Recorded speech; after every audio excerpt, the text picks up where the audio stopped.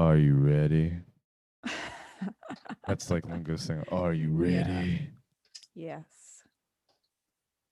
And hey, there we are, and we're live for day 2 of the Planet of Nerds Streamaganza for International Rare Disease Day. I am Chris Darth Pyrin Walker, and I am happy to be joined below me. Ha ha ha ha. Sorry. By Steph. Hi, everyone. Steph got a little crazy on stream earlier. Yes. Oh, She's not happy about WandaVision, so we're not going to bring it up until later when the Nerdiverse podcast happens. Which I'm not going to be there for that one, thankfully. I'll be in the background. I'll be in your ear, but I won't be there. Yeah, Chris is dodging one for the team there. Yeah. I'm also just- gonna play around with some wait to the world according to Steph. Well, That's I'm all gonna play saying right around now. with some oh yeah, that's gonna be in about an hour or so 50 minutes. We'll see how that goes with after the reacts. Oh man, we Yeah, might get planned. some ranting from the the reacts thing. If Steph, could you do me a favor and tweet this? Thank you. I am okay. So first, let's take a look at this. Well, this you is can why... introduce people first. Oh yeah, there's this green guy next to me. I forgot about him. Yeah, they're Yeah. used to you. I'm Yeah, just messing with you. I wanted to Yeah. see how long it would take you to say, like, hey, what about me? What about little old I'm here. me? Oh, Jeff, is that you? No. I'm Who is this Jeff you speak of? sure we will see Jeff today, tomorrow, and Sunday. Just have We a need to feeling. see more Jeff. We I like need Jeff. to see. There is going to be a Jeff and Kev show. For sure. That's that. Hold on, we renegotiating my contract here. Yes. Oh, fuck. And you don't have a say. I think you enjoyed it, though. I think you had fun with that. Yeah. So, we are here to raise money for the FMF and AID Global Association. And I have FMF, familial Mediterranean fever. It is a rare condition. And Kev, they're already noticing, or James at least, is Yes. is noticing that your headphones are out of Well, place that's already. because we finished streaming about 7 hours ago, Yeah. and the orc does sleep occasionally, and I was in a rush getting dressed this morning, and I was a bit cranky with my makeup crew, and I ate one of them, and so they couldn't put the fucking headphones on right, and it's been a nasty morning. And there's Ashley. Good morning, Ashley. Good to see you. Hi, Ashley. It's not been a good morning. So yeah, as the schedule said online, subject to change. So we skipped an hour. We decided I was picking makeup we artists out of my decided teeth. getting ready to look pretty for you all is much better than us trying to rush into starting Mornings with Darth, which is not even going to be a Friday show anyway. This is I true. just threw it on the schedule to have something there. Like tomorrow, we're doing Wake Up with Kevin Chris, so that might happen a little later. You never know. We've got yeah. Or James, you might just wake up and suddenly go, "What the fuck?" As me and him are laying either side of you. Weird. I think I've just made Weird. one of his fantasies come true. Oh gosh, Orc Wang. James goes skiing in the mornings. So, what we have decided to do, everyone has started to love a female girl reacts. The Yes. internet, all 5,000 of them. Oh wait, close to Almost 6 6,000 now, I think. Almost 6,000 Really? now. Oh, And okay. love Steph. So, and love a female Hi. girl reacts. So, hey Nate, what's up, man? Good to see you. Yo, man. Welcome. Good to see you. And I haven't even gotten to the part where we're raising money for the children. But I think you all who are here know that. Those watching on the replay, we are raising money to help children have group therapy, psychologist sessions to be able to help cope with dealing with a chronic autoinflammatory condition. which is something that I dealt with growing up with parents who had no idea what they were doing because I'm adopted, and so being able to give this to kids who might be dealing with the same thing is a really good feeling. So, that's a great idea, James. Dev, can you find that for me, Dad. please? I can look that up now. Please, Yes, thank you, and send me Yes. the link. Well, and I'll meanwhile, you add it explain the to- rules of the game to people. So, yes. So, what we were doing, as you know, a female girl reacts to Steph reacting to trailers.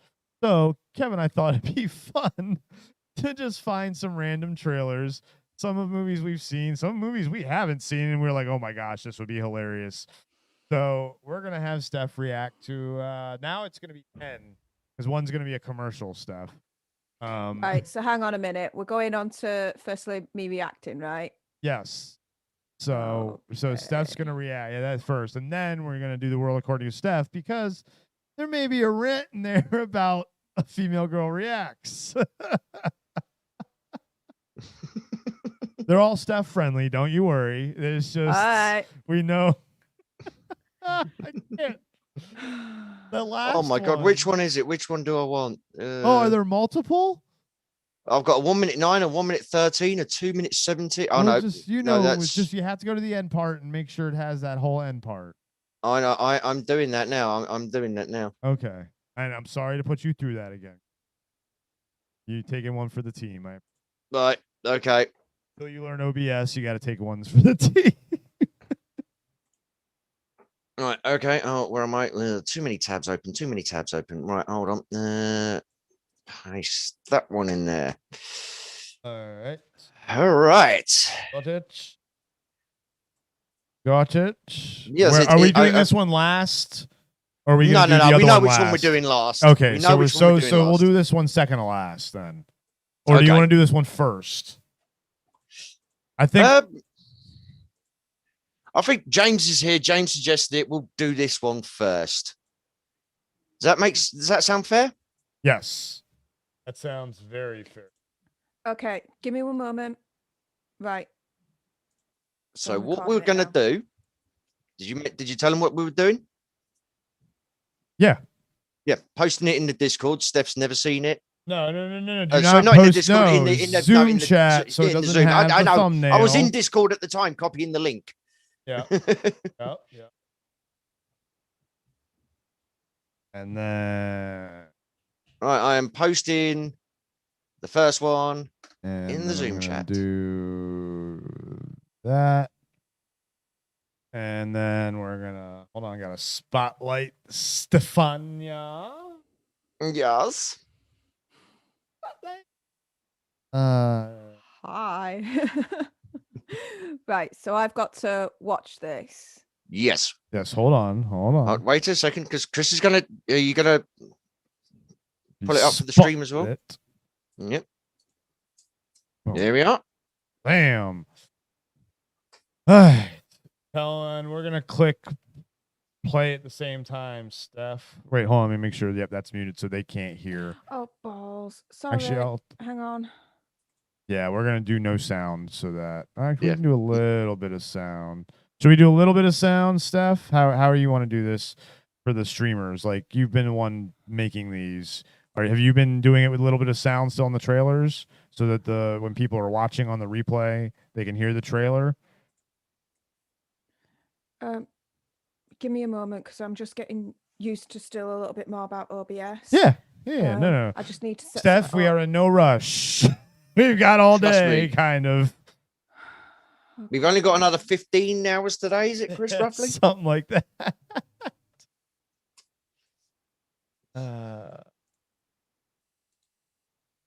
Fitted Planet of Blood.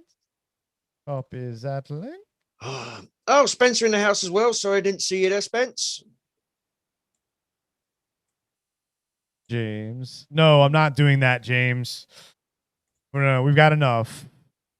No, we've got enough. It's not bad, but no, we've got enough. We want trailers mostly, but this one was just too much gold for her not to watch. You're right. You are correct. James, but not that one. He just sent me one in Discord. Not that one. Oh. Not right now. We got enough. We do have a schedule, despite me saying we got time.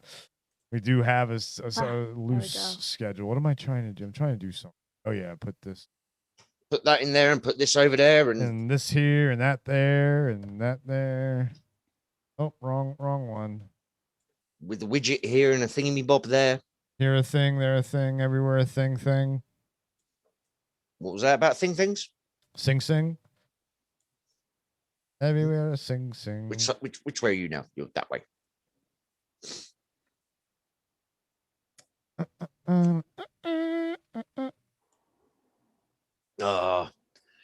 And by the way, ladies and gentlemen, just a little warning in advance. If you never hear from me or Chris ever again, that's because this little segment went wrong. Very, very wrong. Very wrong. Steph, do you want, should I, for the people that are watching this live, should we have trailer sound on? On. Okay. Have it on. But low or doesn't matter? Because I have it small. I mean, obviously lower than you. Have it, just have it normal. Okay. Because I do it normal and I'm fine. Because it's fair use thing in my bob. The thing is, as long as it's not taking up the full screen, okay, then you should be fine with it. I'll make it a little lower than you. Otherwise, yeah. You think it's going to override her? That's true. Oh, and by the way, welcome Dave. The legend's in the house again. Woo woo. Even turn it down a tiny. Haven't seen you for a good 8 hours or something. Yeah, David, what's up? Time is on my side. No, it's more than that now. Yeah. Right. So I'm on Lewis's stream. What I'll have to do is you give me the link. Yes, that's what Kev's and sending. I'll have to link it into OBS each time, so there will be a slight pause between each one. That's totally fine. Absolutely. Yeah. I got to do that anyway because I got to unfull screen the one that you're watching. Go to the next tab. So yeah, Kev's going to be doing that. He's going to be sending them to you in the Zoom chat, so you don't see the thumbnail. You just see the link, so you don't see what it is until you click on it. All right, give me a moment. So the first one is in the Zoom chat. Right. Right. And then we're going to do, as soon as you're going to say the word play to me, and I'm going to click play at the same time as you. Okay, hang on then. Okay, start. All right then. Hey, David got his haircut. Awesome. Oh yeah, he finally got it. Okay. Are we ready? I'm ready. Just tell me when. Now, play. Hi, I'm Romeo Miller. My parents always told me how important the education was. That's why I went to college. And education sticks with you and keeps you on top. ICDC College will set you on the right track towards earning your degree in careers like Homeland Security, medical assisting, crime scene investigation, and addiction counseling. In today's world, you got to take command of your future. At ICDC College, why am I watching you get this? Resources like financial aid and your own computer to help you accomplish your goals. So what? Your future is waiting. It's your time to go to college. So call ICDC College and change your life. Let's go to college. It's happening over at ICDC College. This is your future. Don't waste it. It's up to you to make a move. Roll on up to ICDC College. I say ICDC. Call up ICDC College. I say what? ICDC. What? I'm so ICDC. College. Who the hell is this dude? What? Hello? What? I'm confused. Dudes, I'm confused with this one. It's Little Romeo. It's Little Romeo. Cancel that. No. What? That was just like a college university. Yes, that one was. It's so we were watching. So you know our so you know our thing right now that we've done, like last stream we did like the weird celebrity things. You remember the rapper Lil Romeo? Like he was like famous for like 5 minutes in the early 2000s. He was a kid, like Lil Bow Wow, and he's Little Romeo. He was like there were the two of them. Yeah, that's Lil Romeo. No. Dude. No wonder he started rapping at the end. I'm like, what the? They didn't even mention music school. Why is he rapping? Then he started like, yeah, you can go to college and get a degree in like, security, doctor, crime scene investigation. And then he starts rapping at the end, and I'm like, what the deuce? Ah, What the perfect. absolute Perfect way to deuce? start. I love it. Wow. All right, Oh. next one. Kat. Okay. Okay. Right. Next one is in the Zoom. Next. Oh, right. One moment, please. Yep. Oh, I'm crying. Oh man. Oh, goddamn adverts. Oh. Can't do anything about them.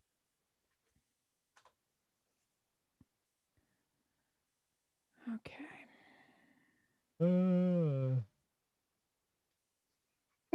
Oh my god.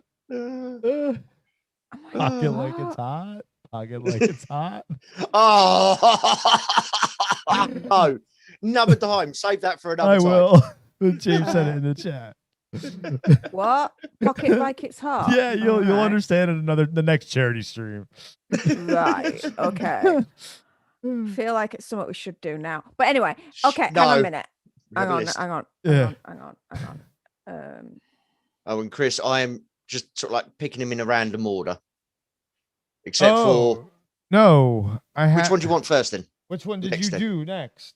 Give me the It's in the first chat. letter I've of got the interview. it. Okay. Yeah. Okay. Thank you. I need to. Yeah, Right. I need to know that. It's in the Zoom. I know, but I have them already up, so I can just pull them up, man. All I right, should all have right. told you the order. My bad. Yeah, you didn't give me an order. No, I didn't. I just. Alright. Stop bickering. We're gonna do this. Yes. What the hell are you making me watch? Okay. 3, 2, 1, play. You know, people say that actors lie for a living, but this is living a lie. Okay, Rob, when you're ready. Get ready, camera 2. Oh, Jesus. Whoa. Is he actually bald? Oh, is that makeup barely like look situation? different. What? Thanks, Come on. Dude. We've been together for 1,000 episodes. Congratulations on Yay. 1,000 hours of being a massive sellout. What do you mean? Welcome to Flavor Town, bitches. Keep ruining America. You're the worst. He's peanut butter and jealous. What is there to be jealous of? They hate us Huh? because they ain't us. They don't hate us because they ain't us. What? Ain't us. Stop saying that. He's saying anus? Why? Haters gonna hate. And What? haters gonna hate. That is not an actual thing people say. How is this to do Every with your night, book? millions of people watch our show. I just want to cover actual news, not Nicki Minaj's vagina flopping out at the Grammys. You don't like that brown sugar? Has nothing to do with brown sugar. Aaron, look at this. Kim Jong-un wants to do an interview with Dave Skylark. He's a fan. Look at him. If that ain't a real story, what is? Okay, let's do it. We're going to North Korea. Yay! What? Why would you be so excited to go to North Korea? I'm Agent Lacey with Central Intelligence. You two are going to be in a room alone with Kim. We got the interview. The CIA would love it if you could take him out. Huh? Take him out. Like for drinks? Like to Take him dinner. out in the town? No, take him out. You want us to kill the leader of North Korea? Yes. Dude, they're just interviewers. What the hell? Preceding the interview, you will shake Kim's hand with a fatal dose of poison. It is critical that you touch nothing. I think there's a 0% chance Idiots. of this working. Is it on my ass? I sat on it. Why? Why?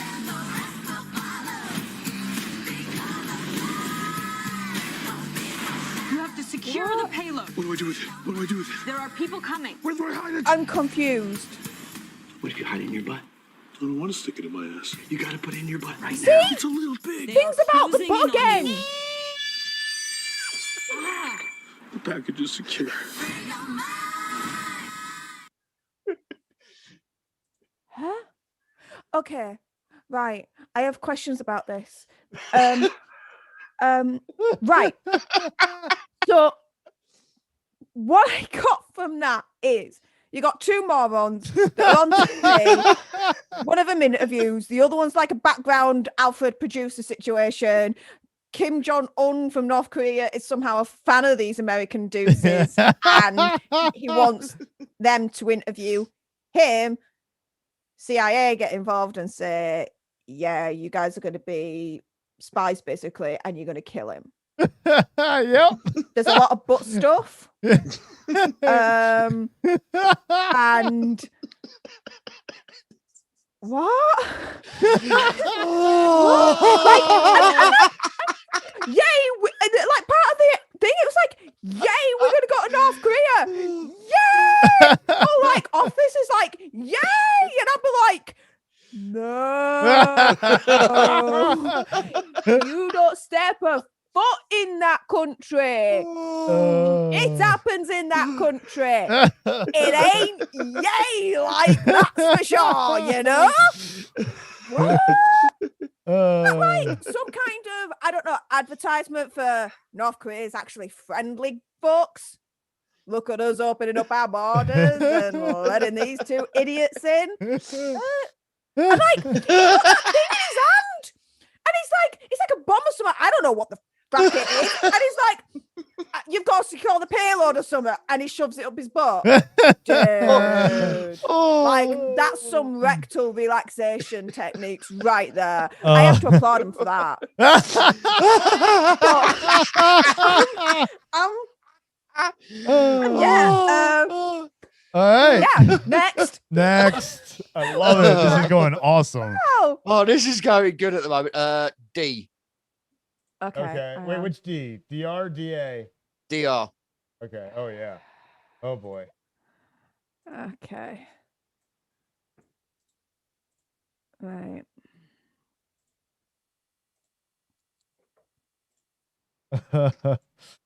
Yeah, Franco's character is an epic moron, Ash. You are right. It's a fun movie, though. Definitely a fun movie. Yeah, looks it. It's James, we're not doing that first off the bat, mate. Yeah, by the way, Chris and Kev are on their way to North Korea. No. Yes, And the Kevin minute set you the- start celebrating, I've that set the you're record going, to your I'm James just going, you Franco. guys. I was Yeah. going to say, just relax, Chris. Just relax. The payload is secure. Okay. Oh, this is going Okay. better than I Oh, thought. she's seen that one, James. She's seen the Cats trailer. Yeah, I've seen that. Yeah, that she's seen. We don't need her to react to that. We all know we hate it. Yeah. Yeah. Okay, Dr. Strangelove. Yep. 3, 2, 1, play. War is too important to be left to politicians. The hell. Well, I agree with that. Mr. President. Oh, that's the circle table thingamabob. General Jack That's really, really famous. Ripper, the commanding general of Burleson Air Force Base, issued an order for the planes to attack their targets inside Russia. The aircraft will begin penetrating Russian radar cover within 25 minutes. I want to speak to General Ripper on the telephone personally. General Ripper sealed off the base and cut off all communication. Any force trying to enter would certainly encounter very heavy casualties. Staines, get Premier Kissoff on the hotline. Premier Kissoff is a degenerate atheist. Mr. President, I formally request that you have the signal to There is nothing wrong with being atheist, thank you very much. One of our base commanders, he ordered his planes to attack your country.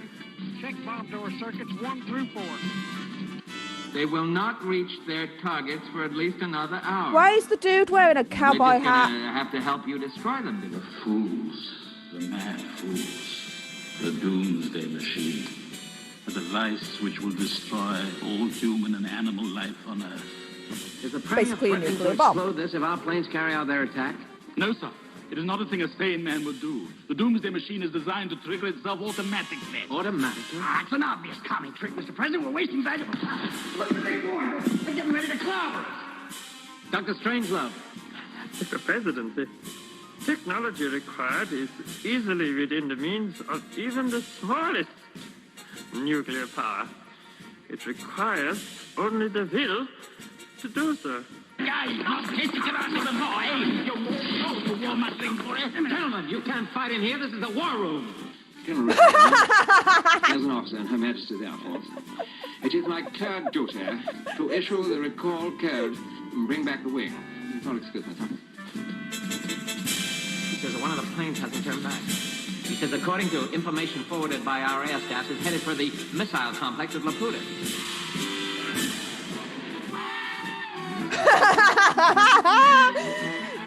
Yeehaw!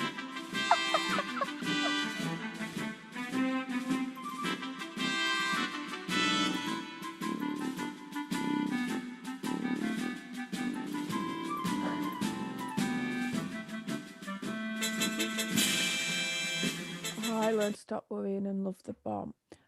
Okay.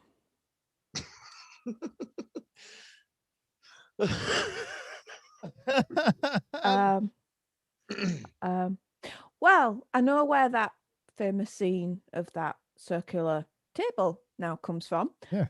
Dr. Strangelove. Yay! I actually know the reference now. That's cool. Huh? Yeah.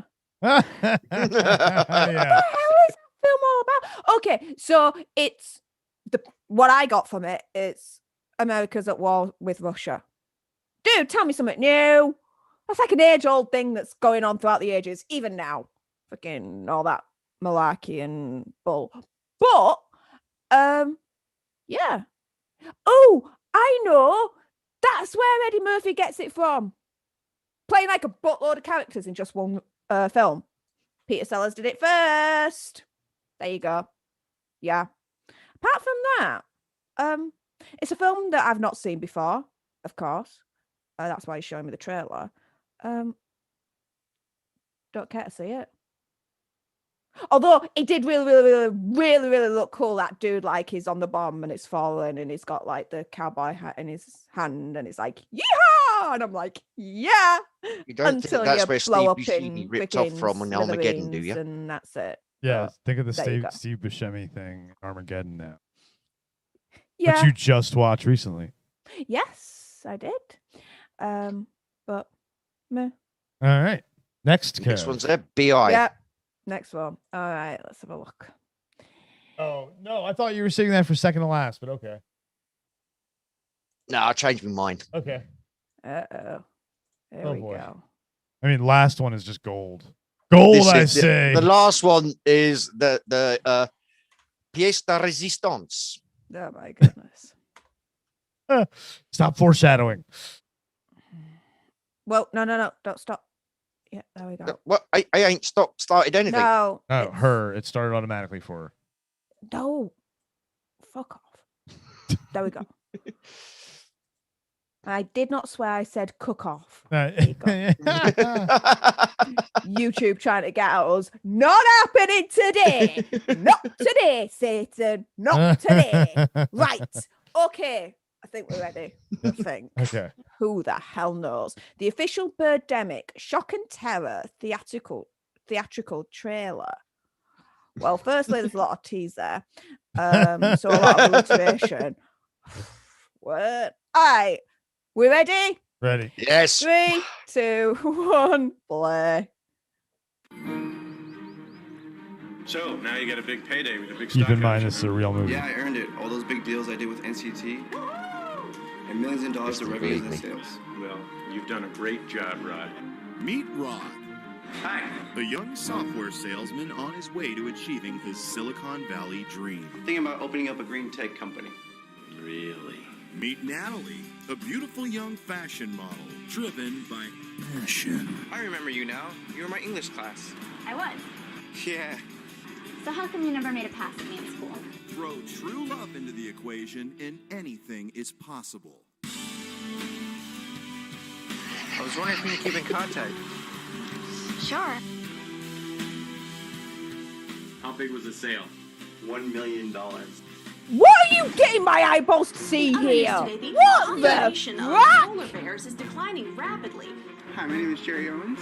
I'm from Solar Power Accessories. This morning, flocks of seagulls and crows were found dead in downtown San Jose and along Highway 101. Boo-hoo, Hey, I who thought cares? I told you to stand back. These birds are contaminated. The crows and seagulls also caused an accident on Highway 101. Sorry. Authorities are investigating. Is the it about cause a of their girl, death. boy getting a girl? Or this is about dead birds? What? Move it, make up your freaking mind. What's going on? This is bird time.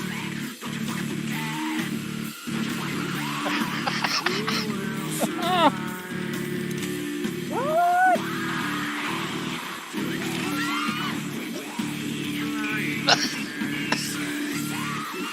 I'm not worried about these black birds. They're not the dangerous animal. It's the human species that's the dangerous, menacing, and terrifying animal.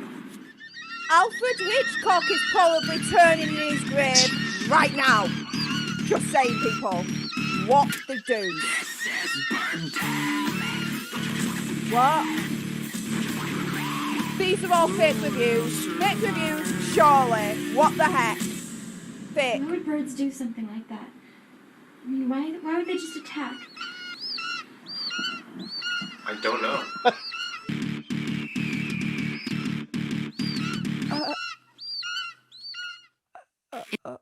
Right.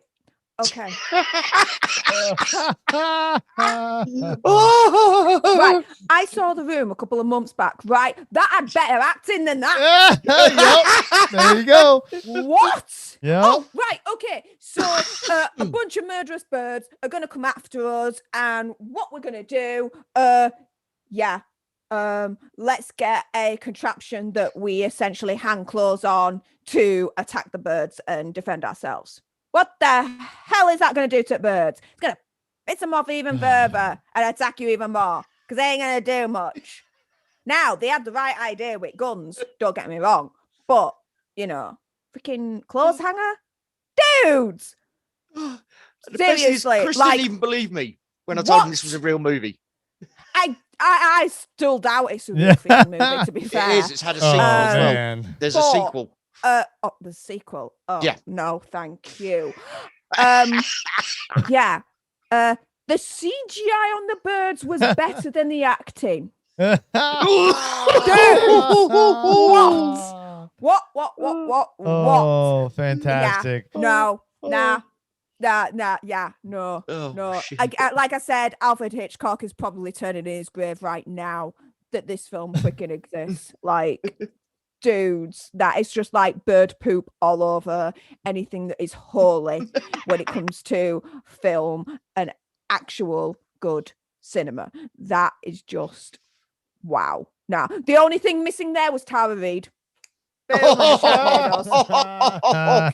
and then you might be talking, but yeah, no. Next. All right. Do you want to do D? Okay. Yeah, that's true. We don't want to put those two too close together. No. Right. Okay. We gotta do this one first before we get anywhere near the other one. Yeah. Let's go.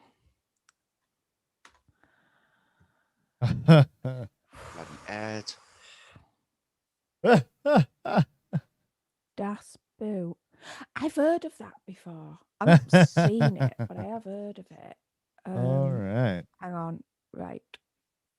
Let us do that. No. Don't play. Bug off. There we go. Right.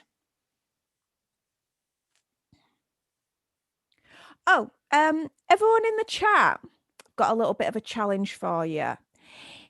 If you make any donation whatsoever, big or small, it does not matter. If you then make a suggestion in the chat for me to react to something, I will do it here and now. Only if you make a donation. There you go. There's a challenge for you all. We know David's been trying to, so we can take one of his. Absolutely fine. We know James has donated, but he's already gotten enough from yesterday. So yes, donate more, true. James.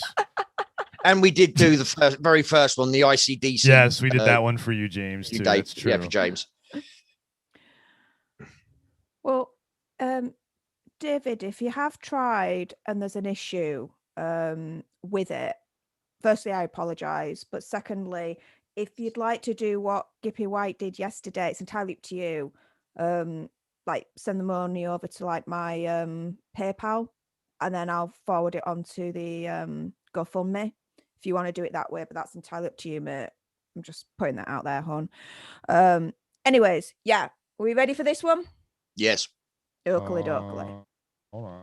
Oh. I am ready. Oh, hang on. No, hang on. I'm not ready. Oh. Damn it. Oh, for God's sake, she's rushing Damn it. everybody else. Right? She's so eager for these, I can tell. I know. Oh, no, she's enjoying this. I can definitely tell. It's not too bad. David's going to... Oh, are you going to do it when you're Glad I on, didn't email David? this Okay. afternoon. Oh, Oh. you legend. That's why you are the ledge. That is why I'll always be the ledge, my friends. Anyway, 3, 2, 1, play.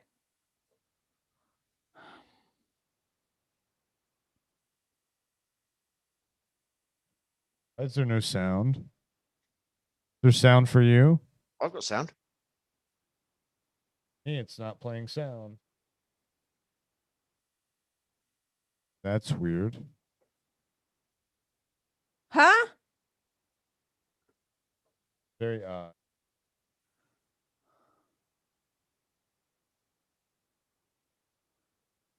Oh well, people. You don't get to hear it or really see this one for her. She's got it up, so you'll see it later on a replay.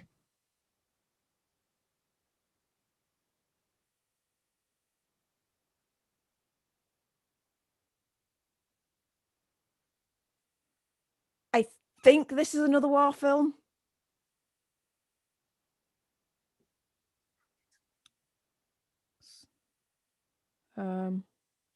Dude likes taking pictures a lot. Someone just push him over the edge. He's annoying me now. The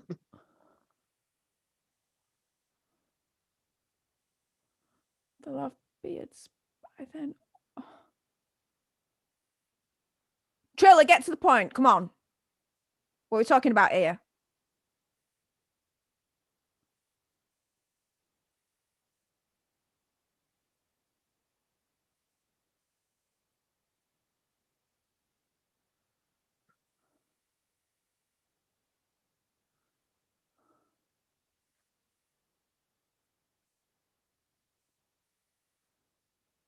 Okay.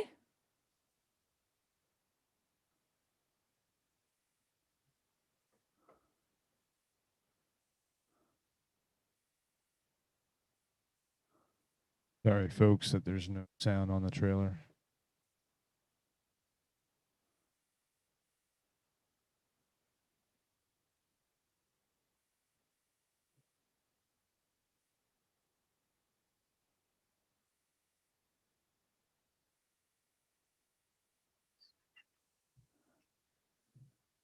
Is this like a war film from the German perspective or something? Like...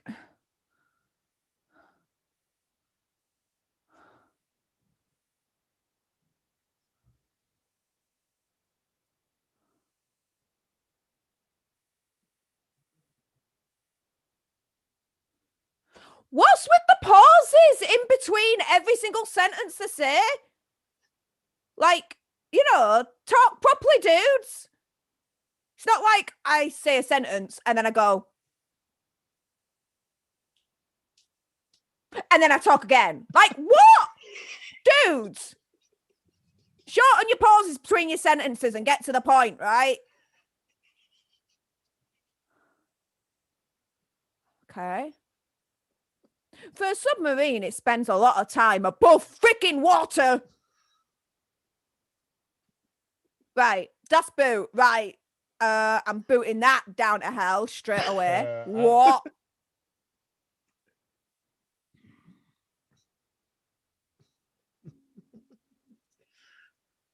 Oh, what should we go with next? What the hell's going on with my sound? Oh.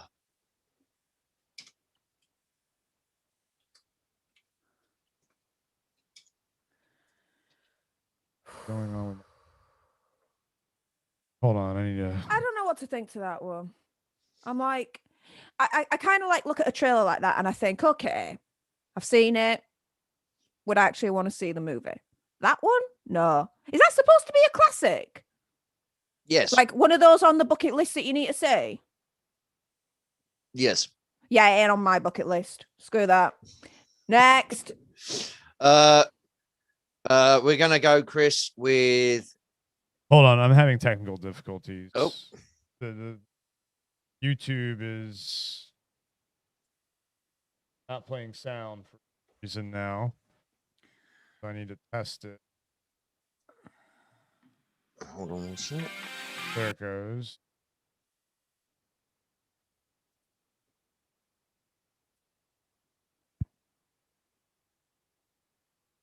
Professional sports had. Then I'll run it just to make sure it has the sound. What are we going with? I don't know what we're going Kev. with. I'm waiting for Link. BAS. That's what I'm on.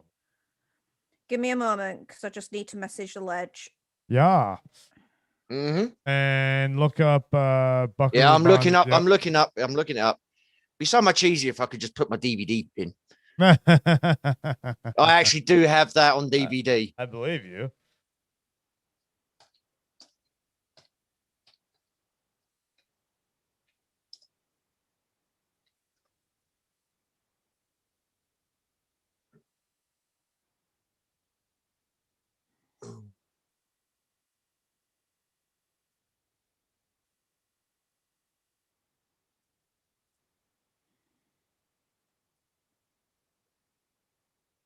I'm just gonna make sure this is the right one.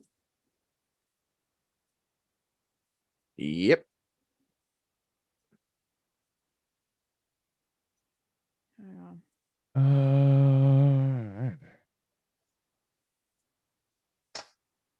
Make sure that we do the Legends one. No, that's coming up next. Yep. Good. Yep. So I've just saved that link. So Right.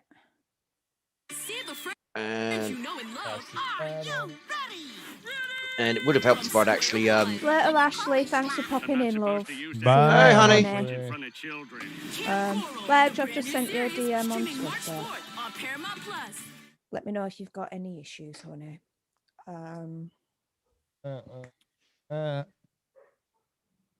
In the meantime. In the meantime. In the meantime, yes. In the meantime. Oh, right. I've got the next one. Boot. Right. Let's have a look. Yeah. Less of the boot. Less of the das, more of the boot the das out. Yeah. I'm just not. Yeah, I'm not with that one. Right. Next, let's have a look. Hold on a second, guys. What? No, don't play it. Always auto plays. It annoys the heck out of me. James donating again so What? he can get his trailer. No Thank way! you, sir. Thank you, sir. Much appreciated. Damn. Oh God. What's he So- suggested? Let's have a look. Let's have a look. Hold on. He's sending it to me here. Really? No, one, James. You get one, and I'd like a movie I trailer. can imagine what please. he's suggested I'd here. like a no. He hasn't No, suggested it's not that one. It's not that. Oh, okay. But give me a movie trailer. Come on, James. Give us a No, movie. he's donated. If that's what he wants me to react to, I'm cool with it. Whatever it is. I don't as know long if as it's step friendly. I don't know. I'm just looking it up now. Oh, Look it he up gave now. you something else? Okay. Well, I'm just going by what he's put in the chat. What did he put in the chat recently? Okay. Hang on a minute. Oh, Oogie Love. Okay, yes, do that one. Yes.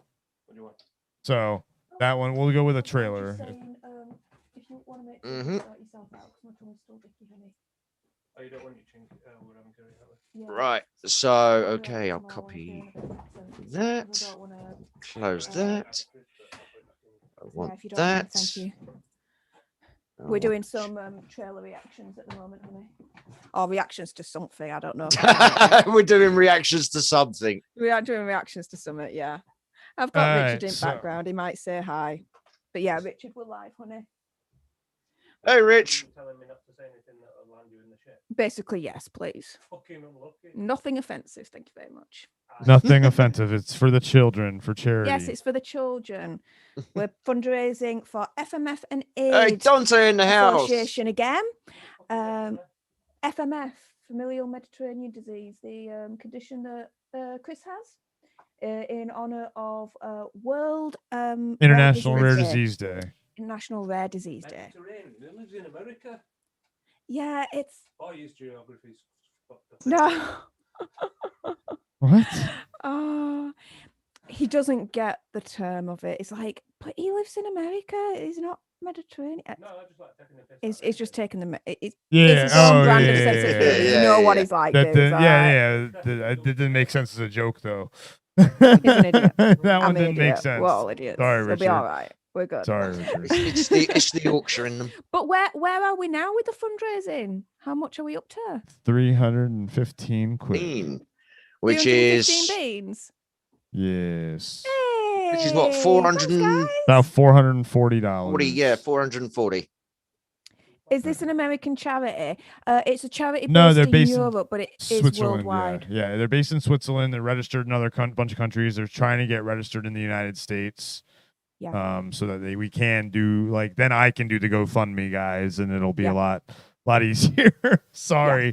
Right now I've had to do the GoFundMe because the charity is technically based in Europe, but they do Yes. operate worldwide. So they'll help anyone with FMF and AIDS kind of conditions anywhere in the world, including, helping out our own Alfred here as well. So,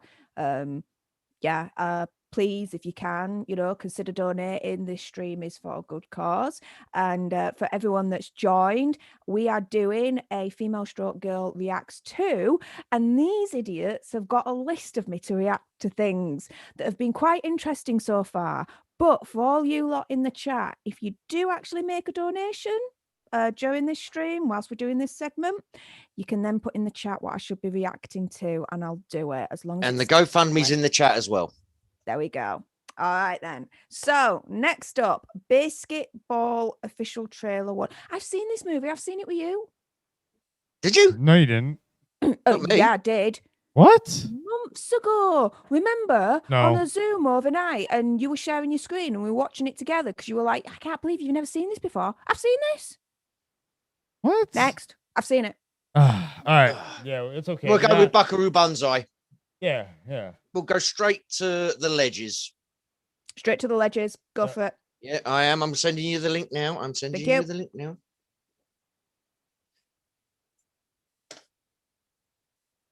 Right. It's the makers of South Park, that film. Yes. And it's really, really strange, that film. Like the basketball game and everything, it's pants. Anyway, I'm not reacting to that, so I don't really need to much. No, yeah. You've already seen it. It's pointless. Who cares? Right. We don't need that, but we do need that. Yeah. Okay. Let's go.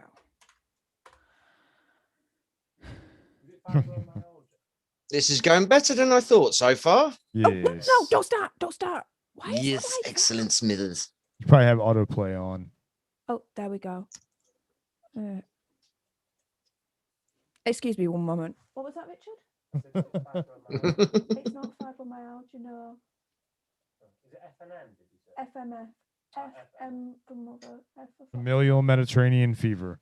yeah, familial Mediterranean fever. He's looking it up right now. Oh, cool. He's knowledging himself. Yeah. You see, No. this is Yeah. not just a fundraiser, it's also I know he's a that wellness kind of as well. person. He hears something he doesn't know. He wants to know about it. Absolutely. It's good. Do you know what? It's just put it in, and this is proper UK Google right now. It comes up foot and mouth. What? Oh, because he just put FMF. Yeah. Yeah, He so says, you he have says to type sorry, it Chris, out. I actually like you, but You have to type it in fully. he's saying yeah. you've got mad cow disease. Man.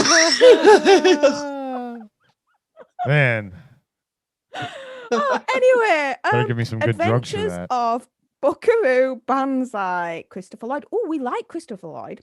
Okay. This is for you, Ledge. This is for you, Ledge. All right. 3, 2, 1, go.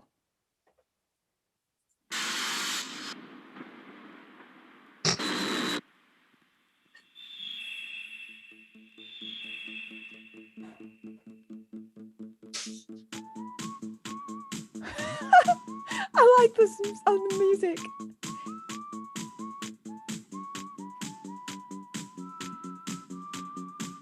Huh? Right? What? Huh? Is this like village people or something? But like 80s style. What? What? What the? Huh? Why? Okay, why am I seeing like crotches and stuff? And okay, now there's females. Hello? What? Buckaroo, President's on line 1 calling about is everything okay with the alien spacecraft from Planet 10, or should he just go ahead and destroy Russia? Tell me yes on 1 and no on 2. Why are you all walking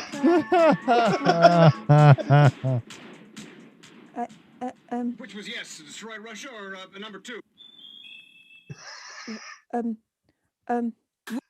Okay. Yeah. We're not, okay. Right. So watching that trailer. There's a lot of walking around, a lot of pouncing, a lot of the camera kind of like zooming into people's crotches as they're walking, fully clothed, of course. There's that, which is like, oh, yeah, I know. Sorry to burst your bubble there. There's a lot more people walking. Seems to be like an element of the village people in there, or people that are kind of emulating to be village people in there. Suppose the only person missing out of that would be the Indian, but then to be fair, that probably would have been a little bit bad for like PC-based purposes and all that lot. So I can understand why they missed that guy out. And I have no clue what that film is about from that trailer. What the absolute deuce? Legend, thank you. But yeah, no. I don't know what my eyeballs just witnessed there. I have no idea. I'm confused. Well, she didn't notice the actors in it either. No.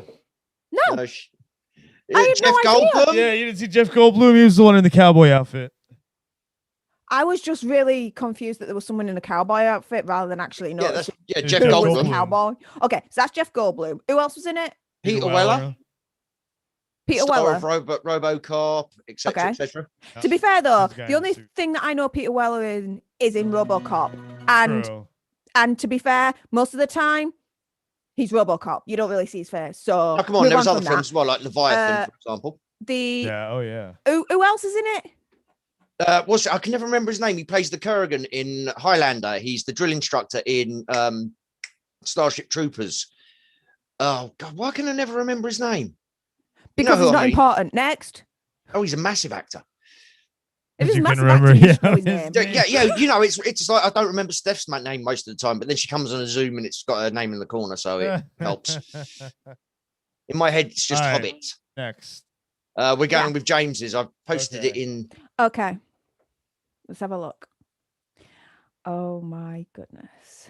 Yes, this is James's. This is not us, Steph. You cannot blame us. As long as it's Steph friendly. It's rated G. All right, we're good. Is that like General Universal, that's you. Universal, That's you. yeah, it's yeah, you. for us it's you. Okay, we're cool then. Yes. Just to make you aware, nothing about sexual violence, pretty please, when you're making your suggestions. Apart from that, anything else pretty much goes. Right. Let's go. Don't play, pause. There we go.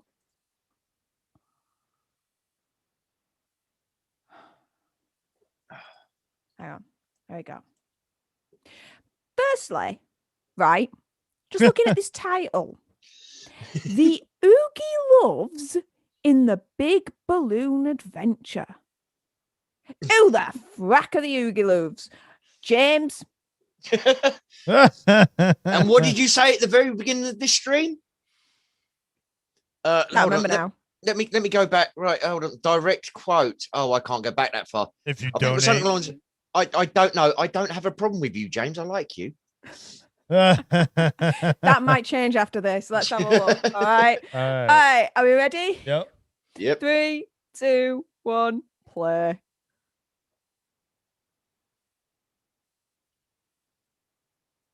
Please be reminded that once the show starts, if you plan on talking, if you feel like singing, and if you can't stop dancing, then you're in the right place. We're the Boogie Loves. And it's time for all your kids to get out of your seats and join us.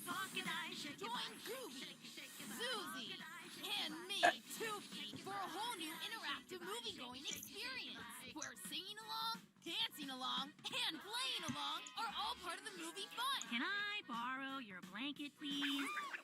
Now we're moving. And only an event this awesome could bring so many cool stars together, like Tony Braxton, Loris Leachman. I hope you'll join me in singing. Oh, R.I.P. I'm just watching this, Richard, and I can't believe. How are these people in this thing?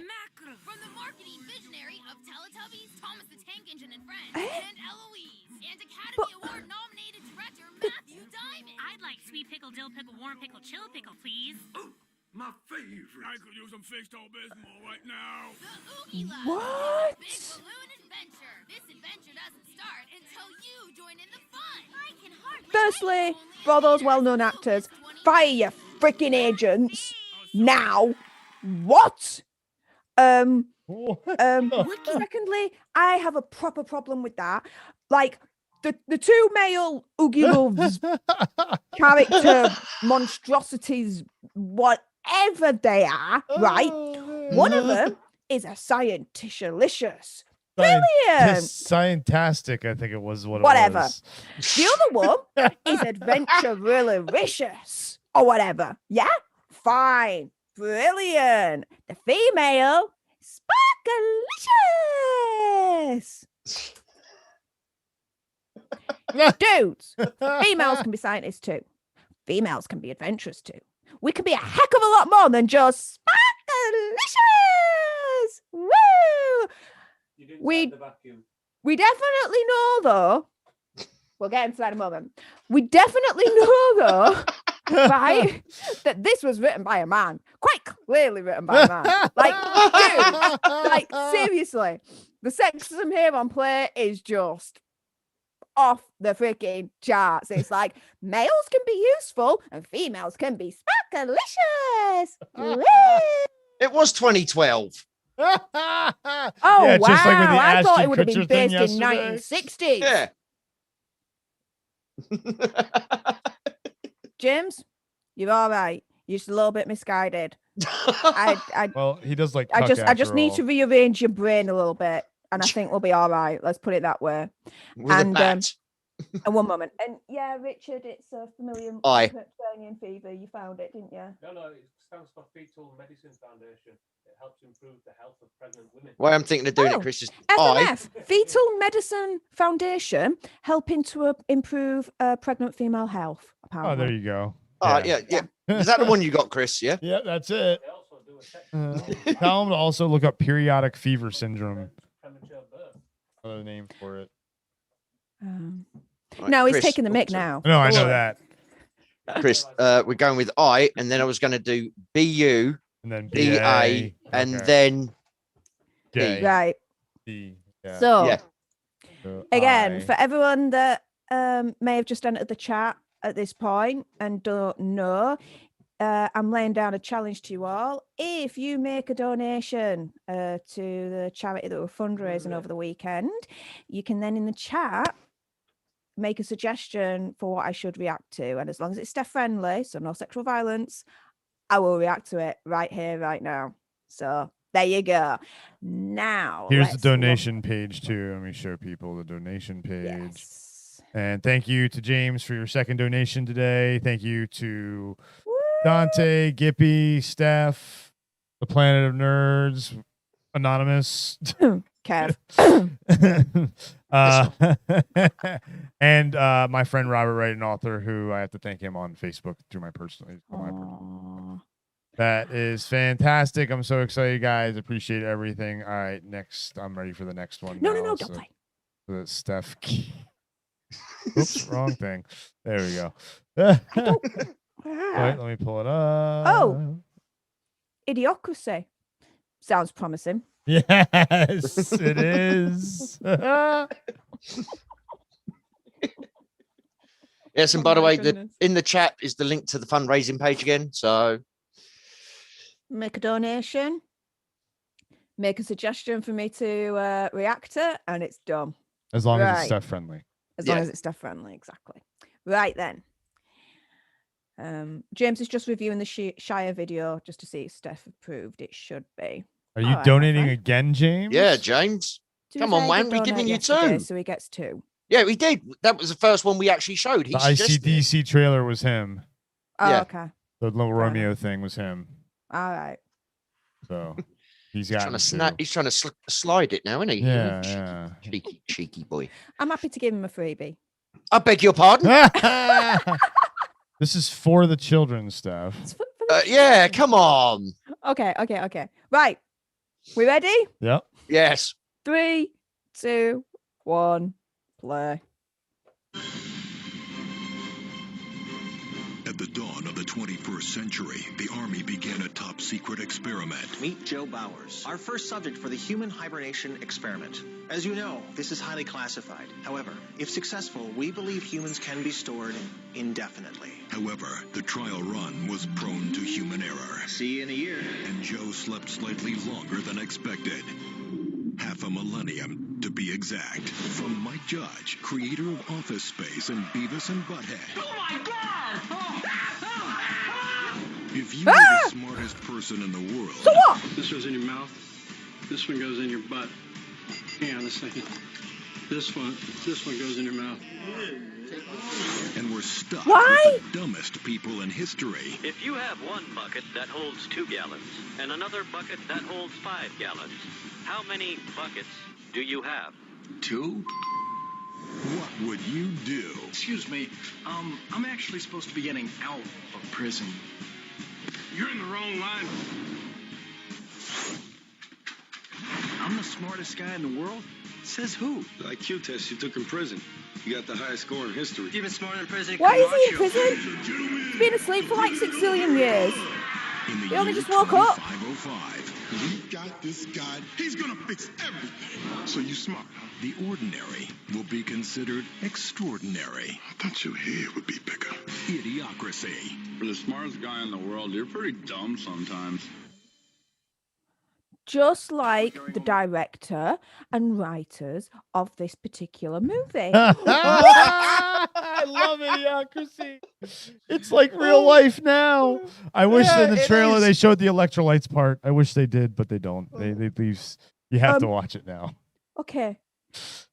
I just Googled this. This was released back in 2006. So this was after like the Legally Blonde stuff that Luke Wilson had done. Dude, you couldn't have found anything better than this to do. Like, are you shizzing me? Like, what the deuce? And Terry Crews, okay, this was before the Expendables and all that. So fair enough. I give Terry Crews a pass on that one. Dak Shepard, I don't care about him, whatever. But yeah, no, it's a little bit of a misstep. You know, if you can kind of sort out your IMDb and like delete this movie from your list, that might actually do you wonders. Because this was, I don't know. You that was completely idiocracy of you to do this movie. Wow. Yeah, dude. And Terry Crews in long hair. Interesting. Yes, yeah. Be you, yeah. Love it. Yeah. Wow, dudes. What? It's ridiculous. Ridiculous. Like, it's about a guy that is pretty smart. Okay, fine. And then goes into an experimental treatment to hibernate. Now I'm pretty sound smart. like an He's idiot. hibernating. Yeah, hibernating for a year. Not too smart because he hibernates for like 500 years or something ridiculous like that and wakes up into a world of complete idiots and he's the smartest one in the world. Yep, basically. Yeah, pretty much. There's a lot. Like if you watch, you have to. That's see pretty just much to it, see right? The stupid stuff that they do with like Starbucks and and all like Do you fast know food. what? They already did a film, and they did it right. And you don't need any other variation or any other reboot or all about it. And it's called Demolition Man. This is kind of a was done parody. right, This is right? kind of a parody on Demolition Man. And we know how much you love parodies, but Oh, yeah. I do want to interrupt you Like because a hold comb on. up a backside. Yeah, let me interrupt you because Dante Whoa! again. Damn, 40 man! quid, man. So thank you so much. Shit, bro. Yeah. You pick the next one. We've got one lined up. You in the chat now, man. You pick a trailer as long as it's stealth friendly. Pick a trailer and she will react live to it right now for you. So yeah, man. So yeah, Appreciate man. you. Oh shit, dude. All right. All right. So are we gonna? So we'll do while he's thinking of one. Come on, Dante, you gotta come up with a good one. Come up with a good one. Really right, good. We might even give you all two right, for all that right. one. Sorry, Hang on. James. Well, James has had two already. That's what, true. he donated £40? Yeah. Yeah, he gets 2 for that. Yeah, definitely. Damn got there you two go, for man. that. Yeah. Two. As long as they're Steph friendly, the Yeah. more ludicrous, out there, ridiculous. What James, the you fuck already style? gotten two, so you got to donate again. Yeah, Maybe I'll get James. another one. It's for the children, James. All right. So, Bubba Hotep. It's got Ho in the title. Not the no. Think of it more No. like Egyptian. Hotep. Egyptian hose? Ancient. What? No, like ancient Egyptian. Hotep. Ancient Egyptian hose? Yeah, like Imhotep. Imhotep. Oh, right. Gods. Okay. Why didn't you just say that in the Ooh. first place? Like, dudes. All right. Fine. Okay. So, right. Is this one that you guys have suggested? Yes. Yes. All right. This is one of ours. We have, I think, 2 more of ours, but Yeah. Dante's thinking of a couple for himself as well. Yes. I think. I know that. Right. Is this one of your guys? Yes. Oh, shit. All right. Okay. 3, 2, 1, play. Like,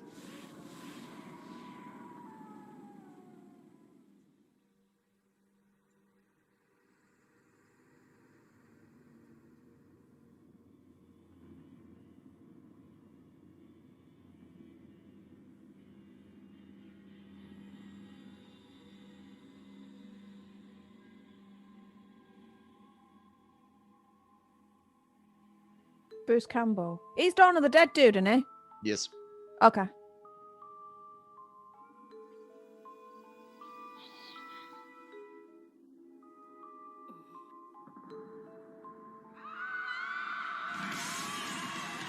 How could I have gone What? from king of rock and roll to this? Old guy in a rest home. You were an Elvis impersonator. You fell off a stage and broke your hip? What was it? 20 years ago. That's where they took a piece of my brain. I got a little bag of sand up there now. Jack, President Kennedy was a white man. They dyed me this color. Is this a horror movie or not? Shady rest. Or is it just like, Soul sucker I don't know. of some sort. Let's just chill out in an old person's home. Yay! Feeding Boring. and sleeping. Ooh, hello. Right. Ancient evil that decides that old people's home, good to terrorize. Yay. Right. Rock and roll hero. Yeah. So rock and roll that in his younger years he broke his hip and fell off the stage. Yeah. Hero, not.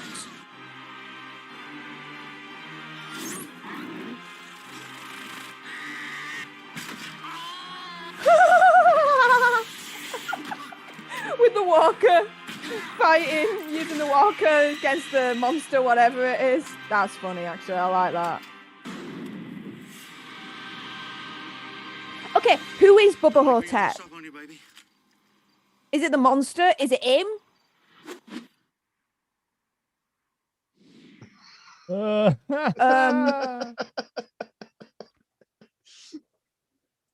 Yeah, like, okay, so this seems to be a Mick take. Yet again, on like horror film. I don't know. Like seriously, an ancient evil doesn't have better places to go to be all evil like, other than an old person's home where most of them are pretty much crippled and useless. Like, hello, like. Seriously, why don't you? Do you know what? That ancient evil is proper lazy, and I'll tell you why. Because when it's terrorizing an old people's home where they're all crippled, where's the freaking challenge? Like, seriously, they're just there for the pickings, quite frankly.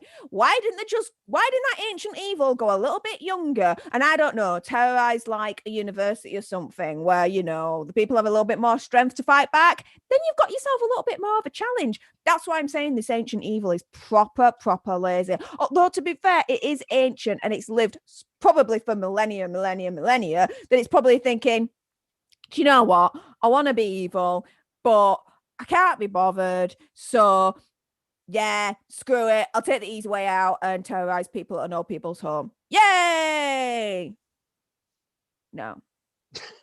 Yay! No. Although, to be fair, do you know what? I'm looking at like the Blu-ray disc, like box front of it, yeah, and that looks cool. I think I've got this. Do you know movie what? twice. Hang on a minute. Hang on, because you said this is like an ancient Egyptian evil situation going on. No, we just said the name. The name.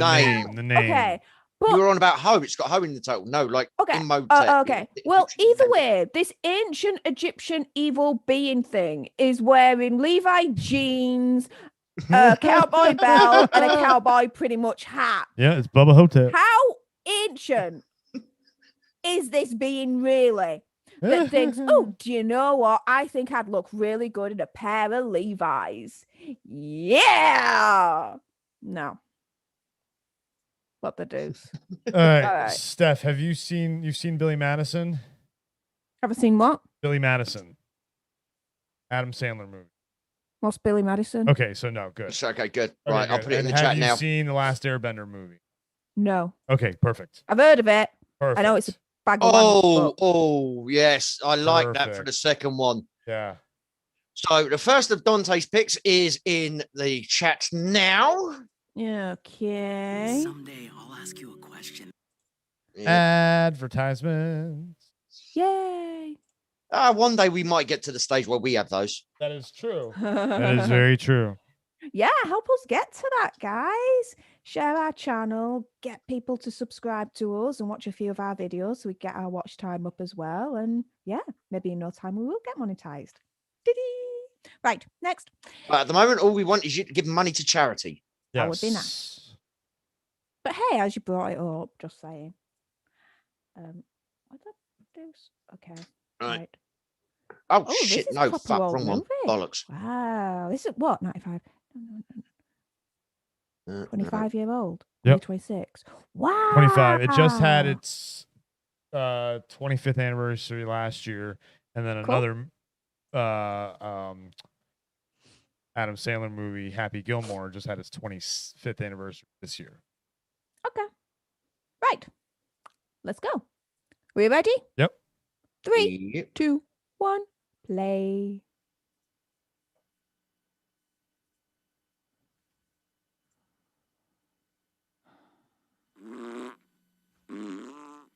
Suntan lotion is good for me. He was born into privilege. Oh, really, fool? Really? And stood to inherit a fortune. But for 27 What? years Is he an idiot? Madison, there's just one. He's an idiot. How could I hand over my company to someone who couldn't even get through school? That's nice. Well, quite clearly, because he's an idiot and he didn't go through school. Give me one more chance. I'll prove I can take over. First grade through 12th grade, all over again. And then I get to take over Madison Hotels. You're on. I want you all to meet Billy.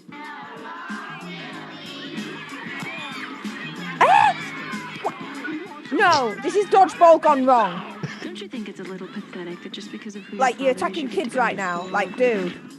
Yes, I do. He's retarded or something. Good morning, class. So let's all open up our reading is fun books to page 69. Of course he's going to fancy a hot teacher. There you go. Where's Billy? He's in school, man. So what's it like being back in school? I don't know. I kind of feel like an idiot sometimes. Although I am an idiot, so... I was just about to say, I kind of feel you are an idiot. Norman invasion of England. 1066. That is correct. Adam Sandler. I am the smartest man alive! Spanish Armada. 1466. 67. Billy Madison. 1469. 1514. 1981. Give me the answer!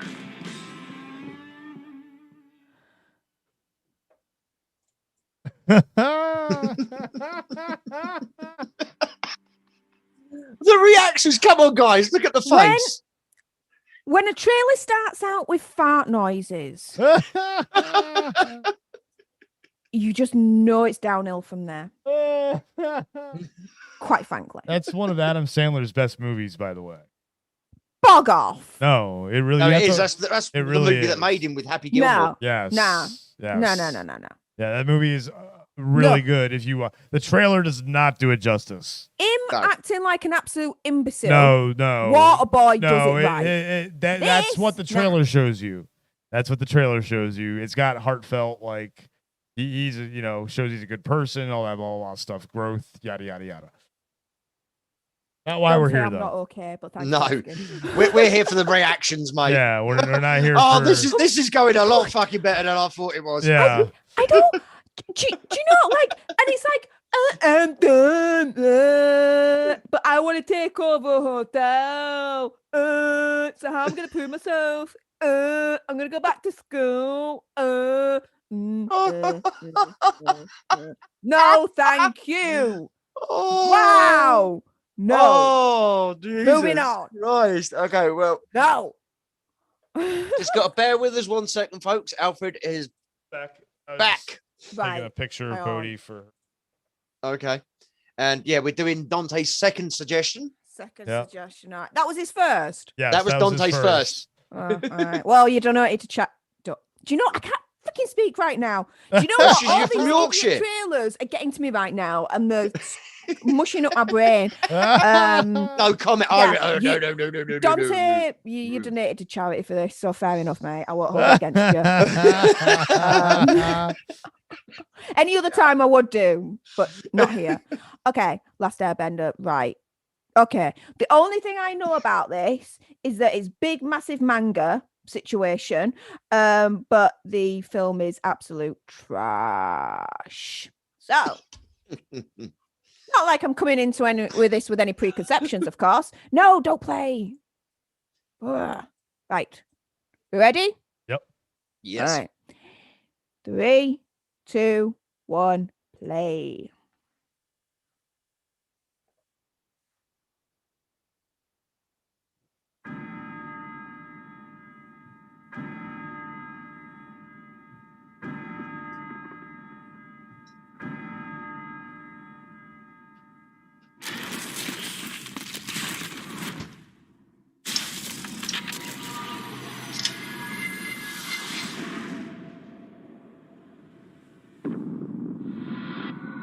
You are the last of your kind, all that remains of a once powerful nation. I knew you were real. I always knew you returned. You are the only one who can bring balance to a world at war. But some will stop at nothing to destroy you.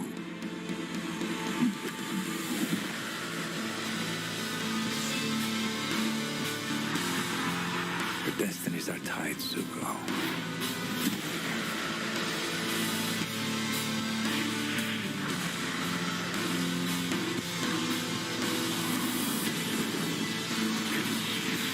We started a rebellion.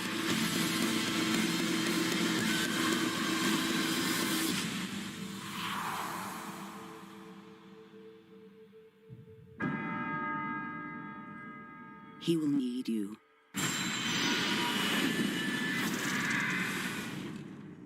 And we all need him.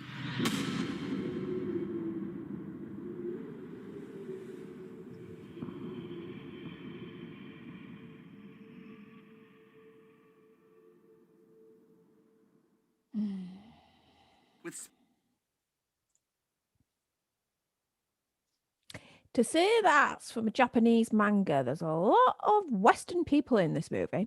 So there's that.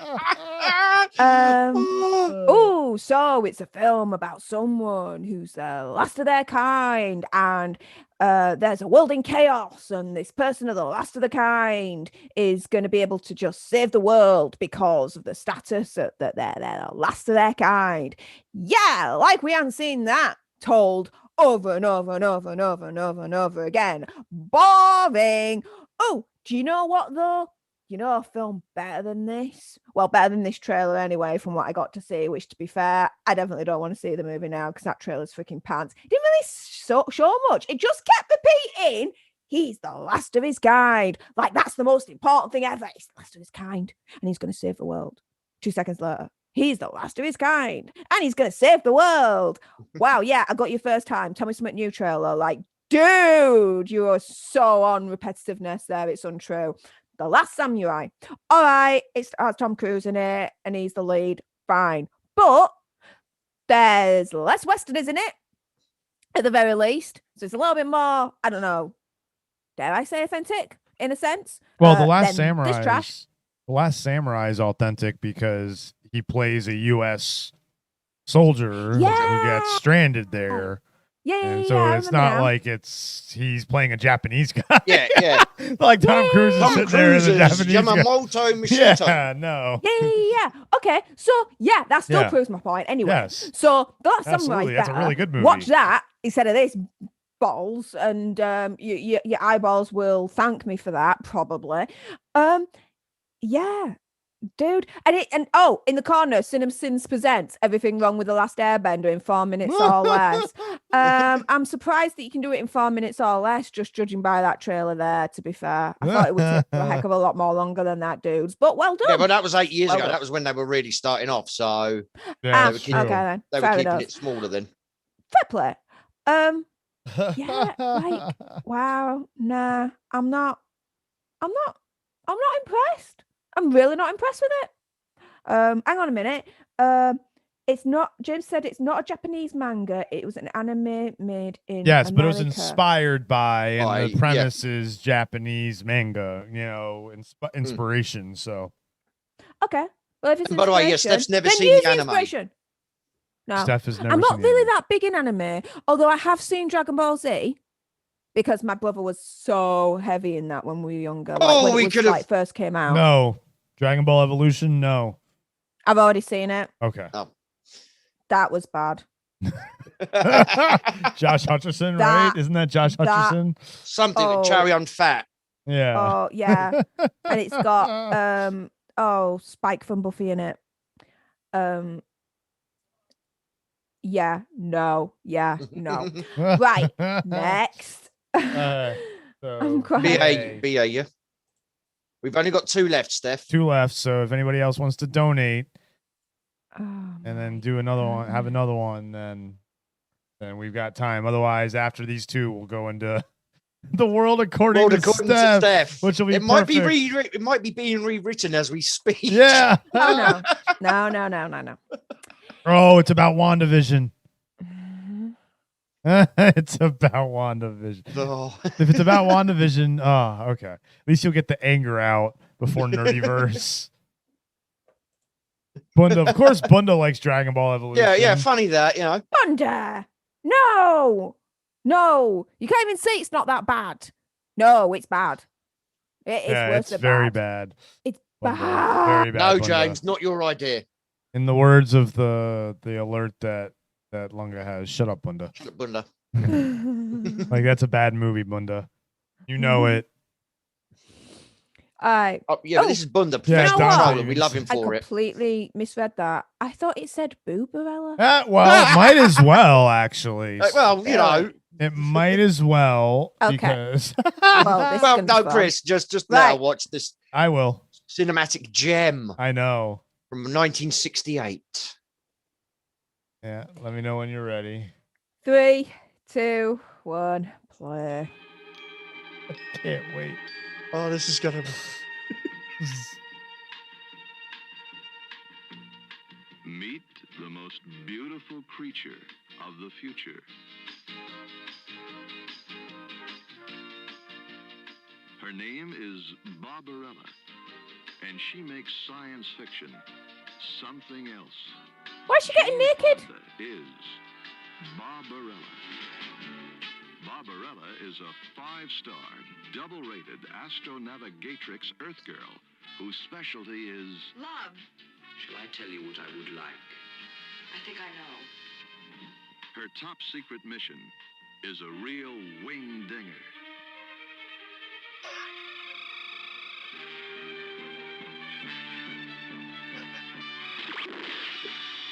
I got him.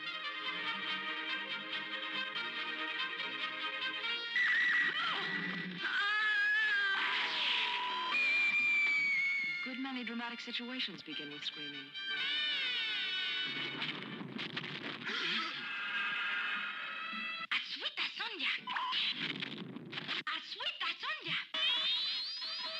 What the hell are they saying? Yeah, hand you a garment, because, you know, that concept is completely lost on you for like half of this film, it looks like. With the warm, friendly Iceman. With a cold, evil Black Queen. Hello, pretty. With the charming hand-to-hand Romeo.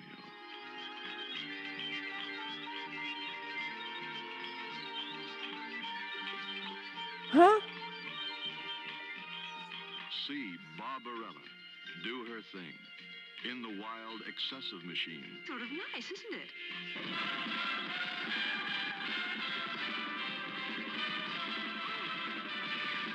In the biting birdcage. In the chamber of dreams. In the labyrinth of love. In the deadly dollhouse. In the palace of pleasure. Those dolls look cool.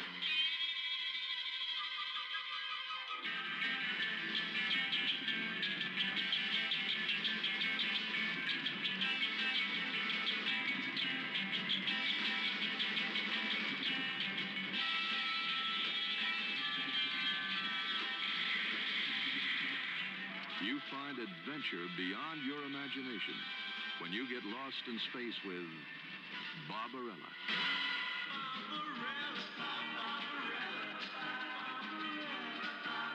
Lost in space with Barbarella. I'm lost on Earth with Barbarella right now. What?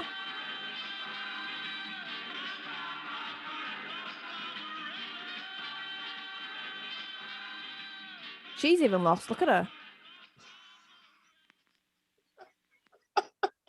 Suggested for mature audiences. You don't say.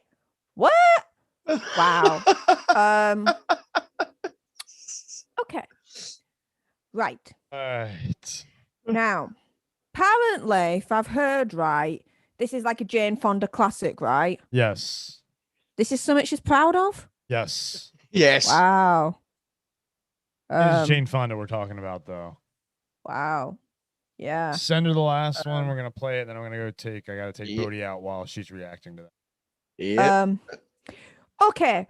So she's supposed to be this like advanced alien being or something. No, she's from Earth. She's from Earth. She's from Earth. Okay. Right. Because that didn't really make it clear. Okay, so she's from Earth. Is she supposed to be smart or anything, or is she just supposed to be like a dumb Earth sex machine that gets lost in space and all that lot? Like, that's it. Just yes. I guess yes. She thinks she's smart. I think they use her sexuality as her. That don't even make sense. Okay. Exactly. That's the point. But that shouldn't be the point. Like, she's in this thing and it's like an organ machine, but she's like in there and the guy's playing the organ and like she's like like all happy and stuff. And I'm like, yeah, no. And then like there's a creepy dollhouse and like the bubbles and like other things, and it's like, what is the point to all of this? Like, this is just an adventure of this blonde lass lost in space, and basically every which way they have the opportunity to have some happy times, they do. Okay, interesting ish. Not really. I you know what, a couple of these, it's like this one here, this is another one where I'm a bit dumbfounded, and I'm like, I don't quite understand what my eyeballs have just seen there, but I don't like it. No. If I'm lost in space, right, the last thing that I want to kind of figure out is how to get my rocks off. I really want to figure out how the heck to go home. Do you know? Like, priorities, lass. You would have thought, right? But no, she has to get her rocks off because that's the main priorities. Not that she's lost in space in a really, really dangerous situation and she ain't near anywhere familiar where she can get home. And I wonder, do you know what? Right? And this is actually quite serious right now because it just popped into my head. Oh yeah, because that automatically means it's serious. Yeah. Space STDs. Like, I hope there's like some kind of like space protection, alien protection kind of situation going on here, because when she does eventually come home to Earth, like, we don't want it to be like space disease. Like, we need her to be all right, otherwise, you know, Earth could be doomed because of her space diseases, because, you know, she looks like she's a little bit of an info. I don't know. Who knows? You know, but yeah, there you go. Wow. Next. In the chat. Hold on, James. We'll look at that. We'll look at that later in a second. We'll look at that in a second. I want to find a better source than that. Find me a better source, James, God, if you could, than that, please. Ugh. No. I believe it. I just want a better source. Yes, and I don't want you to go anywhere for this, Chris. I have to take the puppy out. I will be listening, remember? I will have my headphones on. So, as you can see, this already has got me back up. The Passion of Joan of Arc has God made you promises. Dudes. All right, you ready? Right. I'm going to put in a disclaimer right now because this could go a certain way. Okay. I am atheist. It does not make me the devil. So screw you all. I'm atheist. Okay. I respect other people's religious beliefs. Absolutely fair enough. Believe what you want to believe, as I believe what I suppose don't want to believe in this case. All right. Thank you, whatever James. my reaction is here to this trailer, whatever it is, although it does sound a little bit religious, scene, you know. Can I just point out it was 19 and No, I'm not God gonna say that. in that don't title say that there. Whatever my reaction is, it is not a slight on anyone that believes or anything like that. This is just my own innocent reaction that is not to be insulting or anything like that in any way. If you take it as insulting, shut the front door on your way out. Okay, next, let's go. Yep. Are we ready? Ready. Oh, All yes. Right. 3, 2, 1, play.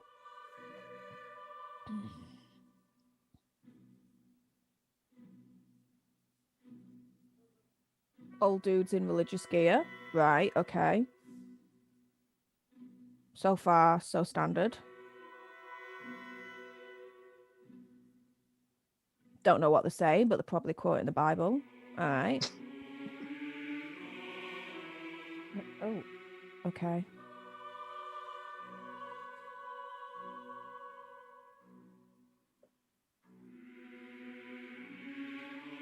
Does look a bit creepy, that dude.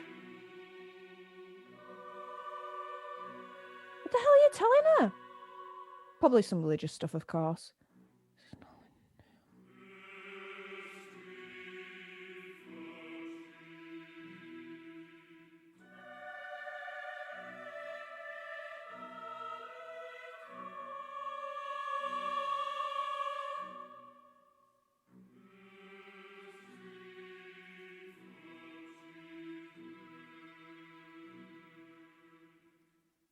Well, they're all gonna outvote her, like dudes.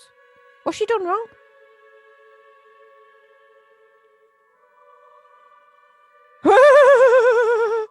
Dude looks like a young Boris. He does, doesn't he? Look at that hair.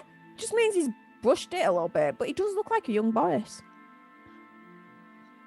Was he in this film, by the way? Scott promised you.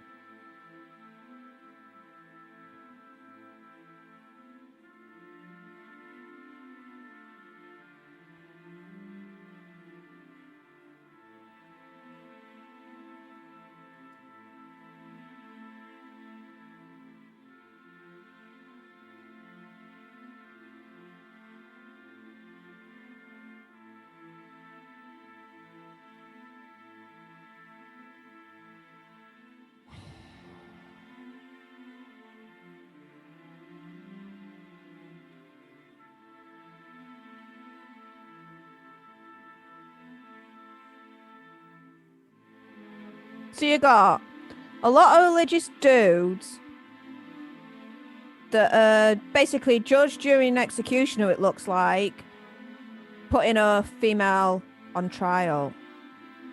Yay, go religion!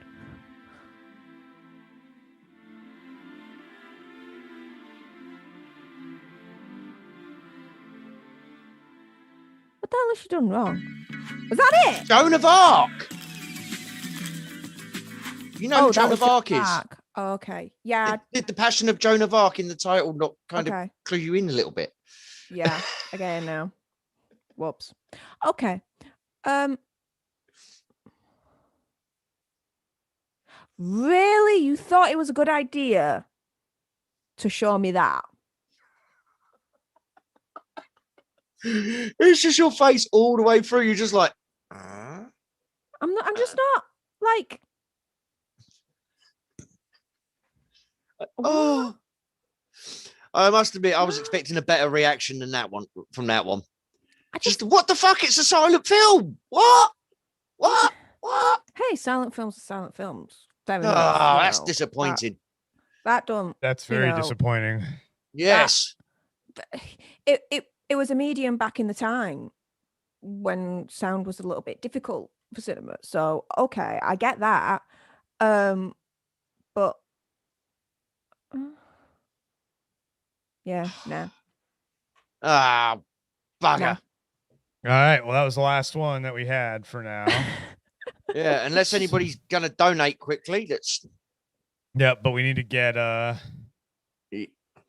female. A Steph according to. Oh yeah, the world according to Steph. Let me bring up the schedule. Hold on.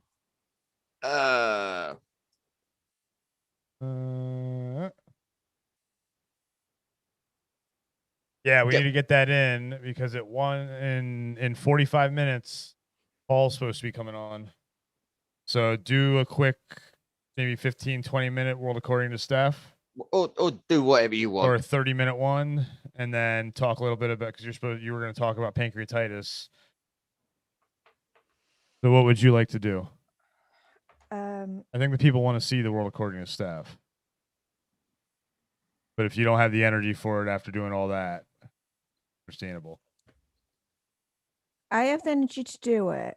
But I'm going to do both. What I'm going to do at this stage is spend 10 minutes just explaining me. Sure. Yeah, absolutely. Yeah, go for basically. it. Yeah. And then between 7 and 5:30, do the world according to Steph. I'll condense it. But yeah, that's absolutely fine. No, that's a great idea. Yeah. Yeah, little so let's do that. Break from Steph ranting and a little seriousness. Oh, and thank you very much, RTSin74. New here, and he's subbed and liked. Thanks. Dude, appreciate you. Thank you, man. Ooh, let me, Thank you, Artisan74. Welcome Thank you to very the much indeed. Woohoo! Yay! So happy. That'll do.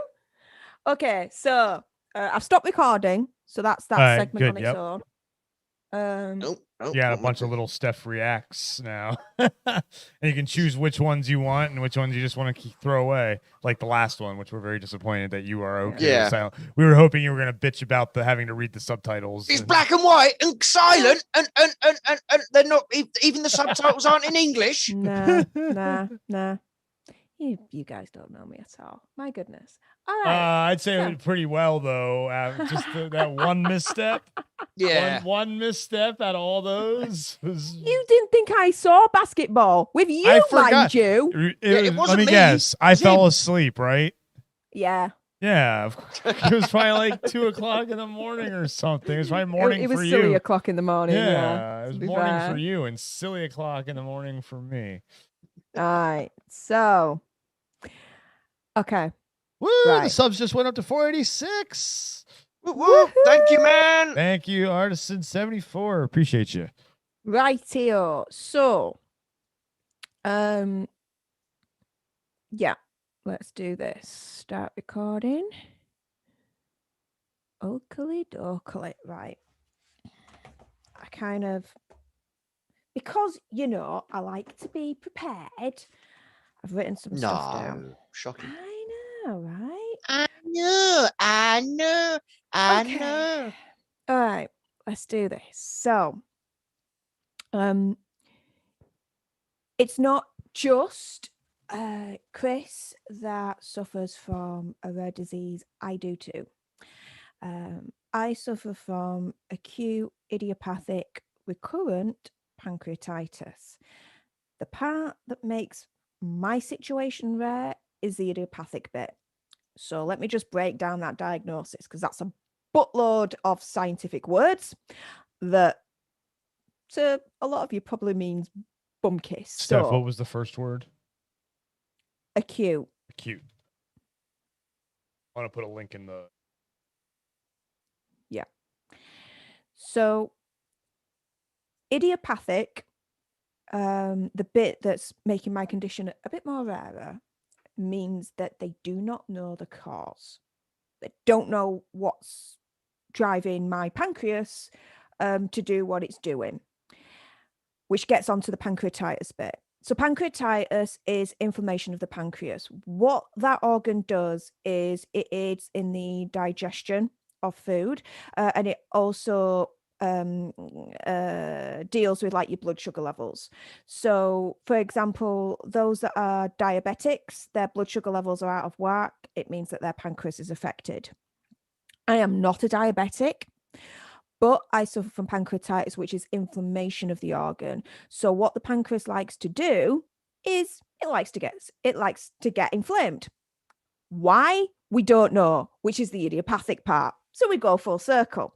There are two types of pancreatitis. You've got acute pancreatitis and you've got chronic. Honestly, if you were diagnosed with pancreatitis, you want the acute version. Chronic, you don't want. Chronic means that the pancreas is damaged, physically damaged. And that's a one-way ticket down a path you don't want to go down. Acute means that the pancreas is not damaged, but it still gets inflamed, and the attacks are very acute, as in the very quick onset a lot of the time. I've had this condition about 10, 11, 12 years. I've had it for a very, very long time. The most common causes, if anyone does find a cause for it, is gallstones and alcohol, in most cases, are the cause. In the UK, the statistics show that 56 cases per 100,000 people per year are hit with pancreatitis. Severe cases of a mortality rate is 25%. It's not something that I like to, advertise a lot, but whenever you do have a pancreas attack, it can be fatal. But there you go, moving swiftly on. My journey through it all. I remember my first ever pancreas attack. I was just going about my daily day, really. It was at a weekend. I I believe it was a Saturday actually, because there was like a town festival going on nearby, local to me, that happens every year.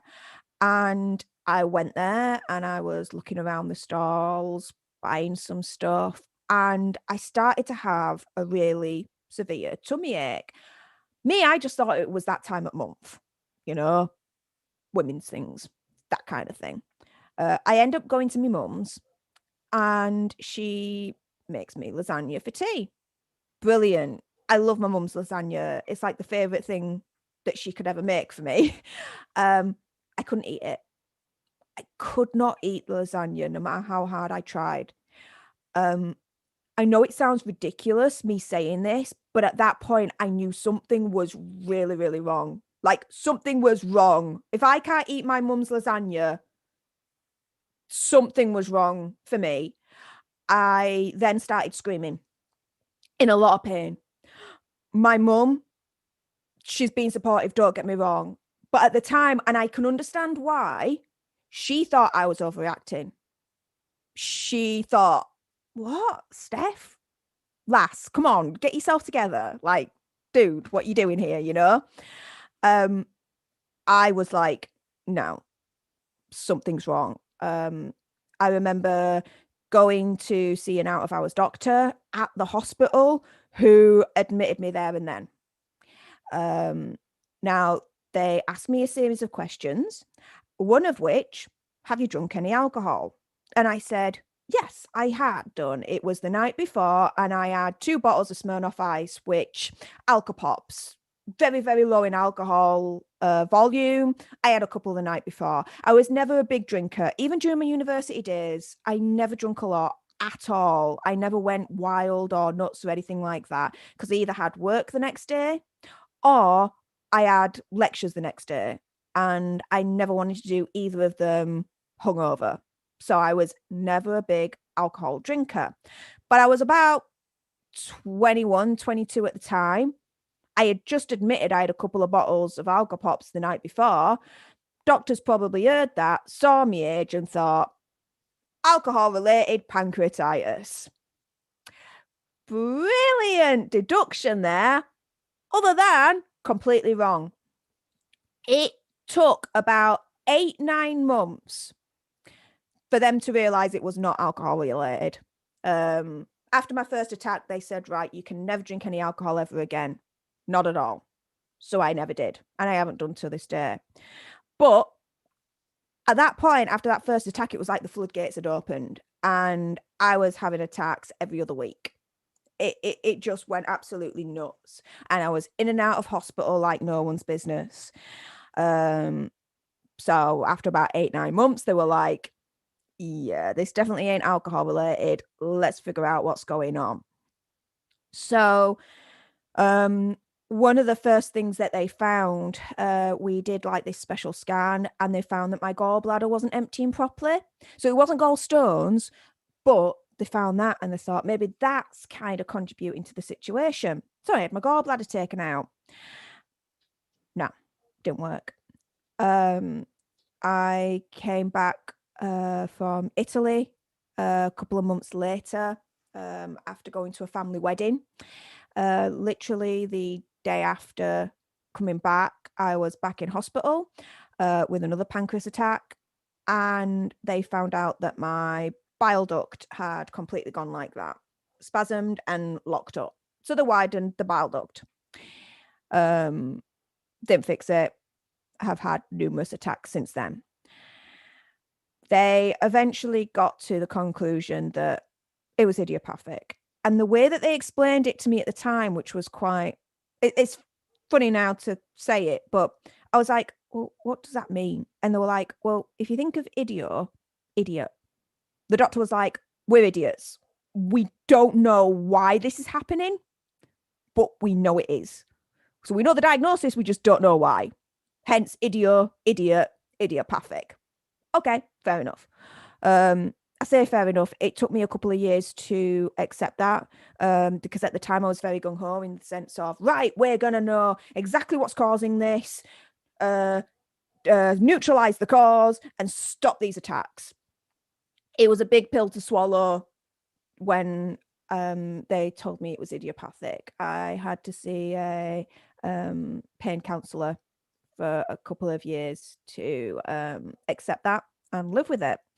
During which I've had numerous operations. I used to have with the pain clinic every 6 months or so celiac plexus blocks, which is really 2 big, massive injections going through my back to the plexus and injecting a lot of like steroids, anesthetic, stuff like that. The plexus is a part in your body where for the pancreas, my understanding of this is where the pain nerves from the pancreas kind of congregate and then they go up to the brain. So by putting a block there, it's blocking the pain signals to my brain. And I used to have that every 6 months or so. I've been on a lot of medications during this journey. I started off on cocodamol, but that quickly turned out not to make much difference. Went on to tramadol. I then went on to Oromorph, slow releasing Oromorph, and also the I can't remember what they're called now, morphine patches, essentially. Then as the pain progressed even further and the attacks got worse, they even at one point put me on buprenorphine. Buprenorphine tablets and buprenorphine patches. So the patches were slow release, so I always had the buprenorphine in my system. And the tablets for like the pain that would break through the patches. That stuff is used for like people on heroin to wean off of. You're not talking about sweeties here. That is strong stuff that you don't want to be on. I was like a zombie when I was on that stuff. I was on autopilot. I was still working. I worked through it all. Throughout this whole journey, I've been working, still doing my job, still doing what I do, all that lot. I still somehow kept it together that way. But it got to that point. My wonderful, wonderful, wonderful pain clinic surgeon in my area had a word at one point with the pain clinic next door to where I live, essentially, the city next door to mine. And I came up in the conversation. Don't know how, but this is how he explained it. He was just speaking to a colleague in the city next door to us. My name cropped up and thought that I would be a good candidate for the spinal cord stimulator trial that they were running in the city next door to me. They were running a trial, I believe, from what I understand, for pain patients like myself to receive this machine to see if that would work instead of like being on all this medication and having these celiac plexus blocks every like 6 months or so. So I was put forward and I was accepted as a candidate. And I have it. It's inside of me right now. They did a trial where there was a temporary spinal cord stimulator installed. That trial was successful. So then they put me forward for me to have the permanent one in. Now, what this spinal cord stimulator is, it's basically a TENS machine, but it's inside of you. So I've got a battery that's just above where my butt is.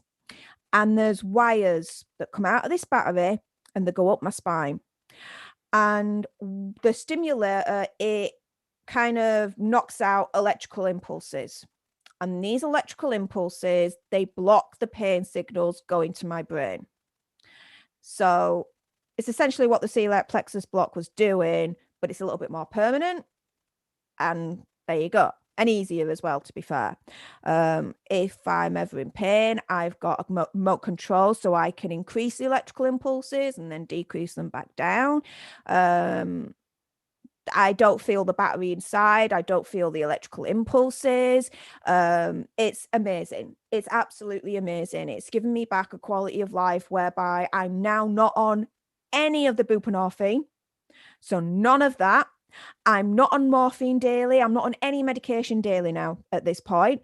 The only medication that I'm technically on is the Oromorph and the cyclizine, but that's as and when. So I still do have attacks that peak through that the spinal cord stimulator cannot control. It's a fact of life. It's not going to end my attacks completely. When they do come through, though, they're better to manage and much better to take my medication and calm them down. So that's the only time now that I take the morphine, as and when. I have to charge myself up. I literally call it charging me butt up, because that's where the battery is, basically. It's in my butt. So every week I do have to wirelessly charge myself to make sure that the spinal cord stimulator has enough juice to still be knocking out those electrical impulses. But if anyone is in a position where they are offered the spinal cord stimulator to manage pain of any kind, if the doctor think it's suitable for you, let's put it this way, it's changed my life. It's given me back a quality of life that I hadn't had for those 10, 11 years where I was just struggling like crazy just to keep my head above water. I couldn't have got through it without my friends, my family, my partner, most of all. My partner is my carer. Like, you know, when I start screaming out in pain, he goes on autopilot. He knows exactly what to do. He's like, right, loads up the Oromorph, gets it in my gob, gets me a Ribena, some juice, because that stuff tastes rank. Even now, it still tastes rank. Even though I've had it for years, I will still never get used to that taste. Make sure I'm comfortable. Make sure that he monitors me. He knows if it gets worse, the next steps and all that lot. He knows when it's at the limit, he's got to call the doctors and the ambulance and all that lot. And yeah, it's now I'm better. I will never get rid of it. I'll never be able to get rid of it. It's something that I have to live with for the rest of my life.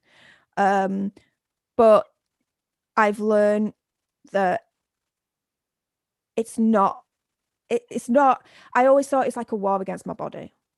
It's me against my body. And what I've learned is, no, it's not a war. It's just, this is my body and this is what I've just got to deal with. Fine. Okay. When the pancreas wants to throw all its toys out of the pram, I'll just simmer it down with a little bit of morphine. You know, you know, just deal with it that way. But yeah, and hospital admissions are non-existent. I used to be literally in and out of hospital every other week with an attack, because I couldn't control it. I didn't have the means to be able to control it, or the understanding of how to control it properly, let's say. I might average a hospital admission once a year now.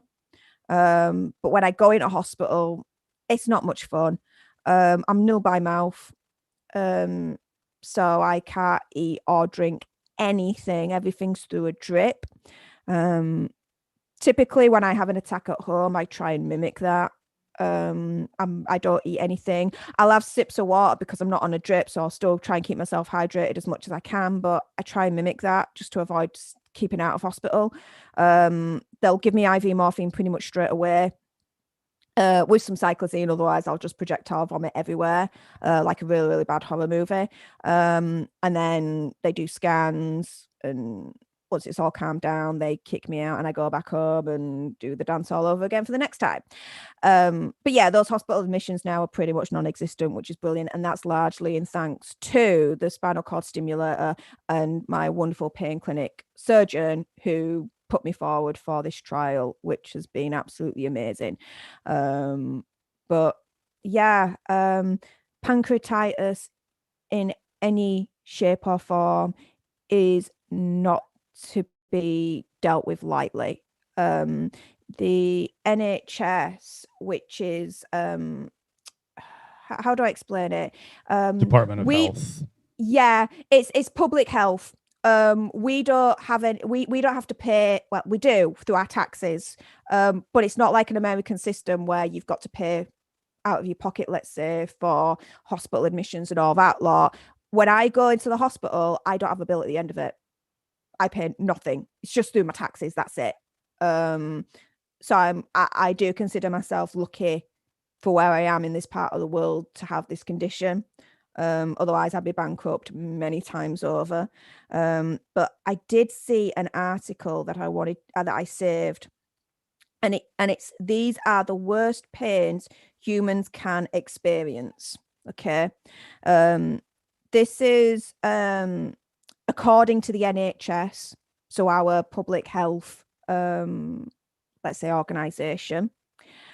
And in there, you've got things like shingles, cluster headaches, heart attacks, trigeminal neuralgia, gout, endometriosis, pain after surgery. You've also got acute pancreatitis on that list. So just to give you a little bit of context there, we're not just talking about a piddly little pain. This is pain that will literally send you on your backside on the floor screaming out loud until it stops one way or another. But yeah, unless anyone has any questions in the chat, that's pretty much my condensed version of what I was going to talk about my condition of idiopathic acute recurrent pancreatitis. But yeah, that's me. So yeah, why don't you, well, you talked about when you first felt it. What do you recommend if someone feels a pain like that in that location? What is your recommendation to do? You can feel that pain in that location for a ton of reasons. It doesn't necessarily have to be the pancreas. It could be something else that's less serious, let's say. So let's put it this way. If the symptoms for pancreatitis attack, is probably the best way to answer it, is throwing up or feeling really nauseous where you want to throw up but you can't, that kind of thing. Fatty stools is another one. But the other thing as well is when you're in a lot of pain with a pancreatitis attack, you can get what's called referred pain. So what that is if you feel like a ring of pain all around your abdomen, your upper abdomen, mind you, where in your back it's on fire, that's a surefire, probably kind of clue that it's pancreatitis. Or the other indication is if it's not a ring of pain, but you've got your pain in your upper abdomen and you feel a burning sensation in your chest. That's another form of referred pain that I've had that's been a pancreas attack. If you have any of those symptoms, or in other words, you're absolutely bent over in pain with your abdomen and you're screaming out loud, go to the freaking hospital. Go to your doctor, go to the hospital now. As I mentioned before, and I don't like to kind of publicize it, but these attacks can be fatal. You are messing with your life if you do not get help straight away. I know how to deal with it now. I've got experience with it. I've lived with it for 10, 11, 12 years. So I know what I'm doing now. But if you're experiencing it for the first time, don't hesitate. Just, you need doctor, hospital help for a pancreatitis attack. You're not going to get through it on your own. Go. That's my advice. All right. It sounds very similar to the kinds of pains you deal with FMF, except with FMF, it's more consistent pain. For you, it's a flare, and all of a sudden it shows up. For someone with FMF, we deal with that kind of stuff on a daily basis often. But yes, the acute flares, as you know, just like you get, is kind of the same thing I get with FMF. So I feel for you. And anybody who's out there who does, yes, like Steph said, if you feel pain like that, and it comes with other weird symptoms that you've never felt before, always listen to your body and either call your doctor or go to a hospital. That's my recommendation as well. Absolutely. Some questions in the chat here. So how long can I go without charging the battery?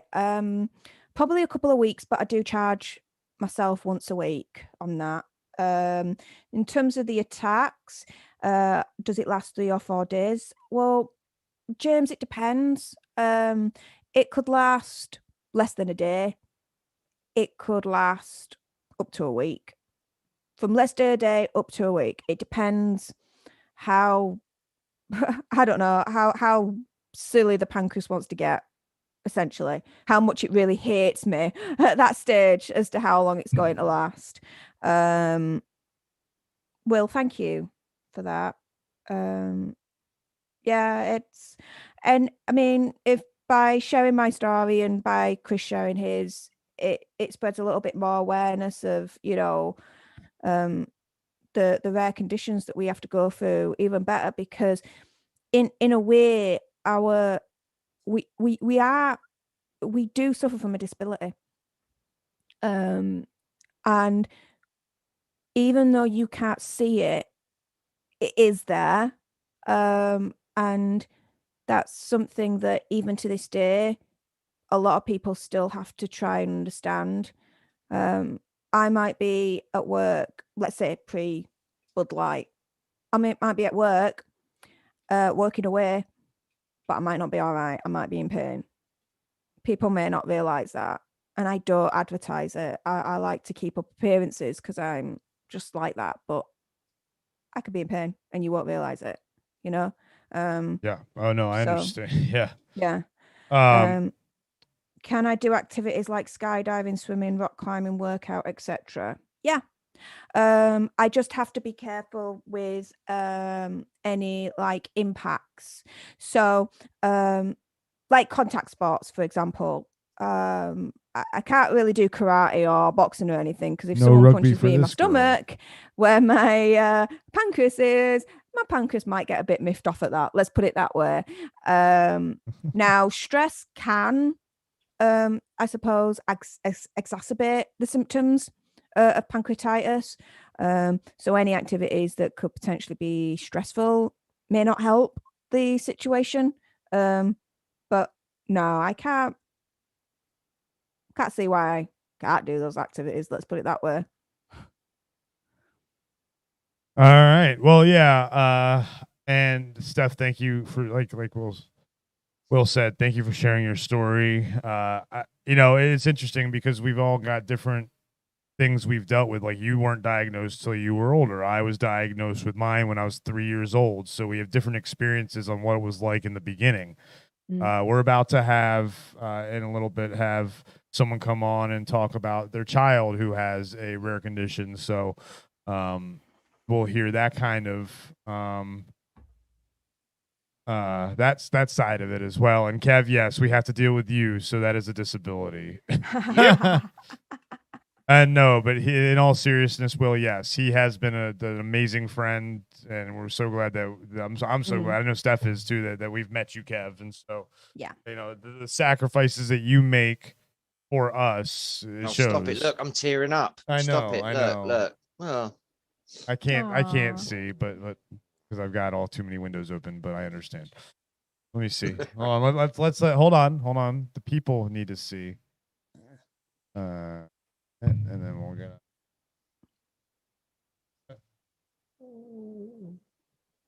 now let's see you tear up, Kat.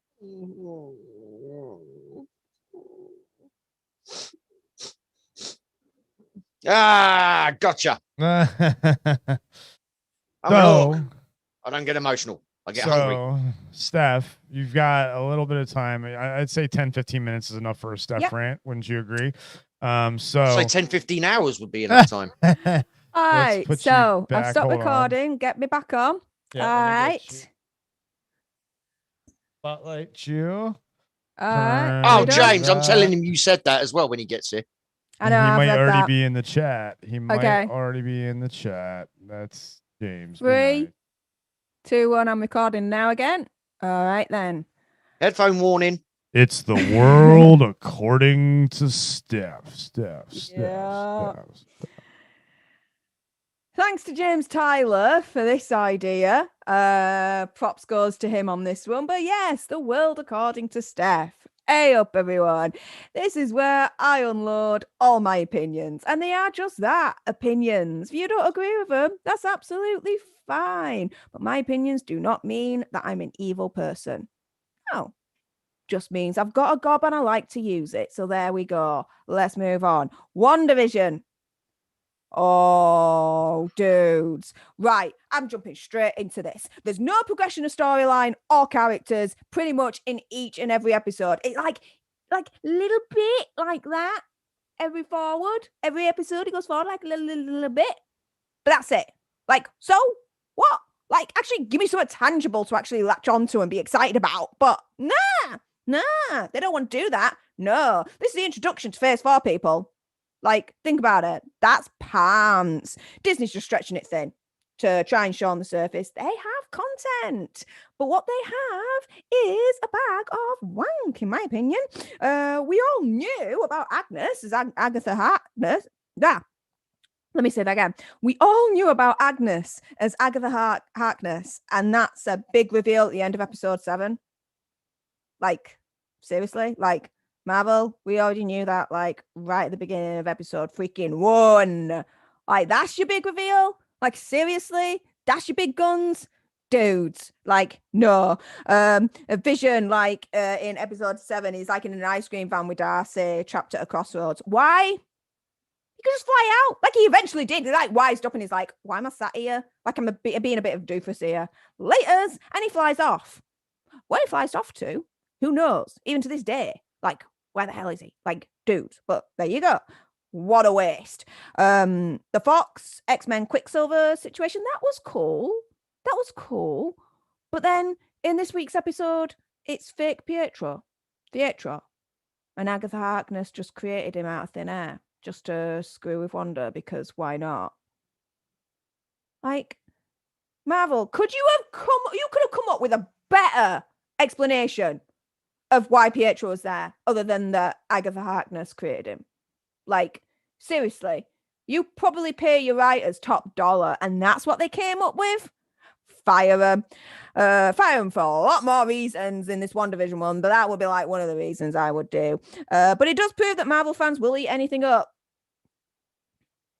Like, the dead hardcore ones, like, seriously, I just can't understand.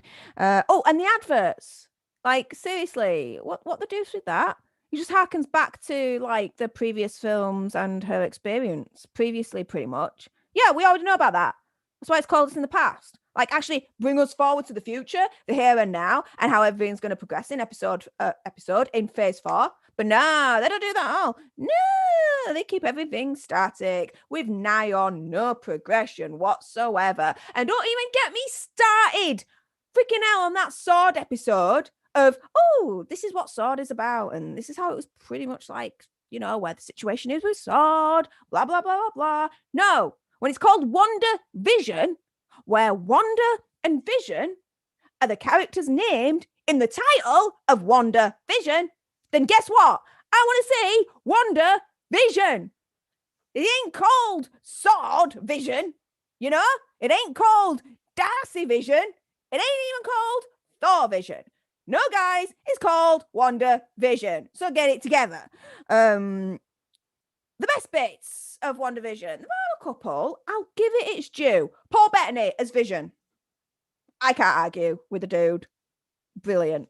Like, he's like the shining star out of it all. Everyone's saying, right, give Elizabeth Olsen like the Emmy nomination or award or something. Dudes, no. Paul Bettany. You're all just missing out Paul Bettany because he's English. Let's put it that way. She's American. So, you know, you're kind of like bigging up your own girl. Fine, okay, I get it, right? But Paul Bettany, like, dude deserves it more, I think, than her. But that's just, again, my own opinion. The magic show in episode 2, I think, so far has been my favorite scene. You know, kind of like acting drunk and the magic show. I was laughing. I enjoyed that. Did it do anything really to further the plot? No. But meh, I liked it. The face off between Wanda and Vision, where like he's like, I can't even remember before Westview, and then they fly up and they're like facing off. I would have loved to see that more. But you know what? The good things about WandaVision, the writers are like, yeah, we're not going to push that any further. Let's push all this like bump instead. That's completely useless and just not entertaining whatsoever. Yeah, good logic there. Brilliant. White Vision. Okay. I'm a little bit intrigued with that. And Darcy coming back. Yay. I like that character, so I'm cool with her. Now, when it comes down to it, the final has to knock my freaking socks off. Otherwise, I will officially label the all of WandaVision an absolute trash. Really, if you've not watched WandaVision whatsoever, this is what you do. You watch the beginning parts. You firstly watch episode 1 because, okay, fair enough. Just get a little bit of a feel of what you're dealing with here, right? Then, whenever it's right at the beginning, it says, right, previously on WandaVision, right? Watch those bits, right? Just those bits. And then when it goes to the intro, stop it there and go on to the next episode, right? And continue just watching the previously in WandaVision little segments there. When it comes to episode 6 and 7, watch the previously in WandaVision bits, stop it, and then fast forward for the end credit scenes, okay?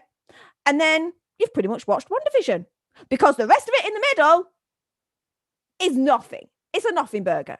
It's all referencing everything that's either happened before in the films that you already know, to be fair, if you've watched, you know, the whole of Marvel up until this point, or it's stuff that you already know because it's just out there in the comics and all that lot. Do you know? So it's a waste. Now, people are turning around and saying, oh, yeah, but the episodes are only like 30 minutes or 20 minutes of your time, blah, blah, blah, blah, blah.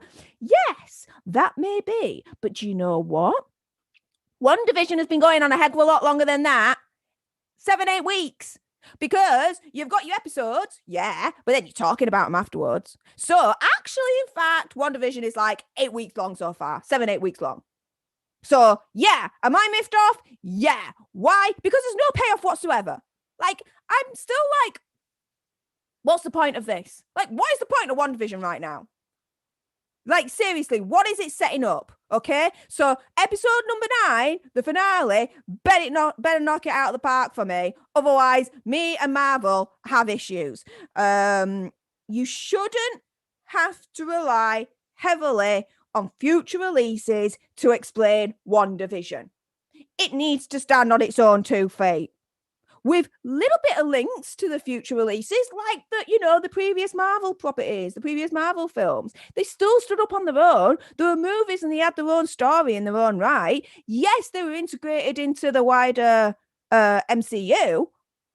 But if you're a newbie, you could, let's say, I don't know, watch, I'm pulling a film from thin air here, Ant-Man. You could watch it on its own, walk away and never see another Marvel movie again. And be cool. Because there's an Ant-Man story there, right? This WandaVision situation, it seems like it's like relying on our good charity and our patience to be like, yeah, a lot of this will be explained in future releases.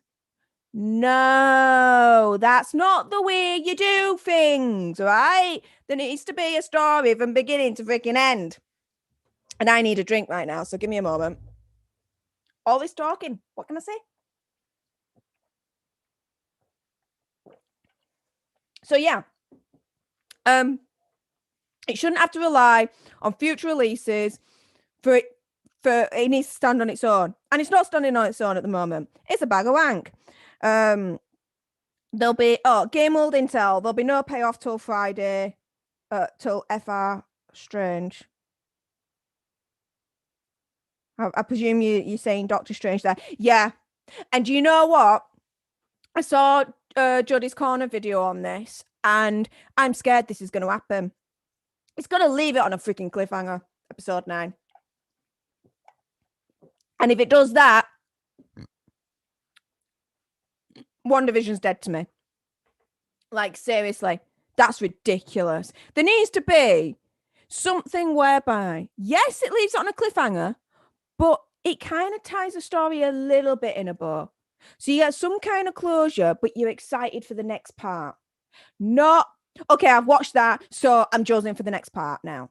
Because it didn't explain anything in WandaVision, so hopefully it'll explain it in the next one that they release, whatever that's going to be. Right? Shouldn't work that way. Should not work that way. And it shouldn't take 8 freaking episodes to get to the point where we know, apparently, who the big bad is. It took 7 episodes for them to finally release that Agatha Harkness was Agatha Harkness and, oh, she's a bad guy. Took 7 episodes. Guys, it took 7 freaking episodes to get to that point. Snail's race, anyone? Like, seriously? So, yeah. WandaVision, turn off the television when WandaVision comes on. Because seriously, at this point, it's just wasted my time.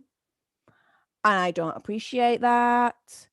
And so at the moment, I am not for WandaVision. Now, I do hope episode 9 changes my mind. And the episode 9 does something where I turn around and I say, do you know what? Actually, it was worth it in the end. But based on the track history of WandaVision, I'm not holding out too much hope, guys. And that was a mini episode of The World According to Steph. Again, it's my own opinions. If you disagree with them, that is absolutely fine. That is your right. That is okay. All right? What I said does not mean any slight on anyone. All right? I'm not meaning to offend anyone. Just my opinions, and I've got the freedom to be able to voice them. So I'm exercising that freedom. Done and dusted. Bye-bye. Laters. Done. Woo! How was that? Was that fun? Was that fun? Yeah. You feel better now? No. Because WandaVision still freaking exists. If Thanos snapped that out of existence, I wouldn't cry a tear. Let's put it that way. But there you go. Yeah, that was good. And so that was the first episode of The World According to Steph. You guys got to see it live here. It'll be uploaded at some point. So the reactions, I'm sure you'll stagger them somehow with those reactions just to throw them out there. They've got a lot of live entertainment today, haven't they? They have. Today was Steph's day. Yesterday was more your day. Actually, you and Steph get to lead the first hour of the Nerdiverse podcast together.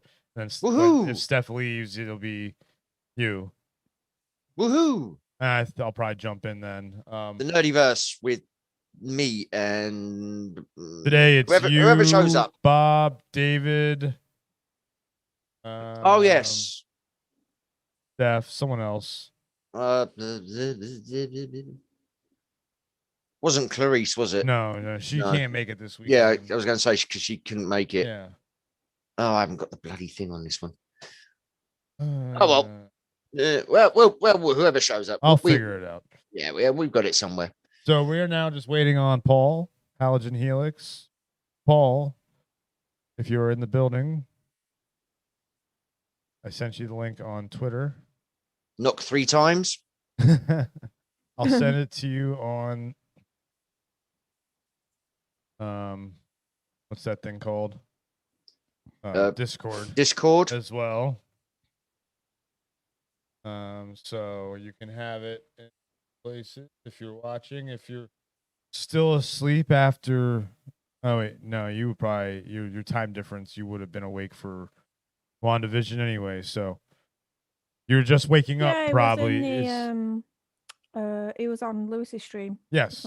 Yeah. Well, because remember, it's how far ahead it is. Right now, it's about 6:30 in the morning there for him tomorrow. It's a good job there's no plans for WandaVision season 2, James. I think my head would freaking explode if they announced that. Like, what? Piss off. No chance. And do you know what? The other shows, I'm not excited about them now. Well, I'm just going to wait. No, seriously. That's I'm going to wait now until they're all out and then binge watch them. Keep your expectations low and that you're not going to get payoffs until some movies. Like I said this morning, last night, whatever it was. Rubbish. Rubbish. Yep, keep your expectations low. That's what I tell all my girlfriends. Do you only date orcs? No. I'm not speciesist. What's the craziest species you've dated?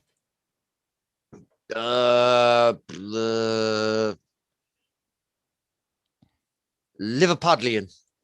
Liverpudlian. Not to be mistaken with Lilliputian.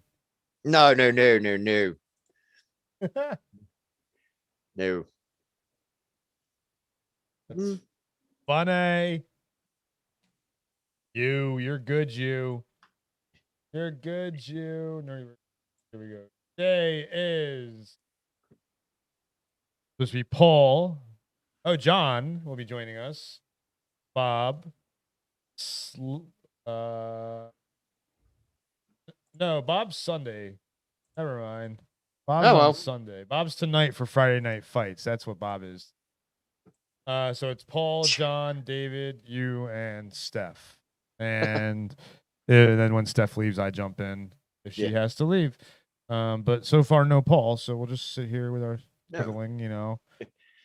David and John, I will send the link to for the Nerdyverse episode. Welcome, Red Raven. Artisan74. Do you guys have a favorite superhero movie or series not based on Marvel or DC? Hancock. Ooh, superhero not based on Marvel or DC. I'm trying to think what they don't own. Probably a Dark Horse comic Yeah, I was movie. thinking. I mean, 300. Yeah. Unbreakable. M. Night Shyamalan. That's an original story, though. Yeah. It's a superhero movie, though. That's true. Yeah, okay, true. I'll that's give it that. true. It's Okay, I'll considered give you that. superhero. Oh, Yeah. so superhero movie, that'll not be my comic book answer. movie. Superhero movie. Oh, man. Flash Gordon. Come on. Oh. Flash. Hell yeah. Yes. Does Die Hard count? I mean, John McClane's a superhero. Artisan, The Crow is fucking awesome. The Crow is awesome. I love that movie. Rest in peace, Brandon Lee, even though it's been like 20 years. Yeah. 20-some years. I knew David would say Buckaroo Banzai. Yeah. I wonder why. Spawn should have been so much better. The cartoon series is good. The adult-rated cartoon series is good on Spawn. The movie, it's a shame. So, but yes, where was I? Oh, I'm doing so many things here. Where was I? Yes, and Jim. Only good thing about WandaVision, it gives you guys content on Saturdays for a watch party. We actually did our watch party at about 8 a.m. UK time this morning.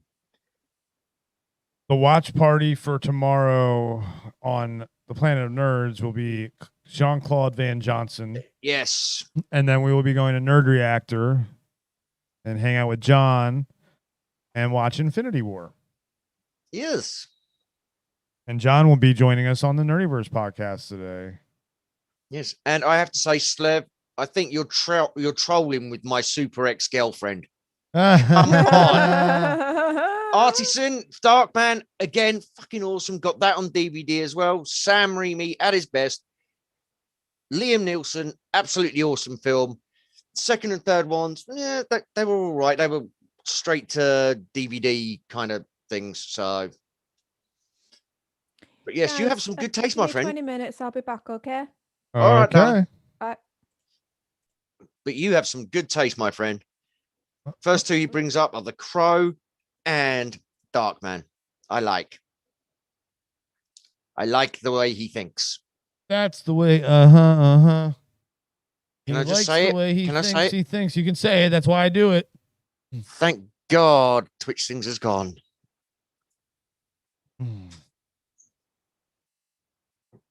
Well, No, James, come on. You're pulling out Neil Breen movies. I'm gonna have to take that wrench away from you soon. Come on. Oh, Meteor Man. Yes, definitely a classic. Terrible movie. What about Pootie Tang? Does that count as a superhero movie? He's kind of a superhero. Pootie Tang, what a tang! You got that belt. What about if you're going that way? What about Orgasmo? Yes, of course, of course. Let's see what looks like. There's someone in the waiting room who might have an opinion. Oh, there is. Why don't we bring him in? Oh, I shall press that button right now. Ladies and gentlemen, hailing from above the border above me. Not above me, mate. The ledge. I'm to your. You're to my left. northeast. You're left? No, I'm in Illinois now. That is still to the left of me. Oh, I am to your left. Yes, you are to the north right of me. Yes. We got the ledge. David March, the spy guy. Hey, how's it going? Another member of the Nerdiverse. So what's your favorite superhero movie, Dave? David? Mr. March? I was thinking about that because we were talking about. I did put down Buckaroo Banzai, but I don't think that one's my favorite all time. Is what we're going for. So it wasn't just like some random non thing. Come on.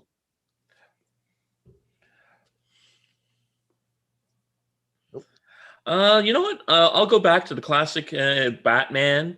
First Michael Keaton Batman. Very I nice. have to go off the top of my head. Yeah, that's a good one, definitely. Yeah, that's Jack Nicholson as the Joker. There's just so many little one-liners, so many little crazy things going on there. That whole scene where he turns to his the Joker turns to his lieutenant and says, "Gun." The guy reaches out and gets it out. And blows him away. Yeah. And I just want to say, Slev is trolling in the chat there. With Come Tusk on. and Human Centipede. Oh gosh. Molly's game. What are you doing, Slev? Okay. Is it late or early where he is? It's only about 3 o'clock in the afternoon almost where he is. If you're that baked at that time of day, man, you've got serious issues. He's always baked. Bringing up fucking Tusk, Human Centipede. What? There's something wrong with that guy. Yeah. We all know there's something wrong with you. There is. Looking good with the haircut there, David. Thank you. Yeah. Yeah, the guy insisted on using his hairspray, and I was like, "You don't have to do that." He's like, "But," I'm like, "Okay, do it." Yeah, mine is definitely long. Yeah, mine was pretty bad, but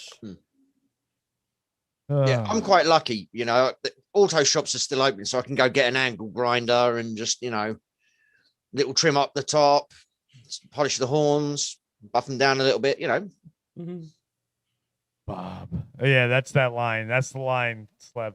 Bob, I want you to know you are my number one. Jack Nicholson. Love it. Let's see. Got John. He'll be on his way. Still no Paul. And I'm sad. I wanted to come and talk about his son. Oh, okay. Yeah. We're running out of time though. I want to stay on schedule with the Nerdiverse just because there's other people involved. Back we're like a White House press corps person or something.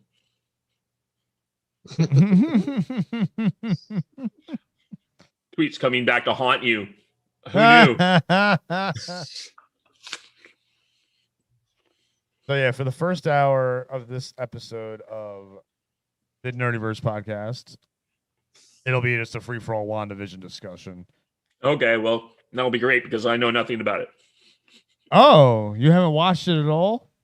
No, I've only been living vicariously through people like Steph. Oh, that's fun then. That's fun.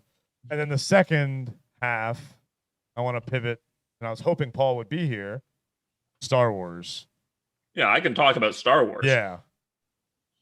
So, but I mean, the thing is, you can talk about Marvel. So, like, not knowing WandaVision is you can talk enough about Marvel.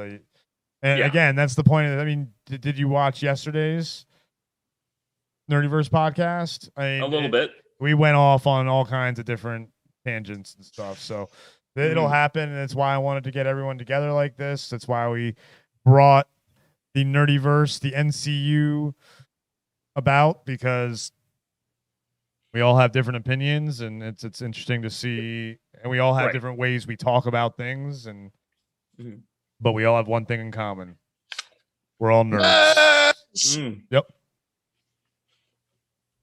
Yes, and I've just got to point out, Will Morris says, love the Toxic Avenger. Might end up in the name of Josh Whedon's bio. Dante Johnson, did anyone like League of Extraordinary Gentlemen? Loved that movie. I didn't like it. I'll be honest with you. I don't know why. Movie. I didn't like it. I mean, we can always talk about one of the greatest trauma movies of all time, The Janitor. Starring Andy Signore, written by Andy Signore, directed by Andy Signore, produced by Andy Signore. Yeah, and I remember I Am Number 4 as well. That wasn't actually as bad a film as people rate it. Yeah, but it was kind of a forgettable film. Yeah, I know. How much of it do you really remember? I remember, the only thing I remember that movie is them running through a school. Oh, no, the fight scene was pretty damn good. The action in scene the school, you mean? Yeah. The one in the school. That's what I mean. That's the only part of the movie I remember is them in the school. Wait, was that the whole movie? No. Oh, no, I remember more than that, but I'm saying that was actually, you just said running through a school. Yeah, the fight scene in the school was pretty cool too, yes. Yeah, but I mean, that was a whole series of YA novels, if I remember correctly. Yeah, about the different numbers, right? Yeah. I 1 through can't remember them now. 6 or 7? Seven, I think. No, 7, I think it was. 7, 1 through 7. And they all like had to get them together, and then it all culminates. Yeah. Oh, that's never happening, James, you are not a member of the Nerdiverse. You do not have a channel. Right. Get yourself a channel, and you can become a member of the Nerdiverse Creators Universe. True. I NCU. need to start making some content. I've just been so depressed over the last few months. It's been. I mean, it's pandemic will do that.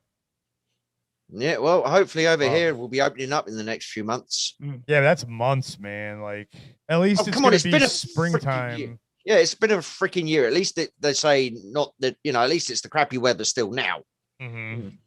Yeah, we have very limited opening up here. So restaurants can take 10 people. So that's why I was able to get a haircut. So things are a little bit open up here. Well, I mean, they shut down. They say to save lives, but it was because they thought they were going to get the vaccine, and then they didn't get the vaccine, and then they're like, "Oh crap!" Like, in 1 week, one day, it was like last week, there was like 1 million people got the shot in the United States, and people were getting it at the rate of like 1,000 shots a minute in the UK. In my country, over 3 days, 5,000 shots. Dude, right? Because they shut down a factory in Belgium, and that was where we were supposed to. Now they're approving the UK shot in Canada, and they think that'll solve the problem. That's the AstraZeneca one. Yeah. Over here, they're actually doling out 2 or 3 different brands, different shots. And I mean, by the summer time, we're supposed to have the Johnson & Johnson one finally, and that will solve all the problems because it's a traditional shot. You can keep it like literally in a normal fridge. You don't need to take any special precautions. It's like the UK one where you only have to pay $3 a shot. Versus like Moderna and the other ones that are like, you got to be kept at like -0 degrees Kelvin, and they last for like 10 minutes outside the bottle or stuff like that.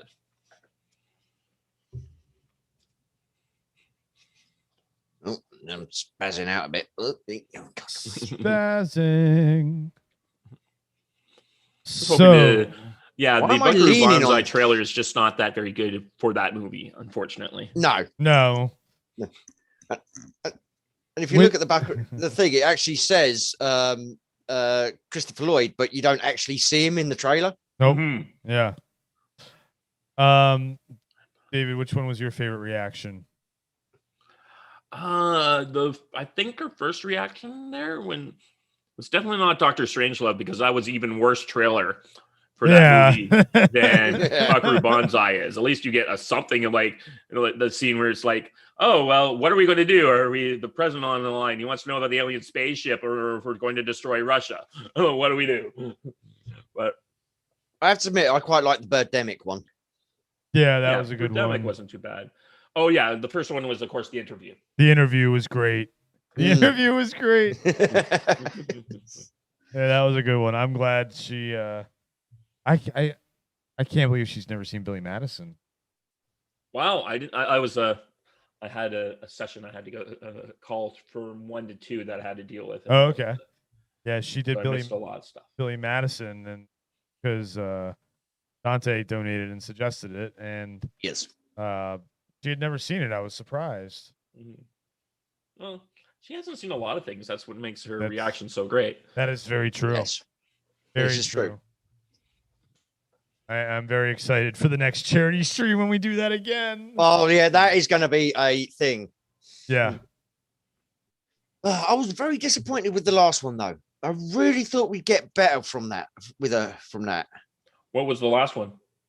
The Passion of Joan of Arc. Joan of Arc from 1928. Silent film. Okay. Silent black and white film.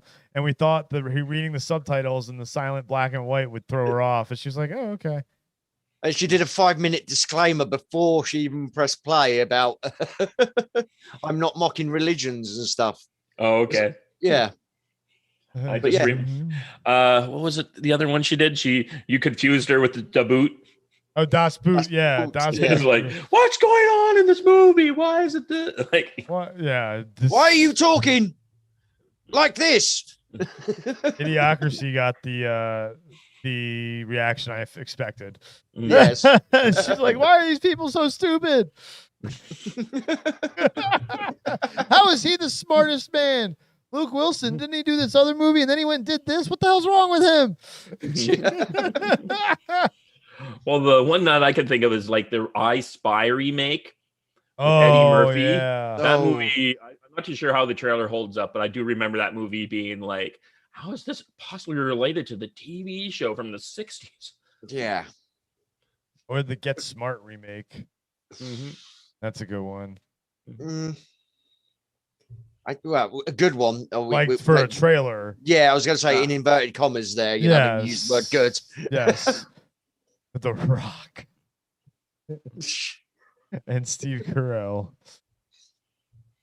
Oh, mate. No, we'll have to put some serious effort into that next time. Yeah.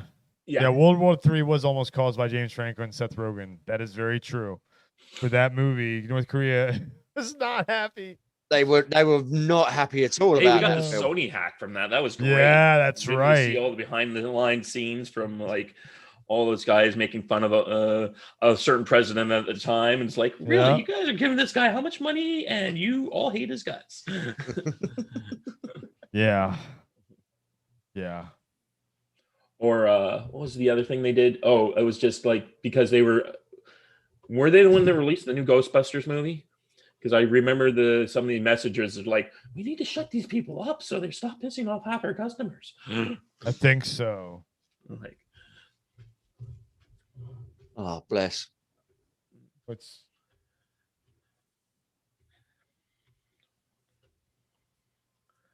or with WandaVision, so the first hour should just be us slagging on all Marvel TV shows. Is that what I'm hearing? I mean, basically, yeah, talk Marvel, basically. Marvel and WandaVision, how like things like mutants and stuff like that. And then, like you said, you've heard people's reactions. So jump on in. Yeah. It was just I'm thinking of like the first half of the season of Agents of S.H.I.E.L.D. when it was absolute like garbage. Yeah, the Just slow like, burn, and then suddenly the episode 11 and you're like, what the hell's going on? Yep. So like, let's just like keep it on a slow burn at 1 or 2 on the stove and then crank it up to max. I'm like, whoa. Yep. Oh, yes. Well, guys, just to remind everybody, we are here for the Planet of Nerds Streamaganza for International Rare Disease Day. We are raising money for the FMF and AID Global Association. Let's go ahead and take a look at the donation page. Let's refresh it. We're raising money to help pay for therapy sessions for children with familial Mediterranean fever and other autoinflammatory diseases and conditions. They're group therapy sessions that have been shown to work in the past, and the children, according to the parents, have seen a significant benefit from this. So we're trying to raise more money to pay for more sessions. So everything you do, everything you donate helps. Dante, thank you so much for your donations. James, for your donations. Steph. Yeah, I sent Steph my money, but I don't know if she's added it to the Okay, total so David, thank you very much for your donation. I'm going to guess there's no 250-pound donation down there. Oh, wow. Holy crap, dude. What? Did you just fucking say that? Jesus. Yeah, I can email you the receipt for payment. No. We're not. I got proof. Yell at Steph. Yell at Steph. We're not questioning you, man. We're I questioning mean, I your sanity. tweeted it to her after the payment like 2 hours ago. So Yeah, now, well, she was in her middle of her rant, so we'll just yell at Yeah. all you gotta do is yell at her when you when she gets back. Seriously, dude? Yeah. Yeah, dude, Fuck, that's some man. she Jesus, I'm gonna hide my- you could have got more than 2 bloody picks out of that one. Yeah, In fact, I think we should do. I think we should do a special. We need to bonus do pick for some. it Yeah, no, during the Nerdyverse. Yeah. You guys are gonna do a reacts, and we got Nerd Reactor here, and we got a female girl reacts here. So yeah. So, is there a movie you have never seen, John, that you would like to watch the trailer for? A trailer for a movie I've never seen? Yes. Yes. So you've never seen the trailer either. And I've never seen the trailer. Yes. I don't name something because Castle Keep. I've never heard of the movie, so but Okay, it's not a maybe movie that I one might be a want good to one. watch. Yeah. So Kev, think of stuff. You're the. I'm on it. I'm on it. I'm on the tubes of you now, looking up stuff. Yeah. What have I not seen, but I always wanted to see, and I've also never seen the trailer. Such a good question too. Hey, what's up, James? How's it going? Oh, what about some old school movies, like really old school? Like what years? What decade? I don't know. Pick a decade. I've probably seen the trailer. Let's pick 80s. Okay. Kev, what you got? 80s. Yeah. Oof. No, but that's fun. You want to choose something bad? You obviously weren't watching earlier, were you, John? No, I'm not. No. James, I saying Birdemic. I've seen Birdemic. I've seen that. You've seen that movie? I've seen that movie. Oh man, I'm sorry. It's it's fantastic. We had so a live bad, it's Steph good. reaction to the trailer. There you go, Birdemic. There you go. No, we've done that. We just did Done that today. one. Yeah, we just did that trailer with Steph. Oh wow. Yeah, she did a whole slew checking. of- Castle Keep does have an interesting trailer for people to watch, so it'll be a bit better than. What year is it from? Let me. I can send you the. Wait, what about Guyver? I've never seen Guyver. Okay. Dark Hero. Mark or the Hamill. original? Oh, Mark Hamill Electronics. version. It was in the UK. And I don't think I've seen the trailer for that. Okay then. Sounds like I guarantee you Steph's never seen the trailer for that. I guarantee she hasn't. Has she seen the trailer for was it Stephen King's masterpiece, Maximum Overdrive? No, I doubt she has. I doubt she has. Right, Guyver. Okay, Guyver it is. This looks. Oh man, yeah, Kev, find me a link for that. There's one in the Discord. Yeah.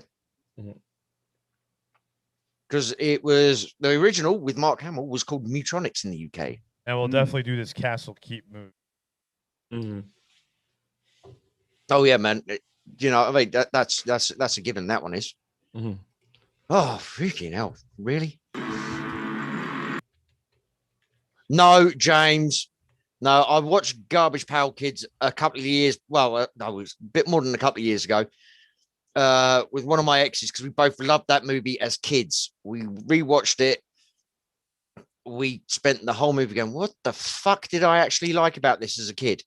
Oh, is it traumatic experience now? It's horrendous now. And movie 43, no, we will not talk about chin balls. Okay? And Slev's never seen Buckaroo Banzai. I've never seen that. Bonsai is a tree. Yeah, wrong kind of bonsai. Damn it, Steph, where are you? Get back here. Got stuff for you to watch and react to. Yes. And unfortunately, it looks like we will not be joined by Halogen Helix. Too bad.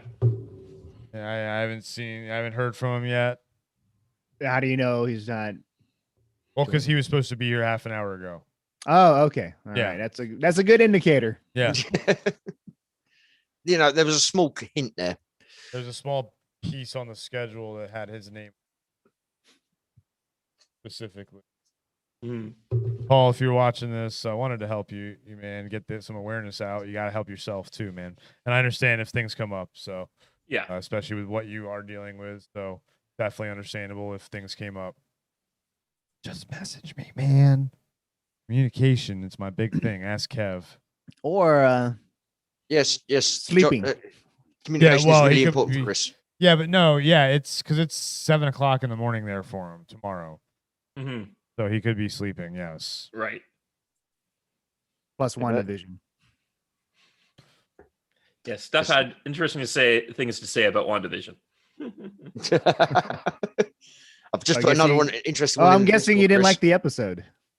Steph didn't. Yeah, I haven't watched any of them. I didn't love it. I didn't really hate it because as soon as it was over, I changed my expectations of the show right away. As soon as that episode was over, the expectations flew out the window for the 9th episode. And I said to myself, I'm not going to get closure next episode. I got to wait. This is the MCU.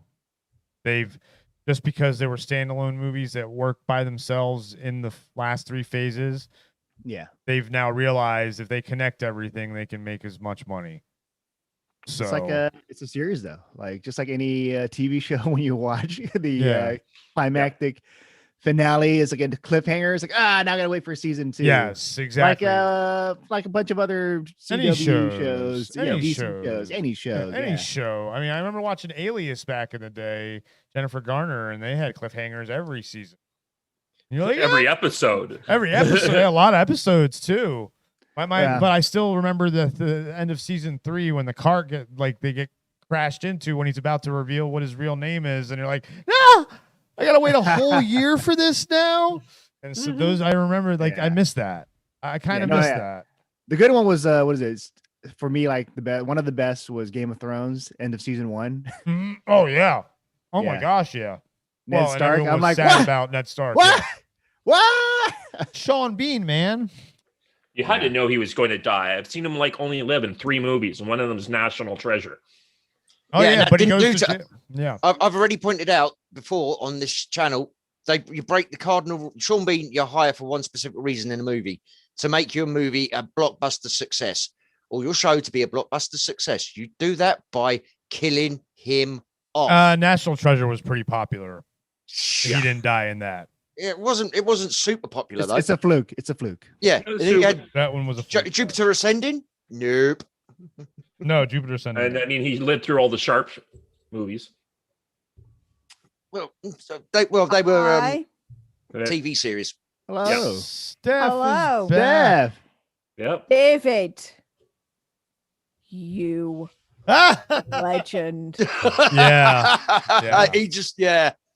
Did you do it yet, Steph? It's done. All right, hold on. It's there. All right, hold on. Done.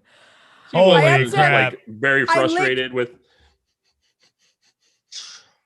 Sorry, what was that, Ledge? I was saying you can see why I was so frustrated last night when I'm on Andy's stream trying to hit this button. Like, why is this not working? Dude, that's we're almost at our the amount that the base amount that they need to pay for the next 6 months of sessions. So thank you so much, man. So much. Click on the link below in the description. That's about $840. Donate.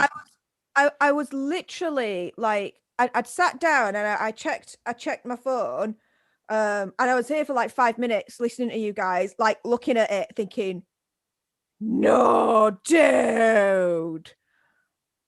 Thank you. You're welcome. That is extremely generous of you. Mm-hmm. Bloody hell. Yeah. Well, there we go. Right. Hi. What's everyone talking about anyway? We've got some more stuff for you to react to. Yeah. Dave come up with a couple of ideas for reactions, and do you know what? He only got fucking 2. So you can keep coming if Steph's around throughout the weekend. You can man. Throw him in things, anytime. Just anytime. You never know when it's going to hit. The original Magnificent 7 trailer. The original Magnificent 7. Oh, I've never seen that one. Oh, there you go. I put a couple in the Discord. A couple I just thought up for interesting results as well. Okay, so let's do this then. I'm not going to film any of this now. I'm not like recording it all. This is just going to be now just for people who are joining us live as a little bit of a thank you for seeing us live and being here and supporting us. So thank you so much for that. So what we're going to do? Go for it. The first one though is going to be to set this up. This because bring out the Nerdiverse scene later. The first one, Kev, David, turn off your cameras, please. No, why do they have to? Because you and John are going to react. Yeah. No, but let them still be on the camera as well. Yeah. Oh, yeah. No. Give me center stage, you two. Yeah. Right. Fine. Wait, which one are we going with first, Chris? Is this going to be shown on the thing? We're going to give you the link. We're going to send you the okay. link. And then I'm also going to have it on the thing. Full screen. Hide non-video participants. Hide self-view.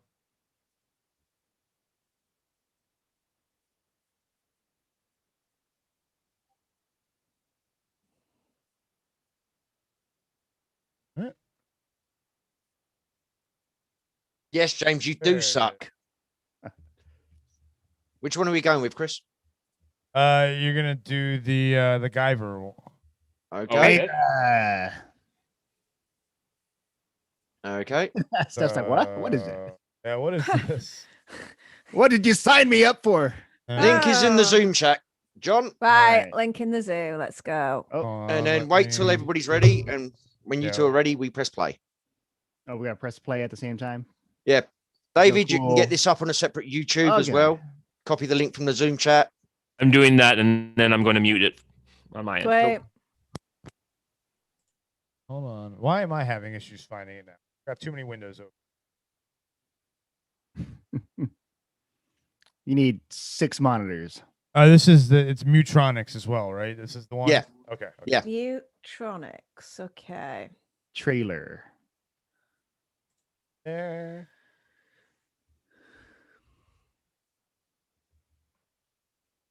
Actually, I have an article for us to talk about the Tower of the Nerd. All is one. Talk about that.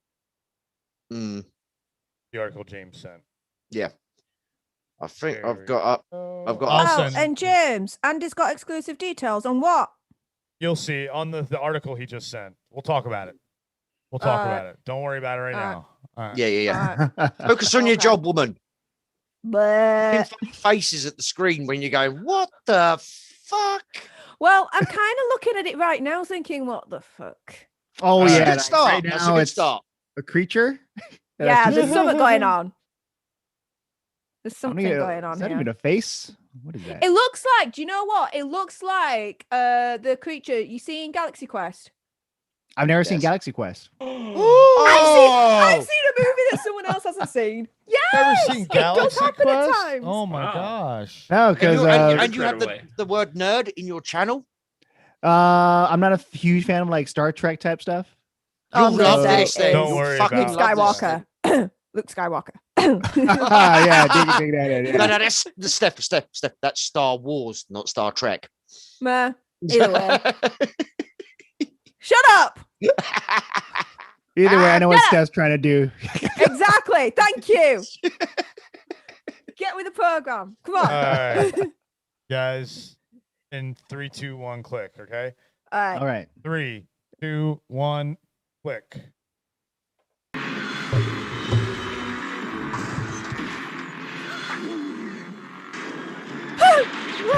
Sie jagen immer noch ihre Monster. Zum letzten Mal. Ich habe sie gesehen. What? Why is it a different language? Extra points. Sie leben unter uns. Wer gegen ihren Willen handelt, stirbt.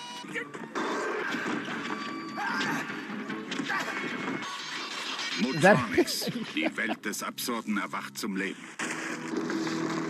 Oh god, it's like the Fly. Als sie sich das erste Mal begegnen, ahnen sie nicht, dass schon bald das Schicksal der menschlichen Rasse von ihnen abhängen sollte. Ich weiß nicht genau, was es ist. Und ich will es auch Was? gar nicht wissen. Was es die ist. vernichtendste Waffe, die jemals entwickelt wurde. Oh yeah, just drop kick him. Why not? Cardboard boxes. Was wollen die denn von uns? Sie wollen den Geifer. Ah, she said Guyver. His cross. Darauf keinen Fall leben sie aus.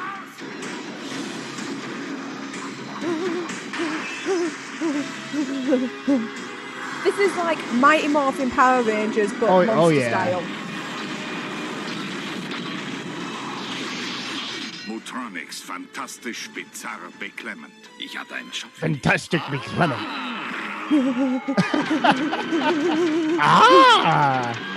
And that monster at the end with the gill, the fins and whatever, that reminds Gremlins. me of the What? Yeah, reminds me of Gremlins, but also reminds me of Jurassic Park. Jurassic what? Oh. Yeah, the little lizard, the Velociraptor? spitter lizard. No, the spitting lizard. Dilophosaurus. Dilophosaurus. And okay. Sorry, You just froze I'm there back. for a bit. I Yeah. have no idea what happened there. It reminds me of Jurassic Park, where the dude's on the toilet, and there's that little creature, and he goes, "No, No, Fat where- guy is the one who no, gets attacked. the fat guy, and he Yeah. tries to escape, Wayne and Knight, he sleeps down the hill, and then there's Dilophosaurus. With a Jeep, the creature, and he goes like that. Dilophosaurus. Yeah, Chris, hold on. Which one? What's it called? Dilophosaurus. How many times have you said that? Like 50 million. All right, turn your cameras back on, guys. I thought the audio hell would happened? enhance the experience. Oh, we disappeared off the stream. What the heck? I did. Oh, we're what? What? We're back on. No, we're back on now. It's just.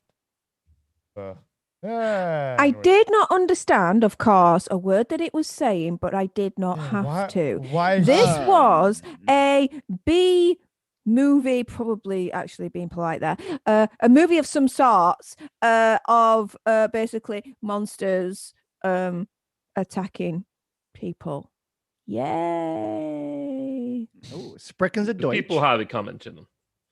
Yeah, did you choose the German one on purpose, or did you not check it?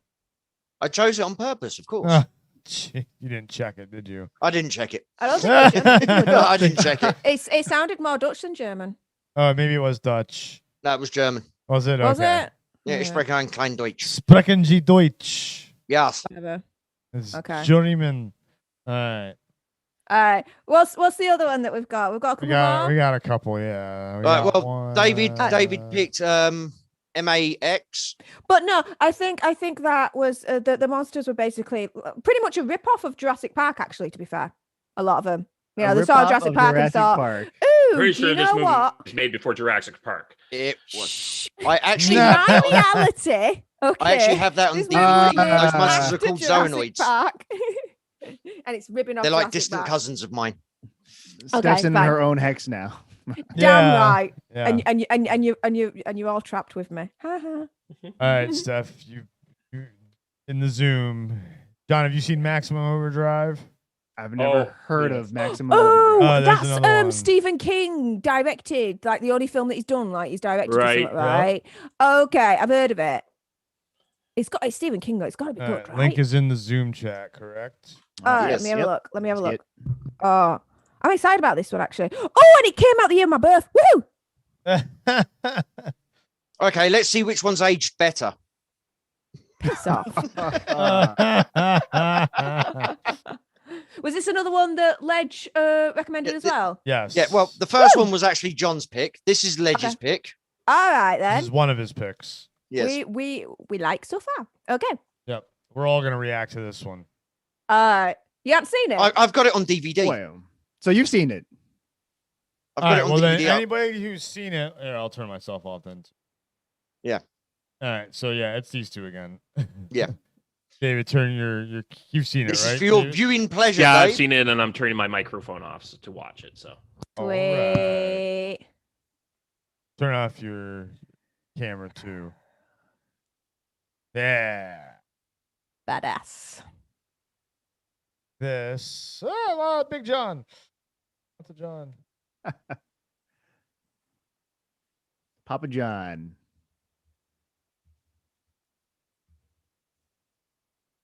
Is that your name for I yourself, like Papa John. They have Yeah, stuffed crust now here. Wait, at Papa That's- John's yeah, stuffed crust? Yeah, I have to. Yeah, I don't know. I'm kind of tempted because I love stuffed crust from Pizza Hut, but I'm not a big fan of But Papa John's. I'm not a fan of the Papa John pizza. Yeah, exactly. Or they're just trying to tack that on. Yeah, Like at least Pizza Hut, I enjoy it without the stuffed crust. So with the stuffed crust, I would like it even more. Yes, exactly. Uh, All right. Anyway, less talky of the pizza. More No! talky of the movie. Never Yes. not Yes, I need to always see this talk now. about food. All right, you guys both have it. You ready? Yeah. 3, 2, 1, click.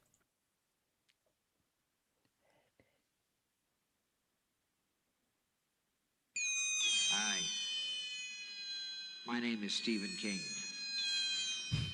I've written several motion pictures, but I want to tell you about a movie called Maximum Overdrive. Look at his eyes. They look evil. Like the evil eyes Cross-eyed? behind him. Yeah, he's proper cross-eyed there.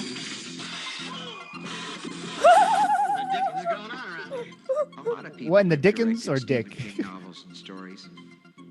And I finally decided if you want something done right, you ought to do it yourself. Oh, that's a proper dig at Stanley Kubrick. So he directed this? Yeah. It was my first picture as a director, and you know something? I sort of enjoyed it. Yeah, he does look crazy.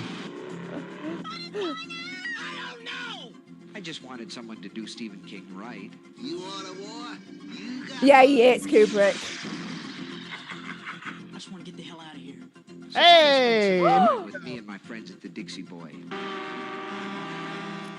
Spent some time in the dark. Please don't let us be in the dark.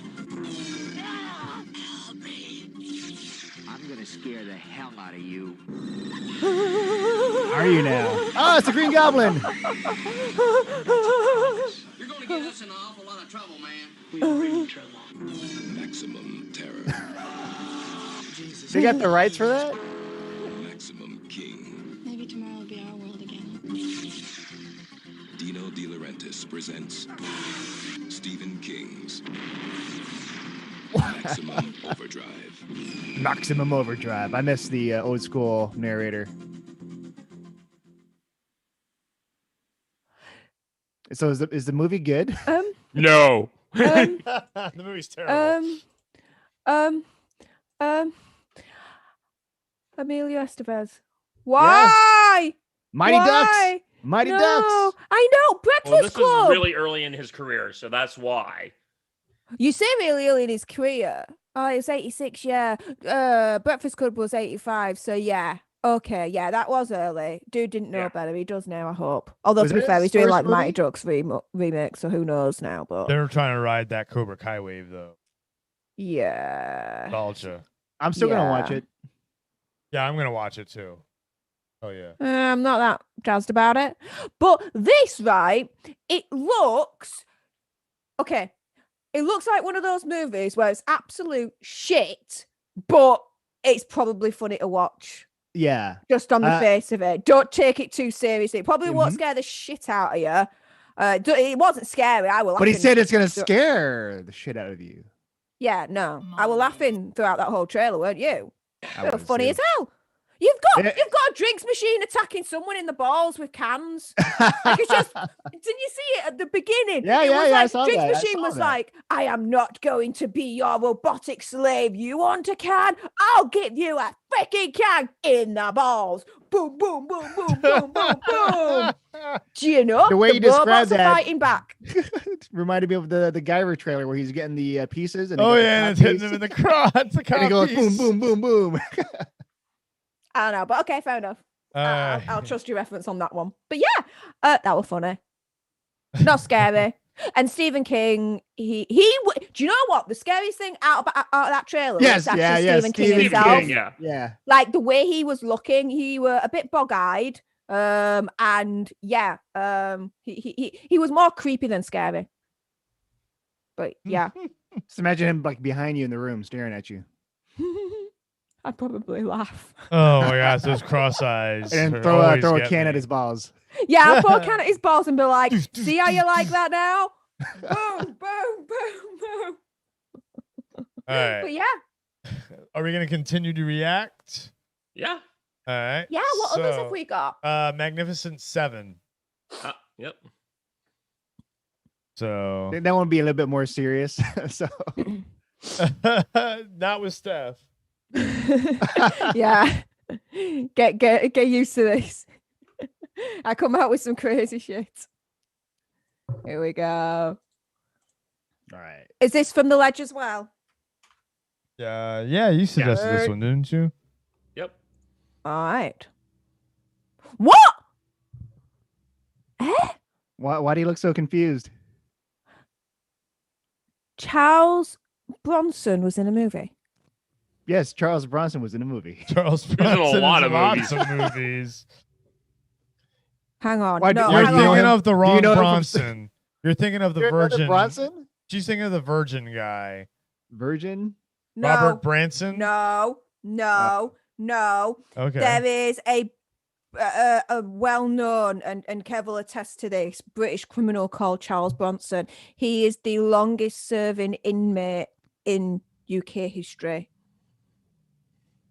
Well, this is the Google one him. The Google death him. Right now. Prisoner. How do you know the prisoner? Let's see. The Prisoner's actually really, really good. The original, not the remake that they tried to do a couple of years back, but the original Prisoner from the 60s is freaking amazing. I love that.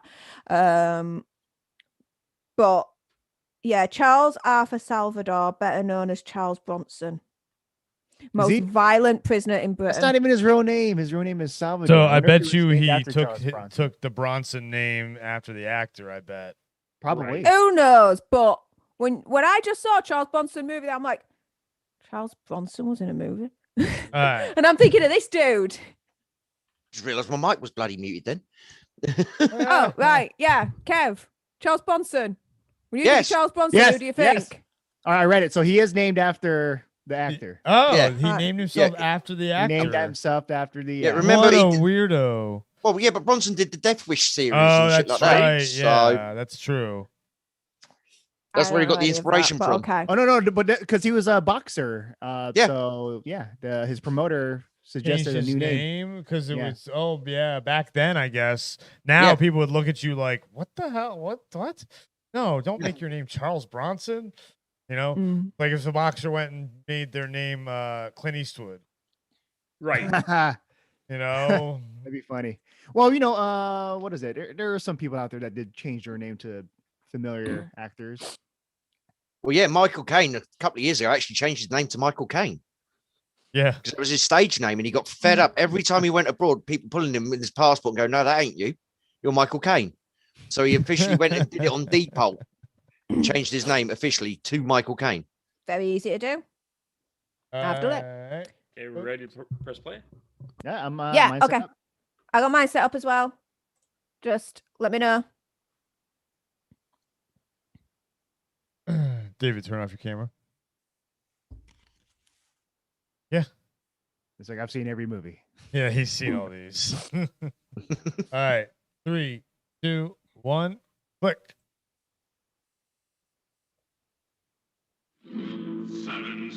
777. The And music. just to make sure you know it's about the Magnificent Seven, they line up in the number form of 7. Clever. Is that Yul Brenner? Yes.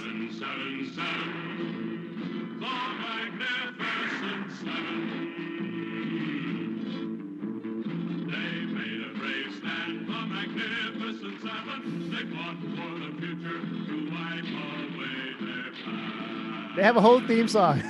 I know. And just to remind you, the song's pretty much reminding you every single way, Magnificent Seven.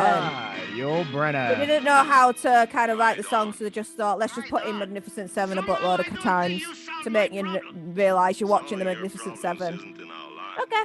Wait, I think I recognize the music, the classic Steve music. McQueen. Oh, cool. Okay. So do I. We're in the same business, huh? Only as competitors.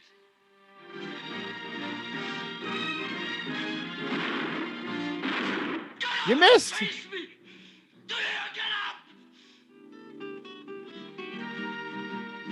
Look what I found. Bunda! Hey, Kev, that's what I do to you. I always You like found put Bunda? you on the Yeah. horse. Yeah, he's on Bunda the horse right now. But she won't tell me where. They're afraid. She's afraid of me, you, him, all of us. Farmers. Yeah, that afraid that she's not running away right now. Clever, lass, clever. It's called fight or flight for a reason. Not Yeah, just dude's stay got a there horse, like she a ain't getting doofus. nowhere. Well, still. I love Yul Brenner's walk. Charles Bronson, where is he? I didn't see Bronson, him. there you go. I didn't recognize him. No, but the name came up, so there you go. I don't even know what he looks like. I may have just seen him now, not know. Because he's known for his mustache. So without the mustache, I won't recognize him. I have no idea. There were only 7.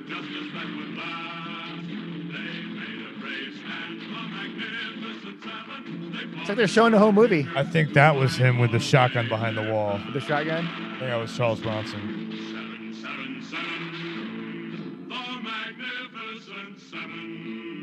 Strategy You is didn't right out the window realise with this movie. This is the Magnificent Seven. I'm going to say I own Not the the Magnificent DVD special edition version of this movie. I've watched like director's commentary. I've watched a bunch of trailers. I have never Yes. heard that freaking song in my life before. Wait, you never heard that song before? No, that is not a song that shows up in the movie. No, it was a trailer Wow. only. Wow, my life is a It's like- lie. I'm like, what? I'm listening to the trailer. I'm like, what the hell's this? Well, if you didn't realise, it definitely shoved it down your throat. It ain't the Magnificent 8, it ain't the Magnificent 9, it ain't even the Magnificent 6. No, it's the Magnificent 7. Yeah, like that. And it's there to remind you every step of the way.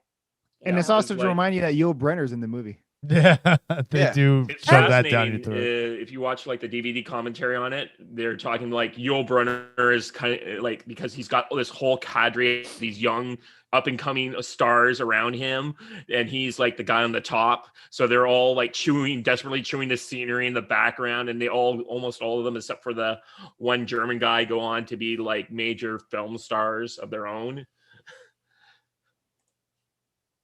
Poor German guy. Yeah, Yeah. that's what I'm thinking. What's this? To be fair, it's a Western film. I get that because there's a lot of cowboy hats and Western stuff. And Oh, so that was your first guns clue. and all that. Yeah, no, my first clue. But I don't understand why are they magnificent? Because they were They 7 emphasize men that that a fought lot. like 700. Yeah, I don't care about that. No. That's What why did they're they do? They made them magnificent, No, 700. Screw that. Are No. you familiar with the movie or the story of the Seven Samurai? No, she's not. No, she's not. Okay, because I'll this give you movie that. is basically a rip-off of the Yeah, it's a westernization of it, should we Yeah. say? The character Wow. Still, but Kurosawa people still love made this movie. and then they made the Western version, and it's made by John Ford, who made all these legendary westerns. Yeah, he was the Clint Eastwood of his day, I guess, in some ways, except for John Ford didn't act. Legend. I mean this with all due respect. That means nothing to me. What you just said there, that was just a bunch of words. I don't. What I mean to ask is, what is this story about? Like why does it make them magnificent? What did they do? What made them the legend? Have you not seen the remake magnificent? with Denzel Washington and Chris Pratt a couple of years ago? There's a remake of this. Yes. Oh, Yep. That's probably not going to be good. It's okay. I'm gonna but you've seen The Mandalorian, right? Yes. Remember the story where a Mandalorian protects the village? Yes. Cara Dune. That's inspired by Seven Samurai and this movie. Yeah. Oh, okay. So they're protecting a village against some bad guys. Yes. Yeah. Like, that's the trope. Like that. That's it. They're like these 7 legendary gunfighters, very highly skilled, and they're brought together by Yul Brynner's character, but the village can only pay him like 500 credits, like equivalent. Oh, and they so come it's in, like they train the Oceans. locals, they do all this stuff, and the banditos come down from the mountain. Oceans. In a way. 11? Well, Yeah. any of them. Oceans. It's kind of like Oceans, where you've got one guy that brings a band together to do Yeah. something. So in Oceans, it's like stealing from casinos and other richer people. Here, it's one guy banding some guys together to fight kill a against some bunch bad of dudes. guys and kill a bunch of To dudes. protect the village with Protect the village and invaders. stuff. Yeah. Oh, Fire- okay. There's Fire- Battle Now Beyond I the get Stars it. is another version of it. Yes. Yes. I watch remember that that. every I Christmas loved Eve. that when I was a kid. Battle Beyond the What was Stars. it? What was another version? Oh, should we Battle call Beyond that the one up? Stars. Should we call that one up? Fire on the Stars. Mhm. I don't know about. Wait, what were some of the other ones that we had? I have. I think it's actually Emilio Estevez's original first film. His first. Yes, because it was released 2 years before Maximum Overdrive. Okay. So even before Breakfast Club. And after that, I want to see Steph watch the Magnificent Seven remake. Oh yeah. Okay. Okay, that's better. I've never heard of it. What is Emilio Estevez's first movie? Repo Man. Oh yeah, this is a great trailer. Repo Man. This movie's an amazing movie. I've heard of Repo Man, but I didn't know Emilio was in it. Oh No, my god, yeah. this movie defines my life. In a Well, lot. there was a This a movie movie called defines your Repo life? Men. Yes, which was Forrest Whitaker and Jude Yeah. Law. Yeah. I've got that on that's DVD not- as well. that does not define my life. No. Oh, just one man defines your life, but men is too many men. Yeah, the movie. Okay. This The movie. All right. The original movie with Emilio Estevez has so many crazy things that happen in it, and it very establishes my love of genre movies. Let's have a look at this. Oh, my Charlotte, goodness. Steph's so confident. Look, she's like, oh God, let's have a look at this. Oh, bollocks. Ooh. I am the Repo Man, and you're after business. Does Emilio Estevez talk like that? No, that Oh, was well. my Jean-Claude in Street Fighter. Oh, okay, fair enough. I've seen Street Fighter. That's Let all. me know when we're starting. Well, I need the link. I'm ready when you guys are. I need to pull the link up. So give me a second. We're doing Repo Man, right? Yes. Yep, Repo Man. Repo Man. Right above Stephen King's Maximum Overdrive. Yes, I got it. 3 and dun, dun, dun. Original theatrical trailer in HD. Whoa. That just means they stretched it. Yeah. How dare you? Now with new theme music. How does that song go again? Magnificent Seven? Basically, it has a lot of words. With Seven, magnificent, seven, magnificent. Pretty much in that order. Yeah. Yeah, one of Seven Samurai has a theme song too. The trailer. Samurai 7 Samurai. Yeah, one's an anime, one's not. Although stuff like that, John, have you seen One's 13 good and Assassins? one's shit. 13 Assassins. Is that the one with Antonio Banderas? No. Or is That's that just Assassins. Yeah. Do you know what though? The one No, good movie that I who's have it? seen that's got 7 in the title is 7. Just That's a 7. good Oh yeah, movie, yeah, yeah. yeah, 7. I like Yeah. that. Yeah, and that was a pretty magnificent film. They should have called it Magnificent 7. Maybe. Nah, 13 Assassins. Oh mate, yeah, it's mental, that film. The last half hour is just 13 Assassins. Yes. And there's Ninja Assassin, which is also pretty good. That's a great movie. This is true. The one with B. Rain, right? Yeah. Yeah, I like that one. I have never seen this. I will. Oh my God, Chris, this is such a you movie. Oh boy. A you movie or a Yul Brenner movie? No, this is a very much a Chris Walker movie.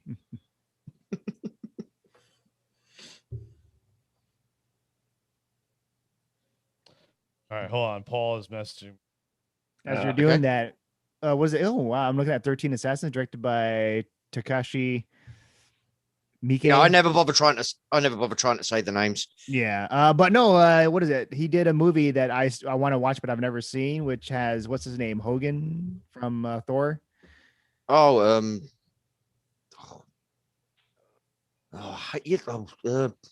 like a classic movie that. Yeah. Freaking hell! Hold on. I'll just Google it. Yeah.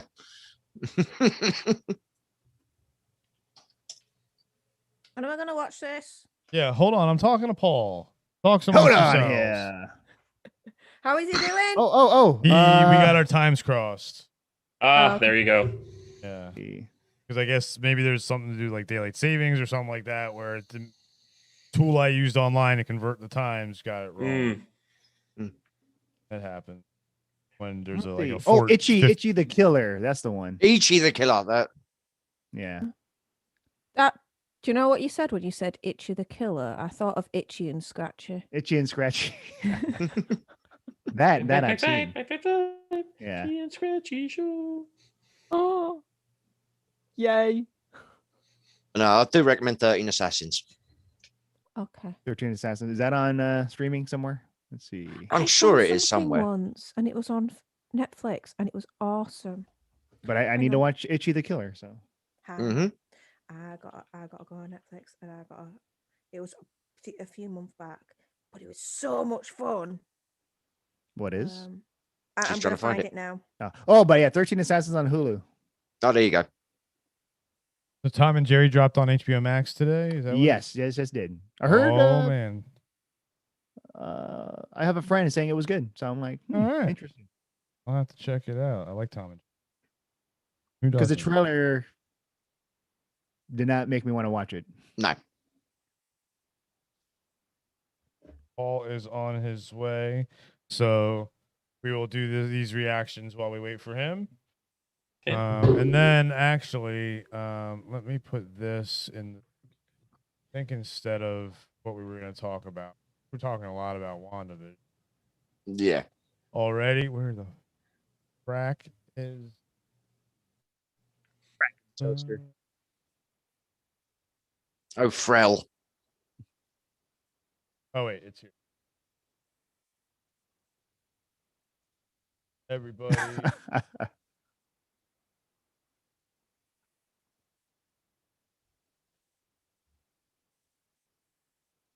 Oh, 13 Warriors. Yeah, that's the one with Antonio. And we'll talk about 13th Warrior.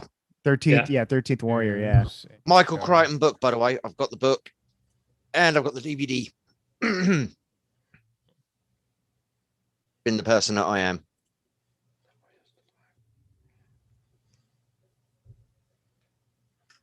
Oh, I can't remember what it was called, but it was awesome. It was about a dude that was like trained up by samurais, but he kind of went against him. Trying to buy so what? Evil. Samurai? He was a samurai who was trained up or some. Is it the one where they sneak? They literally disappear into the shadows and stuff. And there's an awful lot of flight. Yeah, Ninja Assassin. We mentioned that about 10 minutes ago. Yep. Yes, that's an awesome film. Yep. Yes, I like that. An awful lot of dismemberment in that as well. Yeah, that's why I liked it. A lot of gore. It was awesome. Kev, turn your camera back on. We can. All right. Okay. Yeah, we react together. Is that what I'm hearing? I'll react to this one because apparently this one defined David's life. Apparently this movie is all me. So I want you to be here for this one, Kev. Come on then. Yeah, everybody just get in on this. Yeah. Come on. Everybody. Oh, where is it? I want to see this. Everybody. Oopsie, I have it. Yeah. Stop that. Rock your body. Yeah. Yeah. Can I just say thank God Twitch things has gone? We don't need it. Everybody. Yeah. Body right. Back streets back. All right. Ladies and gentlemen in the chat, Now we've been those of you watching demonetized in the if we were replay, monetized. this is a shit I have to put up with. Oh my God, we're back. Oh my God, we're back again. Brothers and sisters, everybody sing. All right, everybody ready to watch this? Yes. Thank you. We're all Please. pumped up. Yes. 3, Please. 2, 1, click. Go.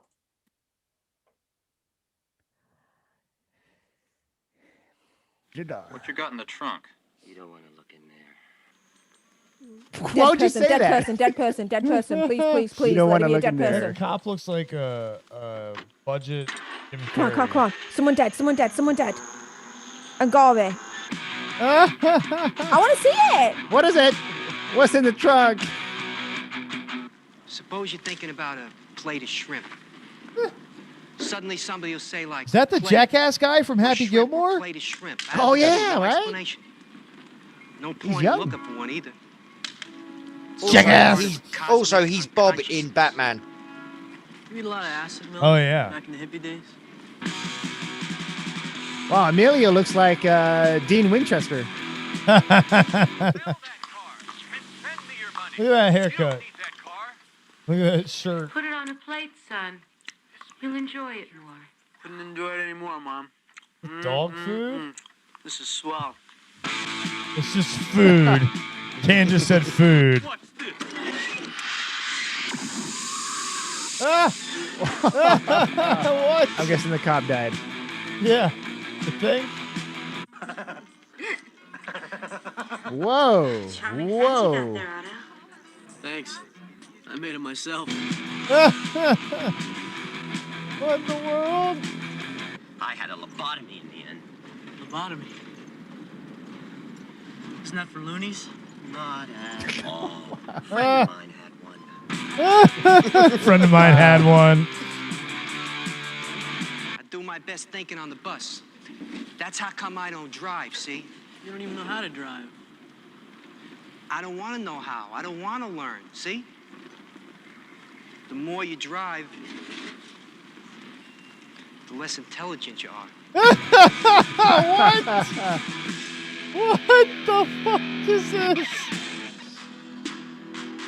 The more you drive, the less intelligent you are. It's not just a job, it's an adventure. Yeah, there's a whole... basically, Emilio Estevez is this dumbass punk. And he gets into he's conned into working with a repo man one day. And all throughout the movie, he's caught in these repo man scenes of having to rip off cars and getting them. And I've had a friend of mine who was a repo man at one point, and he told me this movie is very true to life. But this is a supernatural movie. But yeah, so what's happened is the one guy there, the guy who had the lobotomy, he's a scientist. He's escaped from Area 51, and he's got the... All right, don't tell me. I don't want to know. Yeah, I don't want to know the whole premise. Yeah, no spoilers. Come on, man. He's got something in the car that's from Area 51, and everyone else is trying to get it. And there's all sorts. Oh, of you just stop. As we're saying stop, you're saying more. Stop, David. Stop. Chris, you have the power to mute him. You do too. Oh yeah, I do now, don't I? You know what's funny? Right after that, the Rock Horror Picture trailer recommendation, was playing, which I haven't seen the movie. You've never seen Rocky Horror? Because I'm waiting to be invited to be a virgin or to pop my cherry, whatever they call it. Okay. Oh, yeah. What? You've never seen Rocky Horror? Well, he wants to wait till the pandemic's over. And then do the whole show and the whole experience. Yeah. I understand. I have my shock face on. I can't tell. There's two ways to do it. You do it with the theater experience, or you do it like I did. You're 18-year-old kid and watched it at 3:00 in the morning on the local late night show. Steph, what's the matter? What the fuck did I just say? What are you watching? Same thing as you, dumbasses, Repo Man, whatever it's called. That what? I don't. Broke Steph. That's such Excellent. like a delayed reaction. No, it's not a delayed reaction. I've been waiting patiently to voice my non-opinions on this because you guys have been chatting. I'm dumbfounded, and yes, I'm a little bit broken. You have broken me a little bit, David. There, but yeah. So there's something in the trunk that's of mystical value or something that turns people to ash. Emilio Estevez likes to travel around a lot and speak to random people. One dude is like, the more you drive, the more stupider you are kind of situation. Okay, interesting philosophy. And there's like creepy hands going creepy on. hands. I'm guessing it's alien, because David was in Area 51. Therefore, I'm going to assume they're aliens. Probably. So a creepy alien on human sexual fantasies seems to be going on a little bit there with the sucking of certain things there.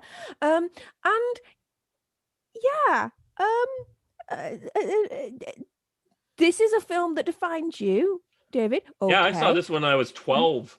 Oh wow! Congratulations. Right. Yeah, no, I remember when this. No, I remember when I was because this was 84. I must have been about 8, 9. It was on really late night TV.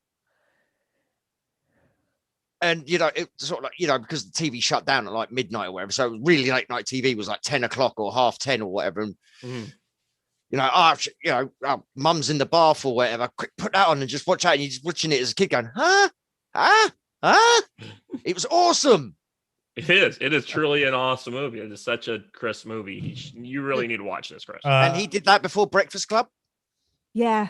Yeah, Breakfast Club came out in 85. Breakfast Club is awesome. That's my favorite movie. I was like, wait a minute. The food says just food on the can. Yeah, I goes have into to the watch store this. and there's just like everything.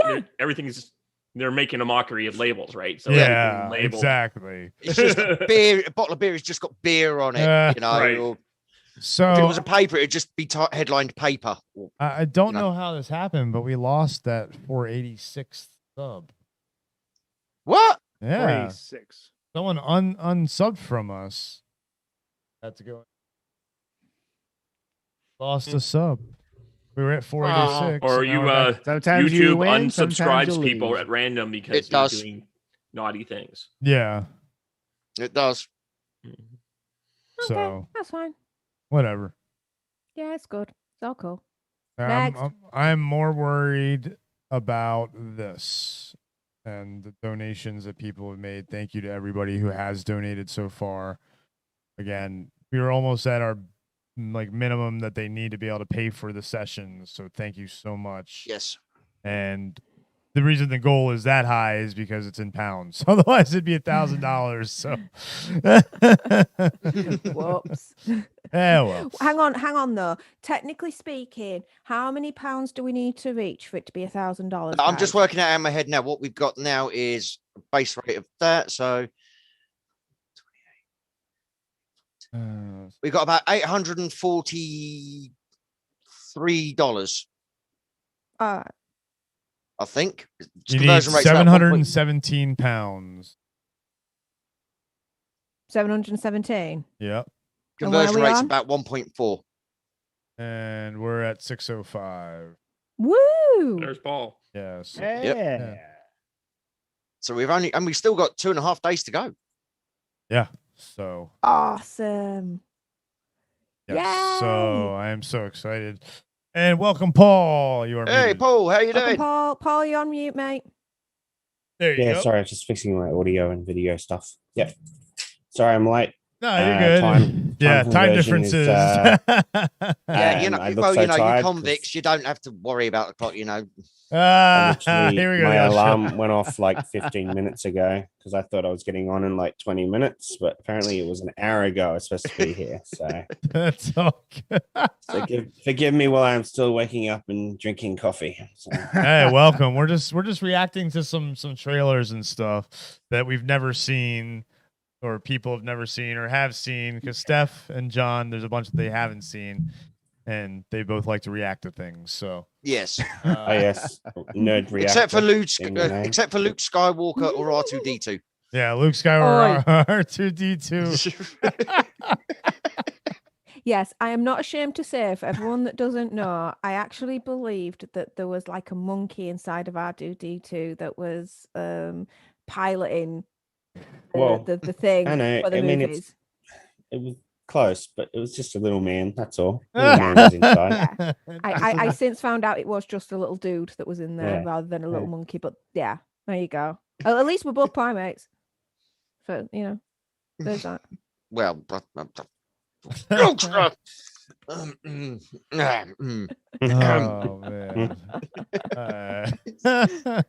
Anyway, what we talk about next? Let's see here. Do we have any other? We don't have any other things to react to, really. Why not Rocky I Horror? gave you that Castle Keep. I don't know if you kept that movie around. Yeah, I had that one. What happened? See, even James knows who the name of the actor who played R2D2. Bargoff.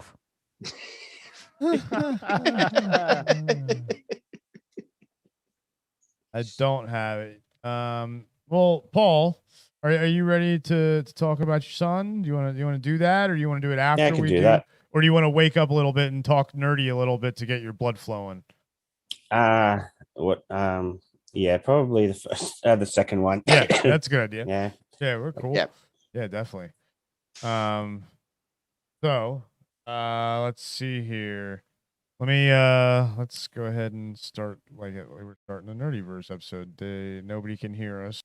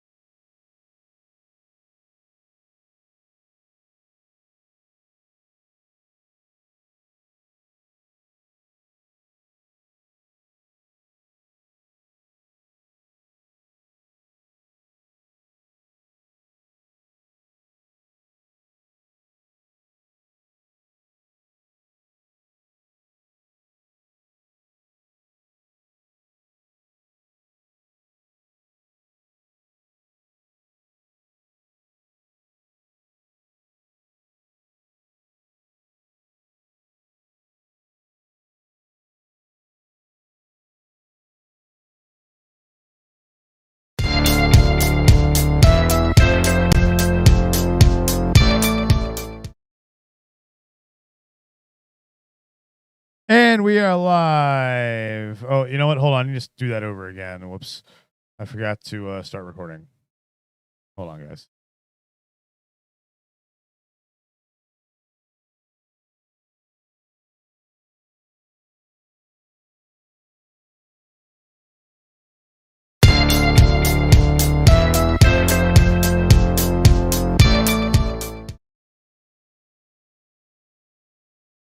And we are back. Welcome to the Planet Nerds. I'm Chris Darth Pyrin Walker, and this is episode 2 of the Nerdyverse podcast. I am joined by a fun cavalcade of characters here. Why don't we bring their audio in to my my right, I guess, or left, or whichever way you're looking. I got John from Nerd Reactor. What's going on, John? How you doing today on this Friday afternoon? Good. He's eating as usual, folks. No change there. And to my other side, left, right, whichever side it is, I have the lovely Stefania. Steph, how you doing? I have in my head water buffaloes and anal beads. And that is not actually code for something, ladies and gentlemen. Take that as literally. I'm doing peachy keen. So while we were transitioning folks and they were muted, we were all muted, Steph was throwing out random words because you guys couldn't hear her. So now she's got them in her head. I don't care. Spiky anal beads up my rectum. Butt plugs. Buffaloes. Bollocks. Buffaloes. Water buffaloes. Some random shit. It was awesome. And then next to Steph, we've got the Ledge himself. Ledge. The king of America. Was it Emperor of America, Emperor Protector of Mexico? That's right. That's right. David March, the spy guy. How you doing today, David, with that nice fresh haircut? Pretty good. Just watching everyone react to the videos earlier, I thought it was a lot of fun. Yes, that's why we're here, to entertain you, because the legend himself made the largest donation so far, 250 quid, which is like $300 some. So, dude, you are the man. Thank you so much for that. Is why he's the $5 in my money. So yeah, thanks. And then, if you haven't done so already, guys, we've got links down below.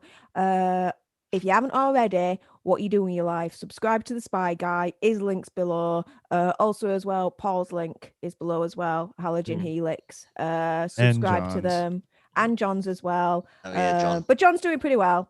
Himself John doesn't need our help. I was going to say. Priorities. If you can understand, but yeah, I need more subscribers. That's all do, to be fair. But let's get them up. Let's get them up to your level, eh? Yeah, let's get us all up to John's level. That would be awesome. Yeah, and then we can all rise together. And don't forget to donate to the GoFundMe. Thank you, James, for sticking it in the chat. We are here, literally for the children. We are for supporting the children. For the children. We are supporting the FMF and the FMF and AID Global Association. That's familial Mediterranean fever, the condition the rare disease that I deal with on a daily basis and I was born with, and other autoinflammatory diseases and conditions, Global Association. And the money that we donated for them back in September and this time goes to group therapy sessions for children who are dealing with these conditions, and their parents as well, to help them cope and connect. And the parents in the previous sessions have said that the kids have shown a lot of what's the word I'm looking for? A lot of improvement and progress. Thank you, Kev. This was stuff that was not available to me. My parents had no idea what they were doing. I was adopted, so they were kind of stuck with this little kid who had familial Mediterranean fever. And definitely grateful for all of you who have donated and all of you who have supported. And again, that's what this weekend is all about for International Rare Disease Day on Sunday, February 28th, to raise money and to raise awareness on rare diseases. So thank you everybody for all your help. Steph, James, Dante, who else? Gippy, the Ledge, of course. The Ledge. I mean, we can't thank you enough, man. So Steph, Kev. Speaking of which, Kev, stop using the Planet of Nerds handle, saying stuff and putting my name at the end of it. Speaking of Kev, next to David March, the Ledge, we have our green goon, the Orcs. The Orc says, Kev, introduce yourself. Hey, the Orc says, or Orc says, apparently, whatever it is. Kev, aka Enough Said, aka Captain Strong. Oh. And yes, this stuff is high in fiber, high in protein, high in energy, and it gets me through these 14-hour shifts. So thank you. Thank you one and all. On 4 hours kip for last night. Or this morning. Or whatever day it is. They'll all mesh together in this 4-day Streamaganza. So thank you, Kev, for taking time off work and helping this good cause and helping build your channel, The Planet of Nerds. And it's all self-serving. There's absolutely yes, nothing to do with the absolutely. children, nothing to do with their charity or anything. It's all to do with me. Yes. And next to him, all the way from Oceania, we have Halogen Helix. Paul just waking up on Saturday morning. How you doing, Paul? Sorry, we got our I'm times doing good. crossed. Yeah, it's all good. I'm here. Happy to be here. I'm sure it's not the first time someone's crossed times between the United States and Australia for when you have to be somewhere, someone else has to be with you. And Yeah, it's I was talking to Steph actually about this way earlier last night for me, but early in the day for her. Like it's always a crossover thing when I'm trying to do stuff with other, like with Americans. It's always either I'm up really early or they're up really late. Yeah. Okay. With other Americans. I just need to say something very quickly. John. What? Thank you. Hey. Thank you, man. Hi. Oh. Did we get a big donation? No, it's John. Don't be stupid. But no, every little bit helps. Thank you. Yeah. Wait. Up to now. Wait a minute. Hold on. Just said 2 people. Wait. Huh? Yeah. It keeps saying. For me, it keeps saying 6 people have just made a donation. Yeah, but it's. I guess that's 1, 2, 3. Okay. Either way, John, thank you so much for your donation. Every little bit helps. And remember to go check out Nerd Reactor. Like Steph said, he doesn't need as much help as we all do with our channels. Just But continue watching the still- Planet of Nerds yeah. and subscribe. Thank you. And go check out Nerd Reactor. He's got some cool videos. And check out the Quinzel every other Monday. This Monday. Yes, this Monday. Who knows what'll happen to us? Yeah, it's a sci-fi RPG campaign we're doing, inspired by Firefly, Cowboy Bebop, etc. That's cool. Great. Yeah, and Chris, his character is like an Indiana Jones, Great Leonardo Gatsby. DiCaprio, Great Gatsby. He's showing off his arms. I did an artwork, which I will reveal later, or we can reveal it here. I don't know. I don't. Oh, well, yeah, we'll do that later. We got a lot going on. John will be with us tonight for some gaming. We're gonna play some Valheim, most likely. Yes, Valheim. Be Vikings. I got. I have stuff that one, waiting don't for I? you guys there. Yes, you do. Oh, yes. I have Valheim. I'm gonna have to get yeah, going Valheim? in a moment, guys. I've got work in the morning. Well, Steph, thank you for hanging out for this hour. We knew you were going to be leaving us, so thank you for the perfect timing. reactions. Yes, that was great. We need to do that again. And next, we need to just do more of those on stream. So even if we're just hanging out on a Zoom call, we'll go on stream and do some reactions. Or I think we should save that for our next charity stream because I'm pretty sure we'll do another one. That is true. That You know, is I very only put true. out the big guns at special events, you know? So Steph's reactions are the big I guns. say big guns, yeah, the 4-foot hobbit, you know. I'm using big in inverted commas there. I can still get on all the rides on Alton Towers. You get screw you. Oh yeah, how is the teacup ride? Piss off. Oh my god. You're the only person I know who needs a fucking ladder to get down off the chair. Bog off. Let me ask you a question. If you go into the office at work, do you have to have a safety harness in your chair for working at heights? I'm just asking, you know, I'm just curious, you know. Just imagine. You have to do a risk assessment every time you come in the office. When I see you. You can't do that. Nobody's donated 50.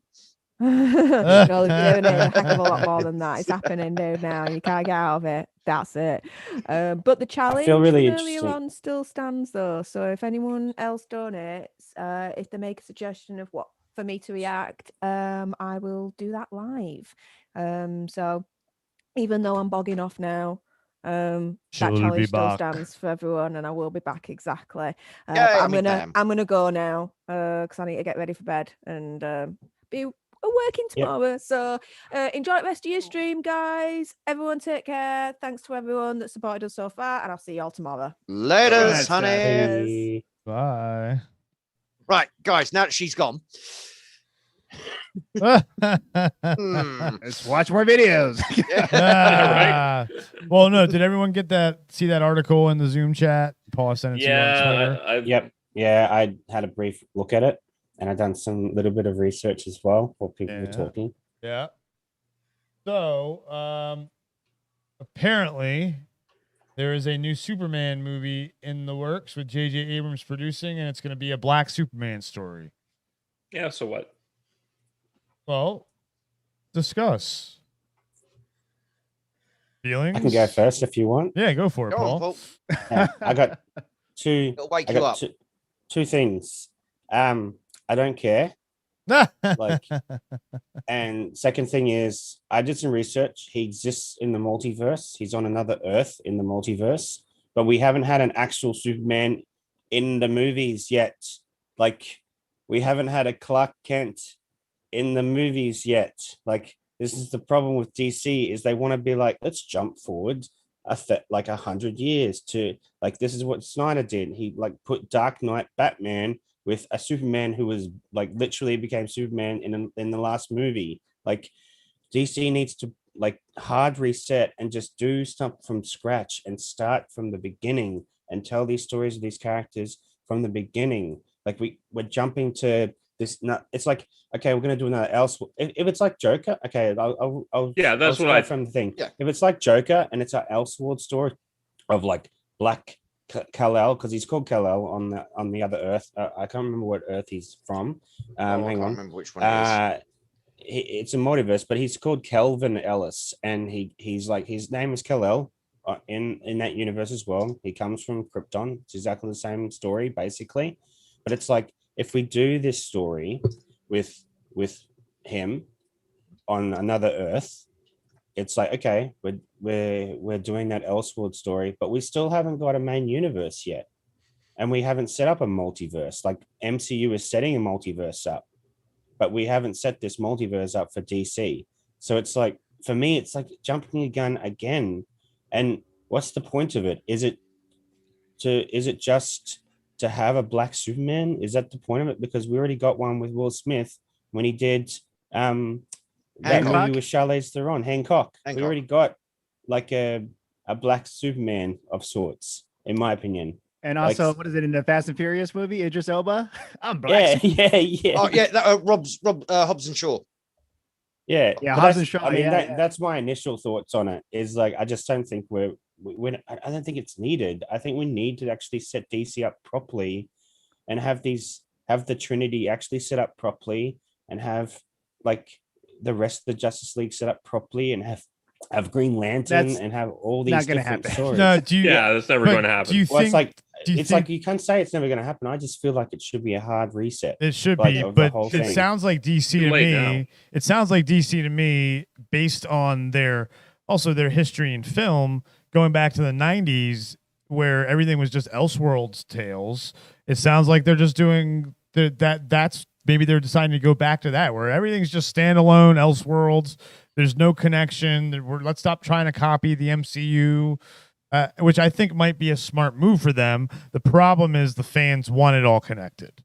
And also they see the big dollar signs that Marvel is making with the connected universe.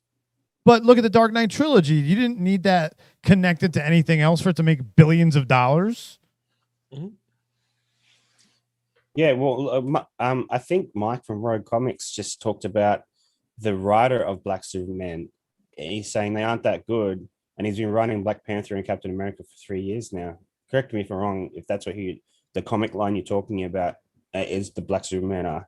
But yeah, I just feel like, well, they're trying to do a hard reset with this Flash movie, and that's what Jody thinks is going to be like the save-all for the DC universe. And I actually don't think it's going to be that. I think that they just need to let this universe die. Like Snyder should just go. Oh, you mean die. kill it? Pretend like it never existed? Just like your favorite Star Wars movie? Kill the past. Yeah, but that's what they're trying to like.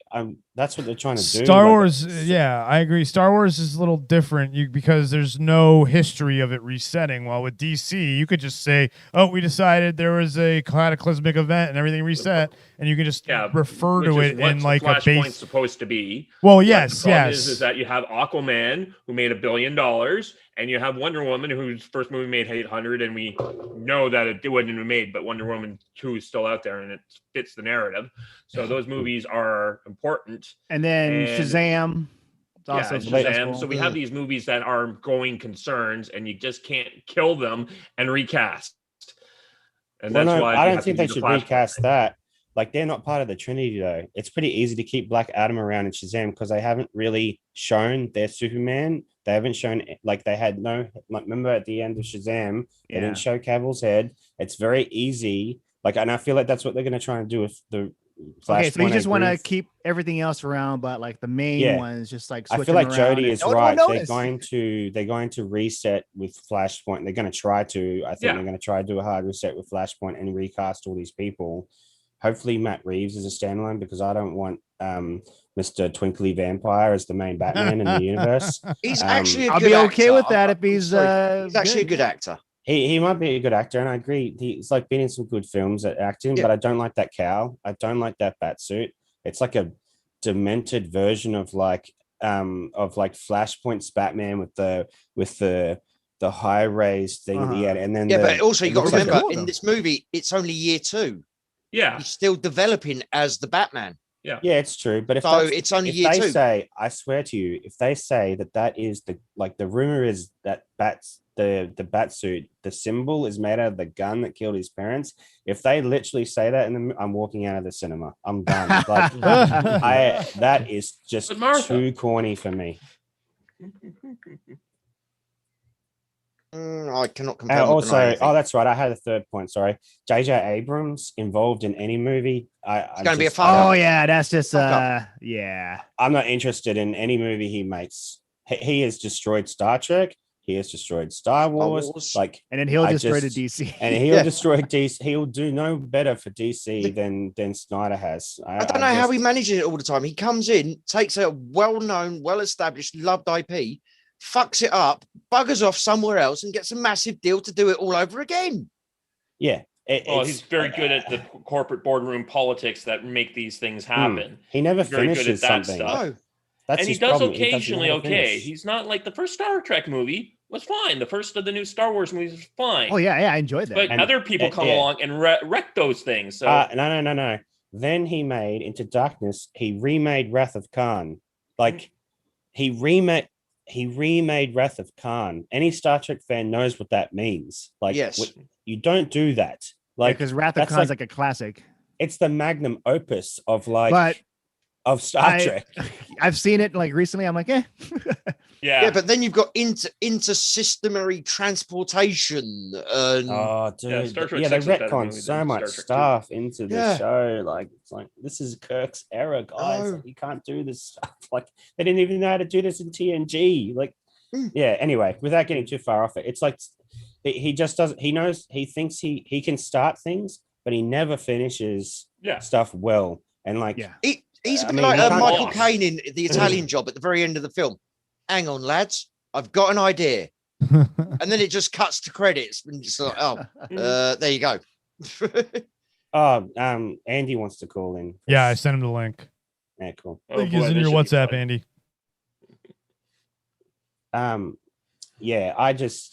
I don't like this. I just like this. I get the idea of Elseworld stuff, but the general audience isn't going to understand this. Like, then they're going to have to explain. Like, are they even going to explain it's another Earth that he's on? Like, maybe general CW audience seemed to fans give $1 billion to a Joker movie that had no connection to anything else. Yeah, I think because it had the Joker name on it. Yeah, it's inspired by the Joker. Yeah, people understand Joker because he's a large figure. Black Superman, I don't know. It's not like Earth. What are they going to say? Earth 2. Like, and he comes from Krypton, but he goes, instead of going to a farm, he goes to Detroit. Like, what happens? Like, Is he going to have a cameo in Flashpoint now? Is he going to have a cameo in Flashpoint now? No, I'm asking that. People also seem to have understood Into the Spider-Verse pretty well, and there's like 10 different Spider-Men in that one, including Miles Morales. Well, and the audiences are a bit more smarter than we seem to be giving them credit for. Hasn't Star Wars taught us anything that all you need is a text crawl to explain what happened in the past? Yeah, and sometimes you don't even need a text crawl. I love the way they did. What was it? The silent movie with John Krasinski. Quiet Place. Quiet Place. Yeah. Like, they didn't even have to explain anything. You just know it's the post-apocalyptic world. It's just like, whatever weeks later. If the movie is well written and well directed and well acted, you don't need connections to anything else. And the problem is will this movie be good or will it not be good? And with J.J. Abrams, it's 50-50. To clarify, this is from the fandom site, like about his origin. This is what it says. I don't know where he lands, but this is what it says. Found by a poor but kind Ellis family who christened him Calvin, he was raised to stand up for himself no matter the odds and to fight for what's right. Like, that's his origin story. Like, they've just wrote there. Like, but he's found by some poor family. So I don't know. Read into that what you will. Farmers. He's probably found by the inner city group of some sort. Maybe Detroit, maybe somewhere else. What's up, Andy? Yeah. Hey! What's Do you hear me? going on? We can hear you. Barely. What's up, Andy? I can't look. I'm driving, so it's not safe for me to look. But you guys can see them there. I heard you guys talking Black Superman, so I tweeted out to people to come join and talk and just drop in to make a quick thought on it all. Because I don't know if you watched the report, but what was interesting to me, what I know from my sources is that they have been trying to do this for a while, which they've sort of been saying in the trades. But what hasn't been said is that, and I can't say who or what, but some very known filmmakers have attempted to pitch Warner Brothers a proper Clark Kent like Superman movie, like sort of to do what Zack Snyder didn't do, as well as give Henry Cavill sort of his own due, and they've rejected them all to do this one. And so this has been ongoing for a while. It's sort of the plan to have, I guess it is going to be Calvin Ellis, because I'm not familiar with the character, but he's like a multiverse Superman, who Jay and I were talking about earlier from, what was it, Infinite whatever, that comic run. But what I'm told is, it's going to be Calvin Ellis' story. It won't be Clark Kent. In which case, I don't really care then. I think if they really turned Clark Kent black, then I think there would be some justified frustrations. But if they're just making a multiverse version, and if this is part of Justice League Dark and something JJ is doing, I don't really care. But as I said in my video, I'm frustrated we didn't get like a proper Superman Clark Kent movie first. I think that's the biggest frustration for a lot of fans out there. That's my 2 cents. Yeah. No, I fully agree with that.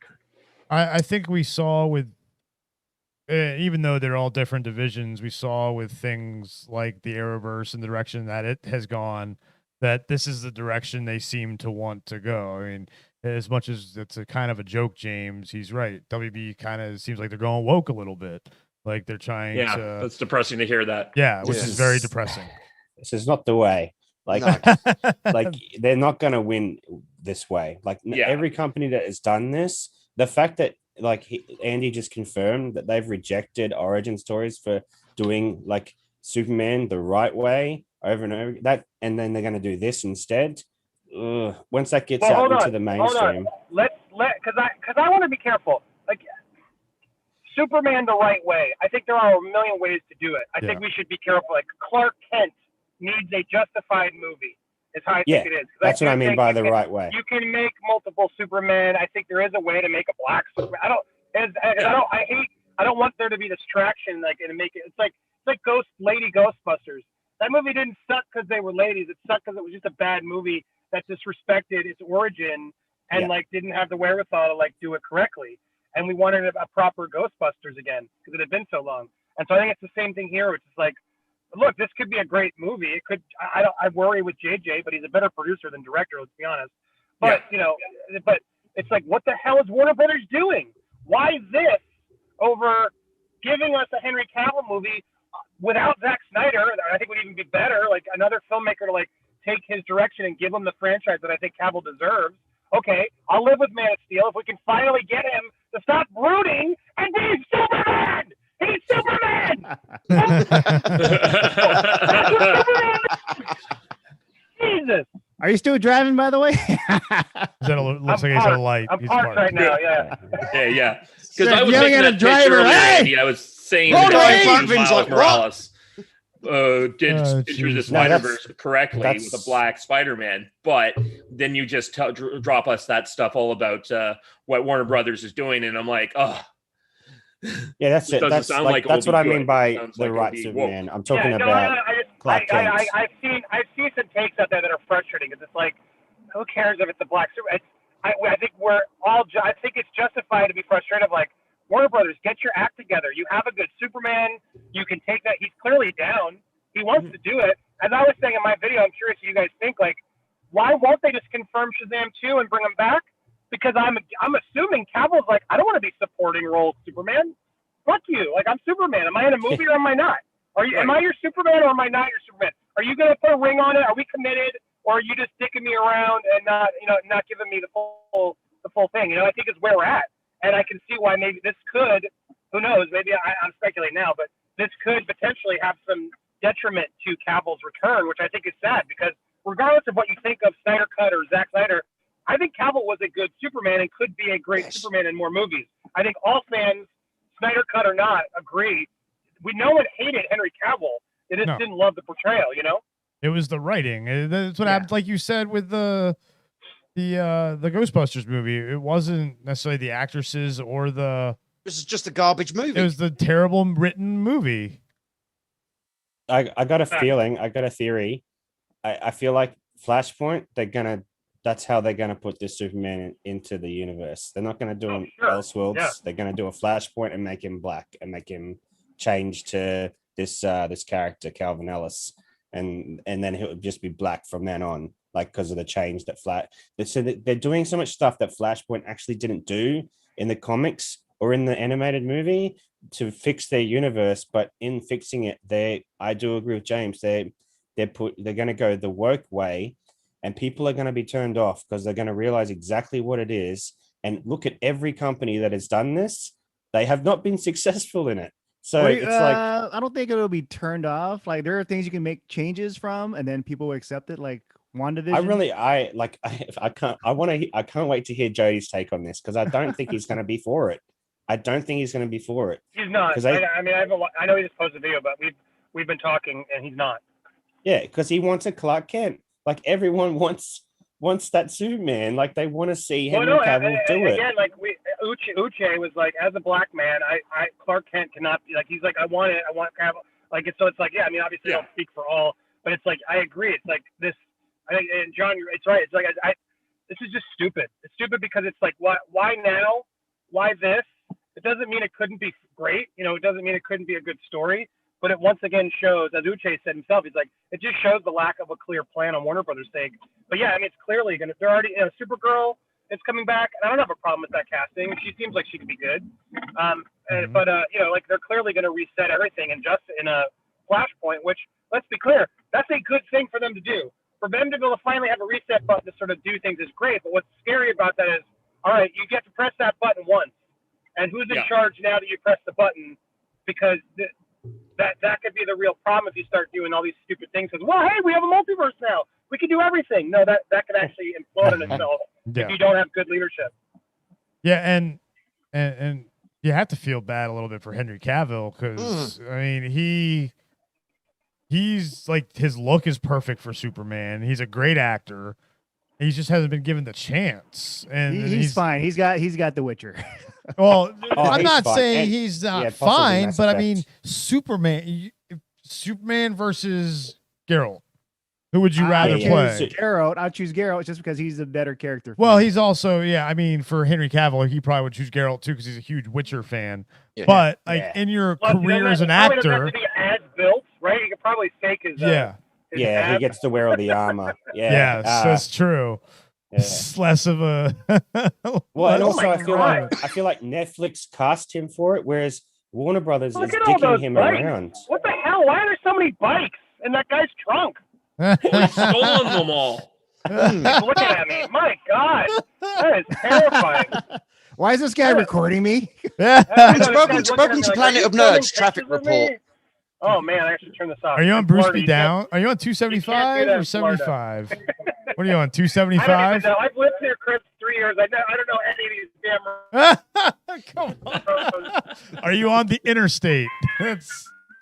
If you're on the interstate, you're it's either on crazy. 275. I think he's dropped. Yeah, Chris, which one has really bad reception? There are dead spots all over. Yeah, I'm by the outlets. I'm up. Oh, you're okay. You're on 275 right in Wesley Chapel. Okay. Sounds like it. Yes. Yeah, so you're by the outlets, you're on 275, yeah. Tampa Talk here on Planet of Nerds. Planet of Nerds, Tampa Talk. Has everyone speaking of Planet of Nerds, and we're talking awesome Superman as I interrupt. Sorry to interrupt. I only had a few minutes and I wanted to make sure I helped. You're always welcome here, man.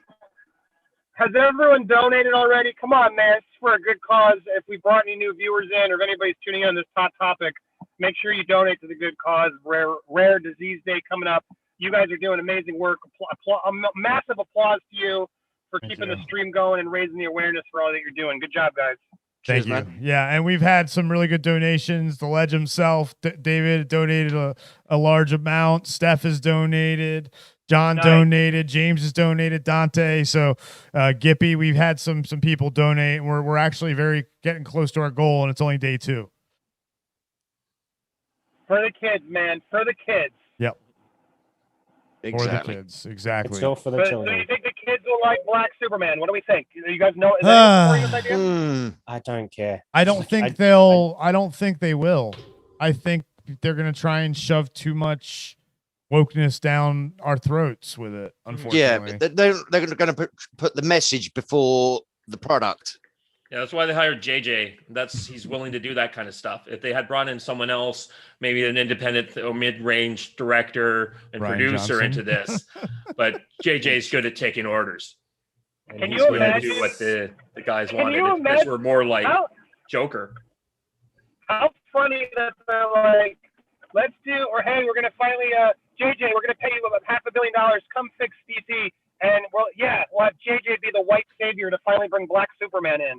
I mean, right? Yeah, like Ryan What the heck? Coogler. Why? Ryan Coogler has got to be like pissed. Like, yeah, like come on, man, go hire one of my Why? fellow Black directors. I brought Black Panther in. You're gonna give Black Superman to a white guy?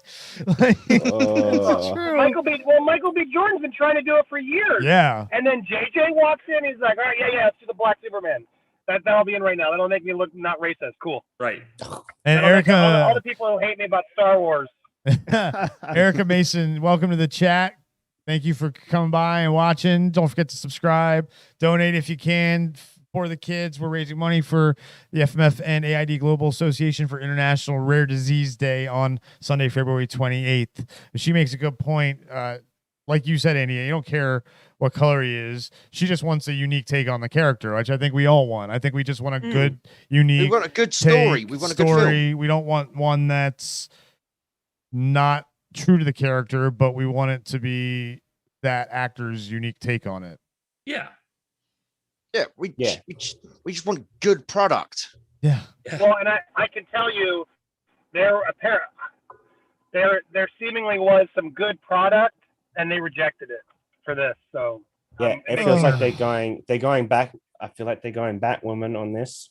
Like, yeah, I wasn't going to say that. And this is the problem: is that if anybody has watched that show, like the first episode of that second season, is one of the worst television shows ever. One of the worst TV episodes I've ever watched in my life, and it was all like there was literally they stopped in the middle of that to do a big speech with which Andy broke down. Oh yeah, this massive speech, and it was like the woke agenda, like literally the manifesto she read out, and it was like, guys, we get it, we understand, like everyone knows this by now, like, and I just feel like this is what's going to happen. Like, he's like the origin story. Man, I could write the origin story for this Black Superman right now, and people will be like. And it's like, yeah, I feel like that's where they're going to go with this. And it's not a unique take to me. It's like, we haven't got, I don't mind doing this stuff, doing unique take. It's like, but if we did Miles Morales, before we did before we did actual Spider-Man, Peter Parker, that wouldn't make sense to me. It's like, we can't put like cart before like horse, this stuff. We haven't got an actual take of Superman from the like they're doing with Superman and Lois. On the characters though, because it took like where they had the first 5 minutes of Superman and Lois was more Superman and more Clark Kent than all of the Snyderverse Superman. Like he was saving but people. Paul, He was. We have it now, right? That exists. So that maybe is why. And the thing I was going to say, speaking of Superman Lewis, our stream last night, I didn't even consider the timing, but it's like I don't think that writer made much of a dip, but I do know the showrunners behind Superman and Lois were pissed. I'm not showrunners, but like people in the show, you know what I'm saying? Like people involved in the show were upset that she was out there trying to label the show sexist, racist. But the timing is a little suspect now. I think about it, like she's out there saying Superman Lois is racist, they do all this stuff, and then Warner Brothers is like, "Yo, Black Superman, mic drop," like because it's like they didn't have to announce it now, but it's like it just all that shit. So that someone in charge is like, it's all like it really could be like F. Ray Fisher who supported it. There could be such a bitterness between those, which I would not be surprised given how heavy. Wait. Ray's Who said attack, who right? said the show was Suddenly racist? Walter Hamada is like one of the writers. This writer so from Ray Fisher. Go to Ray Fisher's Twitter. I'm sure you're not blocked by it, John. You will see him standing up for this woman, Naidra something. Nadira. And so she was an ex-writer on. There's Adrian with the N on the front. She was fired for Nadria. She was fired for the show for not being a good writer. They said it as much, and I have sources who have confirmed. She just wasn't. Her writing wasn't good enough for the show, and she blamed racism because she's like, there wasn't enough black characters, there wasn't enough this, there wasn't enough that. And so, I mean, and the only reason I sort of jumped on it is because I had some sources that were telling me, oh man, this is really what she's doing is not good. It's not actually helping, keep people, POC is getting the work. It's not. What she's doing is actually a detriment because she's just a bad, bitter writer who is now being a psycho about it on social media, and it's not helpful because it wasn't racism. It was just that's not what it was at all. But Ray Fisher, signal boosted her the other couple days ago, and so I'm always the Hollywood conspiracies run deep through me. Like there is like a part of me wonders if Hamada leaked that story to that site to sort of really try to counterbalance. You want to call us and Superman racist? Okay, cool. Well, we're writing a Black Superman. How's that? See ya. You're not writing it. Bye. And something that's watching all these Star Trek reveals and watching a lot of the coverage on some of the other channels talking about all the Star Treks, it's cheap to make an announcement. You can say J.J. Abrams going to be doing 100 different projects. Yep. But until you get to like somewhere close to a shooting schedule, it doesn't mean shit.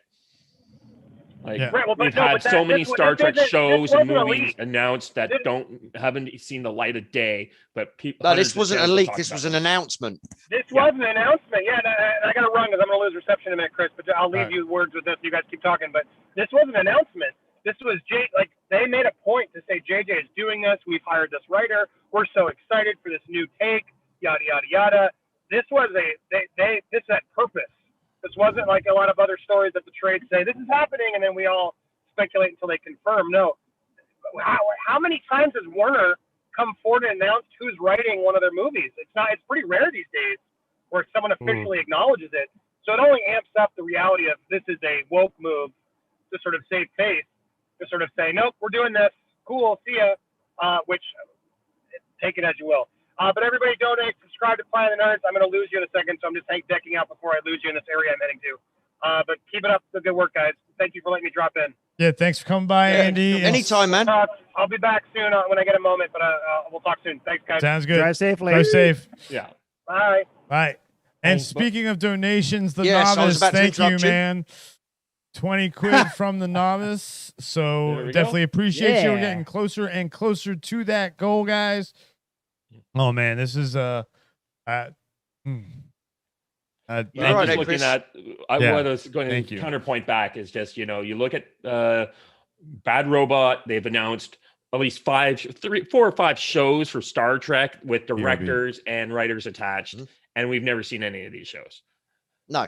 So I get it that Warner Brothers might be a reaction and that to Warner Brothers doing this, but like until I get see a bit more than just we just attached a producer to this, that's not necessarily me. See, and this is the problem. I'm looking at this now. I'm just having a look and seeing what the reaction is generally on Twitter right now, and I've looked at like the discussing film thread for a little bit just now and other things. And if you just this is the problem with what's happening now. If you don't like this, you're already an ism. Like that's it. Like if you don't like this, you don't have to agree. Like if you don't agree with it, you're an ism already. And this is the problem with because people are saying that, we're going to get the opposing sides against work culture, like run up, and then they're going to have this clash. Like welcome to social media. Welcome to modern marketing in the 21st century. This is exactly what happened. This is exactly what Paul Feig did with Ghostbusters. Though he was like, I'm doing this, and then when people didn't like it, he's like, oh, it's because you're sexist. And it's like, no, I didn't like it because it's not funny. And you remade which should have been a continuation. You remade a classic 80s film that everyone loved. Of course, no one's going to like this. It's like if you did Back to the Future and then made them all female. Like, it's like, no one's going to care. All female. They're going to care. You're remaking Back to the Future. Like, but it's like this here. It's like I'm seeing a lot of people going, I'd rather have Icon, which is another DC character, instead of this. Like a lot of people are, saying like there's a lot of other black characters they could do. And then other people are saying, I hope it's Val Zod, which is another black Superman like character, instead of a lot of people don't want a race bent Clark Kent. So yeah, there's people that are thinking that they're just race swapping Clark Kent as well at this stage. So I agree with, like, there's a thing like with Marvel, right? They can do new properties and people will flock to it, like Guardians of the Galaxy. Yeah. So DC can easily pull something off if they have the right people behind. DC just doesn't seem to have the kind of centralized leadership that needs to be done. Like, I like that you're here, John. You're giving, like, you're trying to give the hope. It's like with DC, I just have no hope for them whatsoever. Warner Brothers has like lost all my respect as a movie company. Unfortunately, they don't know what they're doing. They have the greatest characters in the comic universe. They are better than Marvel characters. The Justice League is better than the Avengers, and they can't do anything with them. And the fact that Andy has confirmed that they've rejected multiple Superman scripts with Cavill is just a disaster. Like, everyone wanted the Man of Steel 2. Everyone wanted that movie before BVS. And it's like, no, we don't want to do that. We want to appeal to this group over here instead of the mass of like who would come to see a Superman film. And like, I noticed a comment earlier on in the chat from Erica Mason. Again, welcome to the channel. Well, Coates is the reason why Damien Lindelof made HBO's Watchmen, because of his novel on Black Wall Street. Now, is the HBO Watchmen really a good benchmark? All my woke friends yeah, love it. No. Yeah, thank you. I was waiting for somebody to confirm my opinion of it. Rorschach in that show was, I immediately stopped watching when I found out what they did to Rorschach in that show. I was like, no, Rorschach stood for everything you're trying to be for in this show. They turned Rorschach into some, I don't know how to say this without getting the stream cancelled. Someone who is against other minorities. People. I didn't see it as inspiring them. I see it as inspiring horrible people, like to do horrible things. Anybody can inspire horrible people. I just think like these horrible people took that. But his manifesto wasn't that, and we saw that in the Watchmen comic and in the movie for the most part. His thing that he wrote down was nothing to do with that. That's the problem. It's like they push that into his character. Rorschach's been like that. What, in the comics where he was just talking shit on what was it, the liberals? Yeah, he does definitely have a certain he has perspective. He has a dirty, hairy persona. Yeah, he has a persona. But it's like it's more about justice for him. I think they just wanted to amplify. He hates liberals because he thinks they're weak and will let the criminals go. That's his. That's why he doesn't like it. Not because they're all a certain minority. Like that's what they took from that. I think and it was like that's wrong. In my, like, as a Rorschach fan, like that's not what he was about at all. And it's like, oh, let's make him a W supremacist. And it's like, I don't. No, he would hate those people. I'm not like that. He would. I think he would hate those people. Yeah, he would kill those people. Like, I think if they brought him back somehow they bring him back, he would try to take them all out. I think they would do that. I think it's just like the group just twisted his words. Yeah, but Yeah, like that wasn't. I don't know. I don't know. I haven't But yeah, looked at it in a I while. enjoyed it though. I enjoyed watching. Was it well received? Because I haven't looked at It's- it in a bit. I feel like it was averagely like it wasn't. It wasn't like Um, highly hyped by a lot of people. There's like different groups, of course, that would hate or like. Yeah, it. so like, I'm talking about the you guys middle remember ground. HBO's The Girls?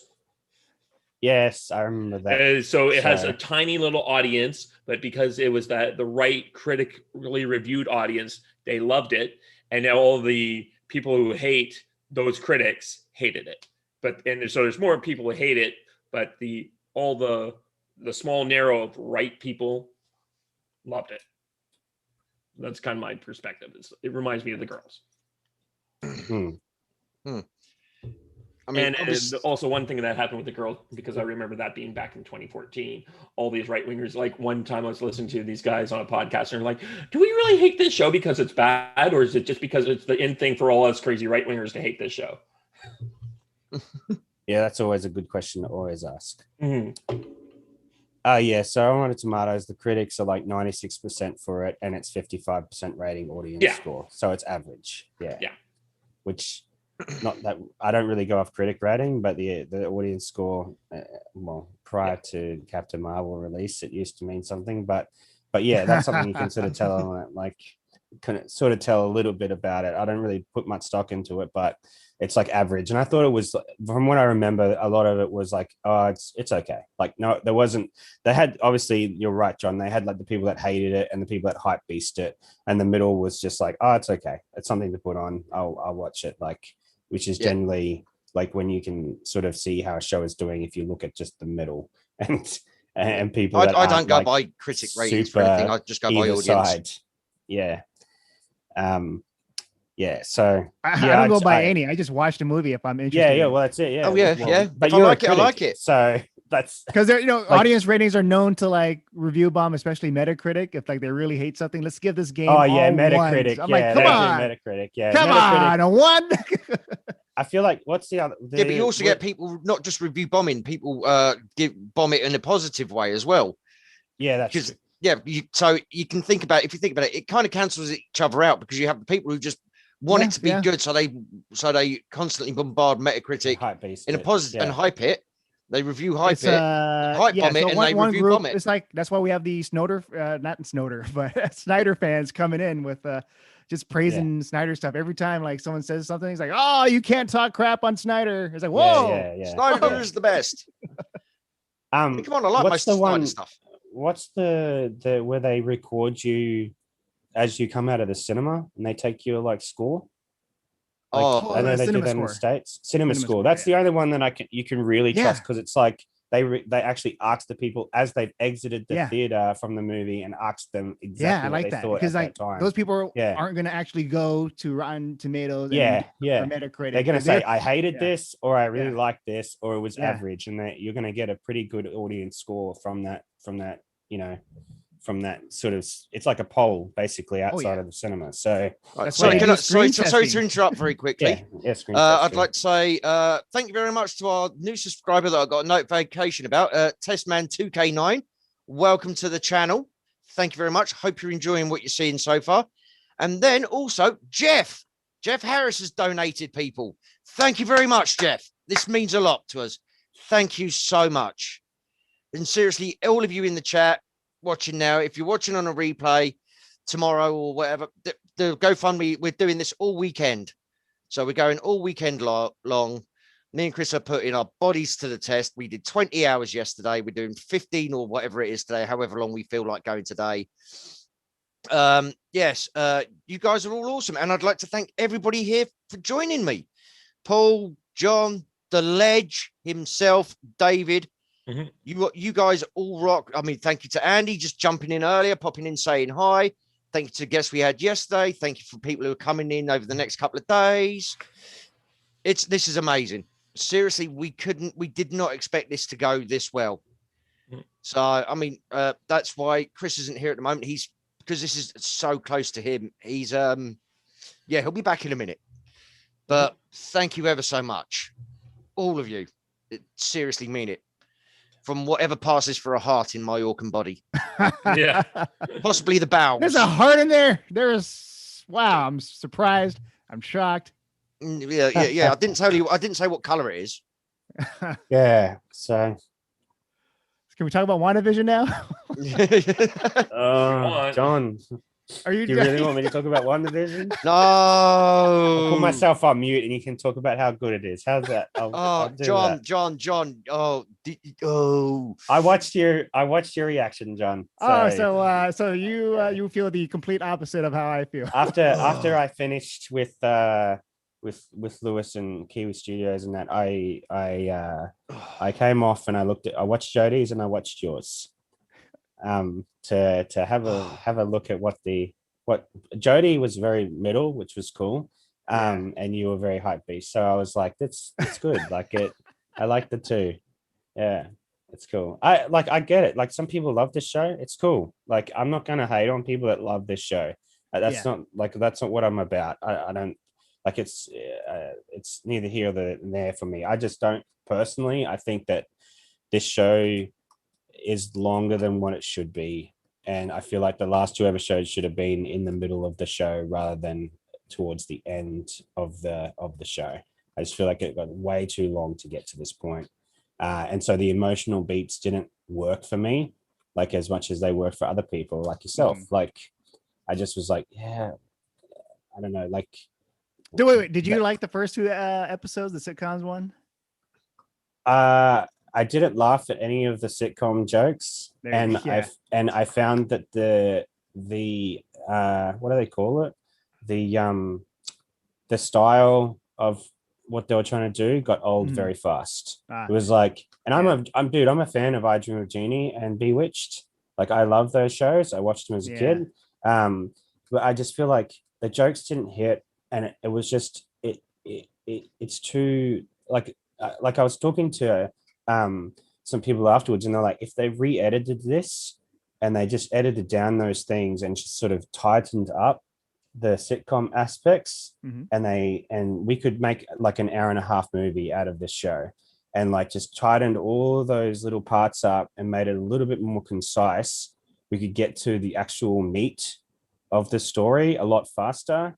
And I feel like the other thing is, I think a lot of people have suffered from what they did with Last Jedi and Snoke, like all these theories. And it's like last night we found out Pietro, not from another universe, he was made up by Agatha. We're like, Agatha controlled everything. There's no Mephisto. There's no demon. What is it? Nightmare. Like Agatha's doing everything. It's either Agatha or Wanda that's created or like taken or killed people. Like that's it. And it's like, we've just found out like basically everything in the one episode, that all of the theories, like basically Pablo Hidalgo, your Agatha theory sucks. Your Mephisto theory sucks. I think the difference with that, like let's say with the Last Jedi with Snoke, like that one, they're building up Snoke to be something like a mysterious threat, and then in Last Jedi, nope, they're building, and then they just toss it out. Supplies. It wasn't like they're building up. I think we just want to make people it bigger. Did it. Than we what fanboyed. It is. Aerospace engineer Reed Richards. Yeah. Well, I feel like that's the problem with this show, though, is that there was so much not happening in the show that all these theories like cultivated because like, there's Easter eggs in every episode. Yeah. It's like this show has no rewatchability. Like if we're really honest, there's no rewatchability. I'll be honest. I'm gonna watch the episode again with her just. That's because something actually happened in the episode. That's my point is like those first few episodes, it's like they're so like for 20-minute episodes. It's like, think about it's a good example. The Office, when it first started, the American Office, it was 20-minute episodes, and they felt so long because so much happened in that short space of time. There was so much character development each episode of different characters in the show, right? Especially in season 2 of the American Office. In this episode, in this show, we had 20 minutes, like with the 30-minute episode, like 10 minutes of credits or whatever it is, and like, credits, and the last 2 to 3 minutes of those episodes, something actually happened, whereas the rest of it was the sitcom stick. and it got old. By the third episode, I was like, "This is getting old. Come on, do something else." And then I can understand why. Anyways, guys, I'm going to would take be off. old. I know I said I'd be here till 5, but I'll go get some things done around the house. And you're talking about a show I know nothing about, so we're There we So, go. Les, outta man, you're here. welcome on any time. Yeah, come hang out Anytime, whenever. man. Yeah, guys. I don't want to hear. But your we can opinion. go back to Star Trek. There you go. Yeah, no, don't worry about it. I need to get some stuff. I'm going to be All right. dinner soon. All right, David. So, okay. All right, David. Later. Take it easy. I think and this I said this morning after 20 hours of streaming and after watching the episode is as soon as that episode was over, I just got rid of all my expectations. Yeah. Because we kept like we said, we've built up these expectations ourselves. No one else built up these expectations but the fans. Yeah, all these fan theories. All Kevin Feige said was, we're gonna see her get the Scarlet Witch name, and it's gonna explain the multiverse, which we'll probably get next episode. But he also said that we're not gonna get any closure. You never said anything about us getting closure on this. He said that we would probably not get full explanation on everything until Doctor Strange 2. So. Which is now coming out after Spider-Man. Yeah, which is now coming out after Spider-Man. And so they've just kind of, the pandemic has screwed everything up. And I think Like, that I want to ask, I've lowered my expectations now after last episode. do you think, John, that this show is like going to be a necessary watch for something that's happening in the MCU? In the MCU movies, Because Lewis is would like, think no, that it's not. if they would have more of the multiverse stuff, but I think it's gonna be self-contained. If the hex grows bigger, maybe yeah. I want to see that hex just Cover take the over world, yes. and do something, but I'm not sure what's gonna happen in the 1 hour or less than 1 hour for the finale. How are they going to explain the multiverse now, do you think? Yeah. Because Kevin Feige has told us that this will have something to do with the multiverse. And so far, all we've seen it has something to do with magic. Yeah. I don't know. So, because I still want them to explain J.K. Simmons as J. Jonah Jameson in Far From Home. Yeah. And with the casting news, like Alfred Molina as Doc Ock. And, yeah, all that stuff. Oh, yeah, all that stuff. Yeah. Tobey Maguire, Andrew Garfield, Jamie Foxx coming back, like all this stuff. I think, though, what we could get from multiverse in the last episode is through Agatha's motives. Mm-hmm. So there's been the rumor that Senor Scratchy is connected to her son, the rabbit. And so my thought could be that she's trying to open up a multiverse somehow or something to try and get her son back or somehow from a different something happened. And she's trying to get through into the multiverse and she needs Wanda's powers to do it. Or she needs to know how Wanda did what she did. That feels, to I don't know, bend that reality. feels too far-fetched to like, oh, my son is some other universe. Not necessarily like, her son, but some reason she, like, because again, like you said, we haven't seen any multiverse stuff yet, and we're supposed to, technically. Like if there was a supposedly. tease throughout the season, maybe, but I didn't see any tease. So for it to be what's like, where did this come from? what's Agatha's motive then? That's what we don't really know. She Well, she just wants to be the well, Uber witch. That's it. She came there, like she tells us at the beginning of this last night's episode, that she came there because she saw that Wanda was sensed doing something, like yes. transmutation, like all these different spells, but all at the same time. Yep. That's why she came there, because she's like, how are you doing? Like she wanted to know how I want she that was power. doing this. And then she realized she was like a prodigy or whatever, like at the end, you're the Scarlet Witch, whatever that means. Yeah, You're not supposed to exist. What is it? She says you're a creature of legend. You're not supposed to exist. Because the Scarlet Witch is what she's called in the comics because she has like red power, but it's like they're making her some More, sort but of I like it though. There's like more Master history. Supreme. Yeah. Yes, and so They're that's giving why more, I think there might be some iconography to her. multiverse with those powers. Like she needs to have those supreme powers to do something with the multiverse, and she can't. So hey, Wanda, and use the kids who aren't even real. We don't know. Well, they'll be real now once that hex expands. Yeah, yeah. My theory is that Agatha's gonna kill those kids, and that's when she's gonna go. She's And gonna kill snap. Agatha. Yeah, she's gonna snap, and something's gonna happen. Oh, I don't- yeah, And I think another snap. Like I think they're gonna try to they tease how Agatha kills the Coven and her mother. Yeah, yeah. And in the comics, there's Yeah, a part where you see how yeah. Wanda kills Agatha, like kind of like that yeah. same similar manner. Exactly. So I the think same she's gonna thing. do that. Absorb her. She's trying to absorb. Like, yeah, it's going to be the foreshadowing. That's what they showed. Agatha tries to Dude. absorb her power and it backfires. Can we talk about this? That wasn't on Star, the R-rated side of Disney. That was on Disney Plus. What happened in that, like the side, like even Jody. If anybody's watched Jody's review, he was creeped the hell out over that. That was part horrifying. He almost turned it off. He said because You're talking about the witches disintegrating. Well, some people take horror. That was nothing. And witchcraft and stuff work Well, people. True, some I people see, are like religiously. desensitized Chris to has it. killed many people in his life. I don't think it's. No, I don't know if it's a religious thing. I feel like it's like some people are more sensitive to that stuff, and some people are desensitized to it. So a lot of people do like The Conjuring, and they're like, whatever. Yeah, horror this is movies. nothing. I don't really get jump scares from horror movies. And like, I mean, Nicole Playing last horror night in games, our, yes. Horror games, yes. Yeah, well, Nicole Pacify. last night in our chat, she was like, "Oh, this feels like Charmed, 1990s." Like she really, like one of the Charmed. Yeah, I've never one- seen Charmed, but one of the fans, there's one you could do like your of Lewis reaction. last night. She The original, not the new one. She was in there and she was just like, yeah, this doesn't, like when that witch stuff happened, she's like, this feels like Charmed, and like I was like, oh, that's harsh. Well, that is harsh. have you guys seen Charmed? Like The original one, not the, new original one. one? Yeah, what was it, Charmed, 96, 98, something around there?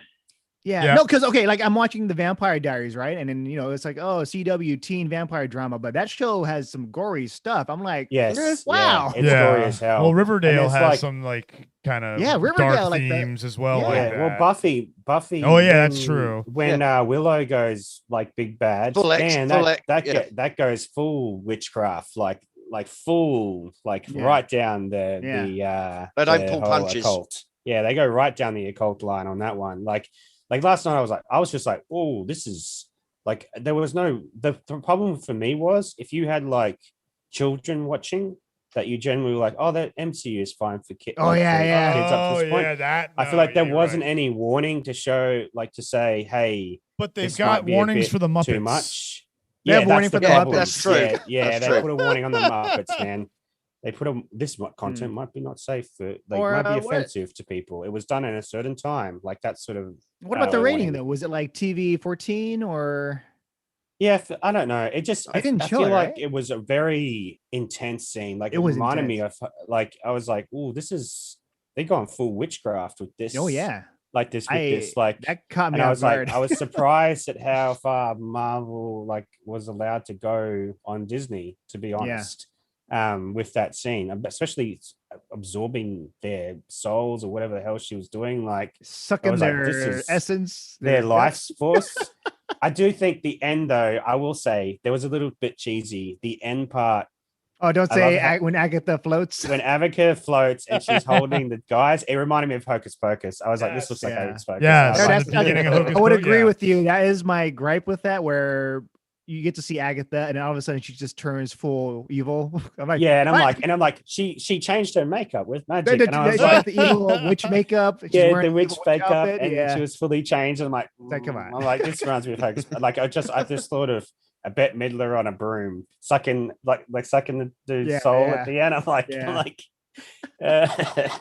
but yeah, it was like I just feel like the last two episodes like should have been mid-season. Like, you know how, like, John, you would understand this. I was trying to talk about this last night on Lewis's show. Yeah. We have, like, in traditional shows, you had the mid-season finale because, like, people would go on holidays. Yeah, like, yeah, the yeah. actors would have their break and then they come back and start filming, and then you have the Yeah. finale of the season, right? Yeah. This show didn't have a mid-season finale because it's so short, obviously. Yeah. But I feel like they should have wrote in the same style, because we had all this bloat sort of like the week before last week was like the worst episode because we had characters not doing what they would traditionally do. Like, we had Vision driving around in a truck, and he just suddenly realizes he can just fly. And it's like at the start when he woke up, wouldn't he just fly back to Wanda? I like, kind of see it immediately? as they're still trapped in the hex, so he's still sort of under her power and yeah distractions, because he suddenly realizes, hang on, all these things are just stopping me from getting back to her. Yeah, well, it's weird because he immediately wakes Darcy up. That's how that plot doesn't make sense to me. You see how if he's still under the hex, he wouldn't just immediately wake her up. He still knows something's wrong and people are trapped in there. And so he wakes her up because she recognized him when he got into the external, right, of the hex. So to me, it's like, no, from that point, he's already woken up anyway. So why don't he just grab her and fly away? Why don't he need to steal a truck? Because Wanda doesn't know. Yeah, he's still doing the Malcolm in the Middle bit though. Like I think he's like torn. Yeah, they were trapped in like the self-aware, show stylization. Malcolm in the Middle. That one was versus, The like- Office, though. It was The Office. Yeah, Or The Office, Wanda- whatever it One is. Yeah. Vision and that were doing The Office, and the kids, and it was Modern Family was like Wanda and the kids. That was Modern Family. Like she was doing a bit straight out of Modern Family. But it's like, and then. Yeah, they spent some. They're like, see, guys, these are the DVDs she watched as children. That's why she made the hex this way. I'm like, I don't care. Like, we get it. Like, and then they're like, No, but I like seeing that. Like, oh, it was like memory lane though. It was like we already knew that she looked at a Stark bomb for 3 days, like with her brother. We learned that in Ultron. We already know that she got. But that was like a No, throwaway. it showed also that she possibly, like, did she use Yeah, that's the powers only thing. there Well, as not a kid? possibly, not possibly. She did use That's powers. confirmed They should, now. they that's pretty much alluded that confirmed. she was using her powers. Okay. Agatha says she uses a time hex or something to stop the bomb from going off. Like, so she had the power, The latent abilities, as they call them, the X gene. Yeah. So Just she call had it the what X it gene. is. Yeah. So Witchcraft. they- I did. Sorry, Jerry, in the chat, I did call that out last night because earlier on in the season, we were told she broke in and stole Vision's body. They showed that. What's his name? The director. Hayward just showed a video of it, a doctored video saying of her she broke stealing the in and body. she stole Vision's body, and she's reanimated it here. And then you see the actual event, and she walks in, sees him, and then walks off again and leaves his body there.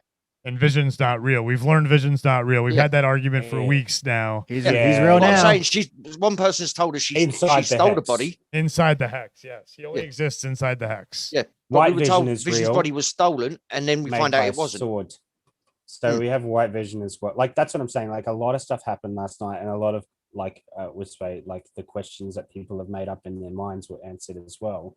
I just think they could have got to this a lot faster, and it should have been 6 episodes, not 9. That's what I really think. I also think people are mad that their answers aren't the answers. Oh, That's well, what that's- people Of course, are really. of course. Well, I don't care. Like I don't care either. Yeah, Afterwards, I was like, okay, I'm those glad are my that answers. Mephisto isn't in this because he needs to be in a Ghost Rider movie first if he's going to introduce into the MCU. Agreed. Mephisto Or needs to be in a Ghost Rider series. movie. But then we find out, Blade is not rated R, and that's just rate Deadpool R and confirm it, but don't do Blade, which has got vampires and like blood sucking in it, and you're not going to have it R. Like this is Yeah, but no, I think you can do Blade without rating it R. You cannot categorically do Deadpool without rating him R. Blade's got to be rated R. You can't have a Yeah. PG-13 vampire. Only because the goriness. John, Yeah. exactly. And like this is worrying for me because if they do like Midnight Suns or something, they're gonna do like Ghost Rider and they're gonna make it not R, and then they can't do Mephisto properly because that has there's a lot of demonology and stuff in Ghost Rider. But Like, that's not rated R here. That's demonology. not rated R here. Well, we don't Demonology have and our stuff's rating not- here. Well, that's what I'm We saying. don't have an R Demonology rating though is PG-13 stuff. Like, I mean, that's for rated R. It's like a ton of F-bombs, a ton of gory, super violent, sexual stuff sex. as well. Yeah. The, But like the Blade demon 2, stuff. we're talking about this. Blade 2 was like rated R, But and then that was because of the gore factor. Yes, like exactly. And like I just feel like you can't, like you think that they're gonna, like this is my thing for you. Like Blade 1 opens, and they walk. She's got some dude. She's taking him into that club, going and then down the on sprinklers her. start showering blood. No, That's- the sprinklers start showering blood all over them, and then they all turn into vampires. And he's like, "What the hell?" Like, you're never gonna Don't see forget that the music. in a Disney Plus movie. Like, The trance, yeah, you're never gonna see that. Plus, I don't know. Wesley Snipes, he's Blade for me. Like, you're not gonna get. Well, here's the thing. I can't see Wesley Snipes is not different. is one version of Blade, and he can pass Yeah, the but mantle. Wesley Snipes is going to be in this apparently. Yeah, Wesley Snipes is going to be in it, and he can pass the mantle. Blade's just a code word, a nickname, an alias. I don't know if they're going to do just a code Blade's word. an actual name. His name's Blade. Like it's a character. Like you, No, it's not like but he can Thor, pass that he on can the pass mantle. No, but he's got an actual name. Well, the thing that makes Blade unique is that he's like the he's a one of a kind. Yes, he's the one of a kind. You can't just pass it on to somebody else. Unless the writers do something. Unless that dude's whatever had a his name is, brother. I forget He had a Mahershala Ali. Unless the character's mother was also bitten while he was in vitro, and he was born half like the vampire, fact, half human. but here's the thing. Yeah, the odds that did happen again. I mean, why is that so low odds that could have happened again? They explained that. Not been Blade funny. 1, Why hadn't it happened is in that hundreds it's and hundreds of years anyway? Then. Yeah. He's the first of his kind. He is. The Yeah, only I know one of that, his but kind. I'm saying, exactly. Mahershala Ali's younger, so who's the first of his kind? So who's to say there can't be a second? Wait. What do you mean younger? Because it should have killed his mother. Yeah, because it's it should have compared to killed Wesley his mother. Snipes. Okay, yeah, he's younger. And also, I believe what happened is that the reason it happens is usually when they feed, they kill the victim anyway. They snap their neck or whatever, so they don't turn. The mother died. Yeah. Well, no. She Hold died on, Nerd in birth. Report in the house. Yes, because she was in the middle of giving birth when she got bit, right? No. She was bit, and then she went into labor right away. And what the vampires do is they kill people after, so they don't turn. That's like if they don't want them to turn, they kill them. Like is that what they did in Blade? I thought it was like somehow selective. Like no, they never really explained that. When they feed on them, if they feed on them and they don't, like if they leave them alone, they turn. So they got to snap their neck because it's they got to kill them. Like there's so many different ways to turn into. Well, I believe that's the way they do it in the Blade universe. That's how they make vampires in the Blade universe. Like they'll just bite them and then they eventually turn if they and then they feed. So it's like I believe because that's right, because in the Blade 1 they have the woman who was bit. And Whistler gives her the anti-serum and it stops the virus from thinking, but she would turn if she wasn't because she gives it to her and it's like, oh no, wait, that's in Blade 2. They explain it completely because Whistler gets back from a blood vat at the start. He gets him back and they were turning him and kept feeding him as the vampires did it as an ironic thing to torture him. Sons of bitches didn't fix my leg though. And then he gives him the anti-serum and he's like, either you'll turn back to human or you'll die in the daylight. And he ends up turning back to a human at the end of it, in the morning, and Blade rescues him basically in that way. So we learn that you can bring someone back from vampirism in the Blade universe. No, I think bringing them back from the brink, once they've fully turned, there's no help. Yeah, before they fed. If they fed, I think then it's complete. It's irreversible. Yeah. So that's the vampire lore of Blade. This was one of my favorite vampire lore, or one of my favorite is Vampire Hunter D, the anime. Yes, I haven't seen that so long. Yeah. Like if you get turned, you just turn into a zombified vampire. You're not fully there, so not everyone can be a vampire. Did you ever watch The Strain? I haven't seen The Strain. The show, no, I've heard though it's really good. If you like that, dude, that's what I'm going to say. If you like that sort of vampire, John, watch The Strain. That is really good horror vampirism. So good. And it's a really interesting take too. I really like it. Based on, I think it's based on the graphic novel, actually, or graphic novel series, The Strain. Really good, John. Is it over or is it like few seasons? It's over now. There's 4 seasons. All right. Do a reactor on it, man. I'm telling you, it's great. It's a really good show. There's so many shows. I only do few shows. What's up, Lewis? Because Superman and Lewis, I'm doing that now too. Because the first Superman and Lewis, Superman and Lewis, huh? You just said Superman and Lewis. Yeah, Lois. Lewis Lecca. Superman and Lewis Lecca. Superman and Lewis Lecca. Super Nerd Report. So we've been going for a couple hours here. I think it's a good time to stop with the Nerdiverse podcast. Stop the recording here. we will be staying live, of course. So I'm just going to stop the recording and so that we can clip this for the Nerdyverse podcast. Want to thank John from Nerd Reactor, Paul Halogen Helix for being here. Anything you guys want to plug? Valheim tonight, yeah. Valheim Vikings. Paul? A dungeon? Just my channel. It's the same as my name. Yeah, just doing podcast. I do want to plug something. So I am starting up a podcast with if people may have seen him on Lewis's channel last night, Tyler. He's from New Zealand. He does like he's in the film industry and doing film editing instead of just starting out actually. So I'll be doing like we are still sort of trialing names, but we're going to be doing a podcast, Australia New Zealand podcast, to talk like Australia New Zealand news on movies, but also to talk about film and sort of it's going to be like he's like in sort of the editing sphere and in the film, like makes films and short films. So it's going to be like a person outside of the film industry who like reviews movies versus a person who's inside the film industry who review movies. So we might be doing some old school movies on that as well.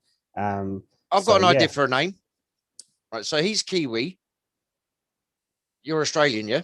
Kiwi he's in the movie game, yeah? Pros and convict.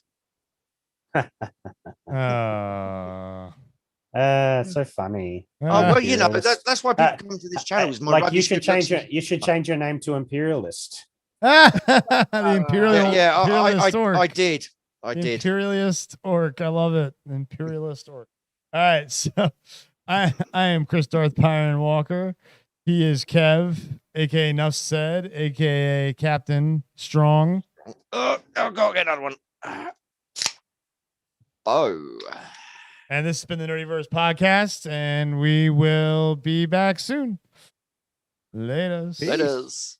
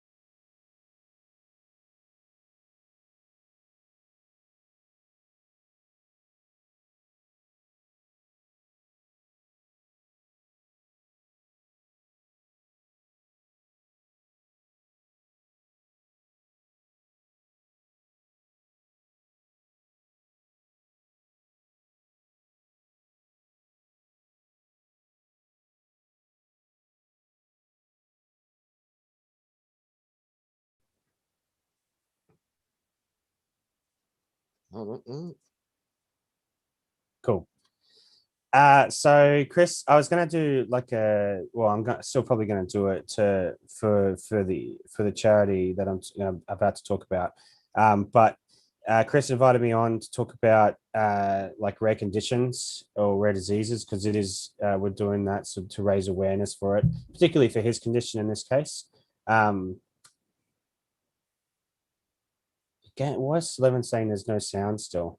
You're looking at the delay though, isn't there? No, I'm looking at it. Oh, well, I'm looking in chat. Yeah, that's what I'm saying. Okay, cool. So you got the delay. Awesome. Yeah, I just didn't want to do the whole thing twice because it's a lot of information. Anyway, so we got I'm like planning on doing like a stream myself when my birthday comes around, which is in July. To raise awareness for this is scientific terms. I'll break it down, but it's called arthrogryposis multiplex congenita, and that's AMC for short. So basically, my son was born with a condition that affects his external extremities, in him, because AMC has different effects on different people. So if on the site right now, I'll just read sort of what it is so I don't sort of get too bogged down in it. But the word arthrogryposis stands for arthro from the Greek meaning joint, grype meaning curved, and posis meaning fixed, referring to the curved joint. So essentially, people with AMC can be born with different symptoms, but generally what it is the external extremities they're born with are fixed in a position. So they can be fixed sort of like this, and sort of curved in like that in the hand. I'm giving an example of hands at the moment, or they can be fixed so they're like this, and basically they can't do that, like they can't move essentially when they are like born out of there. It can be in the elbows as well, like, so it's all the joints in the body can be affected, or some joints can be affected, or the legs can be affected, or the arms can be affected.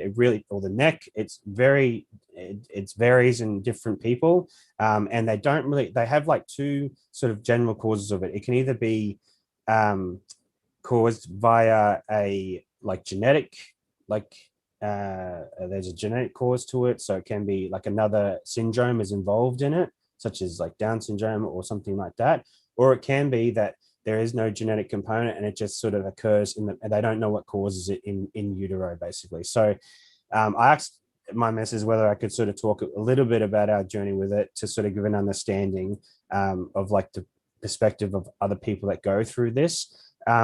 So initially all of our like scans and stuff were going really well with my son. And then we hit sort of the 19 week mark, I believe, or it could have been a 24-week scan. And we found, because we started getting many scans after this, we found that he had sort of club feet. Club feet is another sort of, because you've got the sort of thing, the usual thing for the feet is to be clubbed. And also the knees can also do sort of a fixed set as well, because it can affect all joints.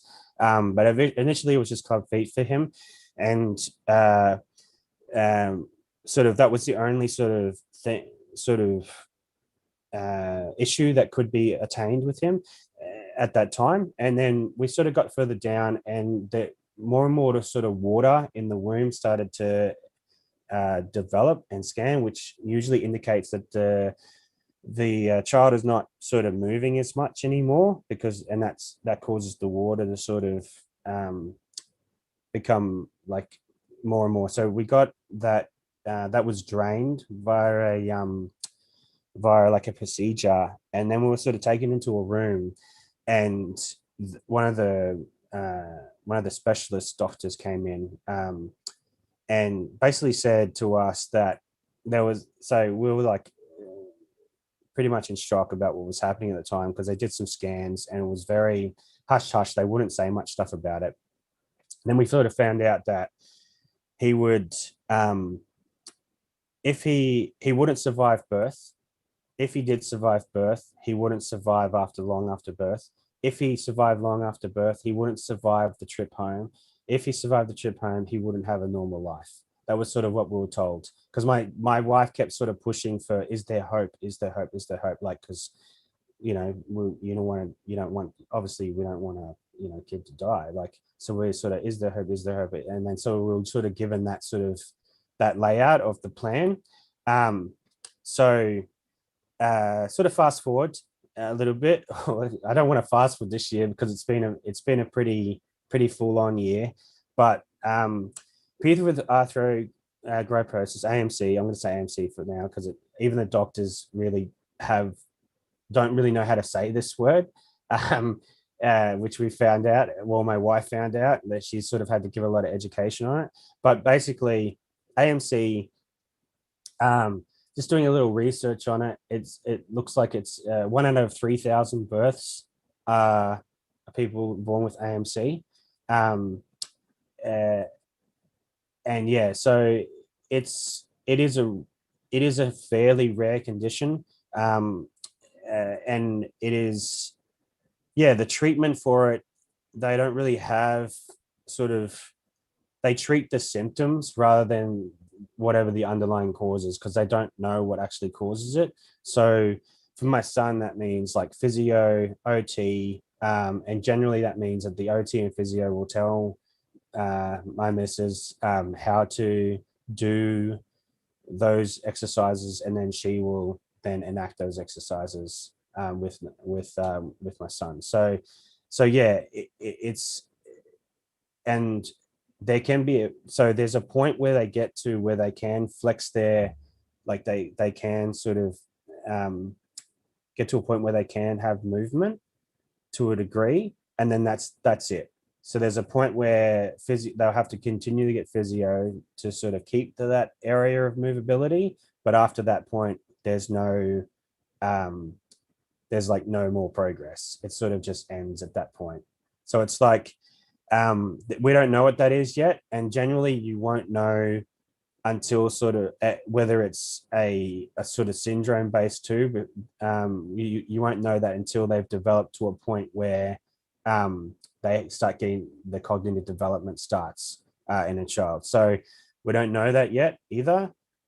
So all we know right now is the symptoms, and we treat those symptoms, and we just, you know, and when I say we, I mean mostly my wife, and because I work, mostly my wife and a support worker that comes, thanks to, because in Australia having sort of, we have like what they call NDIS, which is a National Disability Insurance scheme. So everybody that's disabled can apply for that, and it gives sort of funding for these things. But the reason I bring this up is because given that my son has this, my wife's been joined a lot of groups, and a lot of those groups involve Americans, which you don't have that sort of stuff over there. And so really it's a lot harder for AMC people and kids with AMC over in the States, because there isn't that sort of funding, and there isn't that sort of general health care there to assist those people with the conditions they have. And as I said, it can affect, you know, so it can affect walking, you know, holding things, being able to sort of eat, do the daily things that come like easily to people who are able-bodied. So yeah, it's a struggle, not just for obviously not just for us as parents, but it's a struggle for him every day to sort of do these things. And we still a lot of AMC kids don't survive past the 2-year mark. So they, you know, there's a lot of my missus has sort of been part of 2 different families who have lost children. I think 2 or more families that have lost children with AMC. So there can be complications that involve, and then it's just downhill from there. So there's a lot of secondary conditions that have applied to. So breathing issues, issues with just generally the, you know, over the body. So I don't know what else you want to sort of say on it, Chris. If there's questions, I suppose I can answer them as best as possible, if you have them, or if you can think of something that I haven't sort of said, I suppose. I'm sure my missus is probably watching. She asked for the link, so she's probably going, there's lots of things you could have said. But yeah, I'm just doing the best I can from the side and from memory. Yeah. No, I think just the awareness, man, and the understanding that you have of our system. And you're right, it's a lot harder over here because we don't have that social health system that a lot of countries do.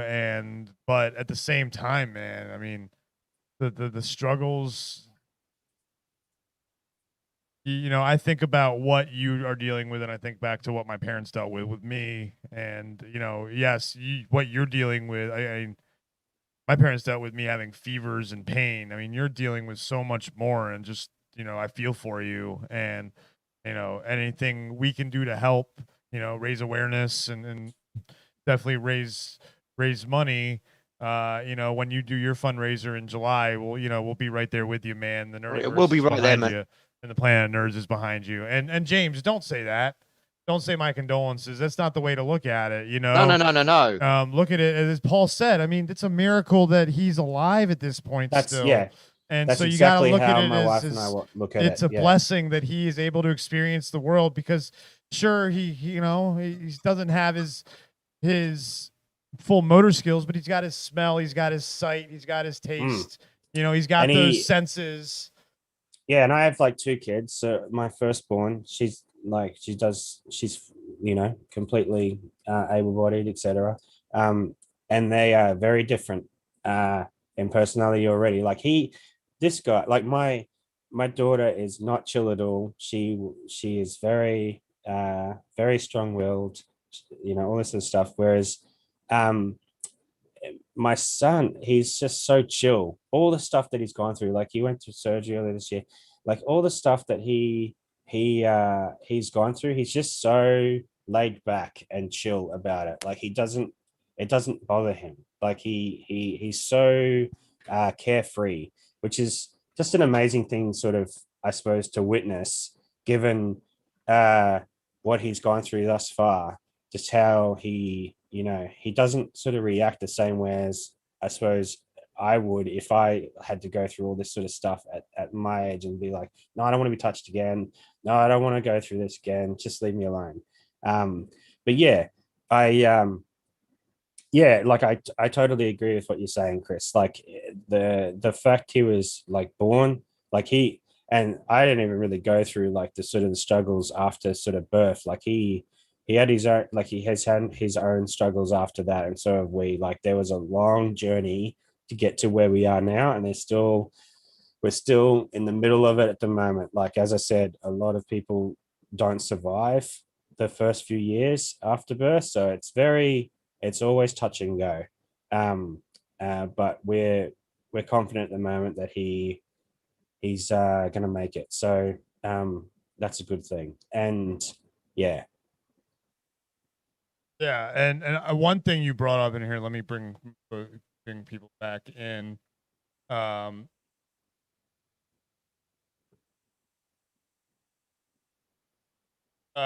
thing you brought up that I really think is a really strong point is the fact that your missus is in those social media groups.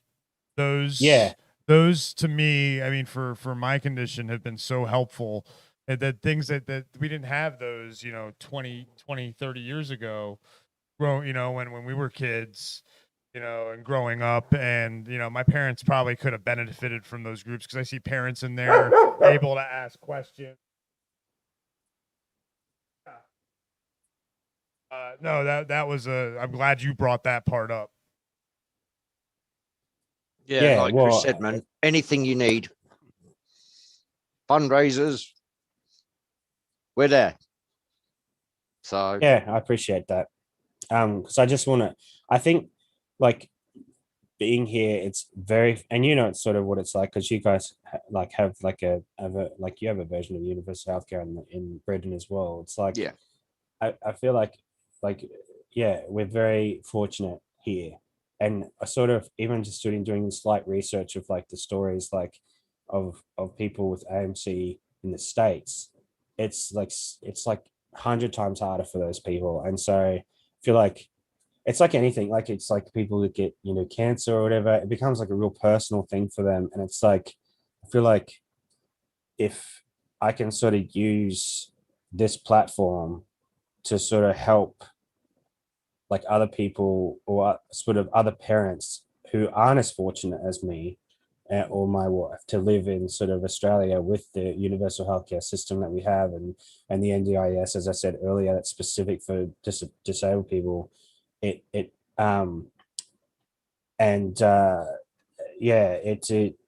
feel like that is like important to sort of help out those organizations that are in the States that help these people directly.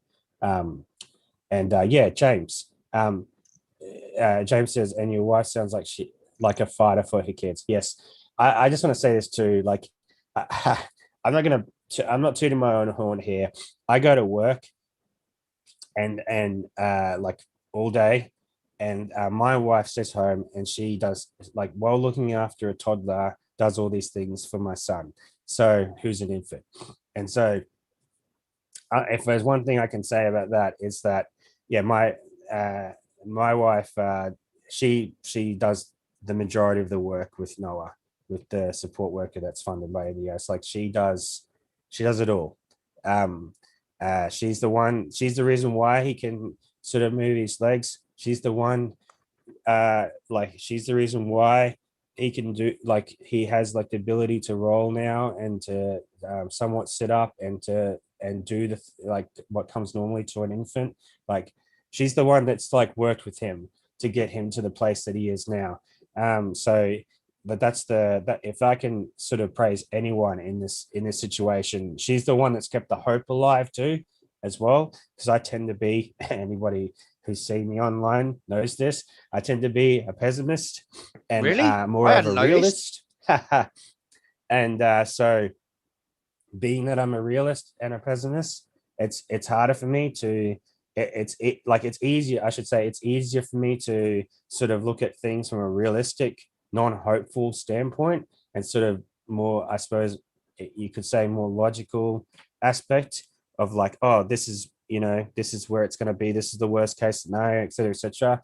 Whereas my wife is like, dream big, like keep hope alive, always talking about that, always like praising him when he does something that we didn't think was possible, like those sorts of things. I like, yeah, I can't give her enough credit for the place that she is now. And I suppose you would see that too, like Chris, with your parents, like like, not to sort of discount your dad, like I don't know what the full situation is, but what I'm saying is, like, you could see it when you look back, your parents, like with your condition, they were the ones that would have, given you the pickup that you need. And I feel like that's the thing that if we talk about charities for a second, that's the thing that NDIS gives us. Because if we didn't have NDIS right now, we wouldn't have his pram. Like, he has a specialized pram, and like a seat that keeps him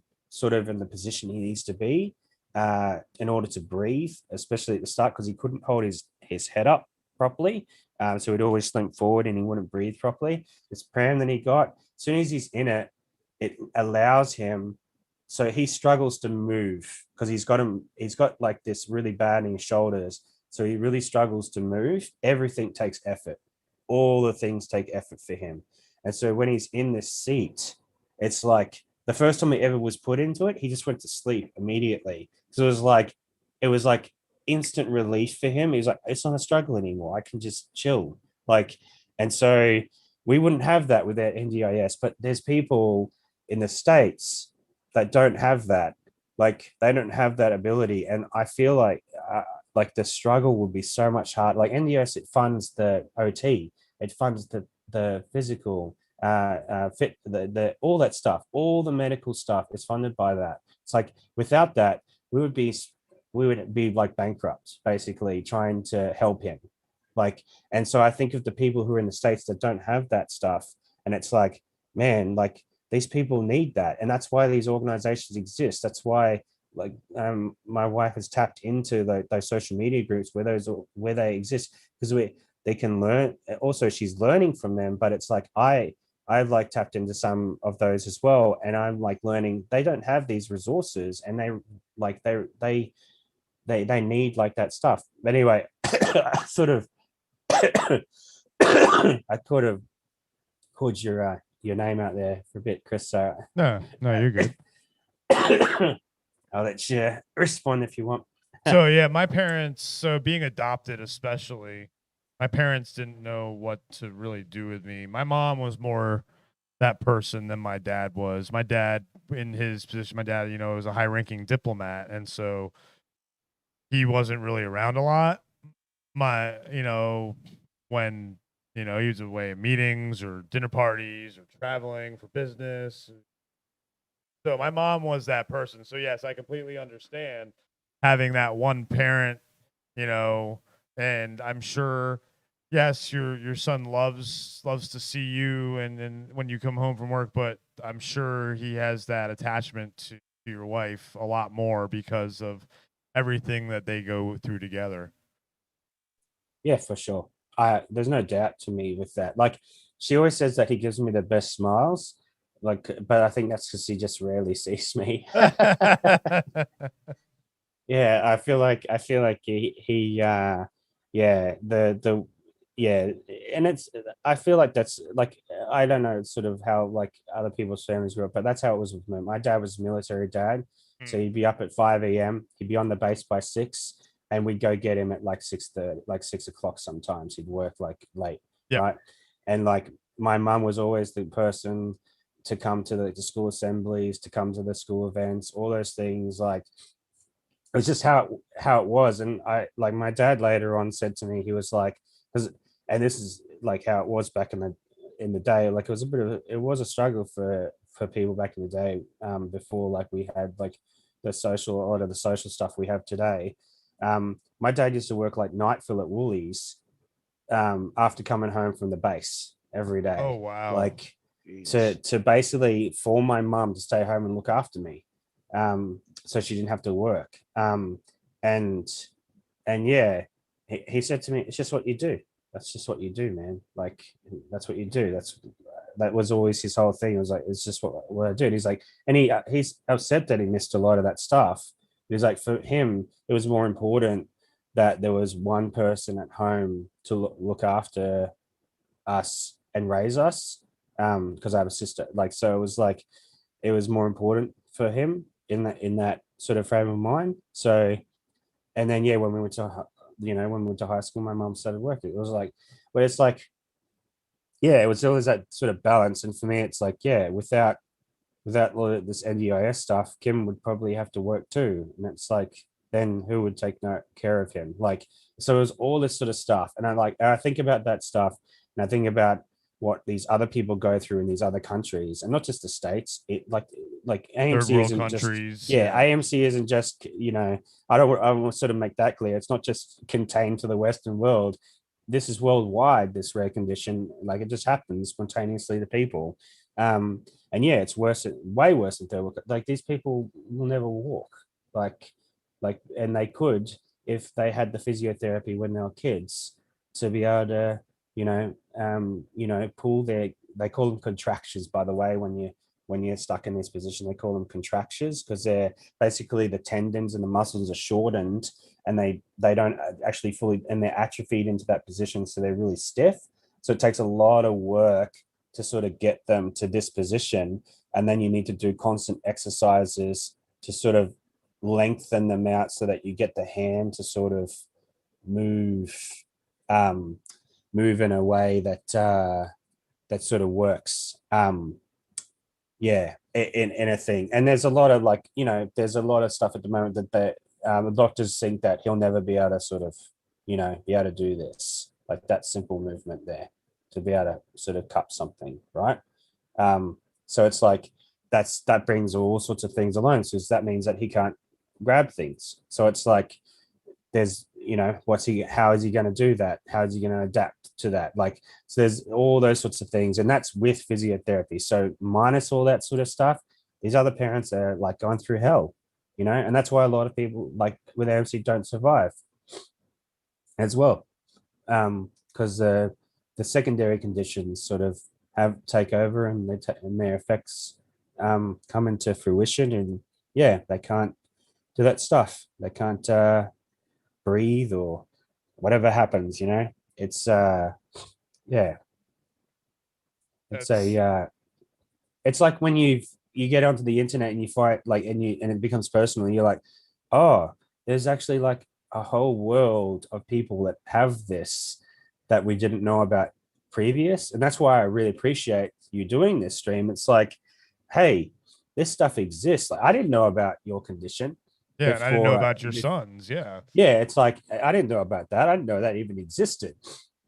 it's like people know cancer broadly exists because it affects a lot more people, but rare stuff is like, oh, what is this? Like, so it's really cool that you sort of do this every year to promote it, like, because it means it brings more people into, and it's like you're doing an ambassadorship for your, for your condition. It's really cool, especially because you live in the States where there isn't universal healthcare. So like, it's helpful for those people to get those resources as well, and for the parents, like your parents probably, because the internet is like still fairly a new invention if we really think about it, the grand scheme of things.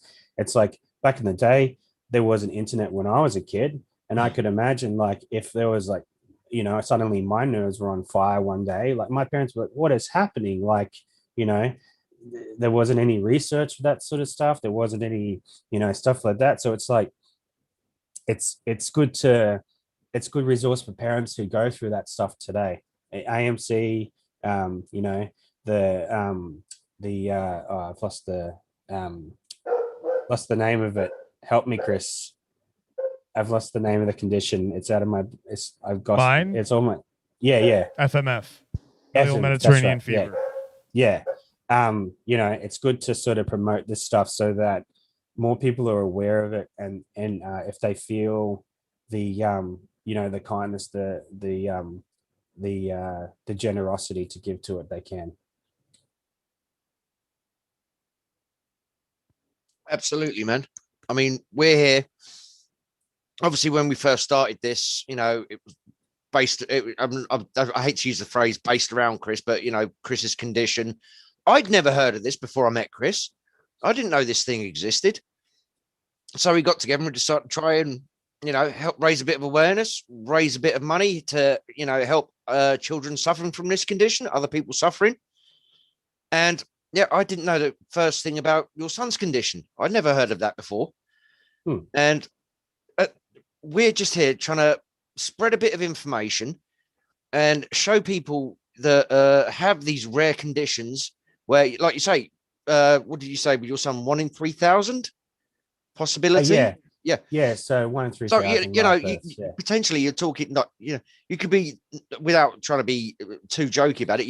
The only one in the village or the only one in the town, the only one within 50 miles. Yep. The only person you will ever meet with this condition. Doesn't mean it doesn't exist. And people don't understand.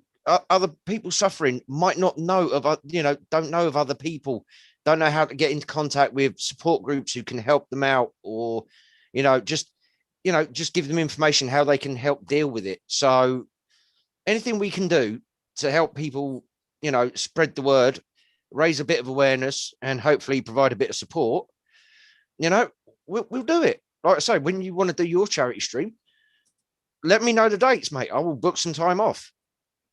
I'll be there as much as you want, which will probably not be a lot. Yeah, that's fine. Yeah. It's like I was tinkering with like my birthday, or like June 30th is actually like World AMC Day. And so generally they wear a blue shirt like on that day. So it's like an awareness day. So I was thinking maybe that day might work better, just for the sake that it's actually the day. But yeah, it's a day that sort of impose, like, just we sort of encourage you to post on social media about it. You wear the blue, and change your cover photo on Facebook, all that sort of jazz, like, the social media stuff that they do to raise awareness for it. But yeah, I was thinking about maybe that's a better day to sort of do it, and I could talk a little bit more about like the journey that we've been on, and have some people on to sort of just talk about it. And hopefully if my podcast, which I mentioned earlier, is off the ground, then we have Tyler on, and we can sort of do sort of a thing with that. But yeah. That sounds we'll be there. We'll definitely, that June 30th, it's on my calendar now. Definitely. And I think it's interesting you brought up that Kev, the only one in the village comment, because I technically, I mean, I knew one kid growing up because I was lucky enough to. I have Middle Eastern and Mediterranean blood, but I'm adopted. My parents are English and WASP from Pennsylvania, and white Anglo-Saxon from Pennsylvania, and so I met like one kid growing up because of my dad's job, only living over there, that has FMF. I still technically don't really know. I mean, and I was acquaintance with the kid, and I don't know anybody I've never met anybody in person besides that who has my condition. And so you're right. But then going on to thank you for social media, as much as we rag on social media and how bad it is for society, it's reasons like this that it's good for society, because you can connect with people that go through the experiences that you go through. And, you can help people who are just learning to deal with these experiences, learning to deal with the conditions. So, again, I the fact that your wife uses those is awesome. So, no, thank you for talking about that. Again, we're here for awareness and raising money for rare conditions. And we wanted to get you on so you could talk about your son's condition, but we'd also like you to have you on to hang out and have some fun. So if you're not busy, if you have to go, we understand. But if you want to hang out and do some gaming or with us, or just hang out and talk, you're more than welcome to. Yeah, well, I said I'd be on till 9, which is 20 minutes. Okay. From now, so perfect. Yeah, I can hang around for 20. Yeah, let's hang out for 20 minutes. Anybody in the chat have any questions for Paul, for us? I'm going to be kind of telling my story Sunday morning.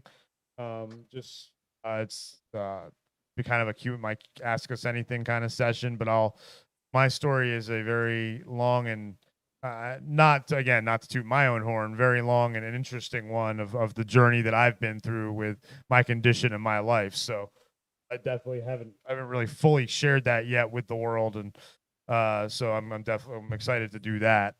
But any other thoughts on anything pop culture, Paul?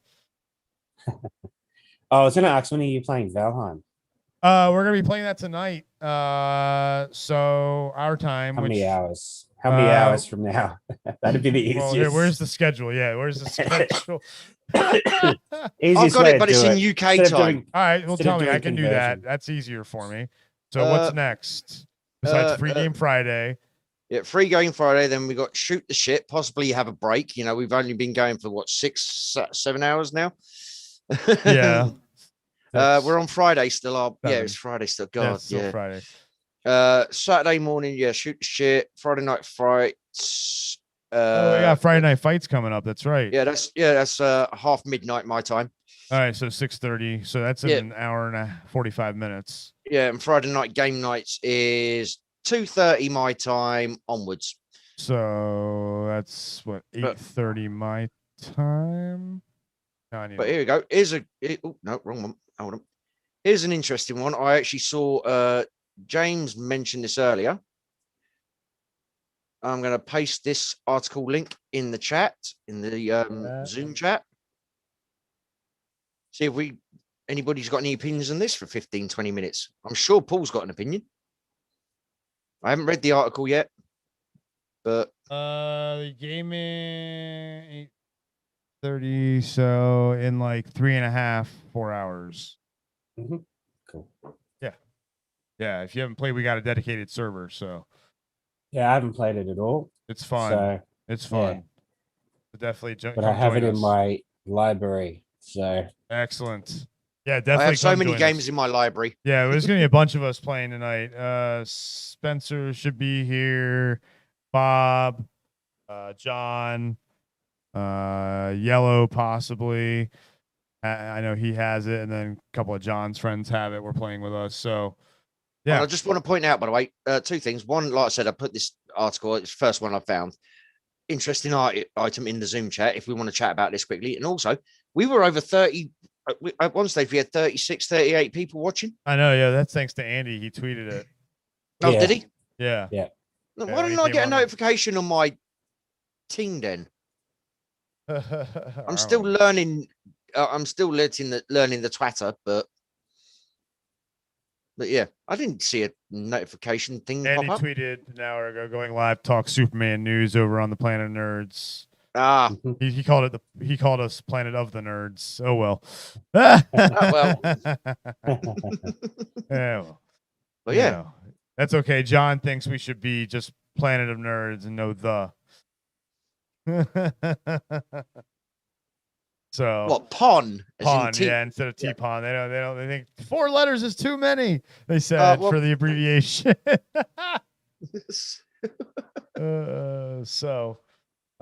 We may put Free Game Friday after Friday Night Fights, folks, just so we can take a break sooner once Paul leaves. Yeah,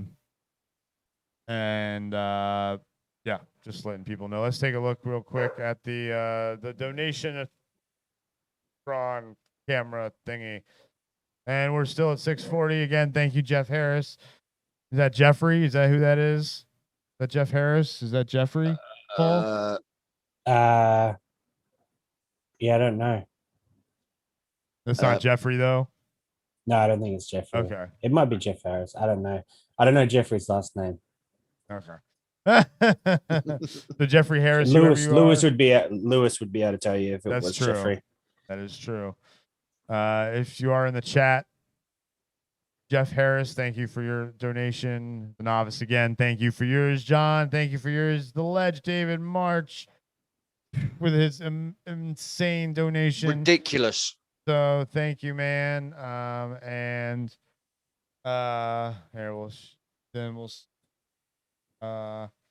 Also we got Dante with his 2 donations. Thank you. James, of course, thank you for your donations. And then Steph, Robert Wright, a friend of mine on Facebook, an author. Gippy, of course, thank you. And then the Planet of Nerds, Kev. Thank you. What? Sorry, did you say something? I said your name in a cough. Thank you. Every little bit helps. We're almost at our goal for what they need to be able to pay for the next 6 months for these therapy sessions. So we're not even finished with our second day yet. No. So I say thank you, everybody. You all rock.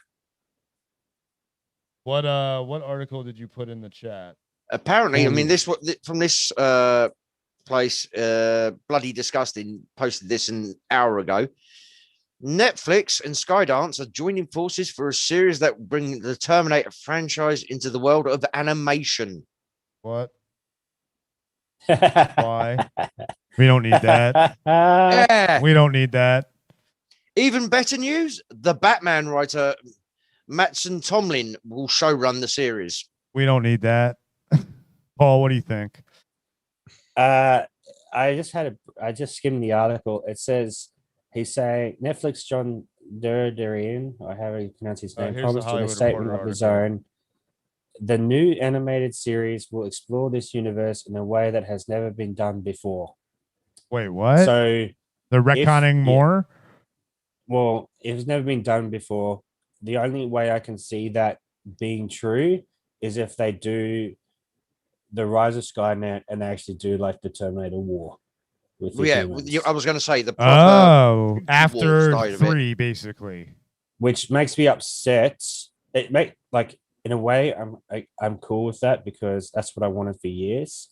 But in a movie, in a way, right? it makes me angry because it's animated and not an actual movie. Yeah, I wanted to see John Connor forming his alliance of humans and fighting Terminators. Yeah. Like everyone and training wants to see them that. because it goes from 3 to Salvation to Genesis. How they figured out dogs can sniff out a T-800. Yeah, like, they've never explained that. That's stuff that they could dive into the lore with, but they've never done that. And they try to do it with a little bit of Salvation, but they screwed that pooch. And it's like, I just feel like, and that wasn't any of the actors' faults, by the way. And no, it was just terribly scripted. Yes. And like what they made a human Terminator. Good cast, though. Good cast. Bio, yeah, man. They've wasted Christian Bale in that movie. Yes. But like, I just, yeah, this is it. Sort of is like, I'll watch this because I really want to see that. If it is about that, if it's not, I'll probably turn it off. I'll tell you what I've got a worrying premonition of, right? I don't know. Well, you should both be old enough to remember this. The RoboCop cartoon. Yeah, of course. Yeah, look at Paul's face right away. He's just like, shit. Nah, if they go anywhere outside of the Terminator War, I'll turn it off. If they go RoboCop cartoon, I'll turn it off. Yes, I think people are just sick of dude. This is the thing: Alien, Terminator, these franchises, they can't revive them. They've killed them. They've killed them dead. Like Prometheus had a potential, and they killed that movie halfway through it. And then they did. Covenant, which is literally the worst. I thought they couldn't get worse than Alien 4, and then they did that. Like, well, have you heard the rumors about the next new Predator movie? No. Yes. No, the hero of the piece is the Predator. I can't remember. They're just doing a Predator something, very basic. The rumored hero of the piece will be a teenage-ish, late teenage Native American girl who rebels against the tribe because she doesn't take, when she doesn't take the accepted female roles for her tribe, and she helps raise her younger brother. And what year is this supposed to take place in? Are we talking about? Are we talking about? Like in their society, the Predator society? No. Is in Native American. No, she's a Native. Oh, they're doing American. like Aztec. They're doing like Aztec. No. Like As in American Indian, I think. Oh, they're doing like First Nation like level stuff before the British came. Yes. Oh, like the Sounds Star like people. They could do like the Star people, because you know how the First Nations, they have the Star people sort of fable. They could do that. They could probably make them. I don't know if that could be sacrilegious. Hold on, here we go. That. Like they go that angle, I'd be like, oh yeah, they're treading on mythology. Yeah, it depends on what years it takes place in, because that like traditional roles of the tribe, that sounds like it would take place in pre-colonists. Yeah. I don't care. They've killed them. There's like nothing original. Like Predators had a good concept. That Predators movie that was a really good concept. Like, and they just had really bad actors in it. You know how Predators could have been saved, because at the very end of the film, the next selection of people get prey dropped, are been dropped. Yeah. Can you imagine the shit that would have gone off if you see these things dropping down, these cages dropping down, and one of the doors opens and it's just fucking Arnie? Well, this is the thing too. It's like, great. you know how they had Lawrence Fishburne in that ship in the middle of the movie? That was supposed to be originally supposed to be an Arnold's cameo. It was supposed to be an Arnold cameo. Like, and it's like they screwed the pooch on that movie. Like, they could have brought Arnie back when he was somewhat in his twilight. Well, I wouldn't say years. prime. Yeah, twilight. Going gracefully, shall we say? Yeah, because you can still do it. I mean, you saw that movie, The Last Stand. He was good in that. Yeah, with what's that? Johnny Knoxville, wasn't it? Yeah, he was good in that movie. It was like back to the old Arnie sort of film with the one-liners and the brainless action movie, as I like the to call it. cheese and stuff, and that it's my day off. Do it. Yeah, he can still do it. I just think, I think these old franchises from the 80s are dead, and they just need to stop making movies because they keep killing them. It's like they keep making worse films, and they keep destroying. Like, they're outnumbering the good films by legion with bad films. It's like, stop doing it, guys. Just stop making these movies. I mean, come on, Predator. We've had was it 4 now or 5? Well, that's how I feel about everything Halloween after 1 is bad. well. No, I like Predator 2. Predator 2 is good. It has it's very 80s. I'll give it that, with people walking around with Desert Eagles and scopes on them. I like, or sorry, not Desert Eagle, Anaconda revolvers and with a massive scope on it. I get it. Danny Glover, it's very 80s. It's a very 80s movie. It reminds me more of Once Upon a Time in China. That's what that movie sort of reminds me of. Like, it's that sort of cheese level. But you know, the books for the Predator, they that was loosely based on an actual novelization called Predator Concrete Jungle, where it was in the book, it was actually Dutch, i.e. Arnold Schwarzenegger's brother was a cop. He was a New York cop, and the Predators come down to hunt him because Dutch was the only human.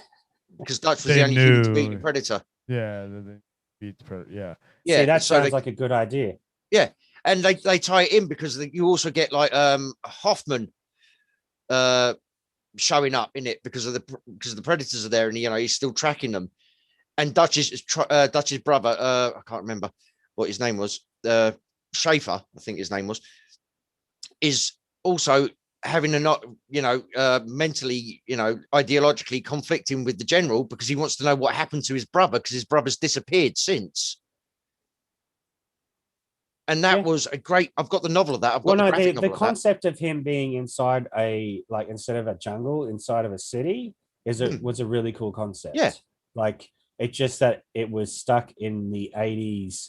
The crime has taken over the whole city, sort of thing. Oh, please. The RoboCop when Demolition Man came out, I remember sitting in the cinema watching that, and we could actually believe cities in America would be like that by the time date stamp.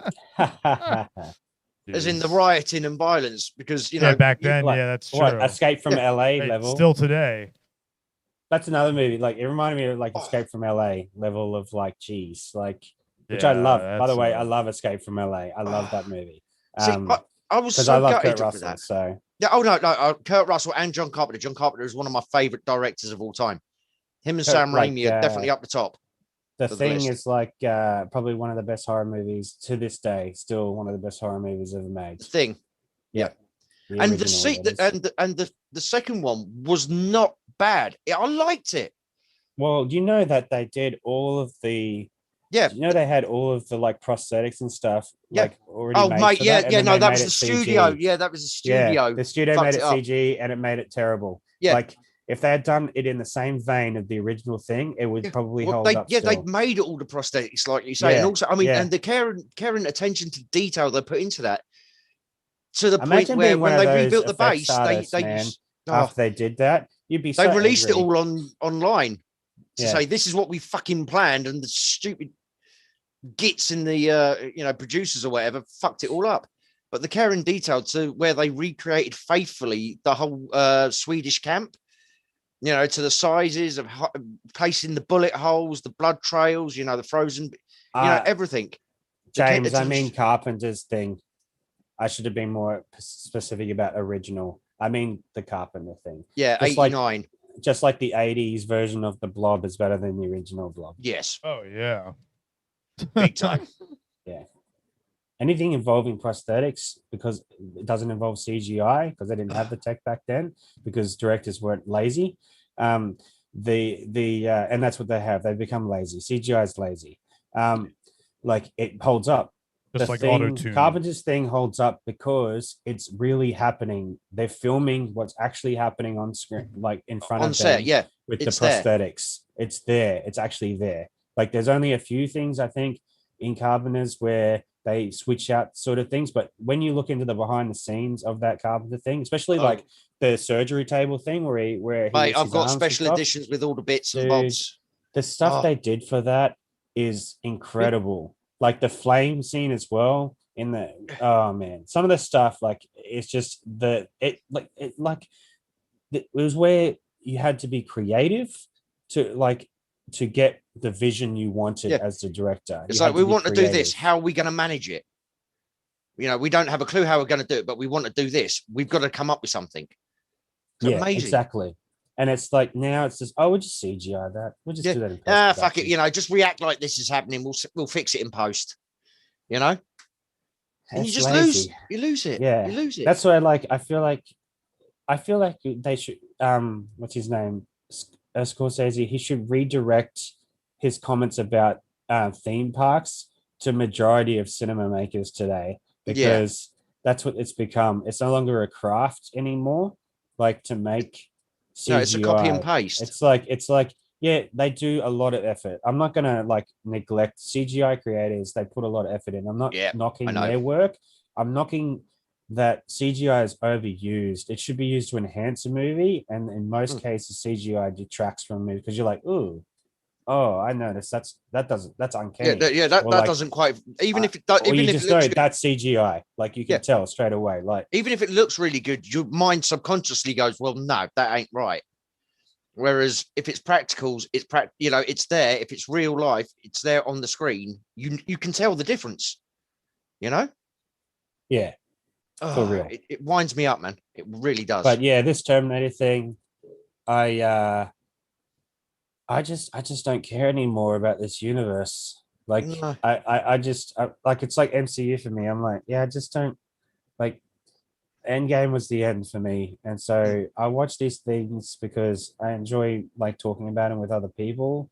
It's like I'm not really invested anymore in this stuff. Like I want original stuff now. I'm going back and watching movies I've never seen that are like considered classics or whatever, because I just today's cinema, not that it exists much today because of what's happening, but like just the recent movies that have come out, I'm just like, they're not the standard or what they used to be. Definitely not, man. Definitely not. But yeah, like you say, the Terminator thing, I just think they're going to RoboCop it. And if you don't know what we mean, Google RoboCop cartoon from, was it the early 90s? Yep. Yeah, you'll see what we mean. Okay.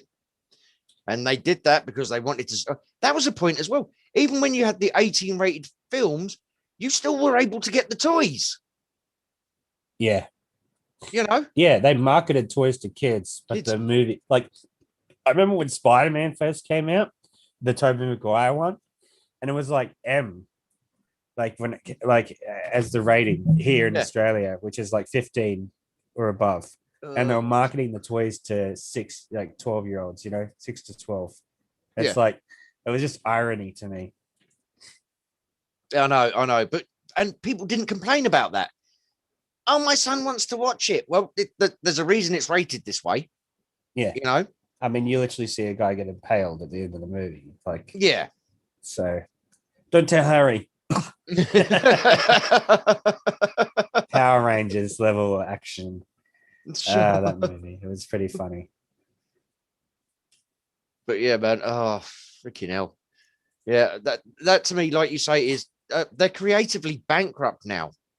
Yeah, well, there's no originality left. No, nobody can come up with an original Everyone's thought. going to remakes or like reboots. Reboots. It's like of French, because everyone's like, we need an MCU like franchise. It's like, no, just make movies, guys. Yeah. Like, people will come, just make it's like, but that's a problem too. There's a lot of people who don't support IPs like Blade Runner 2049 and David March. Sorry, man, because he hates this movie. That movie is like one of the best like cinematography based level movies in like that's come out in the last 5 years. Well, I'd say closer to 10, to be honest with you. Well, maybe 10, yeah. Like the thing, like it's just Ridley Scott's magnum opus to cinema. Like I just like, and the story is great. Like for a continuation story, it's great. Like it really does the first one justice. It feels like it belongs there. Yeah, it feels like a real a spiritual successor to the first one, like any sequel should. And so, like, but no one went to support that. It failed box office, so they'll never do it again. Like, it's like, this is the problem, is like they're looking for these $2 billion, like Hollywood's lost the ability to create content for cheap and make money off that content. They think everything has to be $300 million and that needs to make $2 billion at the box office. Yeah, well, that's part of their advertising now, isn't it? This is the most expensive movie ever made. Yeah. And it's like, we spent $250 million on this thing, it's got to be good. No. What happened to just like small scale stories that you can do. Like it's why Blumhouse makes its money, because they do like really small budget movies contained to a house or something. Most of the money is either the actor or effects or both, and then they make like millions of dollars on that movie because perfect example, they've kept Blair their Witch. budget small. Blair Witch, perfect example. What was that, 50,000 to make? And those guys were students, like that made that film. Like, because they figured it out. They didn't have to worry about paying for all the professional lighting and camera work. Yeah, that was just an original idea. That's all it was, and they made lots of money. And then people just copied that idea 1,000 times over to try. And then all of a sudden, everything was found footage for 10 years. Yeah, found footage for 10 years. Yeah, Paranormal activity. It's just that's what the MCU is like. In some ways, the MCU has been really good for like the MCU and Marvel, but it's been the death of cinema because everyone now wants a franchise. Look at the Dark Universe. How how they they're like the Dark Universe, and then they like did the Mummy, and it's like Universal, and I'm like, and then it failed box office because no one wanted a Mummy film, and it's like, and it also got really bad word of mouth because that movie is very bad, and like it's like, oh, that universe is dead. We're gonna have Angelina Jolie. Like they had a massive star cast lined up for that universe. Oh yeah, and it died after the first movie because like no money, people aren't interested, and like people aren't interested in universes, guys. They just want to watch a good film. Like, and if a good film links to another good film, that's one thing. Yeah, it's like escapism. Like people have lost like the ability to watch a movie, for escapism. I was talking to to Tyler, the guy I'm doing the podcast with, last night about this. It was like we're talking about like movies like Marriage Story and 500 Days of Summer and these other sort of movies, and like their ability to connect with you like on a human level of like stuff that you're going through at the time. So like when I watched 500 Days of Summer, I was like, it was when I was younger, obviously, because it came out way long ago. But I just got out of this like friendship with a girl who I found out was just like, doing exactly what she was doing to this dude in 500 Days of Summer. And that movie helped me get over that, because the end of the movie, he like has to look back on the relationship and realize, actually, I made more of this than what I thought it was. And it wasn't as bad as I thought it was. Yeah. Like, well, because she's like was pulling away all this time, and he didn't notice because he was trapped in like the lovey-dovey stuff. Yeah. And then his sister was like critically look at it, and then you saw the scenes again, but from the perspective of actual what was reality happening instead. Not the rose tinted glasses. The rose tinted glasses, and it was great. So, it's, and like he was talking about like Marriage Story, and I was like, Marriage Story is like it's a depressing film, like when you think about it, but it has like some great acting in it from Adam Driver and from Scarlett Johansson, some of their best actually, and it follows like the disillusionment of this marriage, but like you really, at the end, it impacts you emotionally, and that's what cinema is supposed to do. That's what art is supposed to do. And I feel like Hollywood has lost the ability to make art. They make kitsch now, like, which is, if you know what kitsch is to the audience, kitsch is like garbage. Like it's what they call art that isn't really art. It's just it's just the same whatever. Like it's not actual art.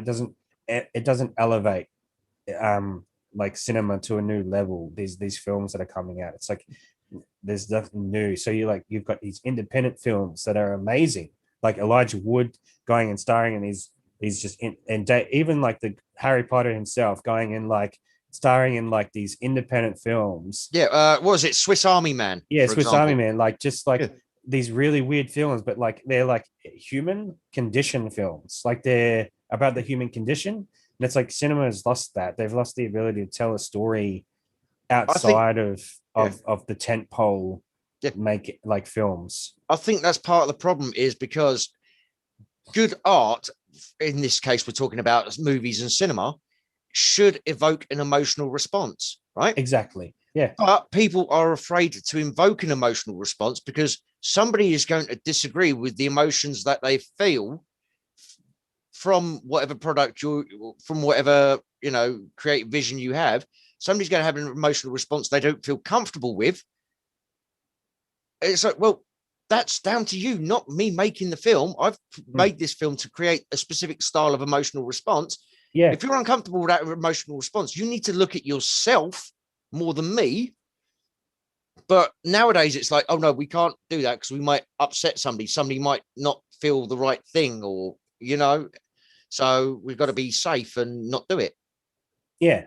It's supposed to, like, there's just some films I don't think that would ever be made today because they make people think about the human condition, and they are uncomfortable to sit with for a bit. And it's like, yeah, it's sad to me because I just see the same coming out of cinema, and it's boring. It's like, it's really copy paste, redesign the costume. It's the same movie being made over and over again, and I just don't care. I don't want that movie. I want something new and interesting. And so it's really rare. Like, I remember it was like a real death knell for a long time for cinema for me. And then I watched like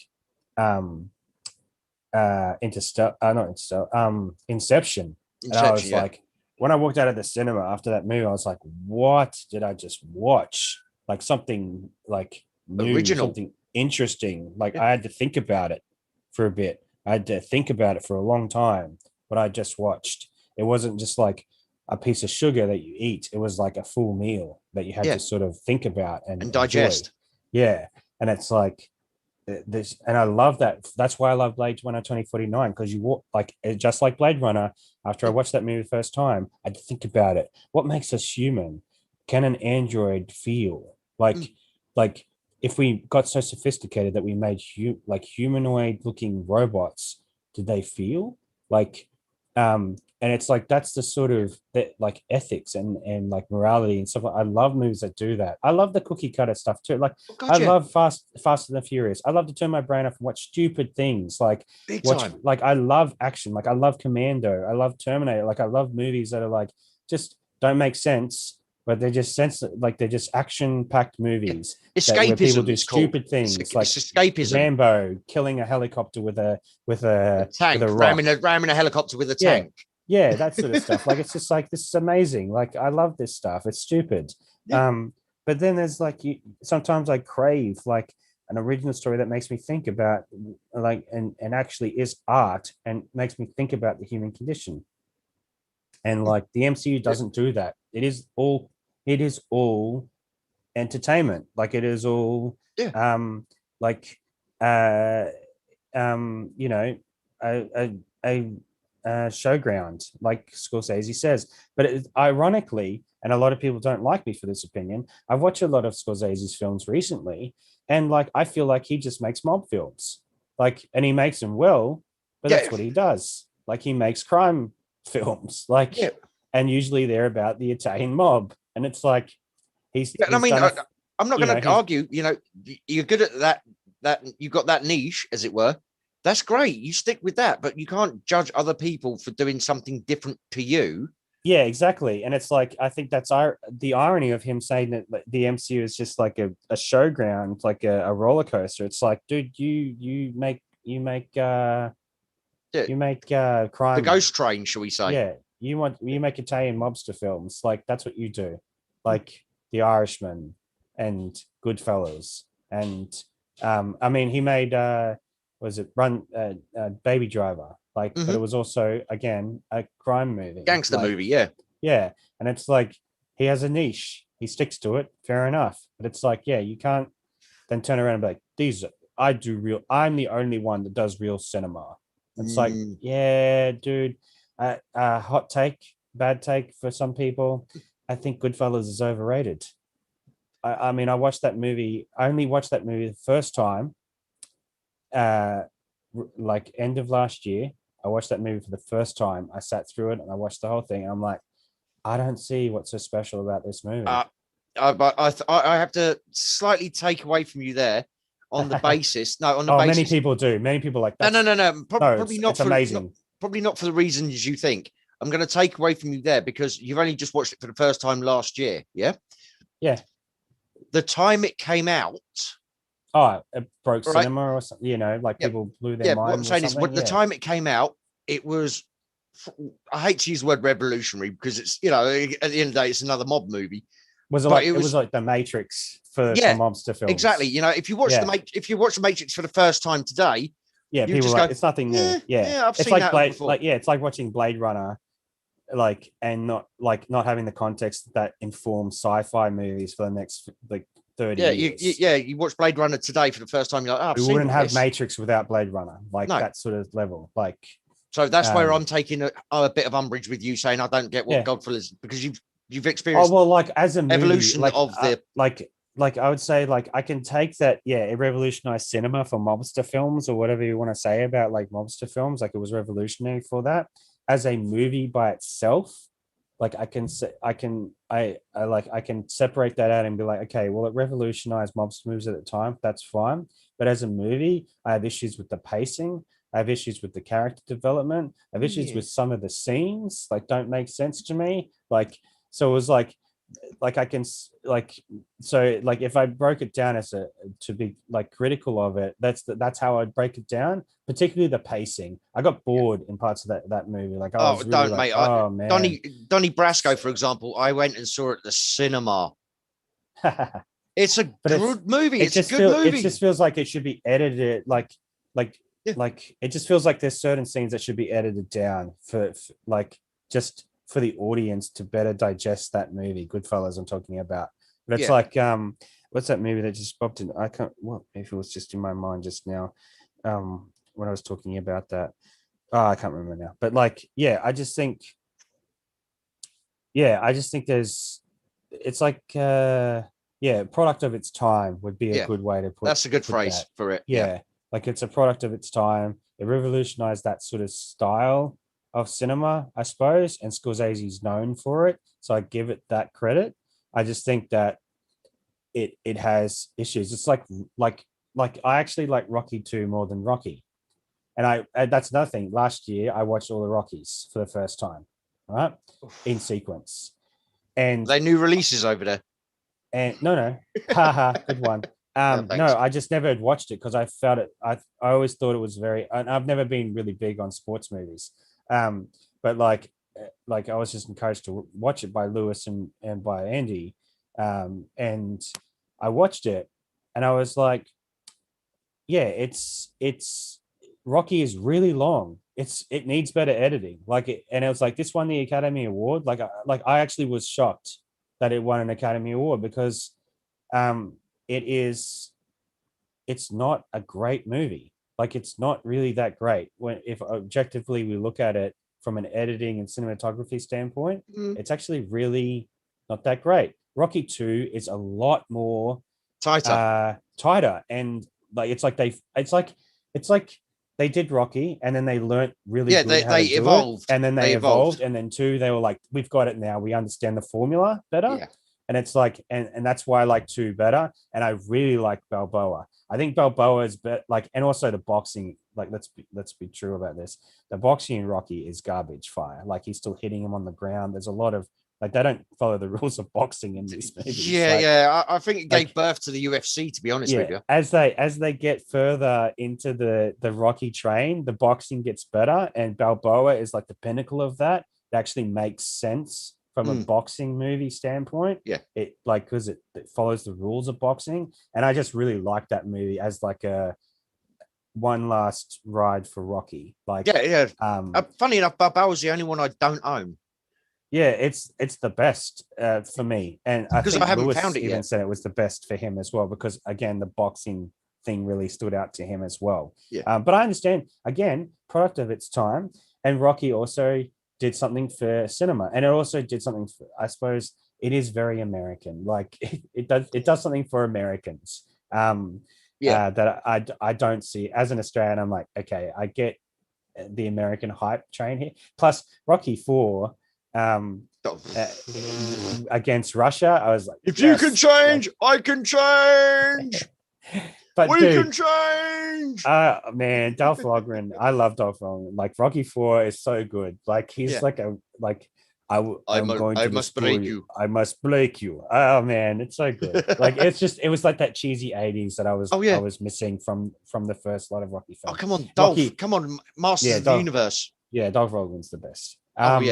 Like even like Expendables. I love Expendables. People hate those films. I love them. I love them because they go straight to the 80s stupidity. Yes, like that's what I called them. And Stallone knows what he's doing with those movies. He's like, I'm going to revive and bring back all the 80s action heroes, and I'm going to show you what the 80s were like. Stupidity. Like there's no moral there's no great moral dilemma and quandary. It's like bad guy. Like, and Dolph Lundgren crushing that dude's head and calling him an insect is like what I live for. That was Gary Daniels. He did that too, wasn't it? Yeah. Insects. Yeah. Oh no, sorry, no, that was the guy in the car afterwards, wasn't it? Yeah. He crushes his head on the bottom of the floor. Yeah. But yeah, it's like. I suppose like you can like cinema. At least you can respect. Like that's the thing. We can respect those films as products of their time. And that's where I can see it. I can still criticize them, but be like, okay, I can see how they did stuff of their time. But when movies come out today, it's like they don't revolutionize cinema. They don't do anything. They're just like cotton candy. Yeah. And then people forget about them instantly, and that's how you know that they're a failure as a movie, because they made no actual impact on on a decent movie should stick with you. For people to remember and be like, oh, I don't like I remember that movie. I remember watching that movie when I was 15, and it changed my life. Yeah, blew my mind. You don't hear that from today's generation, man.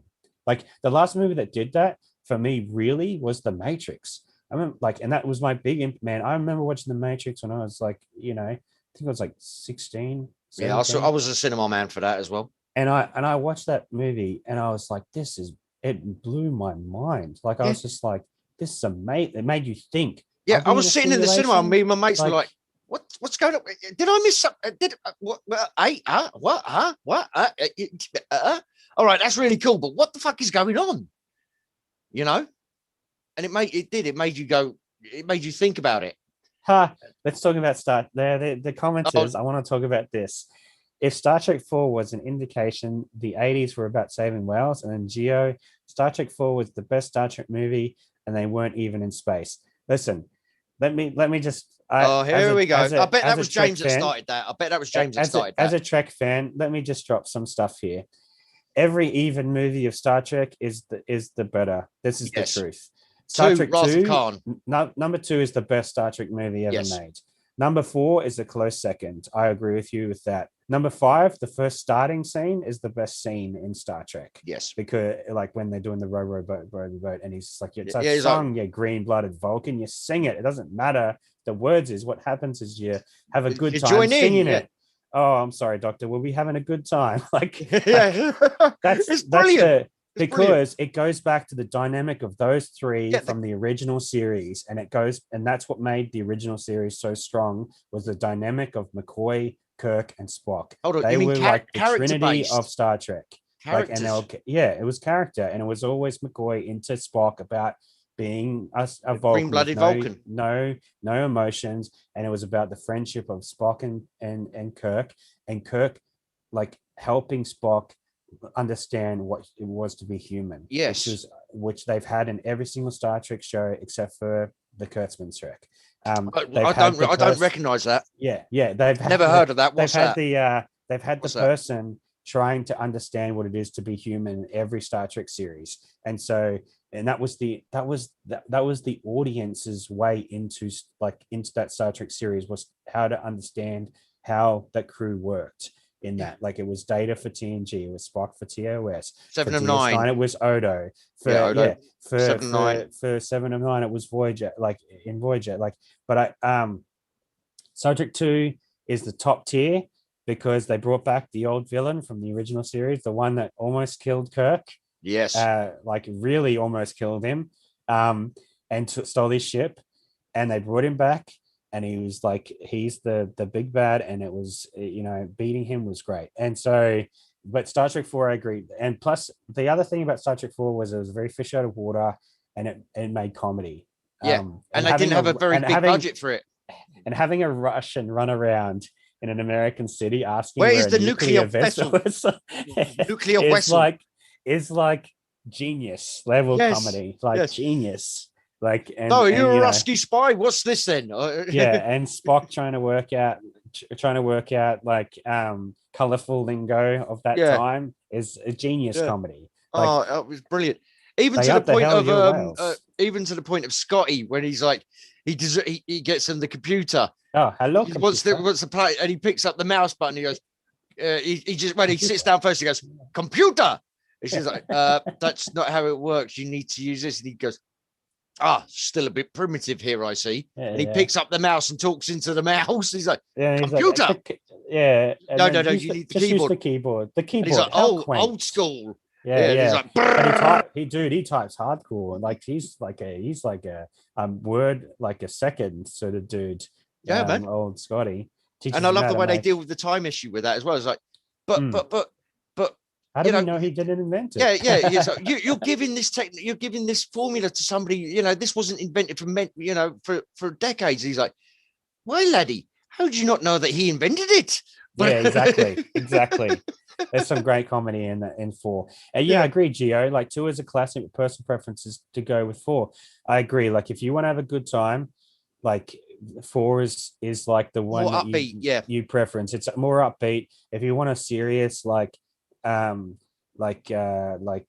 Shakespearean performance, you go with 2. Like Yes. I totally agree. And 3 has his up points. Like I like 3. Like just for the you have the death of his boy and that part of the and also I forget his name, the guy that plays Doc from Back to the Future is the main villain in it. Christopher Lloyd. Yeah, Christopher Lloyd. He's great in that movie. Yeah. Get Oh, off, yeah. get out of there, get off. And then like the end where He proper Kirk's like, hams it up as well, "I and he's have had unappreciative." enough of you. So throwback to the original series, like Kirk kicking him in the face until he falls into the lava pit. Like it's just some like classic stuff, and then they have some really cool lines in that. Like, what have I done? What you had to do, turn death into a fighting chance for life. Like that sort of stuff is like what I live for in Trek. Like and being like a boy. I mean, the first movie I ever watched on television was The Undiscovered The Undiscovered Country. Dad let me stay up late because it aired on TV and on a school night. And I remember watching half of that movie before falling asleep because that's how young I was when it aired live on television in Australia. Not the Undiscovered Country, Star Trek 6. Yes, Star Trek 6 was the one. And I woke up at the end where it was like second start of the Ryan straight onto morning. That's what I remember of that time. And then I obviously watched it later. That movie, Star Trek 6, put some respect on that one. Star Trek 6 is a great film too. It has some actors they pull for that movie. Malcolm McDowell, wasn't it? Yeah. Yeah. And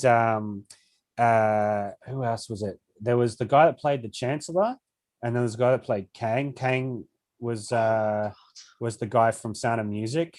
Forget his name. Classic actor. But yeah, like they had some really great stuff on that. When they steal the Enterprise, in Star Trek 3. Yep. So good. Yeah, I love that, man. That's great. That's when they break McCoy out because he's got the Spock's spirit inside memories, of him. That's him with his mind. Yeah, I love that scene in the bar with him too. He tries to do the and he's like, no, what are you doing? Like, what are you doing? And that's one thing all the original OG Star Trek movies did have was great spaceship porn. Yeah, with those long the slow Enterprise shots. I'm not even kidding. The Enterprise A is my favorite Star Trek ship. The 1701A refit from Star Trek 2 is like something about that ship just looks so like elegant. There's just like an elegance. Looks to Star sleek Trek and ships. streamlined and it just looks so like it's just pretty to look at. Yeah. Is the 6th the one with the knee balls? Yes. Yeah, on Rural Pente, on the Klingon prison planet. Prison Rural planet. Pente. Yeah. There is no shield. No, sorry. There is no fences. There are no guards. Only a magnetic shield. Like that speech he gives at the, oh, he's a dude. That actor as well. I got from that the leader of the prison planet that does the whole setup to have him killed at the end. Oh God, I've got to look up that actor's name right now, because that dude, oh man, that came out in 1991. Wow. Like there are some actors in this. Like, I'll pull up the full cast here, because you got to go through. Funny enough, I just went on IMDb, typed in Star Trek, and 6 come up first. Yeah. David Warner was the Chancellor. The Chancellor that gets assassinated. Michael Dorn's in it as well as the defense attorney. He plays Worf on TNG. Yes, later I was on. going to say I know who Michael Dorn is. Yeah. I'm trying to find where's Kang. Kang, Christopher Plummer. That's it. Yeah, Christopher Plummer. Yeah, that's right. Yeah. Yes. IP passed away a couple of weeks ago. Yeah. All these people were, that's right. William Morgan Shepherd. He played the prison like warden on the planet. I don't know if you know he's, but he's like he was Captain Witwicky in Transformers. Yes. Yeah, he's pretty big time actor. Been in a lot of stuff. But yeah, it had the knee ball thing. It's like he wants your respect to the Brotherhood. Yeah, he has it, and your coat. Yeah, and they had. Oh, really? He was in Star Trek as the Vulcan Science Minister in 2009. Yeah. Oh, dude, the other guy too. The guy that plays the president is the father from that 70s show. I never watched that 70s show. I got his name. He's not a huge actor. He was also in Star Trek Voyager. He played Kurtwood Smith. He also played in Voyager, The Year of Hell. He played the captain of that time ship of the Krenon. Yeah, he was in that. I haven't watched Voyager in about 15 years. When you're in Star Trek, buddy, you're they get you to, they recast you. Like there's a dude, I think he played Worf's brother, and he played like a Hirogen hunter in Voyager. Like there were so many roles he played throughout. And there's another white dude as well who played like so many roles throughout different Star Trek series as well. Well, you could get away with it because you're slapping different prosthetics on. Oh yeah, prosthetics, makeup, real life effects. Star Trek the motion picture had so much spatial point. I agree, James, and you know why? Because they tried to make it into 2001 the Space Odyssey Star Trek. That's the problem with motion picture. It's the most boring. I don't even know how they made number 2. Number 2 saved Star Trek the franchise, in my opinion. I think it was because they were still living on the goodwill from the series. Yeah, I don't think because remember, this was back in the day before internet. Remember back in the days before the internet and 1,000 different cable companies. Yeah. So it was what was syndicated, and people were constantly watching the OG series because it was the only Star Trek obviously around at the time. But it was one of the few things that local networks had syndicated and reruns. Yeah, reruns. Exactly. Yeah. So, for real. So my dad, my dad watched it live on television when he was a kid. When it came out, Star Trek the original series. He was a big Trek fan from when he was a kid. That's why Kurtzman's full of crap when he says that it's not like Star Trek doesn't appeal to the generations of today. We have to make more childlike. It's like you idiot. Do you not listen to William Shatner when he was invited out to NASA and they named the first space shuttle Enterprise? And then all those guys said, we watched Star Trek as children and it inspired us to become engineers. This is the Kurtzman doesn't understand Star Trek. This is where he fundamentally doesn't understand it, is that it inspired people to be better than what they are. That was the whole point of Gene Roddenberry's vision of Star Trek. Yeah, well, I mean, Kurtzman's Trek, right? I mean, it doesn't exist as far as I'm fucking concerned, right? But hold on. We have in the recent series, which I'm not going to name their names because I don't want to puke live on stream, so I won't mention them by name. Half the plots seem to be about gender, sexual orientation, or disability. Oh, here we go. Hold on one second. in the future like that, right? They fix fucking things. So hold on, you know, you're in a wheelchair. Oh, I'm pretty. Or what was it? The one who had the rare disease. It's like you could fix all this shit. They could fix this shit in the OG series or TNG, and yet in this series, it's like no. This is important. It's like I feel like well, good. There's the technology to change this, to do what you know, be what you want to be. You know.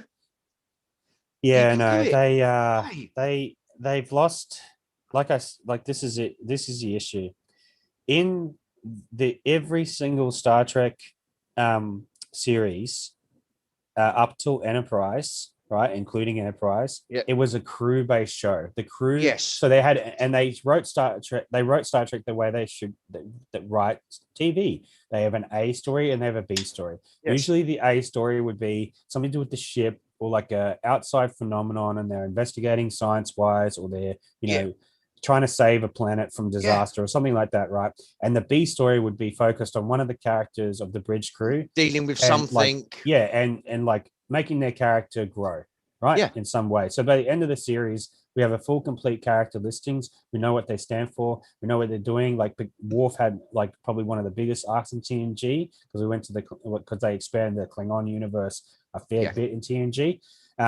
I did like the way they covered have, the trouble with Tribble's space time time travel. He's like, when they're like back there and they look at Wolf and go, "They're Klingons." He's like, "Yes, we just don't talk about that period." When they did I think it was the 25th anniversary of Star Trek, and they did the trouble with Tribbles, but they put DS9. Yeah, they went back in time with DS9. Yeah. That was a cool episode. It was. And they kind of explained. Well, they explained the head thing in Star Trek's Enterprise season 4, which is what ironically the cancelled season, and I was like, it was the best series because they went back to what Star Trek does best, and which is sad to me because I thought that's when they hit their actual hit the road, and if we got more series up to 7, I think it would have been really cool to sit with them. But yeah, I think the issue with Kurtzman Trek, from what I've seen so far, with Star Trek Picard and STD included, is they've taken that formula and they've thrown it out. And what they are interested in now is one character on a ship and escalating that character to do everything instead of letting the crew be a crew. And this is one of the only issues with that. With STD. I was going to say that's not the issue. It's the least of the issues with the character development of that show. But like, they take the most interesting characters. And I had a comment on my like rant about STD on my channel. Like which, by the way, the link is in the description down below. If you haven't already, click on the link, subscribe to this man. He is a fucking genius.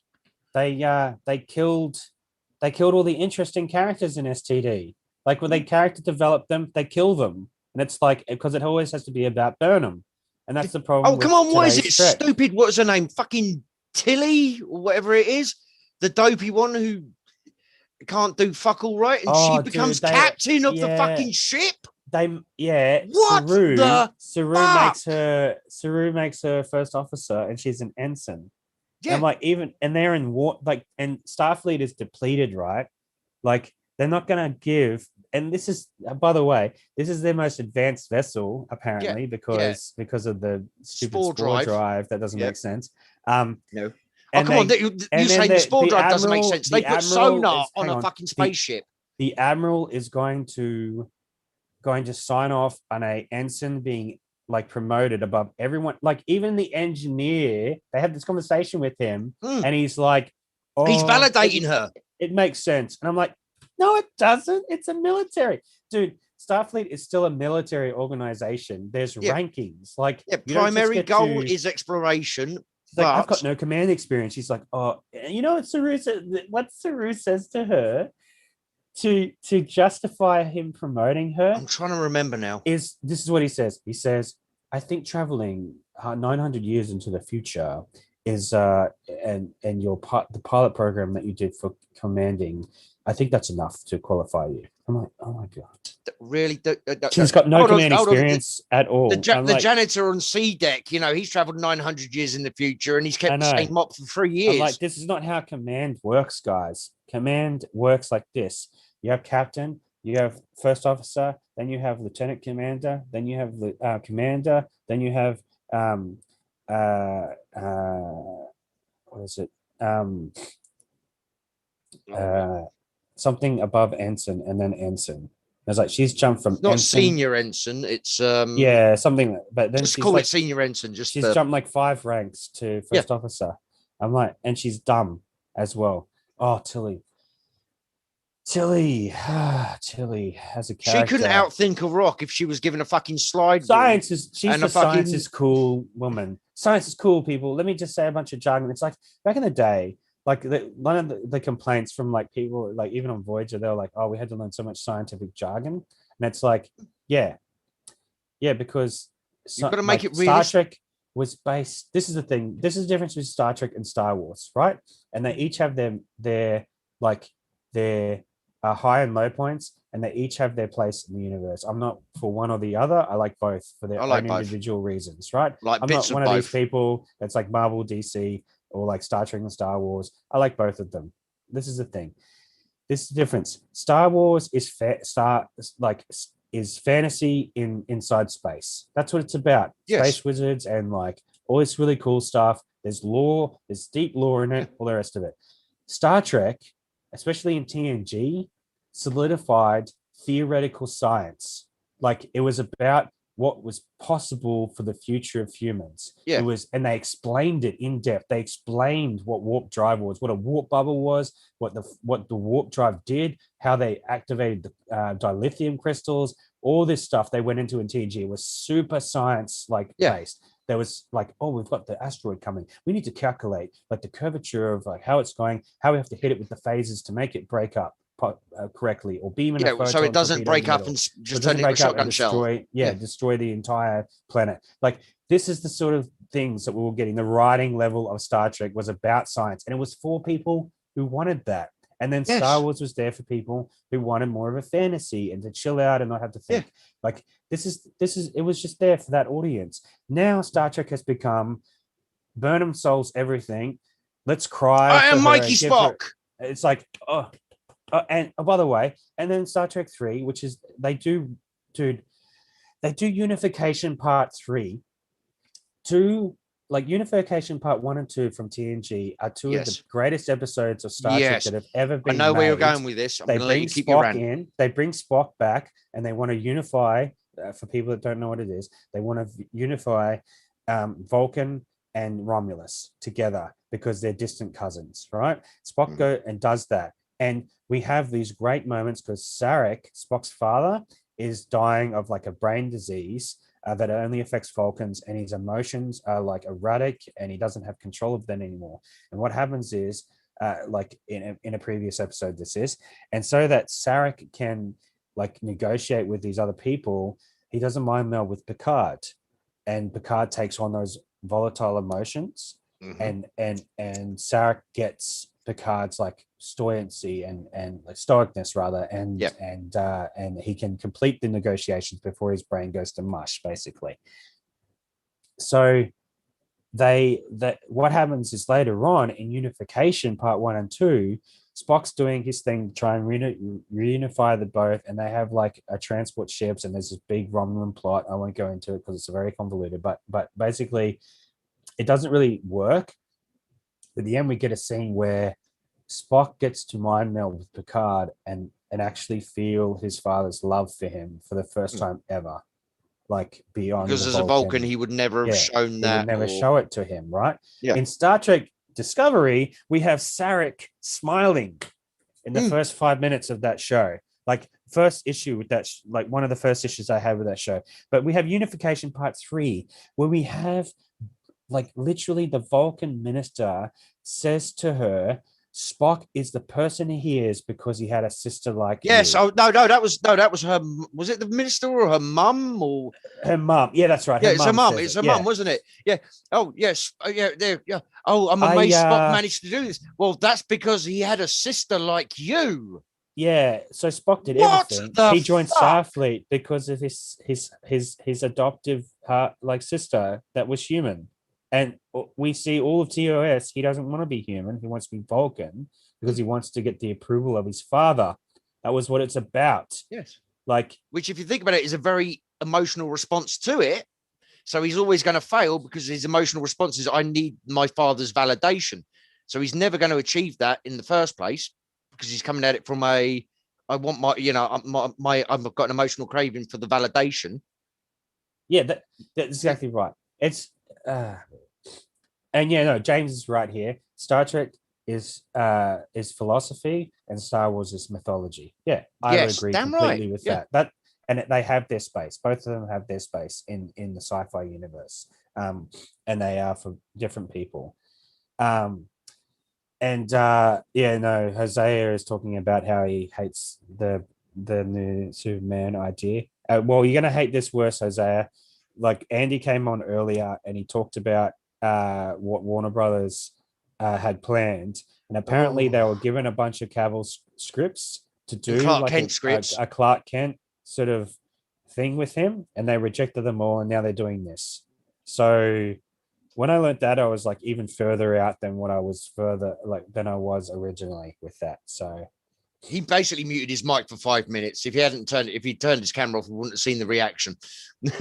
Yeah, it was I don't care. I'm so done with this with DC.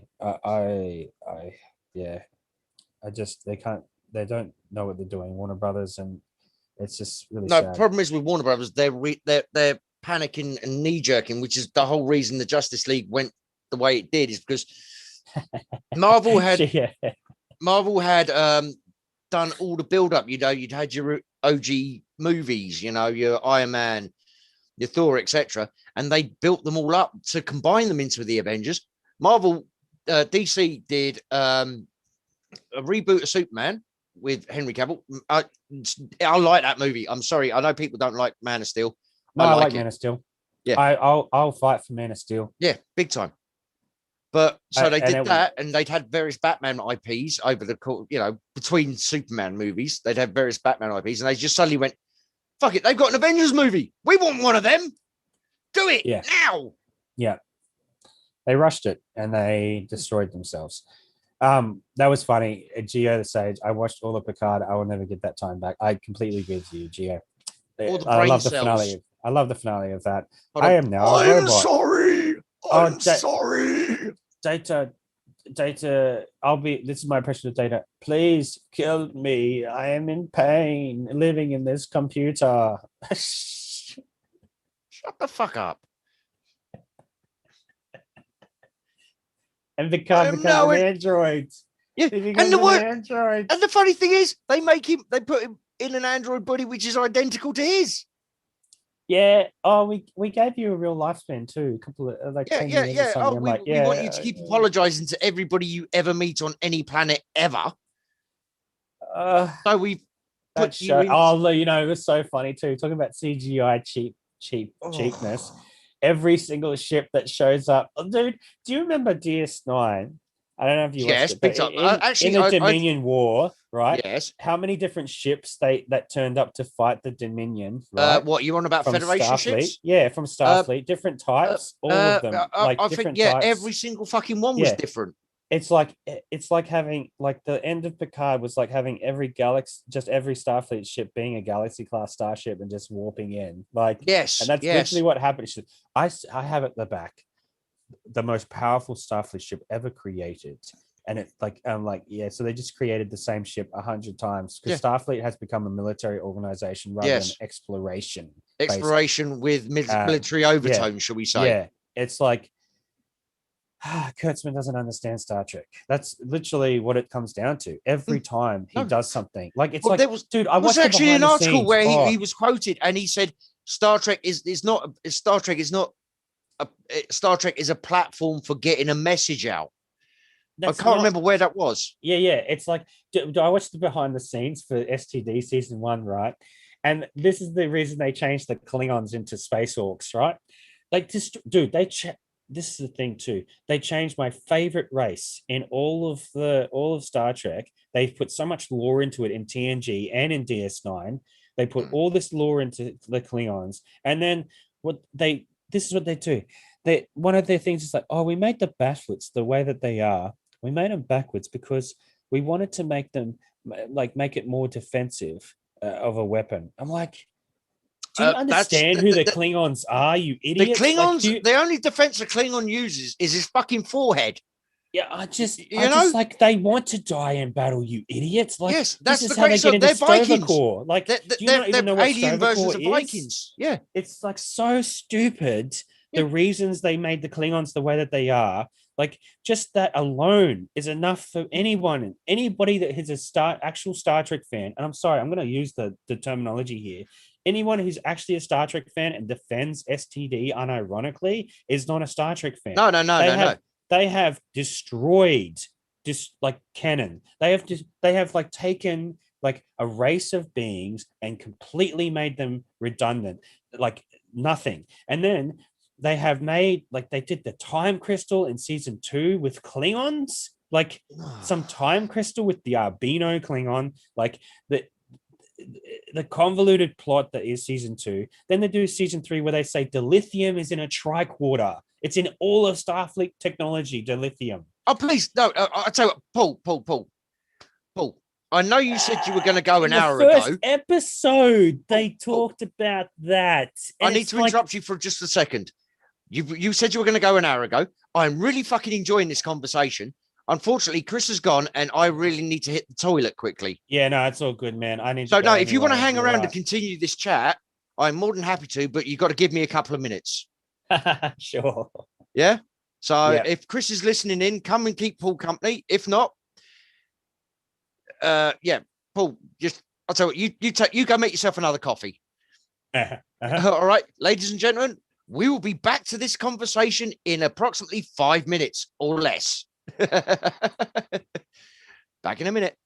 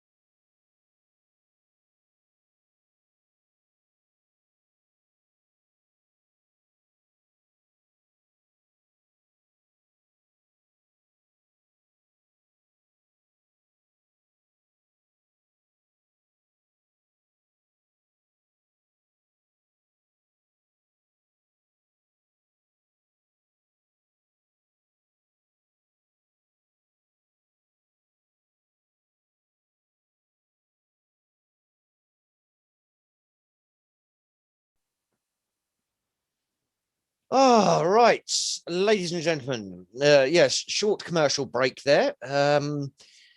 Right. Yes, this conversation has been absolutely fucking banging. So glad that Paul's been here with me, because otherwise I'd be talking to the voices in my head again, and that never works out well. Last time I shaved my head. But Paul's got to go now. So everybody, the link for his channel is in the description down below. Click on it, subscribe, watch his videos. Back on later. Yep. Paul might be back later. Tomorrow. Yep. Well, fuck it. We've got all weekend, man. Anytime you're around, let us know. If we're live, we'll find a space for you. But everybody, say thank you to Paul. Paul, anything you want to plug yourself? Just my channel and the links down below. And yeah, as it gets closer to June 30th, I think I'll start trying to bring awareness back up for AMC and see if we can sort of arrange something to get some going on that. But I should be back later, and yeah, keep watching, guys, and donate to the fund. It's a good cause. Thanks, man. You've done more than enough just by spending some time with us. It's much appreciated.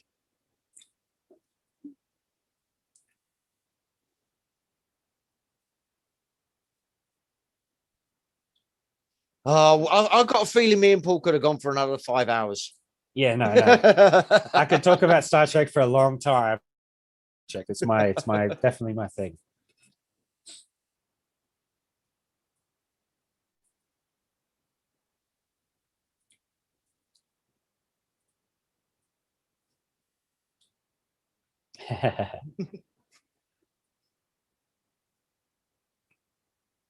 Thanks, guys. Laters, geese.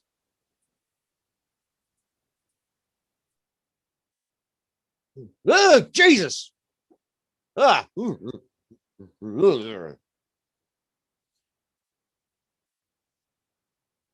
Yeah, just the of us. Ooh.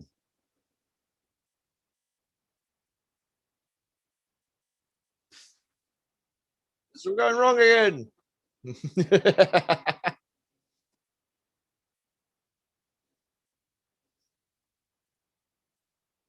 Yes, refresh it. Let's see what happens. Well, not been funny. You say nothing. I mean, that's disrespectful to everybody who has donated so far. That is not nothing. Thank you.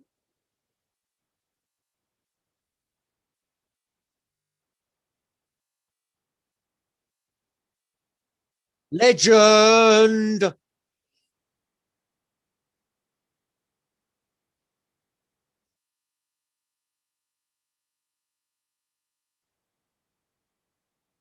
You're the man.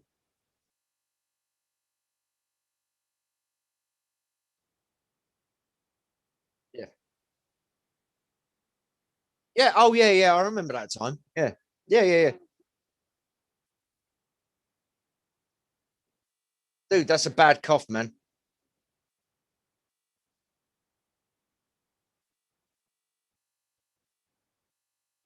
Well, have you got a link we can throw in the description? Yeah.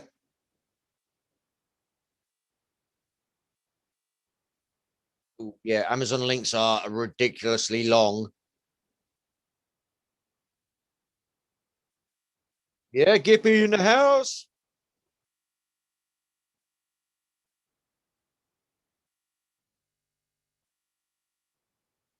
And I'm back. Haha, look at that. Thank you, James. Thank you.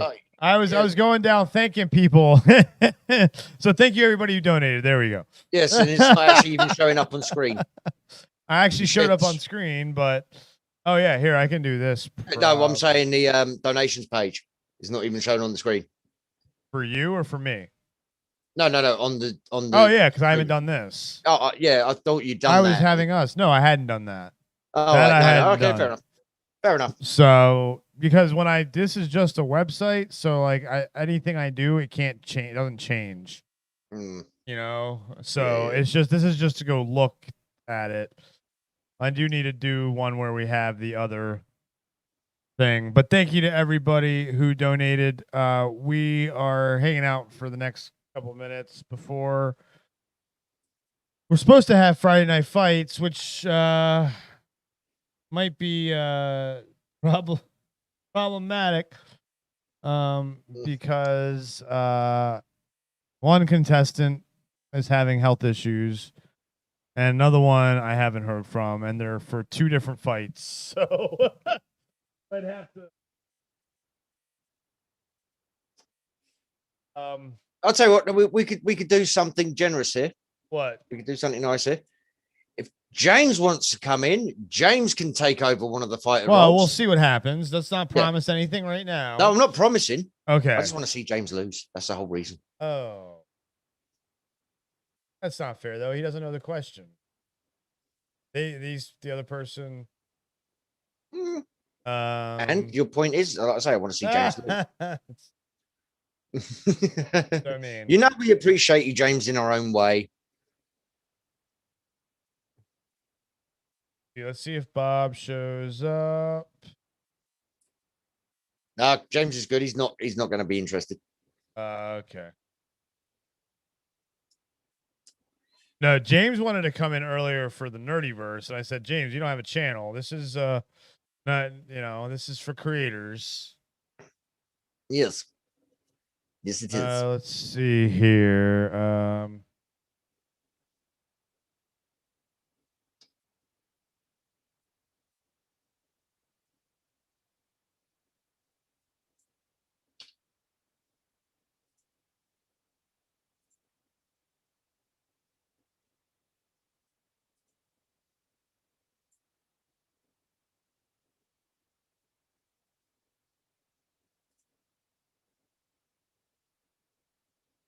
Holy shit! Holy shit! What? No. I just refreshed the page and we're up to 488, but then I noticed you've already got that on the thing. I have, yes. Yes. No, it's weird. I'm not getting notifications. Hey, Eric's in the house. Yeah, I'm about to send him the link. Cool.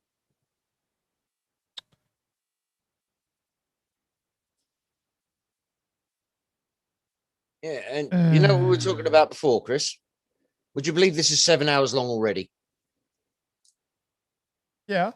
Yeah. Does it feel like 7 hours?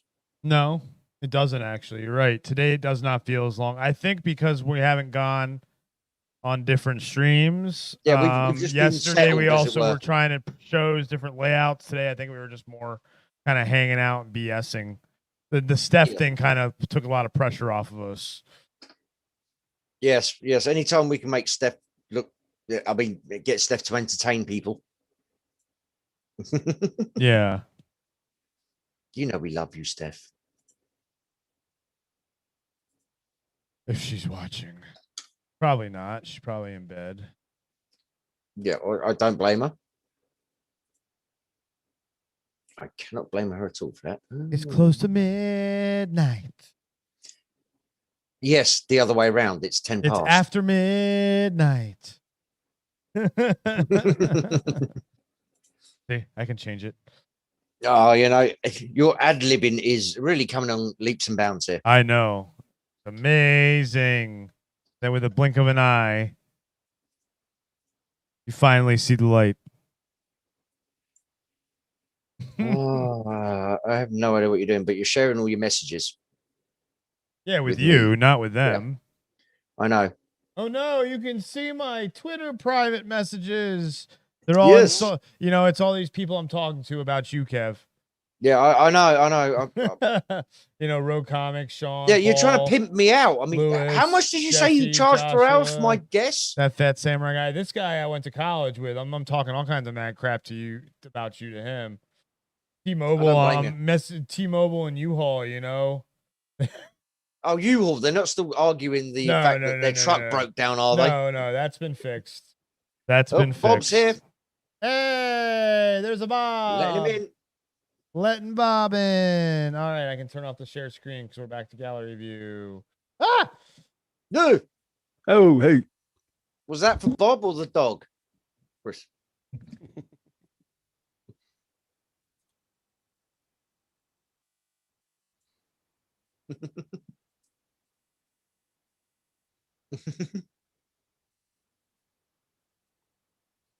Disappeared.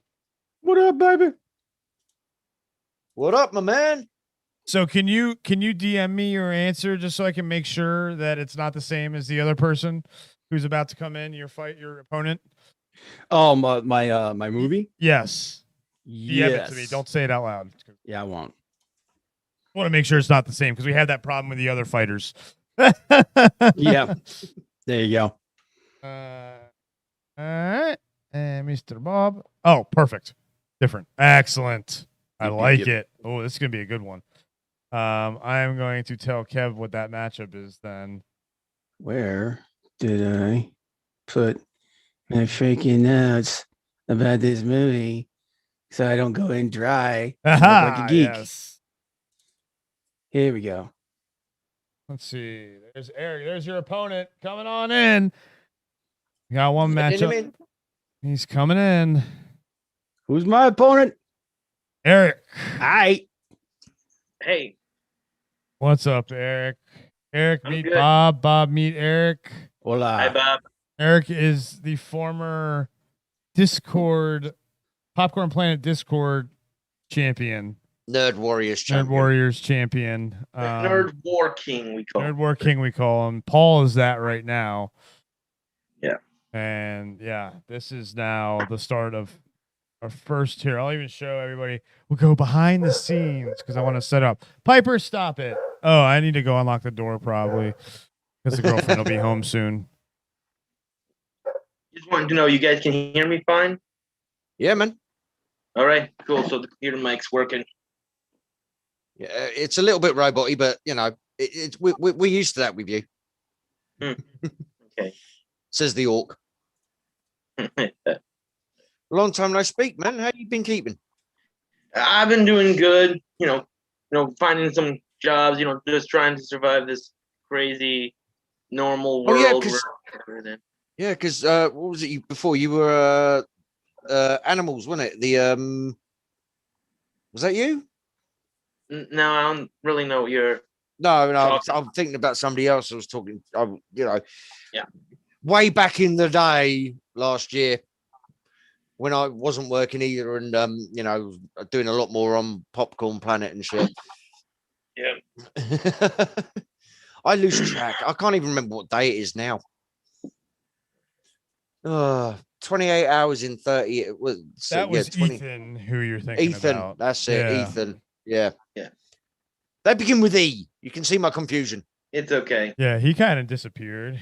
I'm guessing life got busy because we haven't heard from him in a while.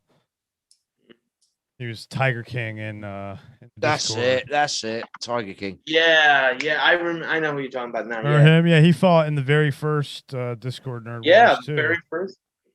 We did. Yeah. Let's see here. So we're gonna show you guys some behind the scenes.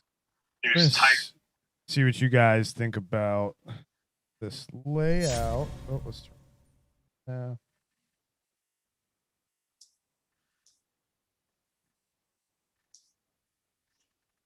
Right, now, before you see this, I would like to point out this is a high production value show here. No expense has been spent. I mean, spared. One of the two.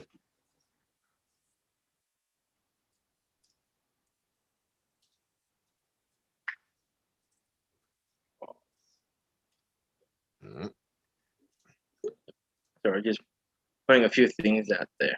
Ooh. How'd you like them apples? Ooh. Pretty. Spiffy. Oh, shit. I got to turn my lights on. No, you look better like that.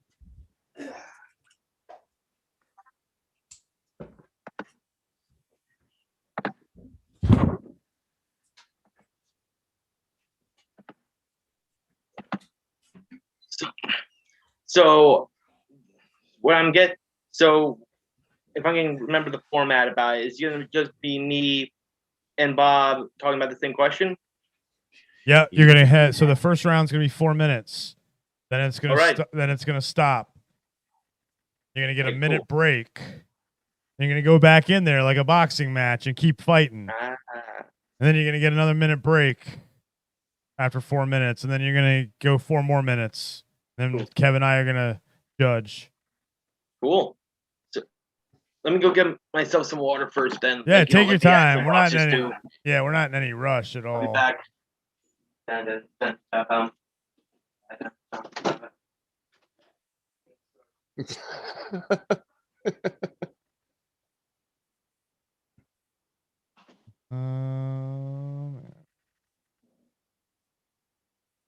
Oh, Jose in the chat, Bob. He's never met you. He's looking forward to what you bring to the fight. Yeah, nothing. There you go. Let me put it this way, man. I did my due diligence. I spent 15 minutes looking at this and doing research, so we're good. Oh, there you go, Jose. You have heard it yourself. He has taken this contest incredibly seriously. Full preparation. As you can see, you know, he's toned up, he's confident, he knows what he wants, he knows where he's going. What are you talking about? I'm just making shit up. I'm seeing how good a bullshitter I am. So if I could ask Comic Book Bob a question, what's your favorite comic book character? Favorite comic character? Batman. Nice. But I've been there. But here's the thing. It's like that. I was a Batman fan before it was popular, man. Yeah, I was a Batman fan first. Yeah. I always gravitate towards the street level characters. I'd have to say my favorite overall would be Punisher over Batman. Punisher is a great character. He's just a little too one dimensional for me. But Yeah, that one dimension is pretty damn beefy. Yeah, that's one of the reasons why I like him, because there's no ambiguity, shall we say, as a character. It's like every single issue or story revolving around him is basically an over-the-top 80s action movie. Yeah, pretty much. That's what's I think that's what people like about him, that he is basically just an over-the-top 80s action movie. Yeah. And there is no, like I said, no moral ambiguity. No, but if I do this, it's like, you've done that, right? You're fucked. Yeah, if you're an asshole, you're dead. He'll kill you no matter what. He hates all bad guys equally. Yeah. Yep. So there you go. That was my Chris. Your favorite comic book character when you finish doing what you're doing? That's a tough one. I have to think back to like when I was a kid. That's the thing too. Is it's probably like Wolverine. Probably be my because of his he's not one dimensional and his history is so deep. I always loved reading about the Revolutionary War Wolverine and World War II Wolverine and you know just seeing what he went through and seeing his before the adamantium, after that, like he's just so dynamic and so deep and so much emotion. Yeah. And I again, think X-Men for me was like that. Well, I think a lot of people it was X-Men because of how hard it was pushed, but also because they put their top talent on that book. Yeah. Oh yeah. So I mean, you think about like the most memorable stories in comics. One of the first ones that pops up is Dark Phoenix. Yeah. So Claremont's entire X-Men run is iconic. Oh, Burns' X-Men run is amazing. Yeah, and Burns too. But and then Chris Claremont and I mean it's just on and on and on until that bullshit with Marvel being pissed off because they couldn't use them in film, so they tried to downplay them and put it and shove the Inhumans in. Yeah. But and it's one of the best comics they have doing right now. So they've actually made a resurgence. I haven't really read a lot of modern Marvel. Most of the modern comics that I do pick up, and I'm gonna admit it's really not that much. It's primarily like from DC and other independent stuff. But I heard there are some good things out of Marvel. So, and the X-Men was one of those. So. Yeah, the problem is both companies do that. They've got that flood the shelves marketing strategy where it's like, used to be it was like 25, 30 titles maximum a year, a month. And now it's upwards of 100. So you got to sift through the crap. But yeah, like if you're a fan of street level stuff, man, Chip Zdarsky's run on Daredevil has been amazing. He actually managed to do what Tom King couldn't with Batman. Really? He did a deconstruction story without wrecking the character. Damn. Yeah. That's hard to do. Yeah, it's like, but it's and the cool thing was the run that he did. It was as much a Kingpin story as it was a Daredevil story, because Kingpin right now is the mayor of New York, and he's actually trying to be legit, but he's the Kingpin. You know, he can't he not gets dragged back in. Yeah, He gets dragged like Pacino in Godfather 3. Yeah, it's like that nature just keeps coming back on him and just corrupting everything he's trying to do. So, but no, yeah, like that's good. Strange Academy is pretty cool. X-Men has largely been good. There's been a few moments where it's like filler, like there've been some issues are like, wow, guy, that's like, it's like really off the deep end, because Hickman is trying to do a long game storyline. And sometimes when you do that, people are like, okay, we need something to happen. You know, it's like the other shoe's got to drop eventually. Yeah. But oh, and by the way, thank you. Sorry, just going to the chat very quickly. Hosea. Yeah.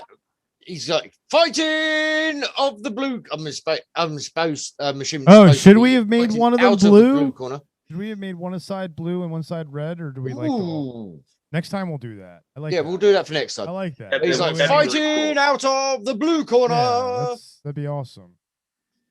And he doesn't know why, but he's hyped for all this. Well, I mean, the layout helps, right?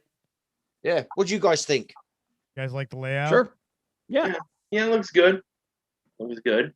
That, and then I can do that, and then we have do that, and then Eric, you're highlighted. Say hi to the people, Eric. Hi. Now, people. Bob, say hi to the people. What's up, baby? Kev. What?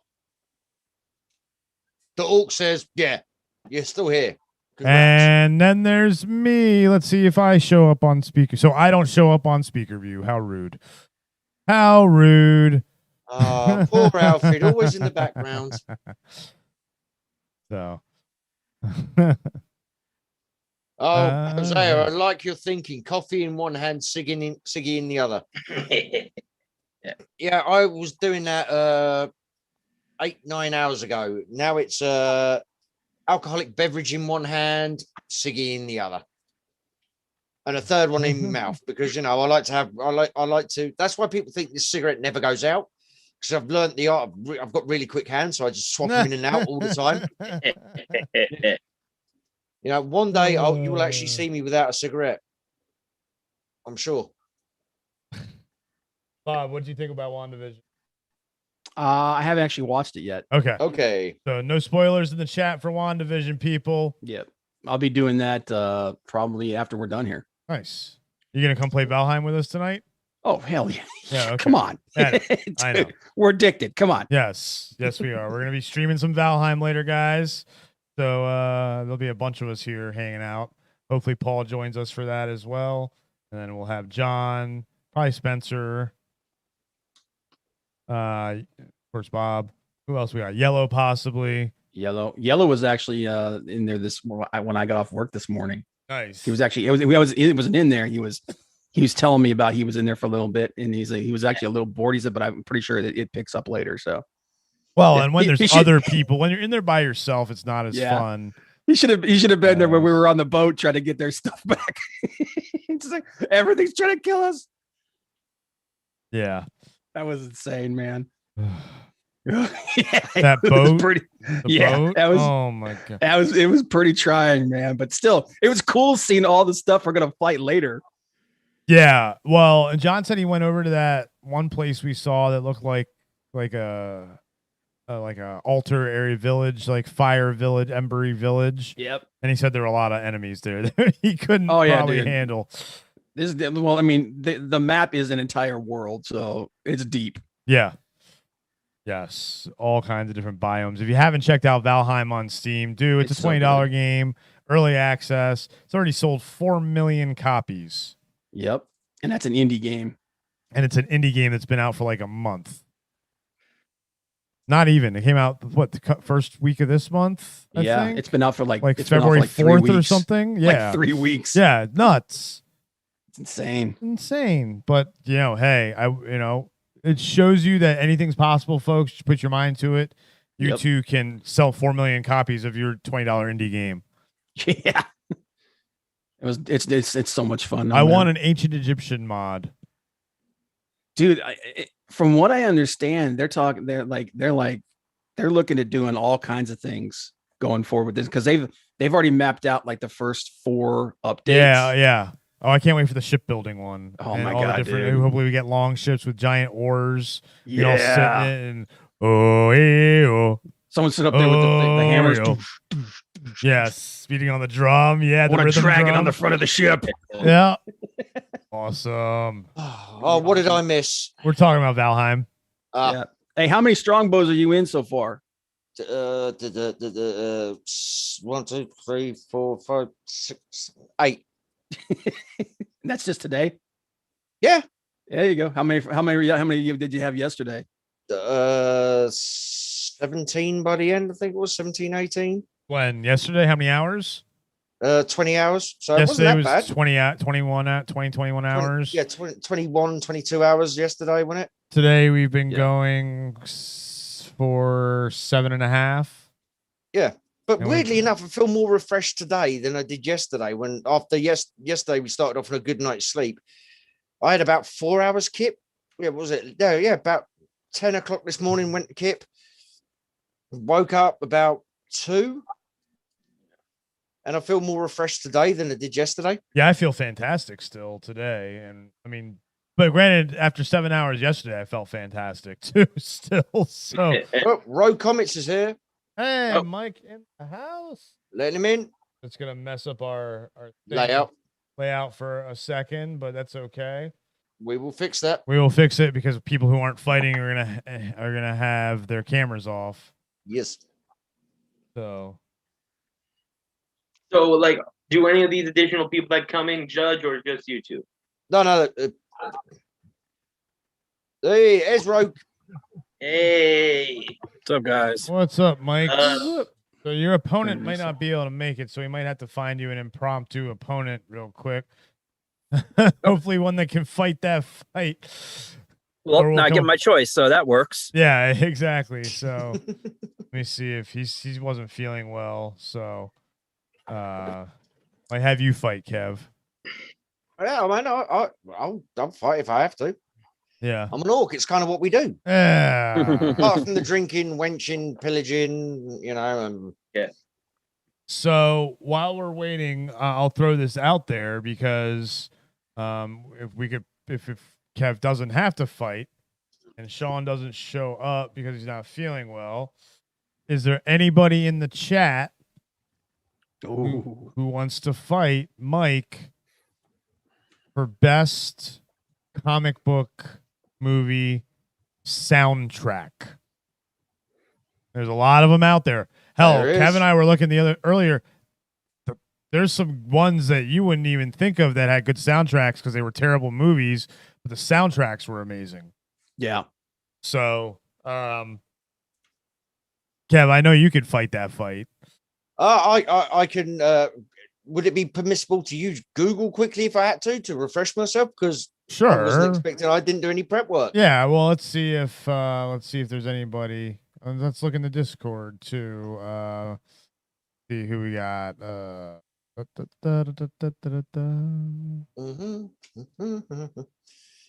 Live TV, folks. Yes. Well, we haven't officially started. Well, no, but we're live on stream. Come on. Yes. Well, David's apparently still active if he wants to jump in on this.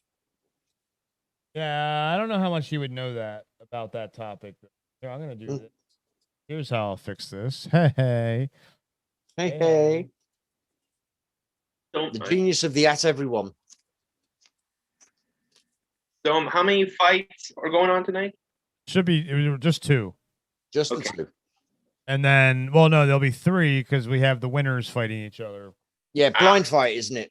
Yeah, it's a blind Well, fight. technically, there's only going to be one fight because whoever's fighting me isn't really going to be fighting because they're going to lose. So You're going to fall down straight away. Yeah, I'm just here to collect the title, and that's it. You know, I'm here to collect scalps. Yeah, I love it. I need exactly 100 scalps, and I want my scalps. There. Hey, look at Paul. Look at Paul's comment. What did we say earlier? We were talking about that earlier. That was my answer. Like, if I'm not gonna lie, if I were to fight that fight, that was my answer. Completely agree with Paul. Yeah, that's an unexpectedly good one. Right,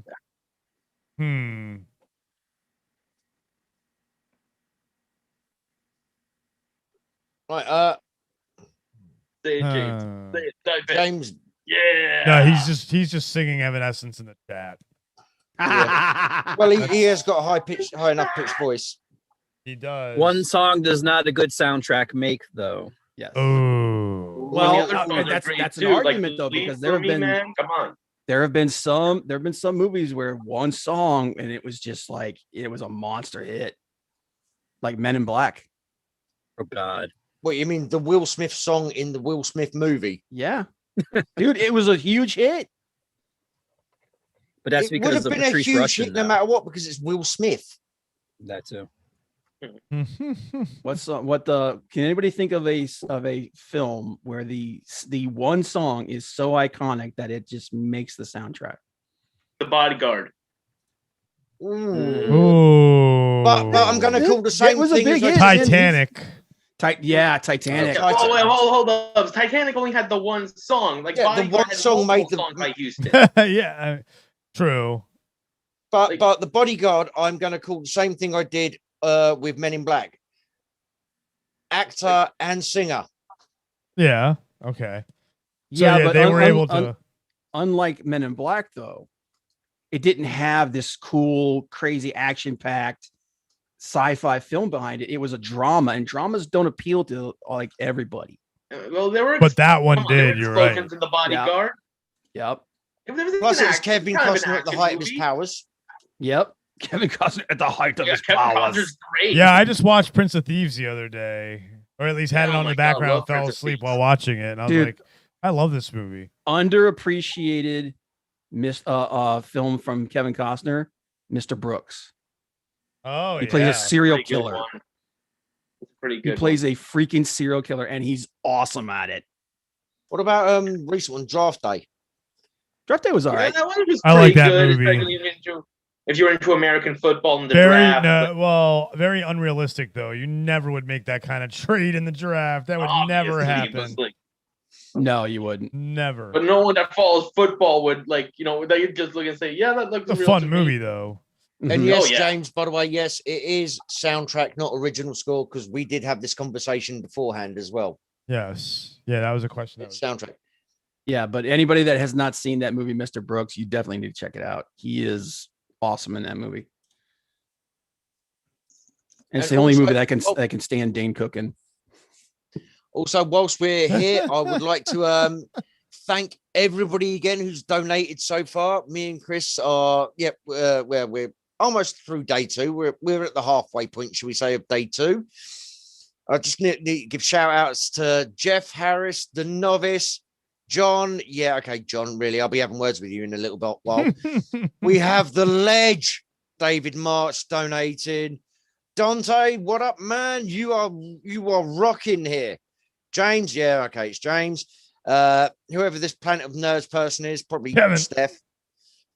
Yeah. Robert Wright, don't know you, but you're Chris's That's friend, me. so thank you very much. That's not you. That is me. Gippy White, haven't seen you around today, but thank you ever so much. And yeah, we had Steph again. You know, I don't know why she did it both under her name and Planet of Nerds. You know, that's just What is the beef, man? What is the beef with you and stuff? Oh, she's from Yorkshire. yeah. It's a territory thing. All right, Yeah, gotcha. he's from the London area and she's from up north.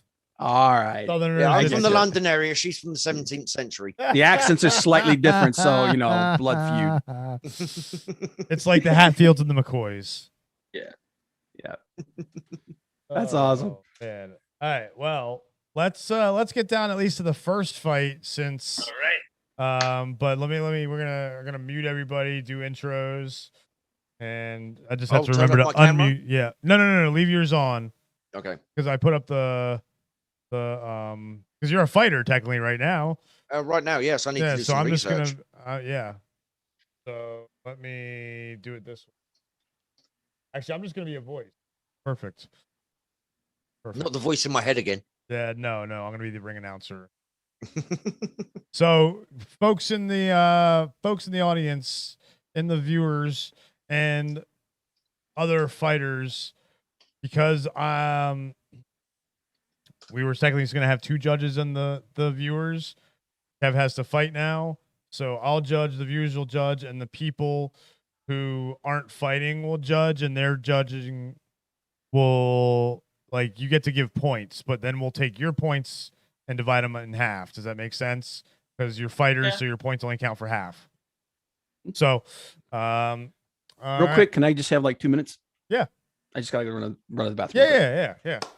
Good. Everybody need to go to the bathroom beforehand. Let me go check on the animals, make sure they're not dying. Oh yes.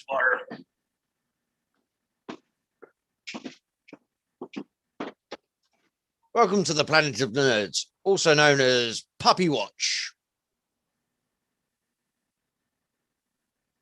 Oh my God, where'd everybody go? I looked up and there's only an orc and everybody else is gone. I've gone now. Bye. And now even he's gone. Jeez. And I'm back. Is that an OCP t-shirt you got on there? Mm-hmm. I thought it was. It is. Yes, boy. Funny enough, James in the chat pointed us to a bit of news come out a little bit earlier. This is what just reminded me of it. And me and Paul and Chris basically had a 3-minute discussion, and we decided not interested. Terminator, Netflix and Skydance developing Terminator animation series. Mm-hmm. And I said immediately, oh, fuck. That just brings to me visions of the RoboCop cartoon series. Oh, boy. Yeah. Yeah. Oh, boy. Yeah, that wouldn't be good. Yeah, Jose, they got Thanos snapped. Mike looks up and he's like, oh, shit.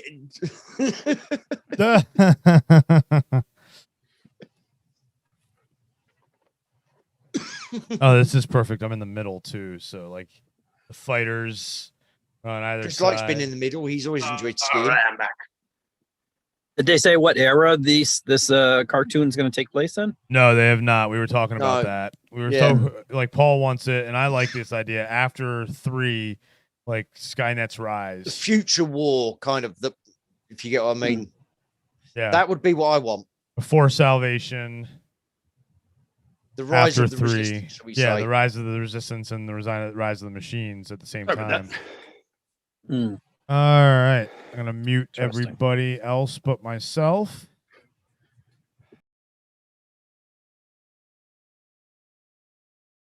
Start recording.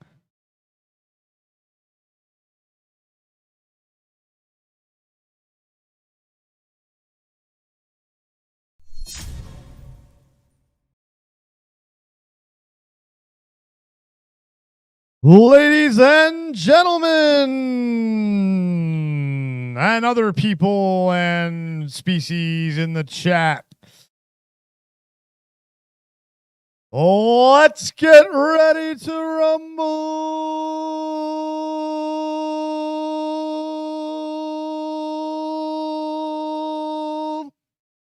It's time for Friday Night Fights, folks. It's a boxing style debate where the fighters go 3 rounds on one topic and see who can deliver the knockout blow by the end. Today we have 4 fighters and only 2 of them are labeled right now. Sorry about that, because we got a lot going on, and so only the first fighter's labeled. We'll change it in the middle after the first fight. In the left corners, the two fighters who will be fighting not each other, but they will be on the left side. First, comic book Bob.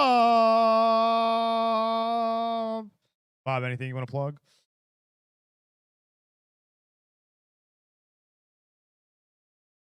It's youtube.com/comicbookbob and follow him on Twitter at comicbookbob. And the other leftist.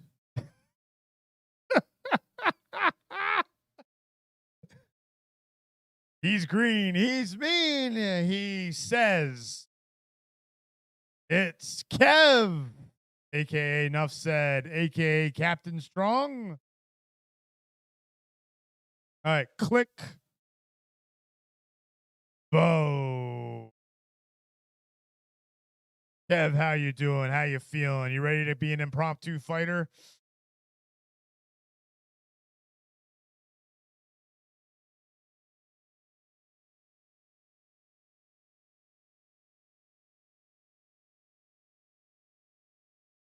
Oh, crap. Hold on. I forgot to unmute you guys. God damn it. God damn it. Okay, rewind. Take two. Rewind. Take two. Right, we'll cut this out in post. We'll cut this out in post. Stop recording. No, I just have to stop. I didn't even say I got to remember to unmute you guys after. You did. Fucking hell. Only the mighty voice of Chris God. Professionals here, can guys. allow you to speak. Professionals. All right. Let's try this again. I'm muting you guys and I'll unmute you afterwards. Oh my God.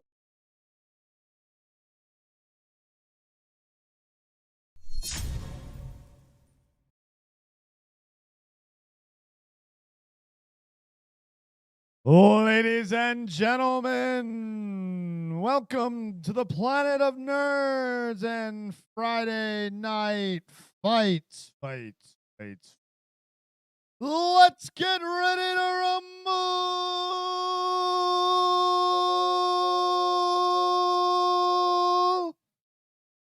Folks, we have 4 fighters, 2 fights, and then a final blind fight for the winners of those fights. They will be fighting one topic in each fight. 3 rounds, 4 minutes each with a break in between to deliver the knockout blow by the end. Who will it be? On the left side, fighting in the first fight.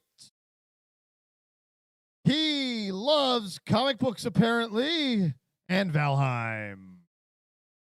Say hello to Comic Book Bob. How you doing today, Bob? Ah, there you go. And Bob, anything you'd like to plug? His URL is above there, youtube.com/comicbookbob, and follow him on Twitter and other socials at comicbookbob. Fighting in the second fight on the left. He's green, he's mean, and he can finally be heard. He is Kev, aka Nuff Said, aka Captain Strongbow. We're not pausing because he just opened one. No, you're not muted, Kev. How you doing? Oh wait, you are muted still. Damn it!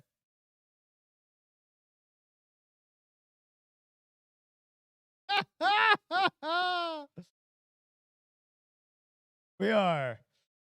God damn it. Yeah, you guys are still. Yeah, let's try this again. Take 3. Take 3, guys. Take 3.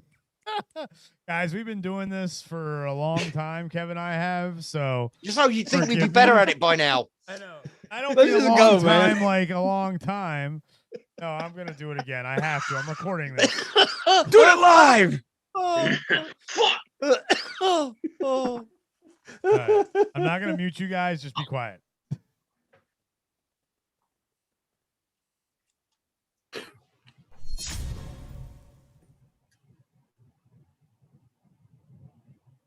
Ladies and gentlemen, let's Get ready to rumble. It's Friday Night Fights here on the Planet of Nerds. I'm Chris Darth Pyrin Walker. And we are happy to premiere Friday Night Fights, where two fighters fight each other in one topic for 3 rounds, 4 minutes each. Let's see who can deliver the knockout blow by the end. We have 4 fighters tonight for each for a round, and the winners take on each other. Fighting in the first fight on the left. Yes, they can hear you now. He likes comic books and Valheim. Say hello to Comic Book Bob. Are we live this time? We're doing this? All right. Okay. Yes, we're professionals, people. Hear you. And go ahead and follow Comic Book Bob at youtube.com/comicbookbob and on Twitter at Comic Book Bob. Yes. And also check us out Thursdays on the Talking Balls Network for our wrestling show. It's about to be a slobber knocker up in here. Ooh. And Bob is also a member of the Nerdyverse. Next to him, fighting in our second fight, he's mean, he's green, he had to jump in last minute to fight. It's Kev, a.k.a. Nuff Said, a.k.a. Captain Strong Bow. No click because he just opened one. How you doing today, Kev? You ready to fight impromptuly? Now you're muted. Why are you? Now you muted yourself. I think he's doing it just to be a dick. I know. Just talking about with you. I know. I know. Oh, I know. Because I know. I didn't mute anything. So, how you feeling? Well, you didn't unmute anything last time. You didn't notice. No, I did. No, yeah, but I had. But no. I had unmuted then remuted. So yeah, 'cause I was trying to make sure you guys didn't make a sound. Gosh. Well, you could just ask us Already to be quiet, causing trouble with the referee, as usual. You ready to fight last minute? Damn right I am. I haven't got a fucking clue what I'm, how I'm going to fight. I haven't got any strategy planned. I haven't got any techniques down pat because 5 minutes ago I was the fucking referee in this thing. So, but taking one for the team. It's only been 8.5 hours. Almost 9. And on the right, he's a former Discord Nerd Wars king. He doesn't have any socials to plug, but he loves movies nonetheless. It's Eric. How you doing today, Eric? I'm doing great. And just because I don't have any social medias to plug doesn't mean I don't have social media. It's just I really like keeping it secret because if anyone looks at it, they're pretty much going to their end result's going to be the Nazis at the end of Raiders of the Lost Ark. You open up hey, I found Eric's Twitter. You posted new pics on there. I love it. Yeah. Go So check out everybody's his face is just like, OnlyFans, no! folks. Check out Eric's OnlyFans. Or his only feet. And next to him, the proud owner of a comic book shop in Bridgeport, Connecticut, Rogue Comics. Go check him out. It's Mike. How you What's doing, up, Mike? guys? I'm well. Well, you ready to fight? Absolutely. I know you Absolutely. were very you were hoping you got your first choice of answer, and it looks like you're going to. So It's by default, but I'll take it. yeah. I'll take it. So you're gonna get to fight Kev. Kev's a mean fighter. I mean, look over at him. He kind of is big and green. Dude, he's green. He's thinking about the prospect of fighting me, and he's turned green. Look at that. There's nothing else I can say. Nauseous from getting close to you, mate. Okay. Now I know how. Okay. So here's how this is gonna work. Check out our cool little layout, folks. Look at that. Now you don't see the other two fighters, but you see these two fighters. Let's get 4 minutes on the clock. All right, the first round, or undercard as we will call it. Best early 2000s action movie. Bob, what is your pick? Ladies, gentlemen, fellow nerds, every debate is a ballet with violence, just like action films. And I'm not here to argue that my opponent's choice for best action film isn't good. I mean, look at the decade. Man on Fire, Battle Royale, Equilibrium. There's a lot of them. I'm here to argue that his choice isn't the best action film for the naughties. There are many factors. Action set pieces, cast, budget versus box office draw, story. But in the end, it comes down to one thing and one thing only. The effect that film has on the next generation. And when you stack all these things up, you come to only one answer. Kill Bill, Volume 1. All right. I love the build up, Bob. Love it. That's our true wrestling fan right there. Eric, lay it on us. My pick, the best action film of the early 2000s. And there's a good argument you can say of the entirety of the 2000s. Came out the very first year, kicked the whole entire decade off. And it's a movie that many people don't really can argue whether or not it technically is an action movie, but it's a film so epic and concerns so many themes and ideas, and just on a production value when it comes to acting and story, that the fact that it also can be considered an action movie is a value in and of itself. And it has some great freaking action in it. It doesn't have any guns or explosions, but it does have a lot of swords, a lot of shields, a lot of spears, a whole lot of blood and violence. Ridley Scott's last masterpiece, Gladiator. Oh, yeah, folks. Kill Bill Volume 1 versus Gladiator. So, folks, go ahead and put those in the boxes, shall we? Hold on to fix this. Volume 1. Watch this behind the scenes in action. Got to do this earlier, but that's okay. So,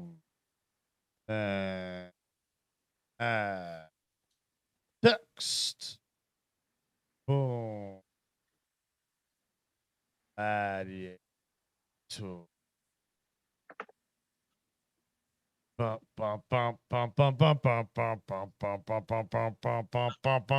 Y'all ready for this? Combat. All right. Guys, I want a nice clean fight. No insulting each other. No insulting each other's movies. We want constructive criticism. We want constructive debate. We want a good, clean fight. You got 4 minutes for the first round. And then when it's over, you will have a minute in between. And then you'll go back in the ring for 4 more minutes. And then another break. And then 4 more minutes. And then we'll judge. Are the fighters ready? Ready. And fight. If it isn't necessarily an action film, it's not an action film. It is an action film, Bob. It is an action film. The film begins with an action scene, with a war sequence so epic that most other movies would end with it. The battle against the barbarians in Germania that kicks off Gladiator is one of the best opening sequences in recent film history. It establishes the character of Maximus as this great established general that cares for his men, cares for the greater of Rome, and shows the absolute hell that Roman warfare and combat was in that time and place of Rome. It establishes an era where Rome is an empire that pretty much has conquered the world, and yet sooner when Marcus Aurelius comes in, it establishes that the empire itself is corrupt. Okay. All right, I'll let you talk for a minute. Now it's my turn. All right. Let me ask you this. How much time does what's his name spend in that movie crying?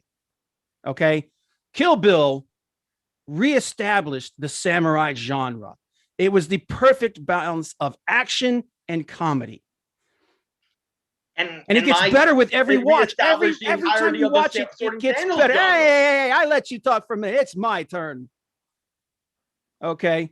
And then you want to talk about action set pieces. How about the samurai fight in the House of Blue Leaves against the 88, against the crazy 88, the bride against. I mean, you don't get more iconic than that fight scene.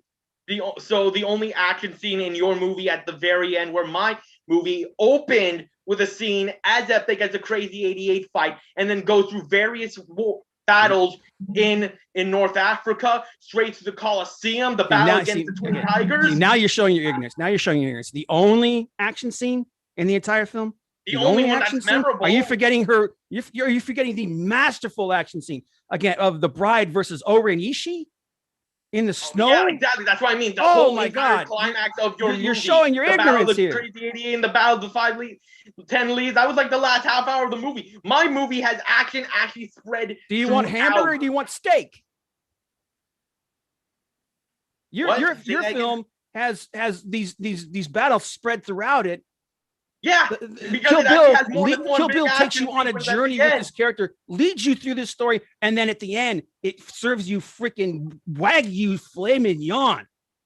Come on, dude. The battle against the Minotaur man in North Africa. Are you not entertained? The battle of the Twin Tigers, the battle where there's the little chariot fight where Maximus and with his other gladiator friends are his other slaves, including Shimon Hansu, have to defend themselves from like these crazy. It shows the craziness almost as much as you could do with a budget as big as you can get in 2000. Okay. Yeah, a budget of what? $100 million. Recreation of what was felt almost impossible to do in just 50 years beforehand. Kill Bill did with 30 million what Ridley Scott couldn't do with 100. Okay, no, Ridley Scott with 100 million recreated Rome and that era of time and the brutality and the epicness of what life was like as a Roman citizen, as a Roman soldier, as a Roman gladiator, even into the Roman Senate. My movie has one of the greatest villain performances in comedy. One of the greatest villain performances of all time. Kill Bill had a villain that was so sinister, you didn't even see him until the second movie, and you were scared to death of him. Commodus is a joke. Not talking about Kill Bill Volume 2. Kill Bill Volume 1. My movie was time. Ding ding ding ding ding ding ding ding ding ding ding. Point deduction. Woo! As the dog barks in the background. Piper, calm down. Wow, what a round. Let me go ahead and get rid of the fight card for a second. Boom, boom, and boom. This will become more smooth later. Wow, what a first round. Let me put 60 seconds on the clock. All right.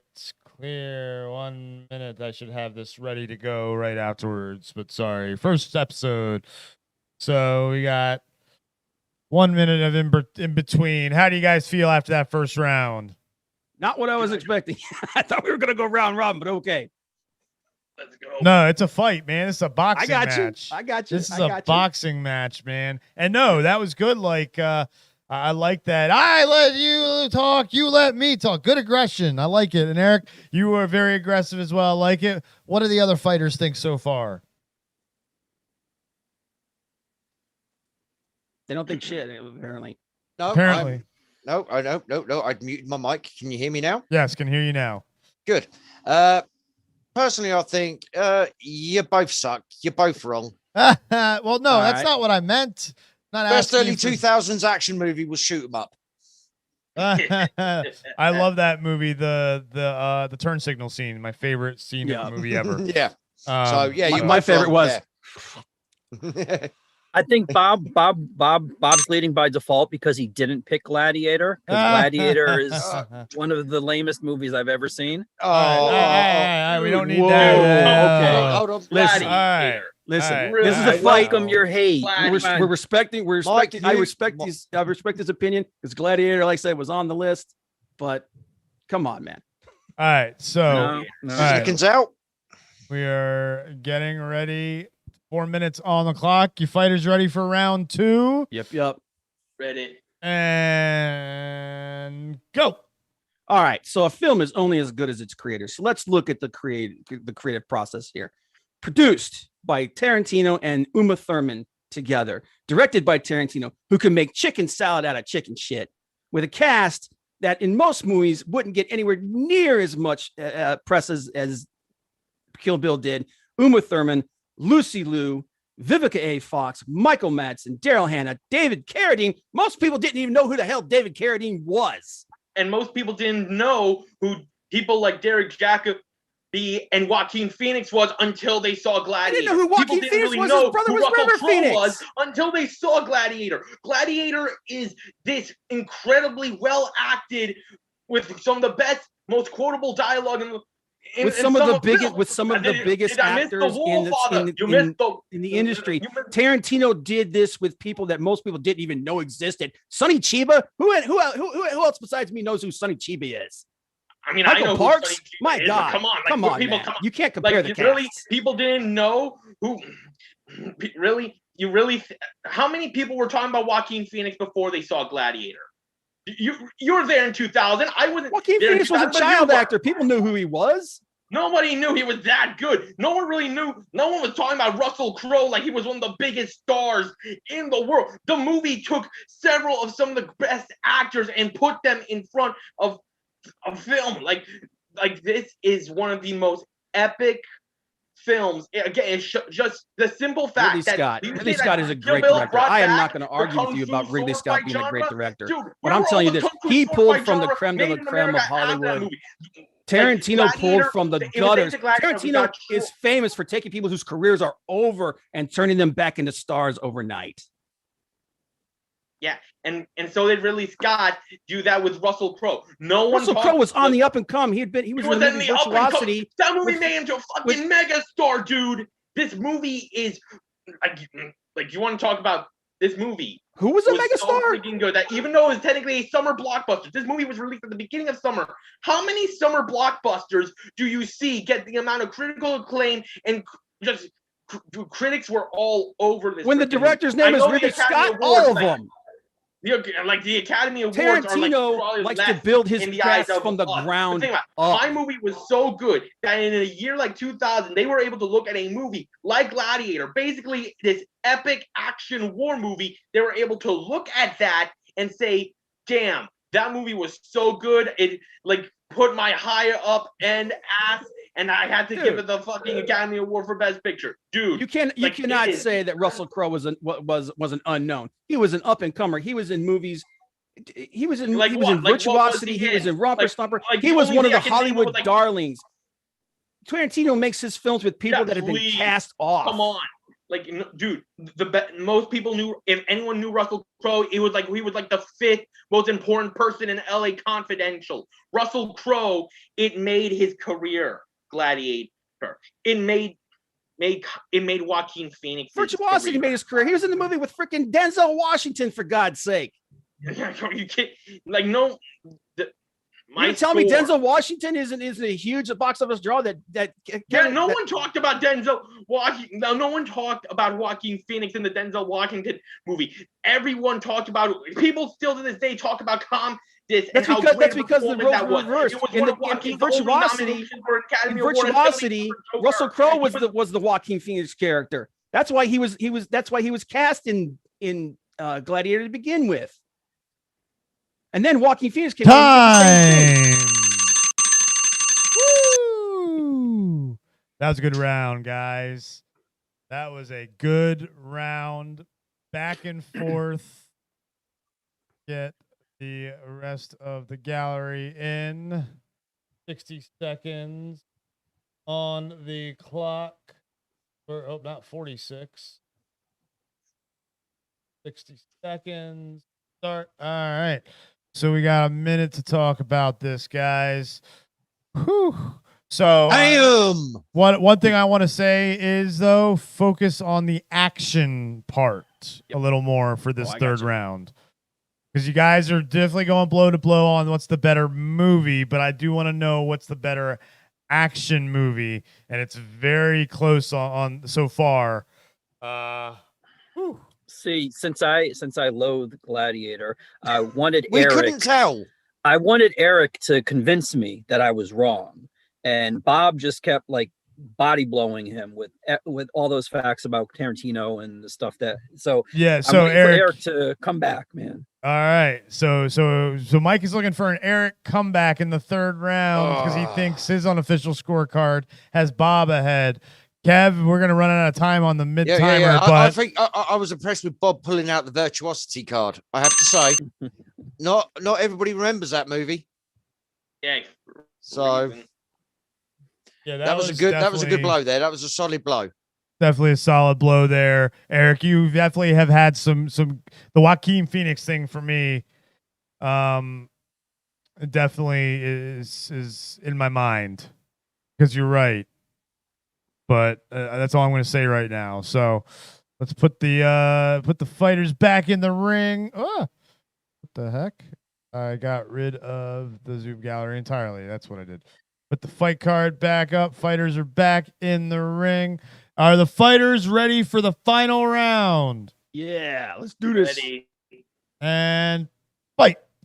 All right, you want to talk about action? Let's talk about action. Yeah, you want to talk about your one action scene in Gladiator was a very whole good climax. My whole movie had very multiple gladiator battles. Gladiator was a very good They typical recreated the Hollywood Roman Coliseum, and they had blockbuster. some of the coolest Kill Bill fight scenes had in there. The Battle of the amazing. It was Twin Towers, amazingly the battle stylized. against It was the chariots. it was a tribute to the old samurai films of old. Like I said, with Sonny Chiba. Escalated. The KB sword was and the fights genre. were far more Without my visceral. movie, you basically The fights no one were really more cared personal, about more Gladiator violent. movies. Oren versus the Bride Everyone cared about Rome afterwards, standard man.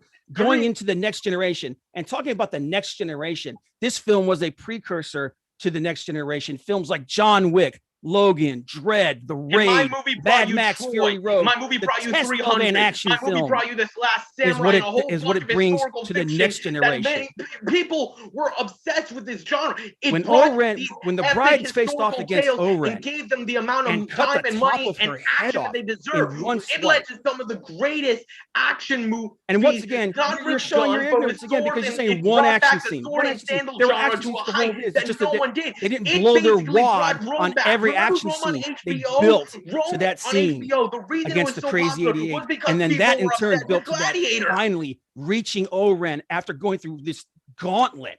Yeah, the same thing going after this gauntlet that Maximus did, having to go through the because of the tiger, having to go through all this craziness. The he sword tried to that she escape, obtained. and he still got captured by Commodus. She was able to bridge that gap of him going to Commodus and Commodus realizing the man he forgot that he thought was dead, the man he forgot Commodus, the thought weak. was killed, is still Commodus alive. was a weak enemy. I am He was husband to a mother's sister. wife. He was father to a he was mother. crafty, but he was weak. My My name is Gladiator, and I have my superior. life. In this life Oren was the superior villain. She was actually stronger like than the bride. The bride had she to was find a number 4 have a new sword to David Carradine, be able who to didn't bridge show that until gap. the second freaking movie. It was the underdog overcoming that amount of power, that amount of pure power to be the Roman fucking emperor. He was the Roman emperor, but nobody respected him. He was weak, and they saw it. He knew he was weak. That's why he was always crying about everything. He couldn't. Yeah, that's what I put it. It shows the danger of what Maximus, someone with that mental Maximus mindset can do when put into a position of power. Oren was the Godzilla of the film. She couldn't be beaten, but somehow the bride was able to overcome her in that scene. And that scene, just the way the scene was shot with silence and in the snow. With the water, trying going up and down. Shot with the epic fire and with the fire, like that final confrontation. A typical Hollywood big budget set piece. Tied up. He literally, like the slimy bastard, takes a shot into Commodus with a poison knife, only for Maximus to do the same thing in front of the whole entire fucking Roman arena, basically ending corruption and like ending the Roman Empire as we knew it. Is simply ending the one Roman. of the biggest He didn't end the Roman Empire. He gave it back. He handed it off to a bunch of people who later on just destroyed it anyway. You know, but that doesn't matter in the whole movie. As that scene, when Maximus dies, and we see him reunited with his family in the afterlife, Maximus does die because it's more emotional when he's accomplished all of this stuff. It's the same reason why Braveheart is a great movie. It shows the sacrifice and the need. My movie is actually technically way more realistic than your movie, and that's one of the things that it shows that realism. Action films aren't supposed to be realistic. They're supposed to be entertaining. They're supposed to be action packed to make the time.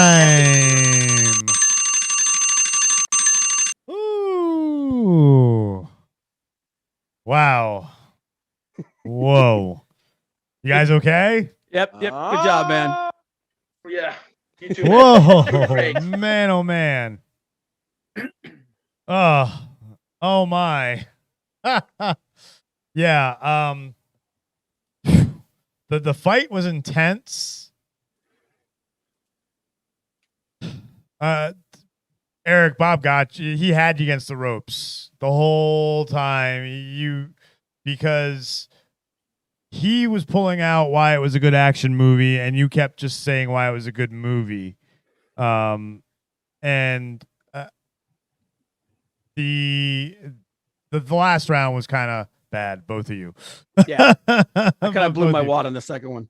Yeah, I think in the second rope round, a little bit but the first round, even with the cast, you pulled out so many actors, and Eric, you brought out 2.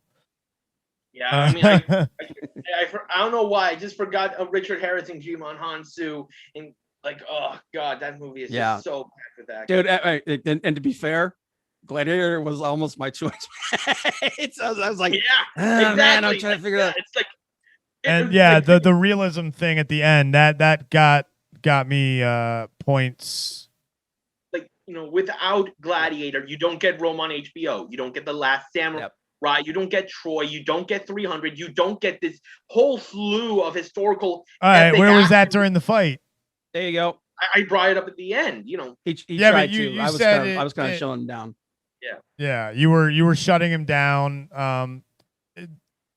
Learn to give and take a little bit, both of you. Yeah. Also, if I might add some constructive technical criticism. Yes. Eric, invest in a headset or something, because the first 2/3, Bob was overpowering you because of his microphone, and you were like, and that's not Bob. That's not your fault. Don't feel bad. Oh no, Bob, Yeah. no. What I'm saying is, like, if you had a stronger mic, maybe you would have been able to push back. Yeah. At least for me. I don't know how it sounds from here, so. No, I mean, you sound okay. It's just that Bob sounded better, and he was able to. Well, and it wasn't even just. I think even regardless of the mic, Bob sounded like he had a little more confidence in his argument. Yeah. I did take 15 minutes to do research. Oh yes. Okay, and Eric, I'm sure, took time to do his research too. Yeah. But he just sounded more confident in his argument that it was the better, whether it's the better film or the better action movie. Yep. Neither of you really did help me decide which one's the better action movie. Although, Eric, you definitely lost your points when you said Kill Bill only has one good action scene. That to me, definitely, it's not true. You just go back and watch the movie and you can see it's not true. I mean, Sorry, even both the wrong answers finished arguing now. So, Kev, now let's hear your. I mean, Kill Bill has more than one action scene. Yeah. I mean, granted, yes, Kill Bill, it's an extended action scene at the end, but there is more than one action scene. Gladiator, I do agree, the opening battle sequence, they burnt down 500 acres of forest to make that scene. I was waiting for him to throw that in there, man. Yes, if you'd brought up that they'd actually done that, that would have helped. Yeah, that would have been, because you're building on the scope of the action. There was thousands of extras there, 500 acres of forest burnt down, but you didn't. You just went, oh, great opening scene with a battle. And you didn't expand on that. You should have. And Bob, I was a little worried about that opening scene, because I remember, man, that thing was pretty damn epic. Because I'm not being funny, that could have been a TKO on the first round there, really.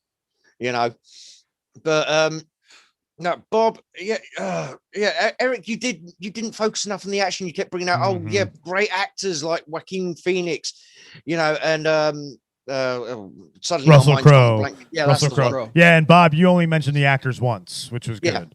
Yeah. Except for Tarantino and Uma Thurman, but that's because they were more invested in the film than just actors. Yeah. And I like the way you shut him down with Russell Crowe when you're like, what are you on about? It made Russell Crowe. Virtuosity with Denzel Washington. Yeah. Huh? Yeah. So that was a good counterpunch there, I have to say. That was a very good counterpunch. Yeah. Yeah, you can see Yeah, and let's see. Does the chat one for Bob, two for Eric. So the destruction committed in order to make a movie would have won him points. Interesting. Yeah. It was all about the action in that. Yeah. In that debate. You know a movie that you forgot about before Gladiator, Quick and the Dead. Oh yeah. So Russell Crowe was big in that. He was in that before Virtuosity. Yeah. L.A. Confidential. So, Russell Gene Crowe was a Hackman. big star before friggin' Gladiator, dude. Yeah, but you didn't do that. I didn't mention it either. So no, you're not going to score points after the fact. Yeah. In fact, you keep going, we'll take a point off you for a blow after the bell.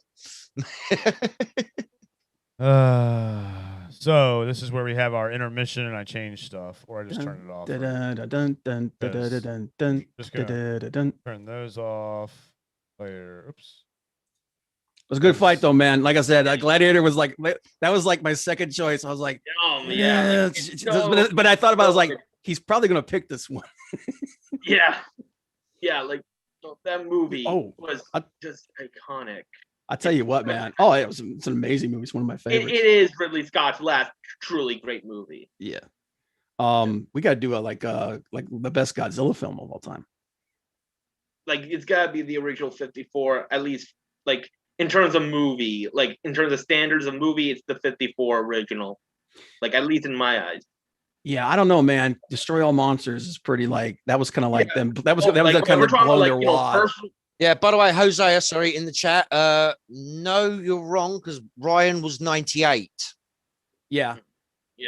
Yeah, Saving Private Ryan was 1990. That was actually that one and The Matrix were both like, oh, maybe I'll look at those, but then it was like they were both pre-2000. Matrix was 99, right? Yeah, 99. It was just outside. Yeah. Nice shout, but no. Automatic disqualification there, I'm afraid, buddy. Yep. Yeah. No, but like if we're talking about like a personal like best Godzilla movie in terms of like regardless of quality, I think the Godzilla vs. King Ghidorah 1991.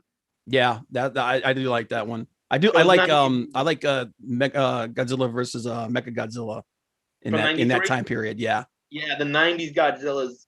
Those are the Godzillas I grew up with, like the Heisei era, they call it. Those ones. Yep. Like those 5 in the 90s versus King Ghidorah. They did Mothra again, then Mechagodzilla again, then Space Godzilla, and then Destroyer ended. Destroyer. Those five. Those are like in my top 10 easily. Yeah, Destroyer is an underrated film. Oh yeah, like it's very exciting. Like you guys, like admittedly, all the Godzilla movies in the past had somewhat of a slow pace, but in terms of just pure what they were able to do, that final battle with all the monsters coming together to defeat King Ghidorah at the end, like that is just still impressive. Yeah. Even if you had taken, like, you got guys on wires, you got guys in suits, it's incredible. Man in suit, man. So it's man in suit is always best. And in suit, yeah. Sorry, we kind of hijacked it there. No, with go, Godzilla nerdness. keep going, because I should have. Actually, I'm glad I didn't have this ready because one of the fighters is different. So, yeah, just keep talking. No, keep talking. Yeah. I should have done it, and I did something in Photoshop. I should have just done Oh yeah, it you know what? The Martian, yeah. The last good Scott. Oh yeah, the Martian was pretty good, but I mean, I don't know, like it's not a typical Ridley Scott movie though. Yeah, that's exactly what I was gonna say. In terms, like, it's pretty scientifically, I think when it comes to like when the science and all that is something that Ridley was clearly invested in. But I mean, when I think of Ridley Scott, I think more like of actual, like either like more genre pieces. And Gladiator is arguably more of a genre piece than The Martian, mainly because again, Gladiator brought the sword and sandals genre, which was thought to be this cheap, somewhat lazy thing that Italian and Southern European studios made in the 70s 60s and 70s for a quick buck. Yeah. You're on about Dino De Laurentiis and stuff. Dino De Laurentiis, see, yes. By the way, sorry, Eric, just don't mean to be interrupt, but whilst we have this slight technical pause for Chris to do his thing, because he is our Alfred, I'd just like to thank everybody again for tuning in, joining us.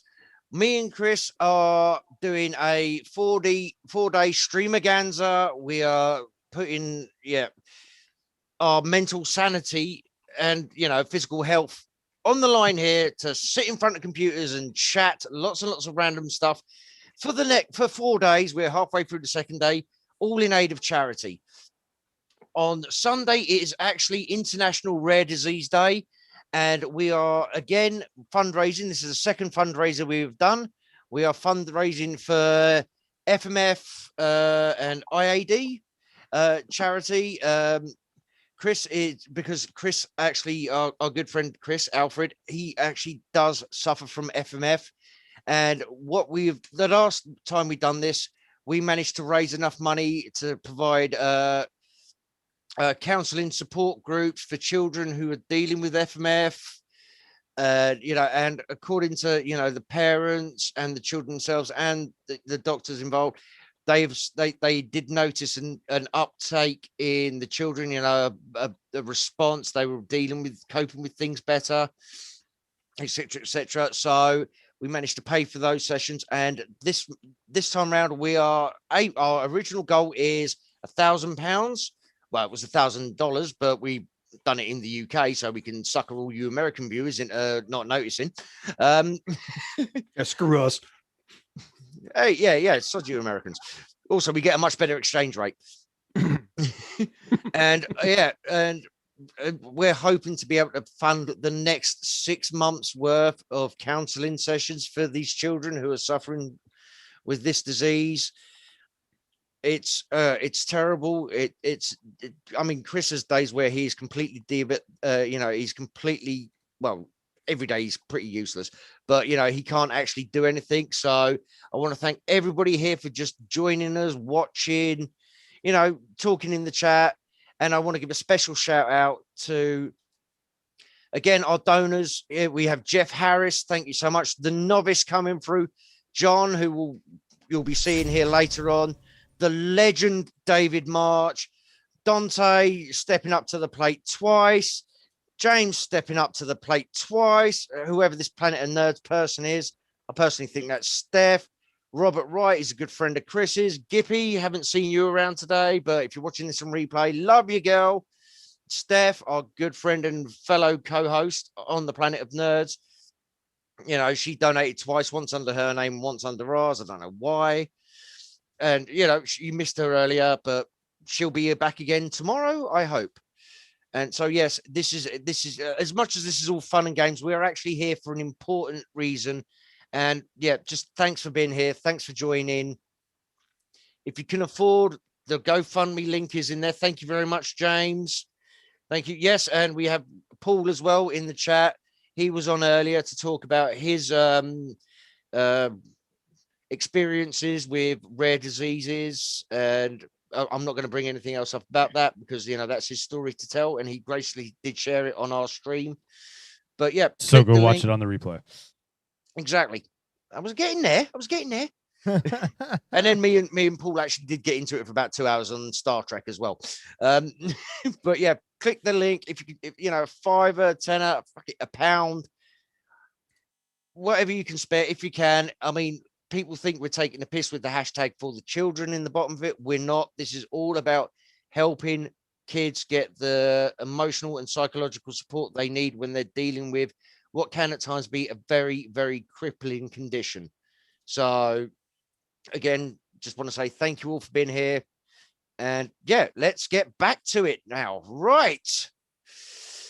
All right, folks, we are all set up. Next time, this will be a lot smoother because sharp learning curve ahead. Yeah, well, and also dealing with a stream and everything. I got a million things, not just one show I'm dealing with. So We are on to round 2 between an impromptu fighter and a scheduled fighter. First, on the right, we introduced him earlier. We got Mike at Rogue Comics. On the left, we've got Nuff Said coming in as an impromptu fighter. Thank you. The topic, best comic book movie soundtrack. And let's start with your choice, Mike. Well, essentially all I would have to say is Prince. And then that would be the end of the argument, because anytime you get an artist who is an actual musician instead of a record label, let's see how many hit singles we can fit on this album just to tie it into the movie and we can get that little rub from them. That's something special. And Batman was, well, I'll get into it afterwards. I want to hear what Kev has to say first. Kevin, go ahead. No, sorry. Go ahead. Okay. Go ahead. Kevin, your choice. I have gone with Brandon Lee's The Crow. Woo. And there you go, mic drop. I'm done. That's it. Just walk away now, mate. Just walk away. Oh, no, not at all. The fact that you can try to compare and equate an album with let's see, a bunch of 90s like whatever they would be called them, hard rock or no, what was the save it. I'm gonna start. Let's start the clock. All right, okay, so the fighters are ready and fight. Bring it, boy. Come on. What you got? I got Prince. I got Tim Burton. When Prince, before he became Prince, one of the first songs he had ever played on the piano, his dad let him play, was the theme to the TV show Batman. So it was kind of serendipitous that Tim Burton actually used 2 of Prince's songs, 1999. And so I'm just going to stop you right there. You've got Prince. I have such great classics as 9 Inch Nails. I've got fucking Stone Temple Pilots. I've got Pantera. I mean, come on. Any one of them. Okay, and what song did they play? Shit him out. What song did Pantera play on the Crow soundtrack? Name the song. Name the song. Which one? From who? The soundtrack that you're trying to. No, sorry. I thought you named a specific artist there. Pantera, yeah. Oh, the Pantera one. Yeah. Oh, that was the begins with a B. The Badge. Exactly. Now, let's see. In fact, before the fight had even started, James Tyler, who is in our chat watching this, quoted songs from a Prince cut on the album. So you had to actually look to see what the name of the Pantera song was on the Crow album. Yeah, but the thing is, I know James, he's got about 1 million browsers open right now. It's basically 5 of them are on WikiFeet.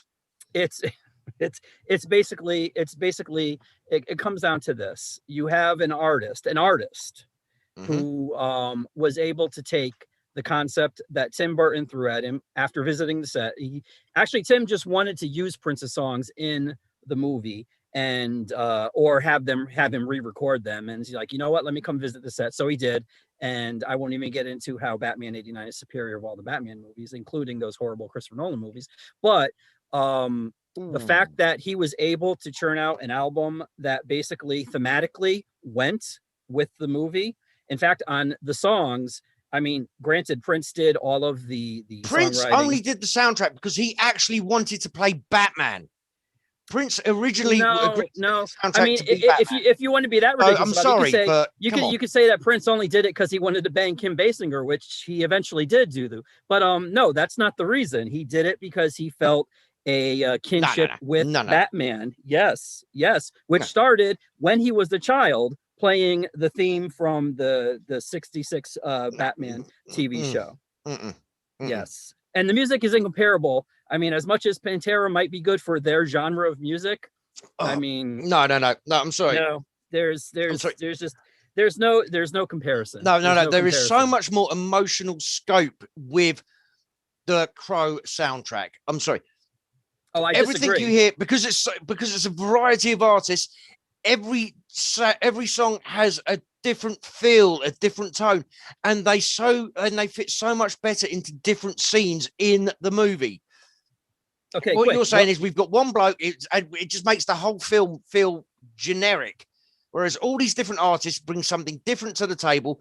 Every scene where there's a song, it brings up a different emotional context. Actually, it doesn't, because Prince can do all that by himself. He doesn't need various artists to do that, because you have the dark foreboding, the future, and then you have Jax as he's going through the art museum with Party Man. So, I mean, those two things aren't the same, because if you listen to the future is essentially Gotham in a song. No.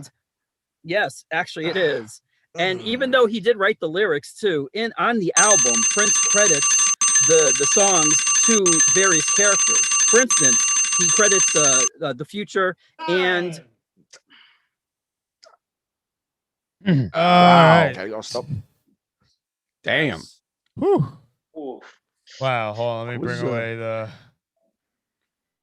You guys, yeah. Whew. That was back and forth, because I mean, Mike's got some great points about Prince. Kev, you've got some great points about the variety. That's all I really can say about this fight. Let me bring in the other two. You guys have any comments? Only thing I will say is these are two great choices. I do remember the lyrics to Party Man. I could not, and as much as I liked the soundtrack to The Crow, I cannot remember like the name of every song and the lyrics to them all. Oh yeah. By the way, I have to apologize for my hesitation there. I am in last minute, so okay. Yeah, it's pretty neck and neck for me. Yeah. I listened to a lot of tracks to both of these films when I was younger. But if I can give you both a tip, so far there's one song from each of your soundtrack that neither of you have mentioned that that are my particular favorite. So if you can, and I'm not going to tell you it, I'm going to leave it as a tip. If you can manage to get to that song, explain why it's great, so good, I might be able to give you the point. Yeah. So you're gonna have to go through your soundtrack again and think of what song you haven't mentioned, because you might be onto it. Yeah, because right now I'm leaning a little bit towards Batman and Prince, because like I said, I can remember that song. But if you could like jog my memory, like, oh yeah. Because the only song that I can remember from The Crow is Stone Temple Pilots. Yeah, I mean, there is one song from again, two great soundtracks. Mike, I admit right now I am someone leaning towards Mike because he's closer to my favorite songs. And one thing, he's mentioning songs used in the film. That's one of the things that I would recommend to Kev. Think of a scene where a song is used in the film and is used to great effect. Okay. So sounds like we've got a good break. I didn't set the timer because I'm doing a million things. So are you guys ready for round two? Bring it, baby. All right, I'm only. Yeah. Well, hold on. Before you ring the bell, hold on.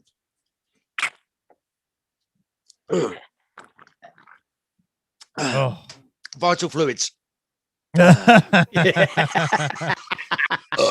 Mike's not amused. All right. Fighters ready. Mm-hmm. And fight. Okay, you wanted to know one song that absolutely nails this film. Very simple. Can't Rain All the Time. There are several different renditions of it. You have his girlfriend, the voice of his girlfriend singing it, and it just brings back that emotional feeling, because the whole point of the story is he's lost his true love. And every time you hear that, it just reminds you of the love of his life, even to the point where they just quote the title of it when he saves the girl whose name I cannot remember now. She's about to get run over by the car in the rain. And she's like, "Oh, I hate this. I hate this weather, and all the rest. And he just turns out, hey, What I can't rain think all the is time. And she's like, what I think is very sad is that your most memorable song for that soundtrack wasn't even recorded for the soundtrack and came out the year before the soundtrack did. That's actually what is it most was used in the disappointing about film. your Sorry, soundtrack. so it was used in the film. My film, as far as the soundtrack was concerned, all of these songs were custom made for the soundtrack because Tim Burton requested it. Actually, Prince went above and beyond what Tim Burton originally wanted because, again, he wanted to use the 2 songs or have Prince re-record them. And instead, Prince was like, you know what? Hold this. I got this. And he gave them songs that there were songs intended for the album that they didn't even use in there. But all the songs were specific to the characters, at least in Prince's mind. There were 3 songs that were in Prince's mind, not everybody else's. No, because Tim Burton. Prince has a weird mind. Come Prince, on, what? Come on. What? Wait. Are you? Wait, you're actually questioning Prince's brilliance? Seriously? Like To a musically? point. I mean, like somebody if you're who talking renames about like himself political or Squeal. whatever, maybe that might be something. But this is music we're talking about here. Yeah, but I mean, the man anybody who put out- renames himself a symbol, just. I mean, Well, see, come on, I can just- go into the entire thing why he did that, but I don't know if that's relevant to the fact that the Batman is way better than the Crow is as a soundtrack. I mean, come on, But you got anyways, The Cure for God's sake on this freaking you soundtrack. do have the Cure. Yes, you do. There's a bunch of other artists you haven't named either that Yeah, I know. I know that. I could go through them. I can go Okay, through them. If I'll give want. you a little time to get to the Wikipedia to refresh Mate, your memory because look, I this can't soundtrack prove it is to so you. I can't prove forgettable. it to you, but with I'm the not on. exception I'm of not the on Crow Wikipedia. and the Nine Chris Inch will. I Nails. could share my screen with Chris to prove Folks to you don't I'm share not their on Wikipedia. screens though. See, that's the thing. No, but I am not on Wikipedia. I'll guarantee I'm not touching my computer at all. I can tell you right now, you've got everybody from, like, well, we've already said Rage Against the Machine, 9 Inch Nails. You've got Stone Temple Pilots. I've said The Cure, Machines of Loving Grace. Fucking, what was his name? For Love, Not Lisa was one of them. Jesus, was it Jesus and Mary Chain? I always get that wrong. Future, Electric Chair, Arms of Orion, Lemon Crush, Trust, Vicky Waiting, Scandalous, and Bat Dance. He took a song that is essentially quotes from the movie and made a #1 hit out of it. And it was based on the movie. It wasn't something They that did that with Mortal Kombat. What's your point? They did that with the Mortal Kombat soundtrack theme tune. What's your point? The Mortal Kombat song didn't go to #1. It did. It did it? Did it? It did. It At did. least in the UK, where I am. In the UK, well, yeah. You know, the center of the universe, the UK. So No. what's your point? No. They took quotes from Mortal Kombat and made it into a #1 hit. You just said they took quotes from. Actually, yeah, I'm trying to. Well, that's inconsequential again because this is. Oh no, between because that Batman was and one of your Crow. valid points. That was one of your points. He took quotes from the movie and made a #1 hit. I'm just pointing out. So did Mortal Kombat, and that is nowhere near the quality of either of these films. So I'm sorry, that point is absolutely null and void. No, I'm not wearing that one. You know, you tried to slip that one under the time. Woo. Man, Kev, you said which song went to #1? Mortal Kombat. The actual Kombat song. What was the name of the song? Oh God. Was it just called Mortal Kombat? I think so. I think so. Yeah. I think it was the thing from Mortal Kombat. Yeah. Yeah, the theme from Mortal Kombat, where they just Alright. clipped quotes from the film. Because I'm not seeing it on the. Yeah. soundtrack. It was. Yeah. It's right here. It's from the Immortals. Actually, I think I don't think there were clips from the movie. Oh, Techno Syndrome. What's his There name? it is. Yeah. Yeah, because it had everything. Test your might. Test Yeah, your like might. Yeah, I think that was from the video game. That was from the video Yeah, game. but you It was even just from the used movie. Yeah, you just used We don't used know the the argument quotes they were- used quotes from the film to get a song to #1. So did Mortal Kombat. I wasn't saying Mortal Kombat as a comic book movie. I was using Mortal Kombat as an example of another film which did exactly the same thing. Yeah, I'm gonna have to look that up while you guys are fighting your next round. Well, hold on. Let me get I'm a my dude playing a let me dude get my pretending to be wiki another editor dude. out and Yeah, Kev, he had you in a corner there. You were getting defensive. He definitely had you against the ropes because you were getting Yeah. defensive. Very last minute defensive. fight. Come on. Yeah. Yeah. No. You're doing well for a last minute fighter. He's definitely. He got you that blow with the song in the made for the like the movie that was a big uppercut. Yeah. That was a big uppercut. So seen this chin, I can take it. I'm gonna leave it at that for now. Other fighters, what do you think? Yeah, I mean, some good points made all around, but I'm still leaning a little bit more towards Batman. Yeah, I'm leaning. Here's the thing, like I don't want to use any bias. Kev's soundtrack is included in a scene that is so epic and awesome, and it's a track that he somewhat mentioned, but he wasn't close. He only mentioned the artist. A scene in The Crow where the music matches the scene so epically, it's the best scene in both movies, period. If he could just mention that scene and explain how great it is. I know exactly what scene, but I've got a round to go yet. All right, so all right. I'll tell you what, man, you're reminding me of a bunch of songs that I forgot. I'm like, oh yeah, that was good. Yeah. Yeah. I'll explain at the end because I don't want to give. No, don't give anything away. So fight cards back up, fighters back in the ring. And are the fighters ready? Yep. Oh, let's do this one more time, baby. And fight.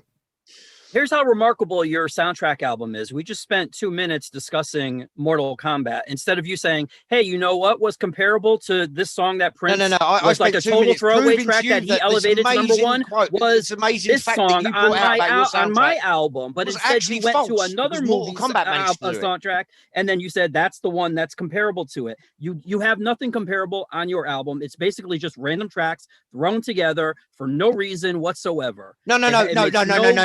Thematic sense. Every song on this soundtrack is there because it was specifically picked for a scene. And then I want you to go through track by track, and I want you to tell me exactly what scene those tracks are played in, because I can tell you every single scene that the Batman songs are in. Oh, go on then. No. I asked you. The question was posed to you. This isn't on me. Come on. All right, stop with that. All right. Kev, the question was posed to you first. Fair enough. Bollocks. All right. Oh, I'm taking a knee. I'm taking a 10 count here. That's all right.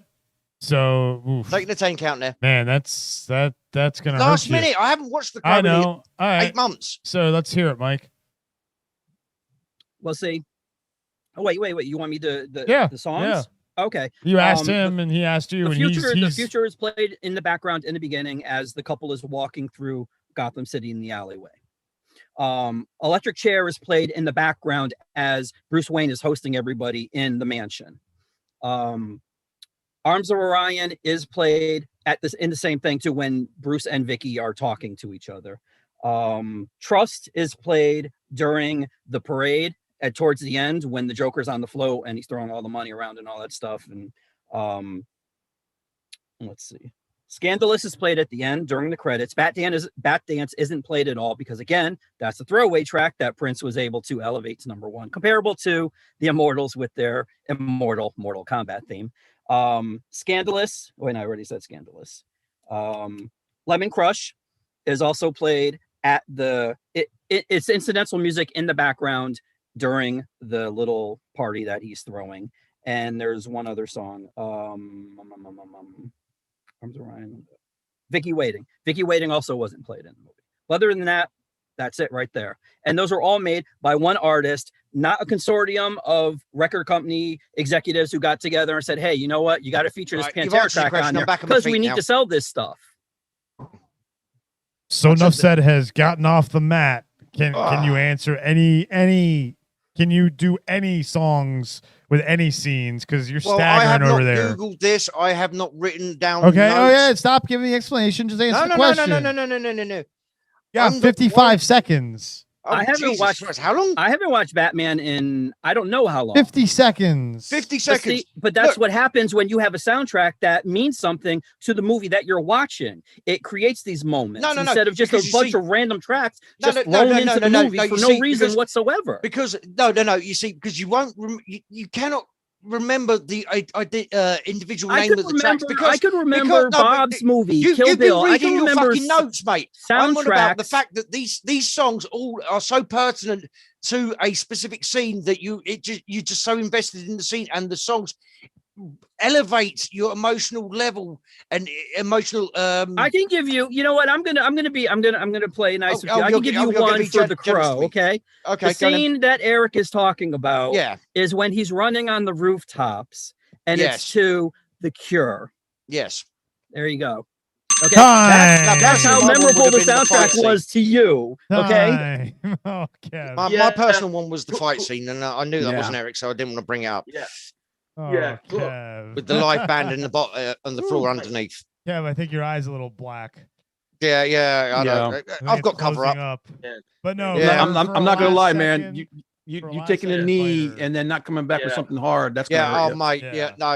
Yeah. He got me on the ropes. I was not expecting that question. Okay, I was not expecting that question. And I'll have you know, I was doing pretty well for them. The Crow was my number 2 actually. When Alfred told me I couldn't do Batman, the only one I could think of is either between that or Guardians of the Galaxy. I was thinking of Guardians of the Galaxy. I was thinking of Guardians of the Galaxy. Guardians was another one. Guardians. Because James Gunn is kind of like Tarantino, where he selects music that means something, whether it's to the movie or to him. Yeah, but as a film, I like The Crow a lot more. Yeah. Oh yeah. So I went with The Crow. Yeah. And by the way, I'm just going to give you guys a little secret now. You know, just don't tell the people watching in chat. My whole research for that was I actually own the album. I don't own the Batman album. I have in my hand the original CD from release day of The Crow. Yeah. But Party Man is such a memorable song too, man. Yeah, but if I could say something, Mike was right. My favorite song on the Crow soundtrack is "Burned by the Cure," but that wasn't the song playing when Eric was running. It was when he was first dressing up as the Crow. It was literally when he goes back to the apartment, he punches the mirror, and that's where he literally becomes the Crow. It's the most suit up song that you could do for a superhero like that. You could do that. Not just for the Crow, it works for Batman, it works for Daredevil, it works for Ghost Rider. Any of these low level, somewhat supernatural superheroes, you put that as their theme song, as their super song, it works perfectly. Yeah. Well, I meant the whole thing, Eric. Because in all fairness, he puts it on. Yeah, but but then there's a different song, the song when he's running. That's a different song. It keeps calling me. Kev, you only have the soundtrack. You don't have the score. Both, yeah. Oh, here we go. Because I have lastminute.com. I knew when this CD was. Danny Elfman, man, it's mandatory. Yeah, but it doesn't matter because this is not a sound. This is not a score question. This is this was just a personal question. No, just no. I don't have the score, unfortunately. Blasphemy. It's really good, and they have an instrumental version of it. It can't rain all the time. Yeah, but yes. So that was all the research I did. Was that. Cool. I went through some of the other soundtracks I got. Lost Boys wasn't a comic book. Team America wasn't a comic book. Actually, technically, Lost Boys did do a comic book, but it did it after. It was after. It was an adaptation. After. I was going to try to get in under that too, but no. After, mate. I'll tell you a soundtrack. When we were talking about movies that sucked, but they had a good soundtrack. Spawn. Oh yes, yeah, I was thinking of Spawn because I actually really wanted that movie to do well. Yeah. But in man, fact, Eric that was remembers I lost the competition. I lost the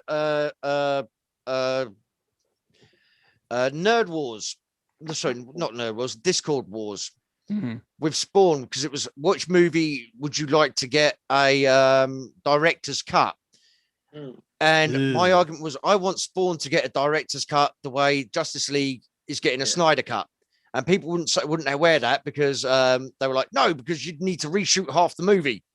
Well, those special effects are kind of yeah. People said you'd have to reshoot half the movie, etc., etc., etc. And I was like, well, that's what I fucking do with the Snyder cut.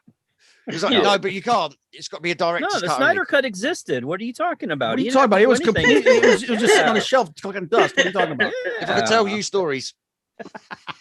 Yeah, but yeah, man, I think I got to give it to I got to give it to Mike. Give it to Mike. Yeah, Mike, no, you took it. He did. In fact, all right. So we have our finalists. Yeah. Bob versus crap. Mike. Oh God. All right. It's a blind fight. First one. Beanie Central. First one to yell out their answer gets that answer. The other person gets the other answer. And it's just a who is better or what franchise is better. Let's make it that. What franchise is better, Kev, right? Is that how we're going to do it? Yes, franchise. Which franchise is better, Mario or Sonic? Mario. Oh. Well, I heard Bob. I heard Bob. first. All right, so Bob gets Mario. Oh God. Oh, I'm wait, not no, gonna not argue Sonic. this. Sorry, No, Zelda, I was just suddenly realizing that. Yeah, sorry. Take your answers back. Take your answers back. Mario or Zelda? Mario. All right. Hey! Same things. You both win. It's the correct answer, Steph. If you're watching this on replay, told ya! This is gonna be awful, by the way. So yeah, Bob has Mario. Yep. What's mine? Zelda. The Zelda franchise. Oh, I could just see his heart breaking right now. Let me guess. You never played a Zelda game, have you, Mike? Oof. I saw the manga, but that's about it. The manga, not even a walkthrough, but the manga. Close enough.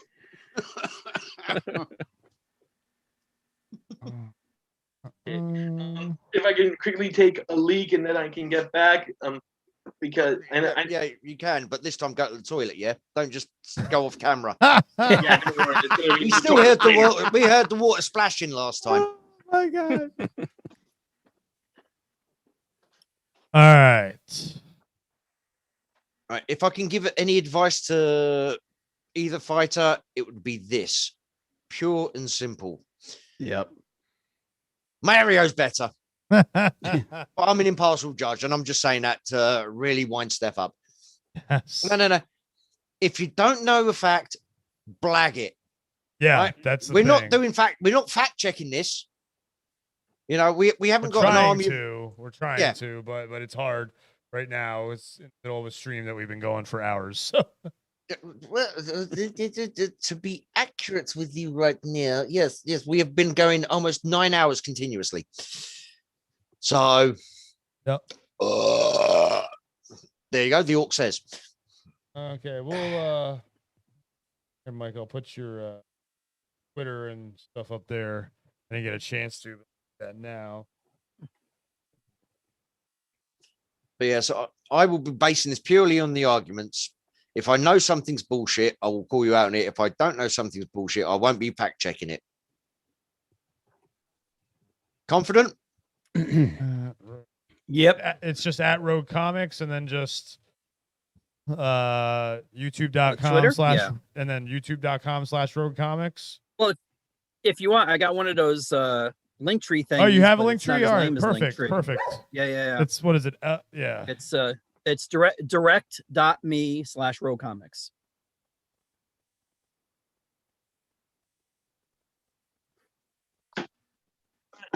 And I'm back. All right. Oh, joy. We miss you so much.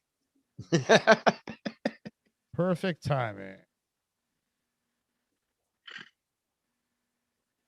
All right. Ladies and gentlemen, it is time for the main event. This was a blind fight, and the fighters had to yell out their answer, and whoever yelled it out first gets that answer. And the question is, which franchise is better, Zelda or Mario? In the left, we got Bob fighting for Mario. It's me. And on the right, we have Mike at Rogue Comics fighting for the Zelda franchise. Go, Mike. Go, Mike. Go, Mike. Are you trying to be Steph? Is that what you're trying to do? All right. Well, you know. Are the fighters ready? Yes. And fight. People don't even know who Zelda is. This is a really riveting. They don't even. They think the main character's name is Zelda. They can't even get the name straight. My franchise has sold over 256 individual games. 31 games sold over 1 million copies or more. He's in television, anime, films, manga, toys, concerts. The best-selling video game franchise of all time. No one is even close, with over 670 million copies of the game sold. It is the highest grossing media franchise in video game history.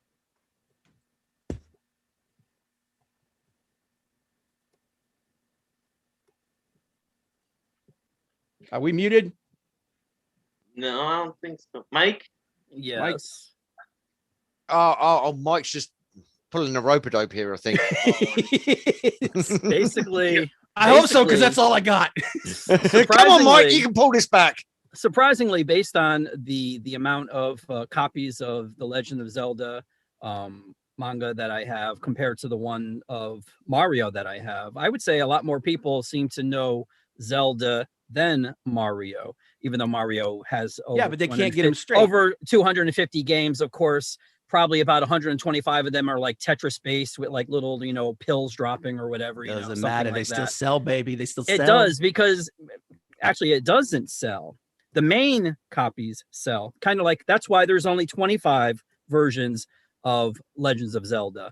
And rather than, I don't know, mass market their product to every single thing, there was never a Zelda movie with John Leguizamo and Bob Hoskins. So at the very least, hey, Zelda you leave John Leguizamo alone. Zelda still has its dignity because there was no bad 90s adaptation of, and I mean, you want to talk about cash grabs. Wanted one. Actually, I think probably based on this, I would say that the creators took the high road and said, you know what, we have more respect for our product than the creators whores don't make over crap. in Mario It's owned by Land Nintendo. Nintendo looked at Zelda and went, yeah, we're not going to make money off a movie off of that. Actually, I seem to remember Super Nintendo. I could be wrong, that Zelda was released in a gold cartridge, because I think I do own that, even though I never played it. But Mario, I don't remember Mario getting any such sort of special preferential treatment. Because it ain't needed, then again, baby. It doesn't matter, because when you keep manufacturing crap, there's no what's the word to it? There's no specialness to it. It's just yet another Mario version. It ain't manufacturing crap if it's lasted for 30 years. Actually, that's not true, because I mean, Cracker Barrel's still in business, and they manufacture crap. Ouch! That hurts my soul. Well, come on, Matt. Think about this. Mm-hmm. When you ask people who is the greatest comic book character, video game character of all time, the first thing that's gonna pop in their minds is Mario. Come on. And see, actually, you know what? Here's the better thing. You're talking about which franchise is better. The fact that people know that Zelda is that franchise. They don't need to know who Link is, because the franchise is the Legend of Zelda. There's no franchise whereas bigger than Mario is, okay, name some of the other characters in Mario that aren't Mario or Luigi. Princess Peach, Toad, Bowser. Mm-hmm. Keep going. Okay. Keep going. I don't need to go any further, man. There's more. Those are the main ones. Those were the ones that were in the cartoon. Time. Ding, ding, ding, ding, ding, ding, ding, ding, ding. Oh, wow. Okay, Bob pulling out the facts in the first round. Right. I don't have anything else to Oh, dude, I think that fight is best described as the first minute or two, both fighters are feeling each other out, and then they just went for a flurry of punches. I agree. But I will say, I think Mike got in a bit of a hit at the end when Bob refused to list anymore. There were more characters than those five. Yeah, never back down. Never back down, Bob. Going. He had you. Yeah, you got to keep punching, even if he's trying Well, to I block. couldn't punch back because the time ended. Well, then, yeah, but there was some time. You still had You could have seconds at least left. two more. You still had seconds left. Kev? Oh, like I say, that started off slow. Both fighters feeling each other out, testing each other's, mental fortitude, shall we say. And then Bob started swinging a bit. Mike just kind of absorbed it. And then he threw a few haymakers of his own, just say, hey, I'm still here, boy. I ain't going nowhere yet. So I think that was very even by the end of it, if I'm perfectly honest. Yeah, I agree. It definitely has been an even fight so far. And there's Mike trying to tag in. Sorry, Mike, can't. Man, yeah, I'm interested to see where the next 2 rounds are gonna go.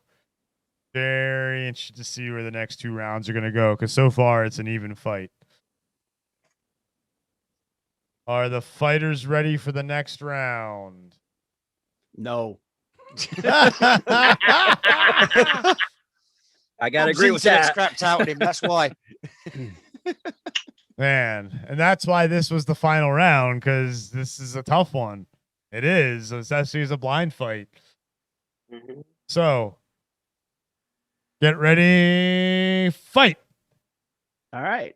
So, you want to talk about why Mario is better than Zelda?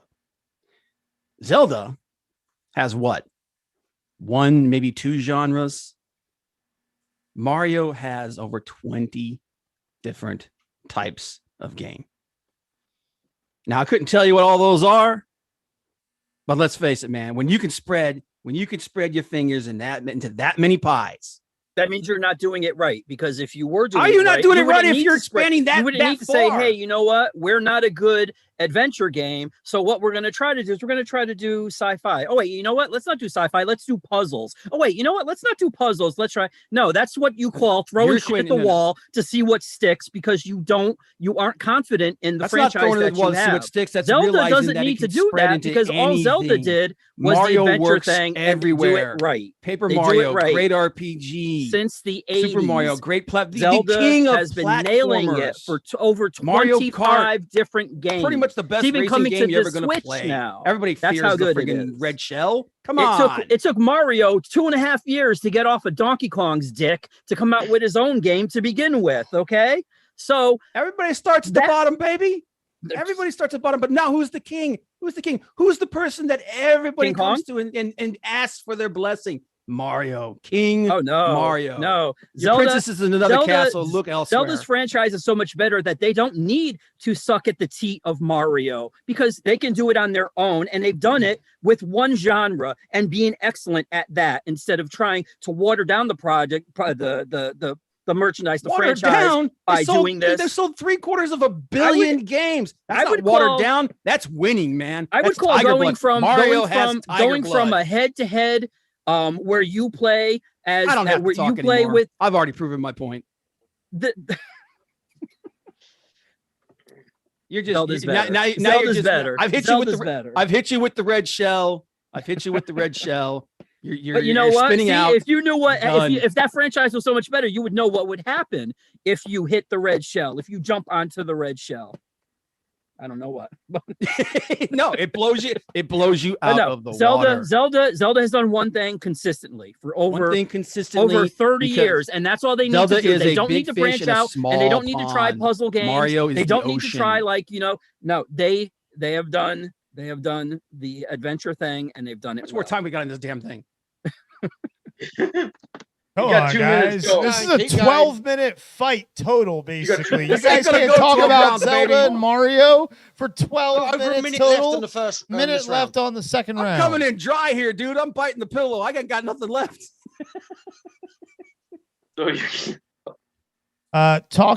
Talk about replayability and like how you can play the games.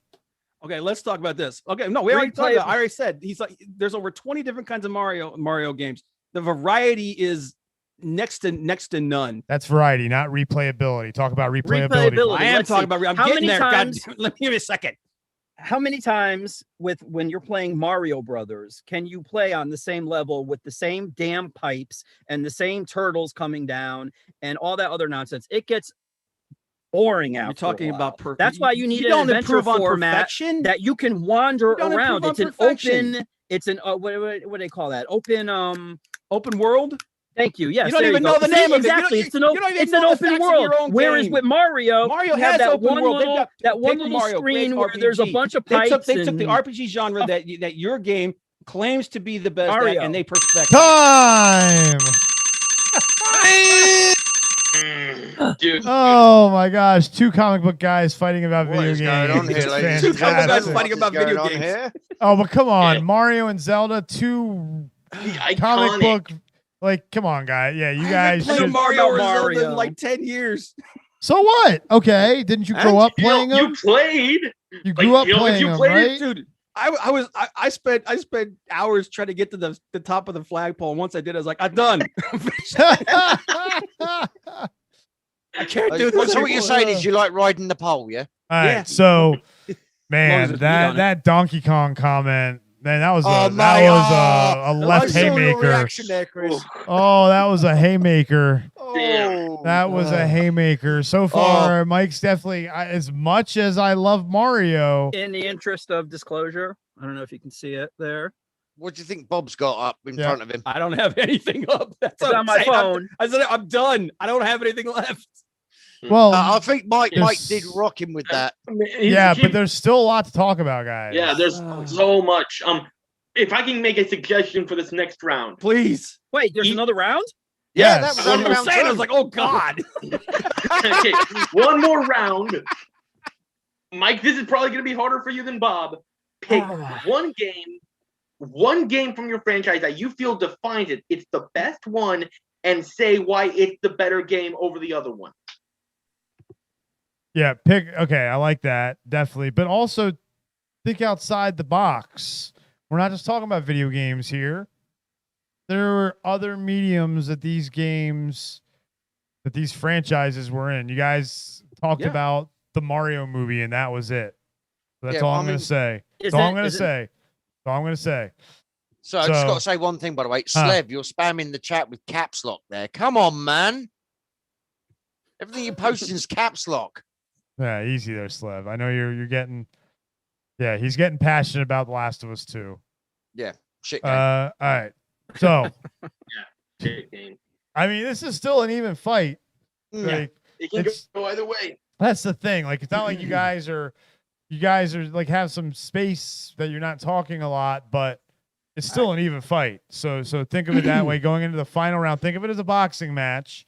Think about what you've been doing the first 2 rounds.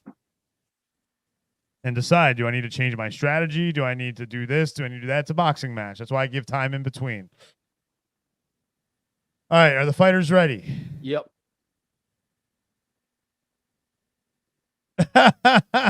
Okay. Ready as I can ever be, man. It looks like I Did I don't know. mention that Prince did a soundtrack to one of Yeah. the Zelda games? I'm not fact checking this. All right, I'm just going on the arguments. ready and fight. All right, you want to talk about franchise? Let's talk about Mario. Let's talk about television. The Super Mario Brothers Super Show.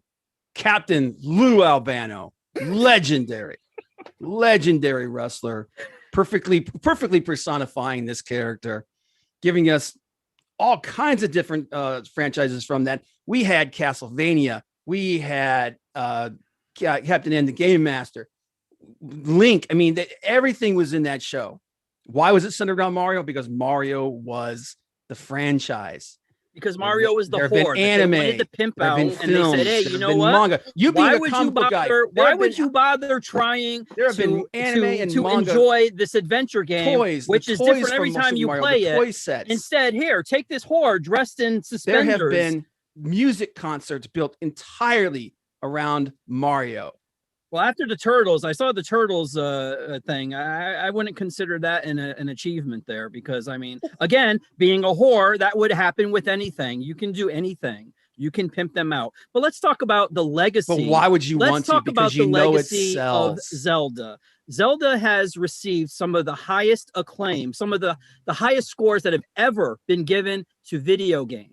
Because Forget the video- instead of Super whoring Mario themselves Galaxy out and was voted the watering greatest down the game of all franchise, they have time. concentrated on the one thing that they do great, and that's Super the Mario adventure Galaxy was genre. recently said it was quite possibly the greatest Mario game ever created, as well as the greatest video game created, period. Zelda is It one literally of was the few game that series sold with multiple the perfect platform. scores. And one of the games is even listed in the Guinness Book of World Records. Okay.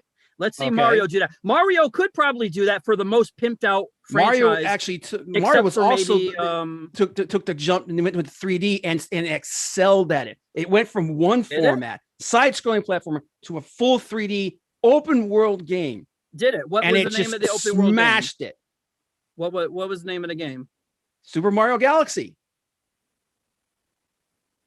Super Mario Galaxy literally took the Mario style. Did they make any more after Super Mario Gallery? Was there Super Mario Gallery 2? Super Mario Yes, there Gallery was. 3? Or was that the only one? No, there was Super Mario Galaxy 2. And what was after that? I don't know, because like I said, I haven't played the games, but I know that the franchise. But see, again, you're talking about when you talk about franchising quantity enduring, compared to you're quality. talking about something okay? that is Because in the same once you breath do as something, Star Wars, once you do something, Star it Trek, sells. James instead of accelerating Zelda or survives or making Zelda the survives franchise. off of Nintendo. Mario survives off of Mario. No, Mario. So you're saying Mario eats itself then, because essentially that's what they're doing by watering down their product instead of taking it's it not to the watering next down level. the product. Well, If the product is continually coming out 3D, fresh. after 3D, they did the 2 and 3. Top selling franchises: Mario, Super Mario, Mario After Kart, Super Mario Mario, Sports, Mario after Party, Super Mario RPG. 3D, 1, 2, and 3. What did they do? You gotta go How did they all the way elevate it? down. How You did gotta they go all the way elevate it down to from that? number 12 to get to Legend of Zelda. For what? For the top game stops for the top 100 million copies sold. Oh, but it wouldn't matter. Is Mario listed in the Guinness Book of World Records? As you can get listed in the Guinness World Records for being the most toenails. It doesn't matter. As the highest rated video game in history. Not ratings, just like ratings are nothing. Ratings can be bought.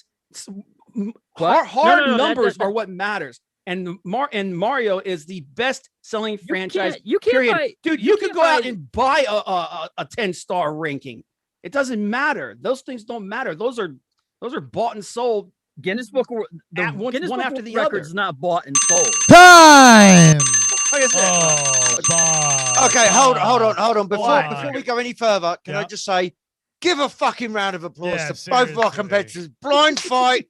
Both of them are absolutely clueless on the subject, and oh my fucking god! I'm just the not first a minute of the Nintendo first guy. round, I was a bit worried. I thought, oh, this is going to be just dead air for 12 minutes.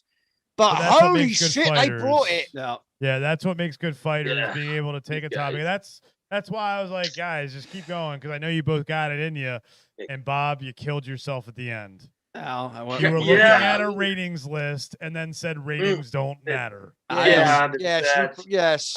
You were looking at a rating. No, I was list. looking at I said numbers matter, not no, it wasn't ranking he was talking about. It was Guinness World of World's Record. I said anybody can get into Guinness World of World Record. Then he started talking about rankings and highest rated, and you said ratings can be bought after you were talking about highest rated game. Right, ratings can be bought, but numbers can't be best bought. Rated the best game ever. Oh, ratings can be bought. No, I didn't say it was rated the best game. I said it was the most successful game ever. No, you said it was. You said that, Bob. You said that Super Mario Galaxy was said by gamers to be the best game ever made. It was considered to be the best game ever. Yeah, that's the highest. When I said that, that's right. the rating. When I followed it up, I was talking about. I was talking about then sales you numbers. actually shot yourself in the foot that time, and you went from your confidence of it is the best rated to possibly the best rated, and there you lost me as well. I did the best I could. Yeah, no, you did great. No, we're not knocking either of you. I'm not knocking you for it. I'm just letting you know. My fragile spirit has been shattered. Well, it's okay. Just Go ahead. For the next one. Mike, you will be brought back because that was awesome, man. You did awesome. Oh fuck me. Mike, congratulations. That's hard to argue Mario guy. I'm a Mario guy, but you sold me. And you told me that Zelda is better, and so Zelda. Well, I apologize. I apologize for slandering Mario. It's okay. I don't. It's okay. I don't think it's okay. It's okay. That was great. I should have went Zelda because I like Zelda better than Mario. Exactly. It's like, man, dude.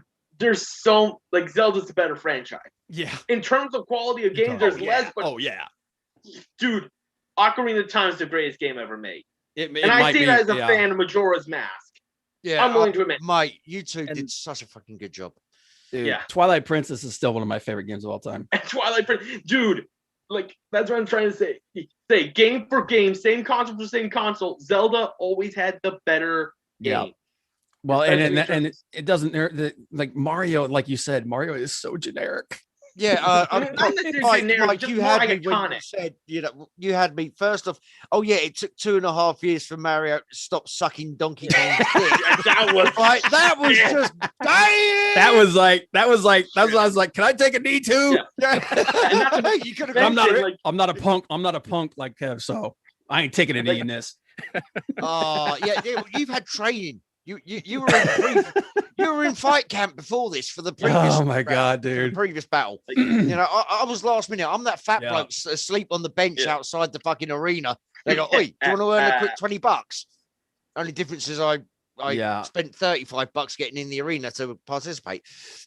But yeah, no, and then Mike, oh mate, because that's the thing. I like that. And the whole they call it, but that's Mario's been on so many things because they're whoring him out.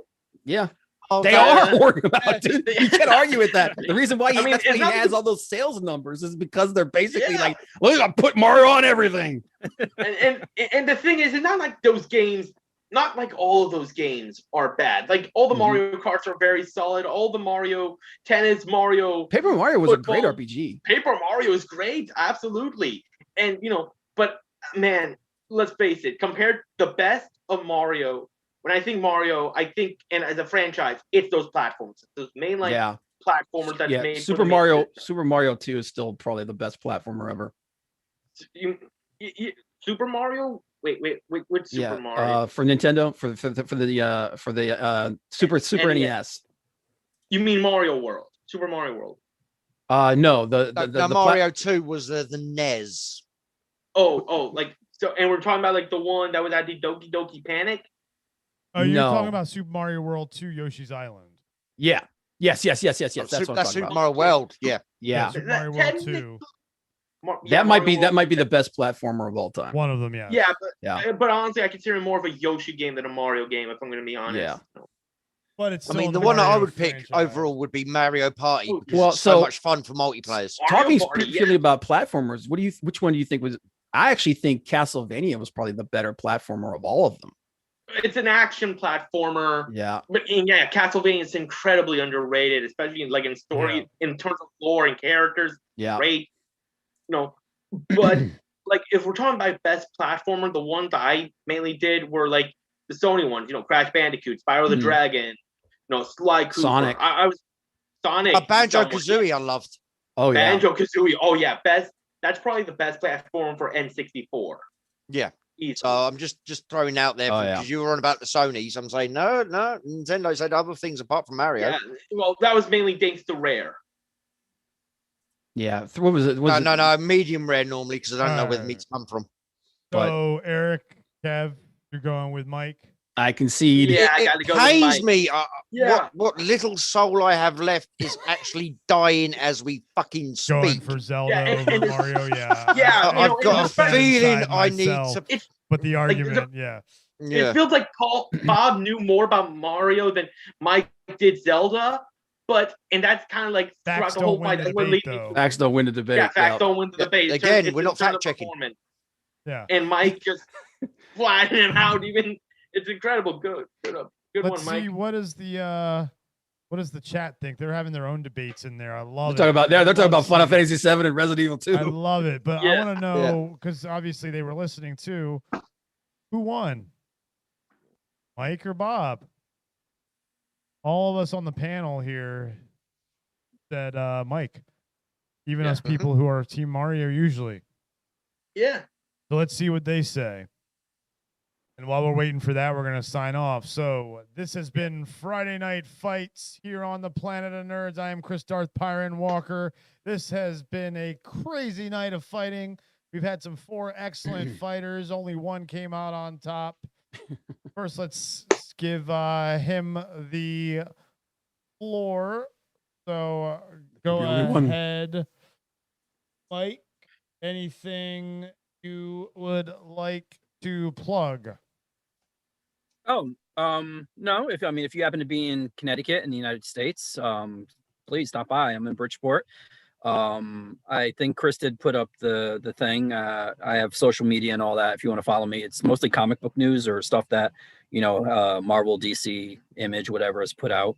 And that's it. And hopefully donate to the GoFundMe, which to be honest with you guys, I tried for about 20 minutes and for some reason GoFundMe wouldn't allow me to fund them. So I don't know what the deal is. I tried 3 different credit cards. I tried. In all fairness, sorry to interrupt you. It's been giving troubles. Yeah, we've had a couple of people who have experienced similar things. The Ledge, David March, Gippy, White, they've both had trouble donating for some reason. So. Is it because it's like a British thing and I'm in? I think so, but last time we did it like been that. there. James has been fine. Yeah, it's just your bank. I think it's your banks. Like they're looking at. Yeah, I think it's certain banks in the US. So, yeah, I contact Steph, send her a DM on Twitter, and she'll give you either her Cash App or PayPal. Oh, she has Cash App. Yeah. Okay, I'll do that. And then she'll donate it for you. Donate on your behalf. Okay. Yeah. To GoFundMe. Yeah. So I appreciate that, man. Really. Yeah, do. man. Yeah. Hashtag for the children, for the kids, as Andy's been saying. So we don't say for the children, I guess. But that's fantastic. Let's go ahead and unspotlight you. Good job, Mike. Winning the inaugural Friday night fights. Let's get the panel back on here and go down the line. And let's go over to Eric. Eric, good job today. As always a solid fighter. You brought the aggression. Just got you got put into the ropes a little bit. So come back strong next time. I hope so. Gotta get back in the ring, get back into shape. It's been fun. Gotta hydrate, man. Mike, gotta hydrate, gotta look it up, gotta get in behind the scenes and all that. But overall, it was lots of fun. Thanks for having me here. Glad you had fun. Always good to have you, Eric. Keep fighting, keep training, and we'll have you back on. And then because he's a co-host on this show, we're going to skip him real quick and go over to Bob. Bob, awesome job tonight. Thank you, sir. Thanks for having me. Appreciate it. It was fun. I'll be a little bit better prepared. Sorry. That's awesome. Yeah, highlight that for a second, dude. You gotta show everybody. No. Hold on. Oh my god. I don't know if I can because he's got the camera off. But I've got the camera off to show that. Yeah, turn it on real quick. Okay. And let me see if I can do it like this. Spotlight. And then now turn it off. Yeah. There you go. But no, man, this was fun. Are you happy now? Yeah. Yeah, you can. Yeah, hold on. Are you not entertained? Are you not entertained? Call back. All right, Bob. Anything you wanna plug? Yeah, just sub to my channels, YouTube and Twitch, and I don't know. Are we streaming Valheim tonight? Or? We will be streaming Valheim very soon. Come join us for that, guys. Yep. All right, and then of course my green fellow next to me, Kev, aka Enough Said, aka Captain Strong. Yeah. I've been rehydrating, but I had a tough fight today. Oh yeah, so jumping in as a fighter last second, it's always tough to do. So good job. Yep.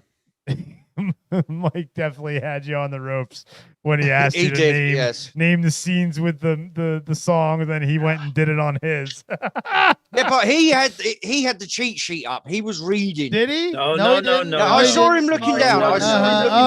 Oh, folks, looks like we got a rivalry brewing here between Upset and Mike at Rogue Comics. And possibly Mike at Rogue Comics with Bob. So looks like Mike's going to be the bad guy in this soap opera of debates. See, he's not. Look at him. Yeah, that's the face of a guilty person. If calling out the truth makes one bad, then I will be completely. You're the best person on the planet.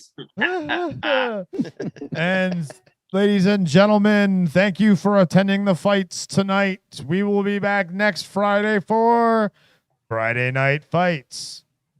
Laters. Bye. I still won. And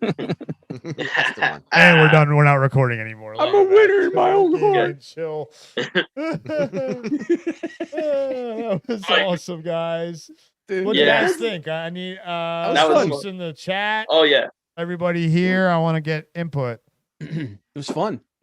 lots The of fun. only thing I'm Yes. wondering is, I'm sorry, I didn't mean to talk over you. No, you go first. The only thing I'm wondering is if there's some way to keep us from talking over top of each other. That's all about good debating. Okay, That's all about learning how to debate well. But yeah, but some of us got better mics than others. Well, that again, that's all about. That's the fighters coming to the ring unprepared. Yeah, that's every boxer's got their strengths and their weaknesses. Yeah.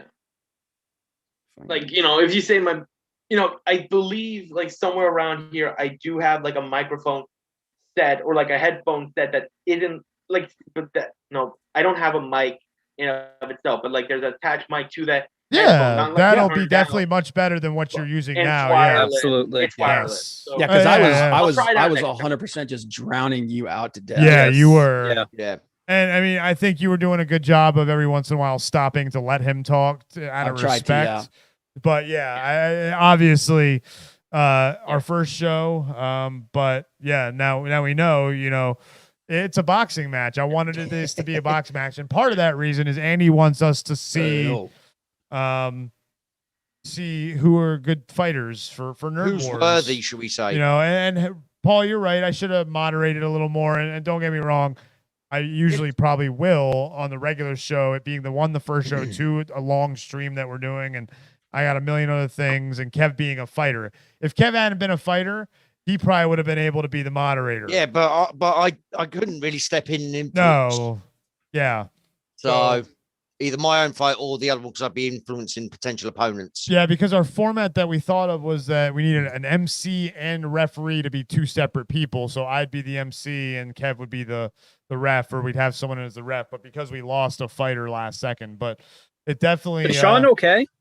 Yeah, he's got health issues, and so they're just affecting But he's him okay. today. Yeah, he's okay. Oh yeah. Okay. Yeah, he's just a little drugged up medicine wise, okay. and so he wasn't really coherent, which I totally get. I totally understand. Been there. Yeah.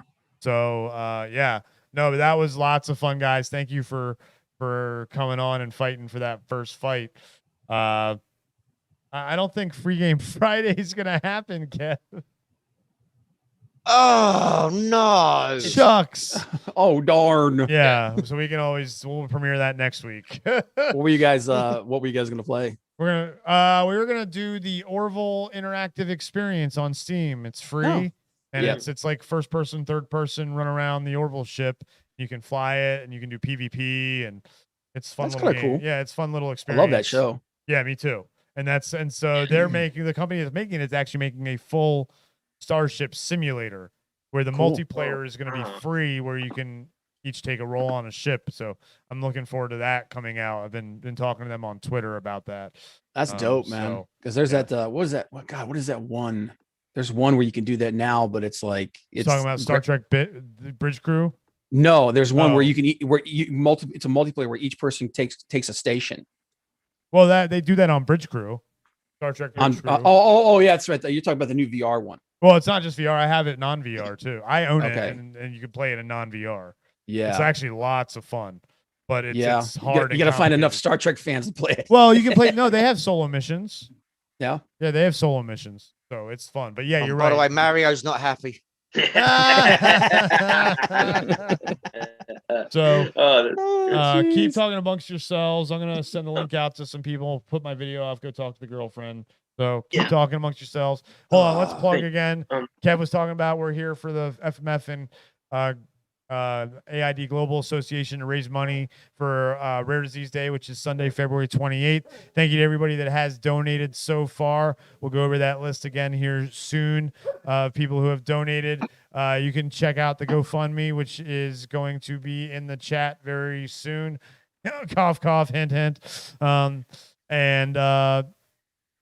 So we are raising money to help kids have a group therapy psychology sessions, kids who deal with FMF and autoinflammatory conditions and diseases. And these sessions have been shown to help from the first sessions that they've done.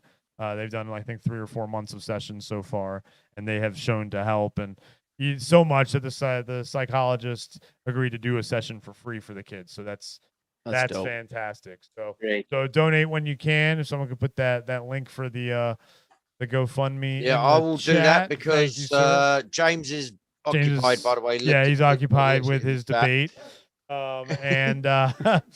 But yeah, so we're gonna be here for a while still, for hours. Yeah. We're gonna be playing some we're gonna do some gaming, probably play some Valheim and maybe some other stuff if we get bored of Valheim. But I have a feeling we won't get bored of Valheim.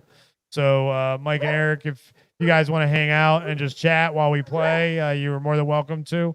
Yeah, man. and- Anybody hang around as long as you like. Yeah, and right now we're not gonna be playing yet. So go ahead, Eric. Speaking of which, I kind of need to get going. I haven't Sure. eaten yet, so if you don't mind, it was nice hanging out with you guys. You all were great. Obviously, donate to the cause. You got all the rest of tonight as well as tomorrow and Sunday. You know, so Thanks just for listen to reminding all me. of them contributing. Fucking hell. Yeah. So, but yeah. seriously though, this is a great stream, you guys. I've been watching all day. You know, Thank you you. guys are great. You know, so I do plan to contribute soon. Hopefully, either tonight, if not tomorrow. Don't worry. Dude, you. you Oh, contribute yeah. your time. We appreciate it, but just you coming on and joining us and help us get through this, that's enough. You're showing your support that way. If you can afford to donate, then please do. Hashtag for the children. Yeah. But thank you for coming, joining, and making this actually a pretty fucking good premiere episode. Yeah, that was. You're I'm welcome. very happy with that. Yeah.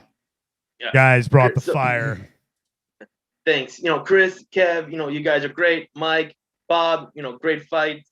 Both of you. I got to get going. I'm starving. Have a great night, guys.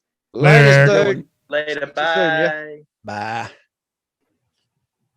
All right, I will be right back, guys. Okay. Talk man. amongst everybody. Yes. No. I've got to say one thing, Mike. Yes. I have just Googled the soundtrack that you were referencing. 9 songs compared to 15. To which one? I was talking about you talking about the Mortal Kombat one? No, Batman. Oh, the Batman. Yeah. What about Yeah, it? 9 9 to songs. 15 songs. Right. The Crow. If I'd actually looked that up before, I could have brought up. But no, they're all inconsequential though, because they're all it's a studio mandated soundtrack. It wasn't. I mean, there were songs like, for instance, The Crow. The Cure, and the Joy Division cover that 9 Inch Nails did. Those were both in the comic book, so those actually meant something to James O'Barr. But everything else is just like, oh, let's just throw it in there because we need a techno song to be playing while we're at the bar showing these weirdos dancing and stuff like that. I mean, That song from Stone Temple Pilots, though, man, that was pretty indicative of that scene. Well, that's true. I mean, I think out of all the songs, I think that was probably the most popular. Yeah, the one that really for me. I took mean, off. as a 9 Inch Nails fan, I kind of gravitate towards that one. I know Eric did say something with The Cure too, because that scene always resonates in my mind every time I hear that song. Yeah. But it's just did that song come out before the movie though? Because I think it did. The I think Stone Stone Temple Temple Pilots Pilots was a big act. Yeah, it came out and that before. song was Yeah. their big. That's big what I said, also, the year but before. that's not a rare occurrence when people do soundtracks, right? Because it's free promo for movies, especially back then. Right. It was free promo. And that was the distinction I was trying to make between the two soundtracks, because when you're just doing something, you're piecemealing something. It's not necessarily intended for the product that you're doing, and that thereby But gives every it a little song more did fit emphasis. But every song fit the scene, and it did build a more of a. But that just goes to show you how disposable it was, because you could find another song that would replace that. I mean, if I took out like The Future, where Prince is through Batman's voice describing Gotham and how things are very dark, and and I mean, look at Gotham We City. could replace it You with can't- Mortal Kombat. You can't. After all, it's just Okay, sound you got bites me from the there. movie. Yes, you got me there. But I don't know, man. I have a hard time thinking of it, and maybe it's just because that's the song that was there. I have a hard time thinking of another song being put into place of that song, though. Of what, Mortal Kombat? No, for The Crow. Oh, Oh yeah, no, but that may be just in like in my head. It's like there's no other song that could fit that. But And see, it that's what resonates with the scene. I don't know exactly the way, because I mean that was something that meant a lot to James O'Barr, enough that he reprinted the lyrics to an entire song. I don't know if it was exactly that song or not, but there was a Cure song that was in his thing, and to have that as like the dramatic focal point of when Eric becomes the Crow, I mean that means so much more than just, oh, you know what, we need a Backstreet Boys song here, let's put that there. Like, you know, they got to sell more albums. Hold on. Just double checking. No, there's no Backstreet Boys in this album. Oh, see, then you don't have the special Crow soundtrack then. See? So you've got the dodgy bootleg version where they fucking didn't copy over the whole cassette tape, yeah? That's how we do it in the States, man. That's how we do it. I don't know how Metallica started. I've got the autobiography somewhere here. But I got to meet James O'Barr right before the shutdown. And I was actually asking him about the Crow movie and everything. And he was talking about some of the same stuff you were talking about. Like, he's like, you know, he talked about putting that song in there specifically. Somebody was asking him about it. So, but yeah, I mean, I agree with you on that. Like I said, I lean more towards the Batman soundtrack because that song is just, it became, I think partially because of how iconic that movie is, but also just how that song just was front and center for everything. Exactly. That's like I said, I still remember most of the lyrics from that song. That's because that's how Prince intended. He's a I musician. want that. And I'm not throwing, you know, I'm not gonna make excuses, you know. Better Fighter won on the day. If I only had more than like 3 minutes to fucking dude, I thought we were gonna like he was gonna make his argument for 4 minutes, and then I was gonna make my argument. No, it's a fight. That's what I thought it was. So I had all this stuff like written down. No, that's why we went with the boxing layout. We went with the boxing layout as well. Yeah. I was like, because like I said, you know, I'm supposed to be either reffing or, you know, color commentary, you know, something like that. Yeah. And then lastminute.com, it's like, oh yeah, we're going now, and our fourth fighter hasn't showed up. Get in, you get. Yep.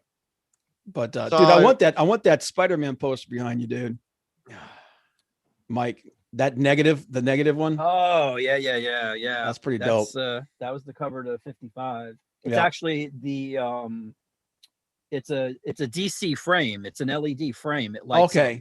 That's what I was wondering if that's because I didn't know if there was a light on it or what. Yeah, no, it's behind. It's supposed to be for acetates, because before everything shut down, they were sending acetates. Like I think I have like a Watchmen one and something else, and then you just put it over there. And if that was an acetate, it would look a hell of I mean, it looks good that way. Yeah, but I mean, if it was an acetate, a hell of a lot better. Oh yeah. I mean, how's business, man? It fluctuates depending on what they release that week. Yeah, you know, this is a pretty big week because they did like Walking Dead. They've been Kirkman in his quest to make as much money and drain as much of the Walking Dead as possible. Decided to do second. How much printing. blood can you get from a corpse? From that one, a lot. Well, he's gonna find out. Yeah. He's determined. He's got a lot. He's got a lot of pies in the fire in the oven right now, man. Because he's got the Invincible. It's just getting ready to start. Yeah. I was a little wary of it when I saw the first comic stills, man. But that last trailer, I was like, okay, now I'm okay. I'm all right. When you see the level of destruction that they go for, I was like, that's necessary. I've only seen one clip where like some big green alien or something takes an axe and like slams it down on Invincible or something like that. I don't know too much about it because, to be honest with you, when I ordered it, nobody would buy it. Even they did a 25-cent comic, and I forgot the Invincible comics. Invincible, yeah, no, they didn't. Really. Dude, that was one of the best. That was when during its run. It was the best superhero comic coming out. That's what I hear. But you know what? I've owned the store for 11 years now. Before I bought it, the guy that owned it before me knew absolutely nothing about comics. And I was like, you know, dude, I'll help you if you want, you know. And he's like, no. He's like, I got it. And then there would be books, because at the time it was Chew, Morning Glories, and Fables. Those were like the three big ones that were selling. I'm like, why don't you get these? You know, you can sell me. He's like, oh, they won't sell. So then when I bought the store, he wasn't selling Fables. Yep. So when I bought the store, I'm like, you know what? This is my store now. I can do whatever the fuck I want. I ordered all three of them. They didn't sell. They didn't sell. They didn't. It's No. you know what? My buddy Yule that I do that wrestling show that I do on Thursdays. Mhm. He owns a comic book store. Oh, really? And I asked him. Yeah, he's I think he's just outside of Berkeley. Mhm. But Oh, wait, does he go on? I think Purchase or Thinking Critical or something like that. I think so. Yeah. Yeah. Okay. I think I've seen him on them. he jumps around. He's like me. He jumps around a lot of sorry places. to interrupt for a second. Sorry Yeah. to interrupt for a second. Sorry.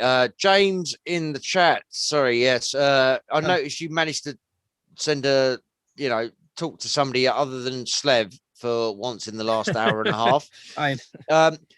Jackbox probably not tonight. We were going to do some gaming, then we had the fight, and then we're going to be going and playing some Valheim soon-ish. By the way, Paul's loving it in the chat. Sorry, Paul, I'll let them get back to it in 1 second. But yeah, James, no Jackbox tonight. I don't believe it. And definitely no fucking Uno. Would you stop going on about that? Jesus Christ. Oh, shit. Oh, man. You don't like Uno? What's wrong, man? He wants to play online Uno. Dude, I don't know if you ever watched, because I'm a big wrestling fan. Like I said, yes. Up, down, down. Yes. Yeah. Dude, they play the hell out of that game, man. Yeah. I'm like, play something else, man. Play some Dead by Daylight or something, man. I want to see these guys running around screaming like little girls. But yeah, so no Uno ever. Yeah. No Jackbox today. Well, no Uno whenever I'm on a stream, and I'm here for the next fucking 2 days plus. So you're shit out of luck there, buddy. Yeah. But yeah, I was asking Yule like what sells at his store, and it's like stuff that I would be like, really? It's like, yeah. Like a lot of mainstream stuff doesn't sell for him. Oh, really? Like a lot of mainstream stuff, but like a lot of like image stuff like Die. Like I asked him how his sales are on Die, and he's like, yeah, he said I can't keep him in the store. How's it sell for you guys? Yeah. It doesn't? So it's just like all mainstream stuff. Yeah. Yeah. Wow. Marvel, James DC. in the chat has suddenly decided you were his fucking BFFs for life. You guys watch Up, Down, Zuno? Dude, I know. Oh my God, I watch my bros. I watch direct quotes Up, Down, Down occasionally, but whenever they're playing Uno, I usually turn it. I'm like, I don't want to sit here and watch these guys play Uno. Yeah, I have it on in the background. Yeah. If anything, if I do, they're funny to listen to. Yes. Yeah, Yes. Paul, we'll get back to the comic geeks geeking out in a second. We're just pandering to James because, in all fairness, as much as I rip on him, the man was here for the best part of the entire 20+ hour stream yesterday. He has been here for most of today. He has donated. And he does show up to most of our streams and always comments on the videos. And, we gave him a wrench for a reason. I think the reason was to shut him up because all we ever saw in the chat was wrench me. Wrench. Dude, I've had people just like sit there just typing that in over and over and like, all right, here's your wrench. Shut the hell up. Oh, and he's now talking for you, getting you into Slevin's potential Uno party over on Slevin's channel. Oh my God. Bob says he's washing his hair on that one. Yeah. I'm just not on his head either. I see people playing it and they seem to have a lot of fun, man. But I'm just like, I didn't like playing it for real. Right. Anyway, so now to get back to pandering to Paul's wishes, geeks continue geeking. Well, now I feel like I'm like something's expected of me. I can't do it now. Come on, dance, monkey, dance. Now he feels like Mario. I mean, come on, man. It's like, yeah, man. Come on, you whore. Get back on the so like, what's your top seller out there right now, then, man? I'd say like perhaps King in Black or anything. Donny King in Cates. Black, yeah. I figured the big crossover. Let me King in Black. I mean, anything Donny Cates with the exception of Baby Teeth, or anything of like his crossover. Yeah, his run. I give this. I think Cates leans a little too hard into the cosmic stuff. Oh yeah, but I gotta say, man, his run on Thor was great. Oh yeah, still is. The last issue, that Endless Winter storyline, man. Yeah. That was awesome, dude. I just like he gave Thor his freaking arm back. Thank God. Yeah. Oh yeah, definitely. I was done with the friggin' the cyber arm thing, man. Did you read the last issue? Yeah, the one with Donald Blake. Donald Blake has been in it. Yeah, yeah, where he basically trapped Thor in the other dimension, and he's got Yarnbjorn. That's happened. Yes, but did you see who he's fighting in the last one? Yeah, he's fighting Odin. No. Well, he's going after Odin. Well, no, I don't think anybody knows that Odin is still alive. He knows though, doesn't? Yeah, but he knows though. Because who knows? What the Jane was it Jane Foster? Jane Foster went to find him. Jane, yes. Yeah, she went to find him, yeah. But in the last issue, he fights Frog Thor. Oh, that's right. He fights Throg in the park. Yes. I refuse to call him that. He's Frog Thor.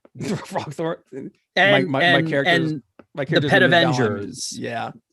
That was actually kind of a cool little thing, man. The Pet Avengers is one of the greatest miniseries that Marvel has ever put out. Ever. Nobody will ever convince me otherwise. Yeah. But no, my character's name on Valheim is Throg. So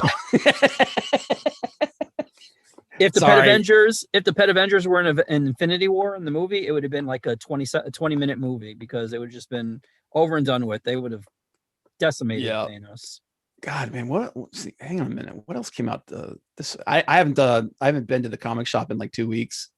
Oh, really? Yeah. This week was Amazing Spider-Man, which really needs to pick up again. The whole thing with Harry and whatnot. I'm not a fan of the whole thing with what's his name being Harry. Kindred. Yeah, Kindred being Harry. I'm like, yeah. But X-Men's been good. He still hasn't explained how he became Kindred. Right. X-Men, I think Jonathan Hickman, somebody's taken him hostage. It doesn't seem much like, knowing his and most comic book fans OCDs, like he's not, it doesn't seem like it's him. He seems to have lost control over the X universe, which is I think he had control over. I've heard some rumblings and stuff that editorial is basically stepping in and trying to make him do things that he doesn't really want to do. Well, dude, right when he started doing everything, he tweeted something like, "I'm trying to get fired and they won't fire me," or something like that. Yeah. And I don't know if he was like trying to promote his stuff by saying, "Oh, I'm doing things in there that, that are going to be crazy," or if he just like legitimately didn't want to do it anymore. So yeah, it's either or. I think what happened is he signed on to do the House of X, Powers of X. Yes. And he had a story arc that he wanted to do in there. And but now it's like they're kind of handcuffing him to it, and he's like, "I want to go do something else." Well, see, I mean, he signed the 2-year contract though, so I mean, he only has himself to blame. Yeah, but that 2-year contract is like, I think he thought, okay, I'm going to do my little run on this, I'm going to do my storyline, and then I'm going to jump over to something else, because he said that he wants to do. He said in the past that he wants to do an FF story. He wants to do a Spider-Man story. He's FF again. Yeah. Oh, well, his FF thing was he never really finished it. I don't know, because the House of X and all that was really, the first 12 issues were really good. Really good. And even some of them after that, like, when it went to Marauders and whatever, yeah, the first, like the first where he set up the whole Krakoa thing. That was like, he really wanted to do that, but I think after that he thought he was going to be done and they would let him do something else. Well, like the whole X of Swords or Ten of Swords or whatever it is, I mean, that was like a mess, and I'm wondering if it was because of what happened with the pandemic and everything that just threw it. I think that's part of it, because you look at what happened with Doomsday Clock, when they had so much stuff tied up in that story and they couldn't do anything with it until he was done. Yeah, and it took him 2.5 years to finish the damn thing. Well, see, they had to make changes along the way. I think that was Jeff Johns that did that. I don't think it was. Yeah, it was a whole power trip thing. Yeah, you see the artwork that Frank was doing. I mean, you'd be like, okay, yeah, I understand, because his artwork was incredible. It's insane. But I mean, Jeff Johns was doing Shazam at the time, and that was also late too. And that was, the art in there was nowhere near as good as. I think what happened with that is the same problem I think what happens with a lot of writers. Like one of the problems I think with Brian Michael Bendis is he's trying to do too many things at once. I'm not a fan of Brian Michael Bendis. No, he's trying to do, I think, because here's the thing. I like his early stuff. His run on Ultimate Spider-Man I thought was great. See, I'll give him props for doing, what was it, like 140 issues. Yep. in sequence, like with no breaks. That's Yeah. something to be celebrated. Yeah, But because I talked to RT Bear. I'm on his channel a lot, and he was the inker on that really? entire series. Oh wow, and Mark Bagley too. Yeah, Mark Bagley. Yeah. Yep. But he said that like I said, that run on Ultimate Spider-Man, I think was like one of the best runs of that period. And even a lot of the stuff he did in New Avengers, I thought was good. But man, I don't care who you are, I don't care how good you are. If you're spread so thin that you're writing between 5 and 8 books at the same time, none of them are going to be your best stuff. Yeah. You know, and at one point at Marvel, he was literally writing almost every major book. He was writing like 8 or 9 books at the same time. Mm-hmm. And I'm like, that's gonna suck. Yeah. And now you were over at right. DC, he's doing 5 books. He crapped all over Superman. I'm so glad that new dude's coming in. And dude, if you ever get a chance, I'll go on my channel. I did a video of issue 3 of Superman, and I was like, and at the very beginning, I said it only took Brian Michael Bendis 3 issues to take a crap all over Superman. It's like that is just like that. He made Lois Lane the worst mother in history. In that book. It was god awful. And he brought down Ivan Reyes too. Yeah. Like his artwork is incredible, and to have to read the words that were surrounding plastered the all over and just vomit, just word salad vomit all over. And and I don't want to start with what he did to John, because that was dude, awful. People are still pissed about that. I'm still pissed about that. Because here's the thing, I've never been Super Sons. I've never been the biggest I love Super Sons, dude. I've never been the biggest Superman fan. I freaking loathe Damian Wayne. Dude, but that book made me like him. No, see, I saw Tomasi at New York Comic Con, and I told him, I said, thank you. And he's like, why? I said, well, because if it wasn't for you, I wouldn't have given 2 shits that they were killing Damian Wayne. Morrison was leaving. Yeah. And he's like, oh, I said, it was because of your Batman and Robin. I read that, and the relationship between Bruce and Damian, that was perfect.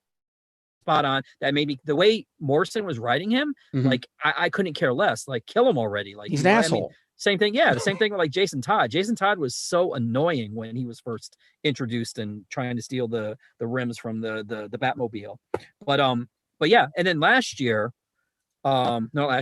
last time we had New York Comic Con, I saw Tomasi again, and I said, so I have to apologize because, you know, what Brian Michael Bendis did to John. I said, you know, Super Sons is excellent. And he's like, I'd rather, every time I see him, we're commiserating over how Tomasi gets screwed because somebody's going to fuck with his characters or what he's doing. And it happened again with Bendis. And I'm like, they have to fix that. They have to. Dude, he was like, again, like I said, I talked to like RT Barron. He has connections with other people. And so that he was pissed. When they said when they sorry guys, I'm loving it. Trust me, I'm loving this. I am fucking no, I'm not actually joking. Actually, you know what I was going to say for my second favorite comic book character, by the way. Yep, Starscream. Starscream. No, because I have a whole run of 1980s Transformers comics upstairs. Dude, I'll tell you what, Starscream. But Bob, James in the chat. Like, I saw that. I was going to actually. I was going to ask you. I didn't know if you'd seen that or not. I was going to say he wouldn't know. Bob, why did Bendis do great for Spider-Man and awful for Supes? Is it because he lost his touch? It's because it's an issue that I've actually investigated a lot. You know, seeing these great creators that come back and the stuff that they do just is not great. It just sucks. It's because they give them carte blanche to do whatever they want. So you think it's because they're not kept within a frame of reference? They just said, yeah, just whatever, you know, just do it. It's the same problem with Tom King. Tom King, I believe, is a good writer, but he needs a strong editorial oversight. He needs strong editorial oversight. He needs a strong hand to get the best out of him. He needs, because I use H.G. Wells as the best example of this. H.G. Wells, without question, is one of, if not the greatest science fiction writer of all time. No, okay. I prefer Frank Herbert over H.G. Wells. Well, I'm just saying, Wells is one of them.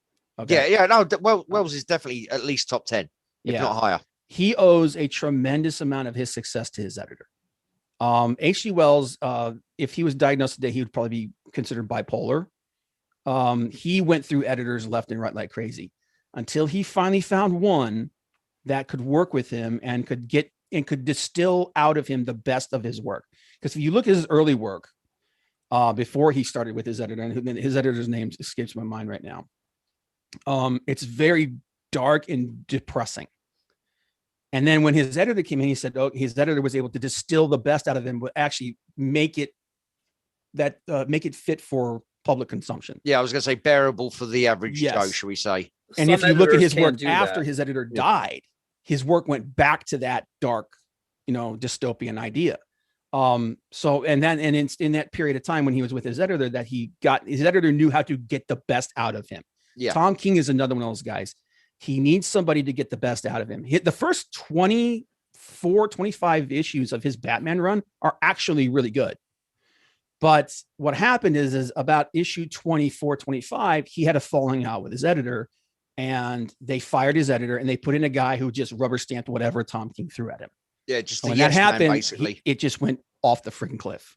Well, see, they were screwing all the editors because same thing happened with J.H. Williams and Hayden, because they were doing Batwoman. They had a plan laid out for 2 years or whatever. Yep. And the editor was like, you're basically a glorified spell checker. That's all you are. You got to check. You got to make sure everything's spelled correctly. You got to make sure they're using the costumes that are accurate to the time that they're drawing. And you have to make sure that that there's no offensive things like, putting jewelry in there or something like that, but the editors got it in their mind like, oh, we can tell the talent what to do, like, oh, why don't you do this, and why don't you we don't want Batwoman to get married to her girlfriend and all that stuff. And it's like, you're the spell checkers, the talent. Why would you hire someone to write a book and then tell them how to write it? That doesn't make any sense whatsoever. No, you write it yourself. You're there in that to case. guide them.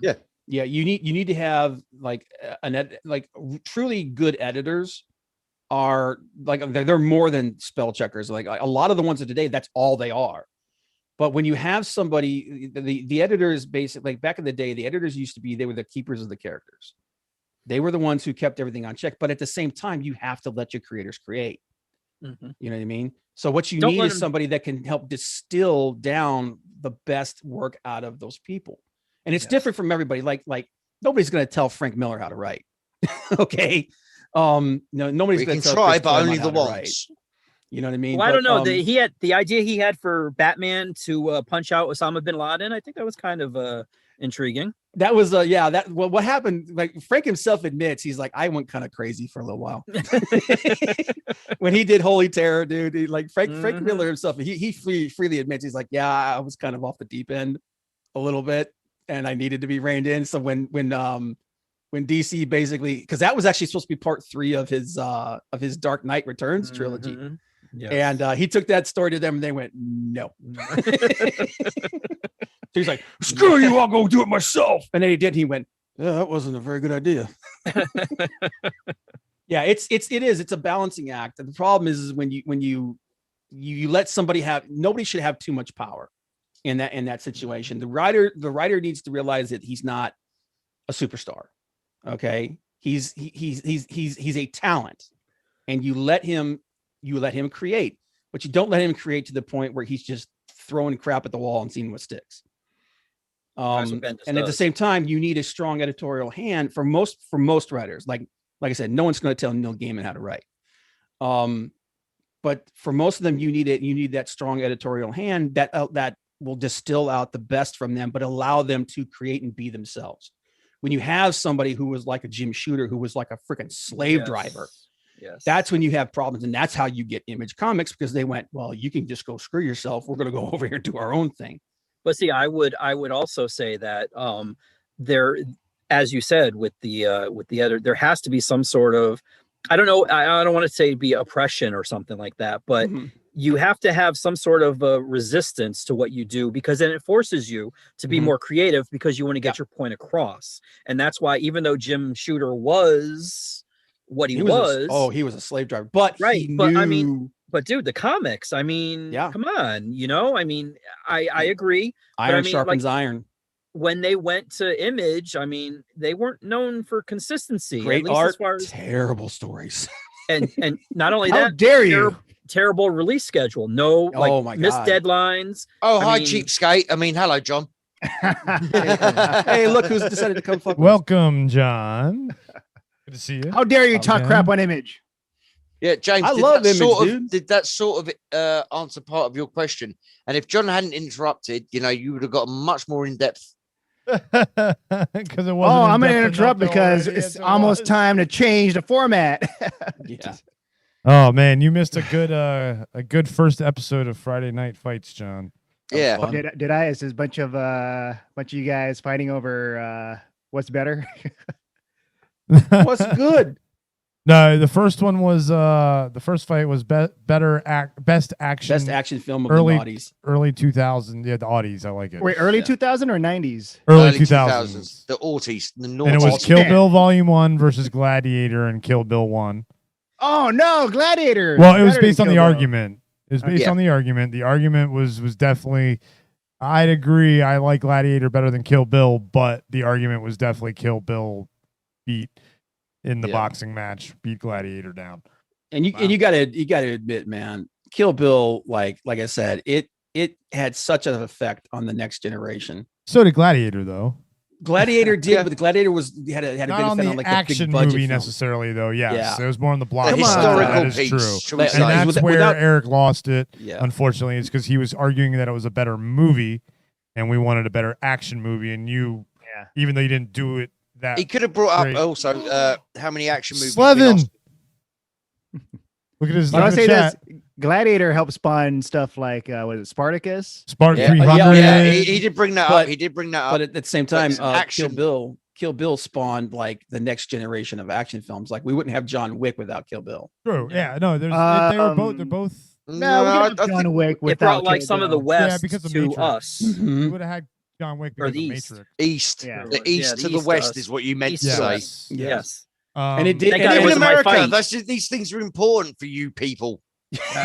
We're all backwards. Slevin the way. What's going on here? What you talking about? And then the next round was best comic book movie soundtrack. Soundtrack. Yeah. We were supposed to have Sean Stackhausen, but he's not feeling well, and so Kev jumped in and fought The Crow against Mike's 1989 Batman.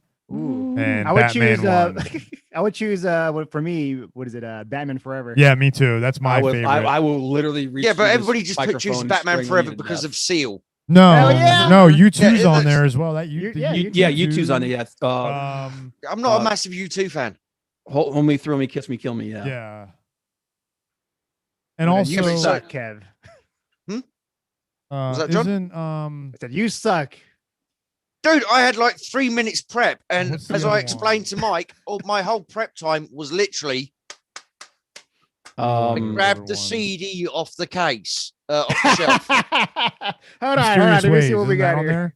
there? I Yeah, don't. yeah, where Mike think had so. Googled it and had cheat sheets and all the rest of it. I saw him You know reading what? his notes. No.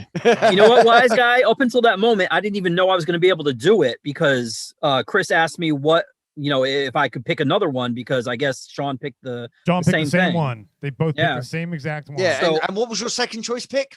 It was Crow. either The Crow or Guardians of the Galaxy. Yeah. Exactly. Oh, So yeah, I was at a Guardians, double yeah. disadvantage. I was at no prep time, and he was prepping with the Crow as well, just in case. And then the final round was Bob versus Mike, and it was better franchise, Mario or Zelda. Yeah. Zelda. Well, Zelda won. I Yeah, say Zelda Mario. won. Alright. Mike won Yeah. me over with his argument, and it was For a game it I've was- never played. Yeah, Or you never played which one? Zelda. Zelda. You know, You another won, Zelda. soundtrack that That's awesome. that doesn't really get talked about a lot, but it was actually really good. Was the Daredevil. soundtrack Daredevil. Daredevil? Daredevil's okay, but Scott Pilgrim versus the World. Oh, that's true, and that is a comic Oh book. yeah. Was I it didn't think of that. Metric? Yeah, Metric. Beck What's, is Beck is in that a lot. Yeah, what's Beck, Kick-Ass's soundtrack? Metric, a couple other ones I can't remember off the top of my head, but yeah, that one and was it Watchmen had a bunch of old songs in it. Yeah. They weren't songs that were made specifically for the soundtrack, but still a lot of really great sounds in that soundtrack. Kick-Ass has some crazy. Kick-Ass did, yeah. Wow. What was that? The theme to Kick-Ass was part of a song that was really I big, mean, and I can't remember. Let's see here. By artist named Mika. MIKA. It's got they had Elvis on there, Joan Jett. Yep. James Tyler says Prodigy. Prodigy's was on there. Ellie Goulding, Prodigy, the Dickies, and then a lot of the score stuff like Danny Elfman. Yep. So, But there was a lot of it's really not good as stuff. good. There's because it's too much score. Yeah. Not enough. Oh, Gnarls Oh Barkley. no, too much score is bad. Gnarls No, Barkley's for a crazy was on there. soundtrack for when we're talking comic book movie soundtracks. Yeah. I mean, how are you gonna compare? Yes, it's if you're talking like Star Wars, but like Kick Ass, and if you try and put Kick Ass against, Oh, it damn, has some James. score stuff. James got a good point. Spider-Verse. Yeah. Oh, yeah. Spider-Verse had a Spider-Verse great has a really good. soundtrack. Yeah, that's all I'm saying. There's so many, and so that's why I thought it was such a great question. It's a question we'll have to do again. Yeah. Absolutely. I actually had a couple songs from Spider-Verse on my gym mix. Oh yeah, I was sending Slevin the because he bought Valheim. Oh, Was it I had What's Up Danger and what's up, Danger? and Start a Riot. That was on my those were both on my my gym mix until the couldn't go to the gym anymore. Well, I want to see like somebody record you listening to What's Up Danger like on the streets. I just want to see that. It's just me walking around with the headphones on. Bobbing his head. I'm not Bobbing walking around his like head. Tobey Maguire shooting finger guns at people. I just come in at the wrong. We're talking about Tobey time. Maguire shooting his finger guns at people. Yep. Ah. Spider-Man 3. Just like in the movie, we don't talk about that period. Yes. Come on, Topher Grace's Venom. I mean, oh my gosh. Oh my god, with the teeth. The skinny kid from friggin' It's Eric Ford. It's that's a the dumbass. Dumbass. Dumbass. Oh, and Kev, when you and Paul were talking about Kurtwood Smith earlier, all I thought in my head was dumbass. Oh, dude, whenever I hear Kurtwood Smith, the first thing goes to my mind is, "Can you fly, Bobby?" Yeah, I couldn't believe nobody mentioned RoboCop. You guys were talking about the 80s show, the 70s show, sorry, and the I other work one for that he Dick was in. Jones. Dick Yeah. Jones. Well, we weren't so much talking about the 70s show. We were talking about Star Trek. Star We were just Trek, right. Yeah, we were just referencing a couple of bits that people have been in. Well, yeah, Because Paul the was fu- going. But Yeah, but no, RoboCop, I would say, is one of his most, That's know, the movie. Kurtwood That Smith. iconic Yes, moment that's with- true. Yeah. Yes. Yeah, chin, the yeah, neck. but it would have. Yeah, but then we would have got sidetracked because we'd already talked a little bit about RoboCop earlier when it came Oh, up. you were through just the- you were just talking about how great the cartoon was. No, we were talking about how worried we were because Netflix is doing a Terminator anime series, and all I can think is RoboCop animated series. Yeah, you were It's hoping not that it would good. surpass the greatness that is the RoboCop. animated series. See, now I know you're fucking trolling. All right, for movie buffs, I just thought of a question because we're talking about an 80s an actor who did a lot in the 90s and 2000s in one sense with Kurtwood Smith in that 70s show. But there's another actor who I think of when I think of Kurtwood Smith, and only because they found prominence in their later years in a sitcom, and that's John Lithgow. Who had the better 80s career, Kurtwood Smith or John Lithgow? John Lithgow. Lithgow. John Lithgow, man. Yeah, he had dude. It was Buckaroo Harry and the Hendersons, Banzai. 80s, wasn't Yes. it? You know? Yeah, Buckaroo Banzai, Footloose, The Philadelphia Experiment. Yeah. Let's take a look. Harry and the Hendersons. Harry and the Yeah, I already Hendersons. said that. Yeah, dude. Yeah. What was it? Cliffhanger was 92, wasn't it? So Yeah, that was 90s. Yeah, Memphis Belle.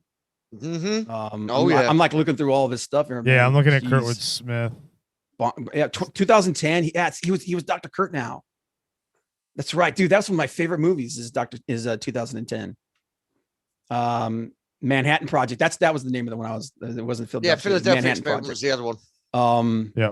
What was it? Yeah, he was in Memphis Belle, L.A. Story. Freaking. He's in a lot of stuff. Yeah. Raising Cain. Oh wow. yeah. Remember that? That's when he had the split personality. Cliffhanger when he played the bad guy. Yeah, but I thought that was 92, wasn't it? Was that 92? Was it right? Cliffhanger is 93. Oh my 93. gosh, Kurtwood Smith's got a pretty good career. Kurtwood but Smith ain't no joke, man. But he started to pick up more in the 90s. No. Yeah. Do we do it, Chris? Do I hit the admit button? Yes. Yeah, all right. Yeah. I sent him the link. Evil man, Chris. Staying Alive. I actually forgot that he played the Federation president in Star Trek 4. Yeah, that's what they were. That's what they were talking about. That's where it all came from. That's what they were talking about. Me and Paul would discuss. He had the weird Fu Manchu mustache and everything. Yeah. Yep. Yeah. But let's see here. RoboCop was his first like big part. It looked like really big part. Yep. For Kurtwood Smith, he was in Staying Alive as the choreographer. Deep Impact. Yep. He was in that. Oh, I loved him in Rambo 3, Dead Poet Society. Yep. True Believer. Oh, True Believer. Yeah, that's right. I remember that was a good movie. And then the 90s, Quick Change. Yep. Oscar. That's right. He was in Oscar. Yep. I love that movie. That's a little known. Dude, Sylvester Heart and Stallone. Souls. He had a bit part in Heart and Souls. That Robert Downey Jr. movie. Where they were the ghosts. I love that this. movie. Yeah. Sorry. I've just seen James in the chat. Question for the channel: Who has the better career, Pauly Shore or Lindsay Lohan? Lindsay Lohan. She has tits. Lindsay Lohan. She's in Machete. Yeah, she's got tits. Mean Girls. She had a huge Parent Trap. When she was younger, she had a really big. She had a better career when she was younger. Pauly Shore didn't get big until he was in his 20s. Did he? Pauly Shore is actually more interesting now than he was then. Yeah. I'd say Lindsay Lohan, better career. Yep. Better movies, Pauly Shore. Yeah. But better career, Lindsay Lohan. She's still relevant. For some reason. I agree. For some weird reason. But I mean, she's got tits. Because she, as I said, that's it. Because she's got tits. No, I was just backing up your point there, Bob. Yeah. The child actor thing, because was Pauly Shore a child actor? No, right? No, but his mom did work or owns no, but his mom owned the comedy store store or something like the comedy. Yeah, that's right. The comedy. Yeah, that's right. But that doesn't mean So career wise, Lindsay Lohan better, and it's not log hand, James. That was probably a typo because he did correct it underneath. Oh, he did. Okay, underneath. Sorry about that, James. Didn't see dude. Pauly Shore is 53. Oh my freaking god, dude! I feel old. Yeah, that's like, damn, dude. 53. I feel young again. I will say this though, Pauly Shore did star in one of what I thought was one of the best teen comedy movies ever, and that's Encino Man. Encino Man, yeah. Yep. I like how you call it a teen comedy. Because they were all playing teenagers. A comedy. No, they were all like teenagers, dude. They were in high school. Not Encino Man. Yes, they were. Two high school out, dude. Listen to the tagline of it. When they find a frozen caveman in their backyard, two high school outcasts. This isn't in high school. It's a high school movie. I'm talking about Encino, the actual Encino Man. No, John, shut up. That's just dumb. Who invited you, John? I did. I think he just kind of like from that really small channel nerd reactor. He needs all the help he can get. Oh my god. Slev's PC's having issues. Of course. His toilet paper is he put TP. Having issues as usual. Yeah. I'll be right back. I have some TP reports to file. I'm assuming that means he's got to cut a log. And I know what are we back underneath. on wood again, man? What the hell? Seriously. There we go. My wireless headphones after how long have we been going for? 11 Not that long this time. Yeah, only 10 hours. I only did charge them for like 3 hours though. Well, that's about as long as you slept, wasn't it? Yeah, using them for after using them yesterday for 20 hours almost. No, 22, because remember we were on beforehand as That's well. true, and I doing only stuff. had them wired for the WandaVision stuff, so 20 hours I used the headphones for before they yeah, died. give or take, yeah. And Oh, then damn, I didn't today even for watch that. 11 hours, and I only charged them for 3 hours in between.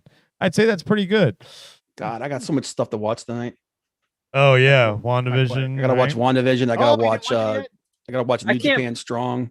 I can't believe they killed everybody on WandaVision. Oh my I know. God, yeah, it's the like- whole world is Dude, just blown up, and Wanda's just floating in space now. I mean, It's crazy. I couldn't believe that fucking cameo by Stark, where he's just like, "No, we can't allow this to happen." Dude, Dan Aykroyd as Magneto. What the hell? And Bill Murray is Professor X. I would actually pay to see that. Mike said no. Whoa, Mike's incompatible saying no. version. Oh, John. What? Update? You need to update the game on the server. How do I update? You need to call them and find out, because Call they them. did an update today and it does not match up with the update that is on the server. Oh no! There's It should- got to be a I- way I- to I- upload the update. I think it's pretty easy. I think he just has to upload his game again. Yes. Yeah, you make sure that you've got the update though. I'm sure he has. I'm pretty sure that's it. But Right, I'll be right I'm gonna back. try something here, guys. I'm running the rig and the game and the. Yeah, but browser. Valheim's not a high. Yeah, I know it shouldn't be a problem for this thing. It's but... a pretty much server-based game. So let's. Well, it would be if John had fixed the fucking server. Oh yes, yeah. All right, guys, I'm going to head out. I need to get something to eat. Yeah, man. Thank you for having me, Chris. Of course, dude. You were. Kev, thanks for the match. Congratulations on winning the first. Nicking it. Yeah. That was. Thank you. That Thank was you. good. I'm definitely excited. I mean, you've been on, Andy's Nerd Wars, so Yes. Popcorn Planet. So we knew you could fight, and that's why I wanted to have some fighters that I knew could hold their own, and all four of them did. So, And at least for the first match, I actually believed every word I was saying, as opposed to the Zelda thing. well, and that's the thing. That's what made the movie fights so good when Andy did it. Originally, and what we kind of like he always tells people is It's not always about facts, just it's about the argument. believe what you say. Always believe what you say. Never back down. And you guys did a good job of that in that last round when, especially you, Mike, where you didn't believe and realize, but you don't lose that passion. Obviously, and it's Fake it till you make it. Yeah, exactly. I mean, we're all bad. We're not professionals at this, so we're all sometimes like, you make a good point. Never say something like that to the opponent. Yes. Never say, Yes. you're I say right. that all the time. I know you never say that. You're yeah. Let's get John in on a fight against someone. See Let's how do long it. he No, I'll be like, that's a good point, man. I'm on with you. Yeah, Oh, are we supposed to fight? Exactly. So, but yeah, no. Appreciate you coming by, and yeah, like I said, get you in on the Nerdyverse stuff. Nuff had a great idea. Kev had a great idea for a show. Kev, are you there? I am here. You Can get hear to me? tell your idea. Well, because James was throwing a bit of shade, saying I was not listening. He was like, "Oh, I could see you're really interested in the conversation because of the lack of talking." It's like, no, I'm actually listening because I was really fucking enjoying you and Mike and Bob going at it about comic books and all the rest of it. What was it? So I thought, another show for the Nerdyverse, right? What was the names I come up with? Bob Goes Rogue, Comic Talk, or fucking, something along those lines where we get you in, talking about, everything from the latest releases to what's coming out on collectibles or, limited edition reprints to, stuff on Indiegogo, GoFundMe, anything that, books that actually catch your eye and you're interested in as well as, stuff which is selling to the general public. Yeah. Have a whole show dedicated to the actual comic books, because a lot of what we do at the moment is, well, basically all of it is TV and game and movie related. And games. I said TV, game, and movie. Oh, I thought you backtracked from the games part. No. TV, game, and movie. The only time we really touch on comic books is when we're talking about something TV or movie related. Yeah, true. But get you guys in doing a Nerdyverse thing. about, actual books, Yeah, sure. Absolutely. I'm down. Just let me know. I mean, obviously not on, it doesn't have to be on this channel, it can be in yours, Bob's, other people, you bring them in as guests, but it's all part of the nerdyverse that we're trying to create here. Sure. Yeah. Alfred knows how to get in touch with me. He can do it. Yeah, definitely. Sweet. Love to hear it. Love to hear that. All right, guys. Because we are the nerdyverse, and that's not just, electronic media. Yeah. Because, you do want to water your product down so you can make it the best franchise ever. Yeah, where's Donkey Kong? That was so epic. That was so epic. Donkey Kong. It took 2.5 years for Mario to get off Donkey Kong's dick. That's an epic line. That was a knockout. That was a knockout blow almost. That literally, if you laid that on me, I would have said I'm taking a knee on that one. Yeah, I'm taking a standing 9 count. Yeah, that didn't help you, Kev. I'm gonna take a knee on this. And they're like, yeah, well, no, but funny, he did. He did it without looking. I wasn't. I promise you. I am that much of a Prince and Batman fan. At least the '89. That much of a princess was that? I did not have to look at it. And I knew the songs that were on the soundtrack, unlike, the best soundtrack, The Crow. That you had, time to prep for. I didn't. I didn't need to prep for the Batman soundtrack. I know the Batman soundtrack. Yeah. Because it's the best soundtrack. See, that's what happens when you have an authentic artist working on a soundtrack. Just by definition, just by virtue of that fact alone. I'm gonna give you one little thing right now. I forgot it was comic book movie soundtrack to begin with. So my first choice, which I'm trying to think in my head whilst we're doing the show and all the rest of it, I'm trying to come up with it. And I messaged Chris with my answer. My first choice, Team America. America. And he went, he went, that wasn't a comic book. I was like, oh fuck yeah, shit. It could be. I'm pretty sure there's a comic book out there for that, right? There's probably some hentai. But no, that was my first pick, best soundtrack, because of the sheer fucking lunacy of it. Well, I had to get the clarification because I didn't know if he meant soundtrack or score. Yeah. No, we talked about, me and Chris talked about that before. We're like, because everybody's going to pick Hans Zimmer. Oh no, John Williams. Oh right. Oh, that's the other one. Yeah, or even Zimmer or Williams would be. I mean, but Hans Zimmer, like the Batman scores were completely unremarkable to me. The best Hans Zimmer score is Lion King. Oh yeah, Lion King was good. Yeah. I mean, I'm totally unimpressed with. I mean, but then again, I didn't like any of those Batman movies, so you didn't like it at all. No, he didn't. Yeah, no, not a fan. I believe it. Part of in one of the fights was the phrase, "I don't like that Nolan garbage." Yeah. Nolan is quite one, full of himself, and two, overrated. But I do appreciate the fact that he wants to propel cinema. Like he pushes the boundaries. Yeah. As far as like even as much as it pains me to say, Michael Bay does the same thing. I mean, granted, you'll get like I would argue. Yeah, but he does with the cameras, the technical aspect. I mean, you got to at least respect that. If you don't respect the movies, Chris has worked out. I agree. When I saw Transformers and I saw Jazz pissing all over John Turturro, I'm like, this is not the franchise for me. Clearly these movies weren't for me. So I mean, Bay at least had like Bad Boys and yeah.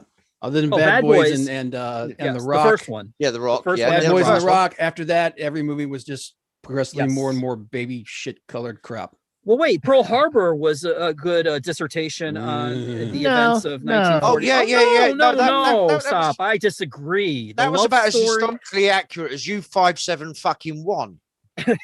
Dude, when you're thinking about Pearl Harbor, the first thing you think about is a love story. You want a love story between some guy who, if I remember, Okay, now this is sarcasm right now. No. I mean this with all my heart. Look, you What are can talking tell about? it's sarcasm because his fucking lips are moving.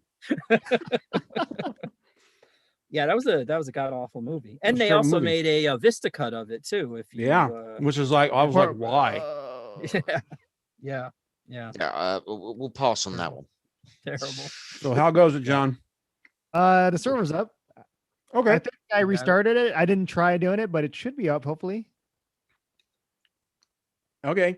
All right, guys, I'm out. All right, Have a Mike. fun Take it game. easy. Nice meeting you, Mike. Give me a 1 sentence synopsis of this game you're about to play. Survival, Minecraft or Vikings? Yeah, survival, crafting, Vikings survival. Vikings. But let me ask you a question: is it as good Mythology. as Last of Us 2? Better. Actually, chronic diarrhea is actually better. We than gotta Last talk of about Us that 2. game one day because I actually liked Last of Us 2. Oh, that could be Really? a nerdy What, the verse- end credits? nerdy verse topic when we In fact, get it was some so people short. together. Once this weekend's over and I start scheduling the Nerdyverse podcast again. Mhm. Like regularly for weekly, we'll do more things where I'll like Yeah. ask people what topics, and like that way like they can sign up and put a topic, and then we have enough people who want to, like, we find one person to be like the lead for topic, and then we put that as the topic. There's all kinds of different ideas we can come up with, how to come up with topics. Like one person, we rotate who gets to choose the topic that week, and then we put it in the doodle, and then whoever wants to sign up for that topic, sign up. And hopefully we get a diverse group of people. Like, we want to talk about comic books one week, but then the next week talk about video games, and the next week talk about the MCU, the next week talk about movies in general. Yeah, TV, by the way, can I just point out, Yep. speaking of diverse, we need more green people in here. I'm not feeling that we are represented enough. Well, go see if Tatiana Maslany will stop in here. Oh my God, there's a freaking troll here. Oh, you're in. I was I'm talking in. to you. I'm about to die. Wait, I don't see you. Turn yourself on the map. All right, Mike. There you go, man. All right, guys. Mike, catch you soon, man. Yeah, okay, if you want to see Take the care. game, we Bye, got Mike. it. We got it streaming, so you can see it on the stream. So, but yeah, come hang out this weekend if you're around. All right, man. Thanks a lot. Yeah. Take care. Yeah. Later. Nice meeting you. Now, Same here. Just to clarify, because I've seen some comments in the chat, Last of Us 2 was not a perfect game, and there was definitely problems with it. But there's a lot of stuff to like it. That's one of the most beautiful game worlds I've ever seen. The best part of Last of Us 2 is the that one credits. character playing Hotline Miami. That's awesome. Hotline Miami. I've got Hotline Miami and Hotline Miami 2. Ooh. Where am I? They Oh are my so God. frustrating and yet so fucking rewarding when you actually. Yeah. The music for that, too good. Gets you pumped. The whole art style of it. Yeah. How do I click on join game? The hell is a You troll do the doing IP. down there? Yeah, do the IP address. Remember? Yeah, where do I put the IP address again? Go to join game and click join IP. Uh-huh. Hold on, let me go back one. Oh. Hey, Bob, are you on the map? Yeah. Hang on a minute. Let me do it now. Now that I'm not dying. All right. So all I had to do is just restart the server, and it did. it. Okay. Yeah, I just needed to update. Yeah. Dude, there was a dude. All right, you know down where we usually park the boat at the tip of that little peninsula thing. Yeah. There was a freaking troll down there. No. What the hell's he doing down there? They don't come out of the Black Forest. They're in the Black Forest. It's not. No, not down there on the shoreline like that. It's not. Let's see, who am I? Let's see, who's here? I'm here. Bob, you're here. You're not even Yep. at the peninsula. You see here. Okay. We still got a decent amount of food. Mm-hmm. We've got actually close to like 60, about 70. Got a lot of. Wait, is that honey? I will BRB. All right. You know what I figured out? Like, you I've can got actually speaker kill view deer on, so by running to them. Yep. Just Well, gotta, if like, Question for you if you're guys. fast Sorry. enough. Question for you guys. I Yep. maybe been thick, but go to start game, choose your character, click join game. yes, I'm doing join game. It's not actually. Then there's a button down what do there you- that says There you go. No, I don't Join know why. IP? Yeah. No. I know what was wrong there. What happened? Yes. Yeah. Orc fingers. Orc fingers, right? What are we doing here? Oh, did you guys hear that they made the bosses harder? They made the bosses harder? Yep. Why would they do So that? we should go fight the deer boss again, is what you're saying? Yeah, we should fight the deer boss to see just how much harder he is. Or how about we fight the elder? Wait for me though. No, we're not going, dude. We can't. We won't survive the friggin' swamp. What do you? Oh no, because I ran across the swamp to put up a new portal. Well, is it that swamp is not as bad as the one that we all got killed at? I don't know. I ran. You ran? Yeah, because there's like a section that's like slim. I ran so far away. And I put up a portal in between the elder and the swamp. Yeah. Let me see what's our resources look like over here, because I do need a bronze sword. Okay. And I need what kind of helmet? I need a bronze helmet James, too. it's called mine. It's called the Love Shack, by the way, James. Love Shack. Baby Love Shack. Oh God. That's where it's at. Tin roof. Rest. All right, so the portal for the elder is called Elder. I have joined. You're joined? You're in? Oh, you're here. Oh, I need to deposit shit and cook Don't shit. forget to turn yourself on the map. I'm gonna make some more healing potions, or I'm gonna get them going. Mhm. And then should I make some stamina potions? I don't know. Are they actually good? They're basically let's see, minor stamina. They give you they're basically the same as the healing potions, but it would cause our stamina to go up faster. Ah, and how long do they last? I think it's 50 points. Let's see, stamina. I need. Also, Kev, did you change the name for the portal? I can do in 1 second. What? No. I was just wondering. Like, I'm trying to figure out who changed the name of one of the portals. Yeah, because I got stuck over there. I couldn't get back. Because if one portal the tag is changed, that means the other one's disconnected. So it has to be like the same tag. So like, FYI. Okay. So I've got 2 potions to ferment. I'll go over there and get that going. Hold on. I need that one up. Do we have any more seeds? Have any seed? What seeds? Seeds? We got tons of seeds. They're in that. They're in the. We can the start planting seeds now. Yeah, they're on the box on the on this end of the, right here where I'm jumping. All right, coming on out. this end of the house. All right. Oh, is this where you put the seeds? Dude, there's a shit ton of them in there, dude. There's like. Oh, you saw where we put the what is it? The soil? No. What's going on, guys? I will show you. Oh my God. Why? There's a ton of them in there. All right. We need no carrot seeds. No. I've got carrot seeds in my ting. Yeah, he's got some carrot seeds. All right, sweet. Because I'm gonna plant some carrot seeds here, and then we can use that for potions and all that. Which is over here, right where I'm at. The oh, I see it. It's all darker. Yeah. Cool. So I got the what is it? I have the cultivator. The cultivator. Yeah. See, I was wondering what would happen when we got that. We need some more blueberries. Hold on. I have 2 lots of blueberries. I've got 3 carrot seeds. Throw them in next to the cauldron in the middle here. Throw them into that chest for the blueberries. Yeah. Yeah, and then the carrot seeds, just drop them and give them to John. Yeah. Put this back in there. Where's my mouse? There's 4 potions, by the way. There's 4 healing potions in the food trunk. So if everybody wants to grab like one of those. What do we need more than anything right now? We need ore, don't we? We have lots of ore on the other base. Oh, over at base 2? Yeah, Oh, I I forgot need what. arrows. I'll go over and take a look. All right, I just added in 20 blueberries. Okay, we can make a well. We got two potion mixes that are set up right now. That'll take 2 days. So Where is Chris? Because right now people are not seeing what we're playing. It's just our faces. Oh well, you know, I mean that's good if it's what the hell? You, John. What? I went through the portal and it kicked me back to this one.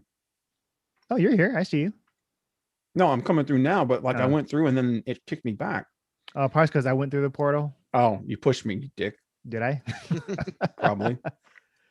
You happy now? We have 20 copper, 4 bronze, and 1 tin. 20 copper, 4 bronze, and 1 tin. Yeah. All right, so we need 10. What do you need to make? I need a helmet and I need a sword. Right now, So we need at least 20. No, we need like 15 bronze. So I'll go out and I'll harvest some tin. My bow is out of arrows at the moment, I think. All right. You know how to make arrows? Yeah. Yeah, but we're very low on supplies there. What do you Grab have the for arrows? feathers. At the main base. Oh no, I've got 15. Yeah, so I've got 15 arrows left. Well, at the main base, if you go, there should be plenty of feathers, and to grab some flint and make some flint arrows. No, hold on, get in the bloody door. No, not that one. No, in this chest there. Oh, yeah, it's 23 there. So I'll just take. Yeah, you got to look around. Some people drop stuff in chests where it's not supposed to be. Yeah, there's a lot of chests. There's a lot of chests. All right. We only had 12 flint in that chest. That's okay. You only need 1 flint to make 20 arrows. Right. So grab some. Grab some of the feathers. I think it's 2 feathers, and 2 feathers and 1 flint, or 1 Oh or 2 shit! flint. I picked up core wood, not normal wood. Yes, There- James. there- I said I said normal wood. Yeah, there's stacks of regular wood out behind the construction area. Ooh. Okay. Do we want to kill a troll? Oh yeah. Let's get some more troll stuff. Because I'm right in front of one. Oh man, you're way and down it's in there. front of one of those dungeons they made out of the stones that are stuck on top of each other. And yeah, he's in the way of me being able to look for more tin. So yeah, let's kill him. Yes, James. Actually, I think Slev is an improvement in that form. It is like his final form. I sure hope so. I mean, I'm still working out the kinks. Yeah, right now it's just a still. No, yeah, I have it that way. Because I'm doing some other things on the side. Okay, I'm gonna grab him and I'm gonna kite him to you. All right. I'll pop him right in the head. Oh damn, dude! I took down a big chunk of his health when I shot him from behind. All right. Oh, you're on the other at the other base. Yeah, we're at the other base called base. Did one of these portals get there? Base. Look for the portal called base. Stargate. All right, I'm here. Oh shit! I got stuck. Oh, he's right on top of me. He's right on top of me. Oh, he sees me. Run! Here I come. Oh, he's running away. Dude, he's running away. Oh no, he's coming back. Oh shit! Come back, yeah. I got the high ground. I got the nothing ground. Oh shit! Yeah, he can't reach me up here. He can't reach you, but he can sure as hell reach me. He's in the water. Let's take shots at him now. He is away from my. Oh, view. and his friends just showed up. I'm coming. Yep, I'm here. Oh, he's after me now. He's after you now. Okay, I'm gonna kill these. I'm gonna kill these little shits. Oh my god. God, I feel like I'm doing that coming, scene. I'm coming, Kung I'm Pao. coming. I'm coming. I'm coming. I'm coming. I'm coming. It's just the He's same almost shot dead. over and over again. I know. He's We got him. down. We got He's him. down. We got him. Woo. All right. Coming up from behind for the win. Give me all. So I'm here to save you. His little friends are here. All right.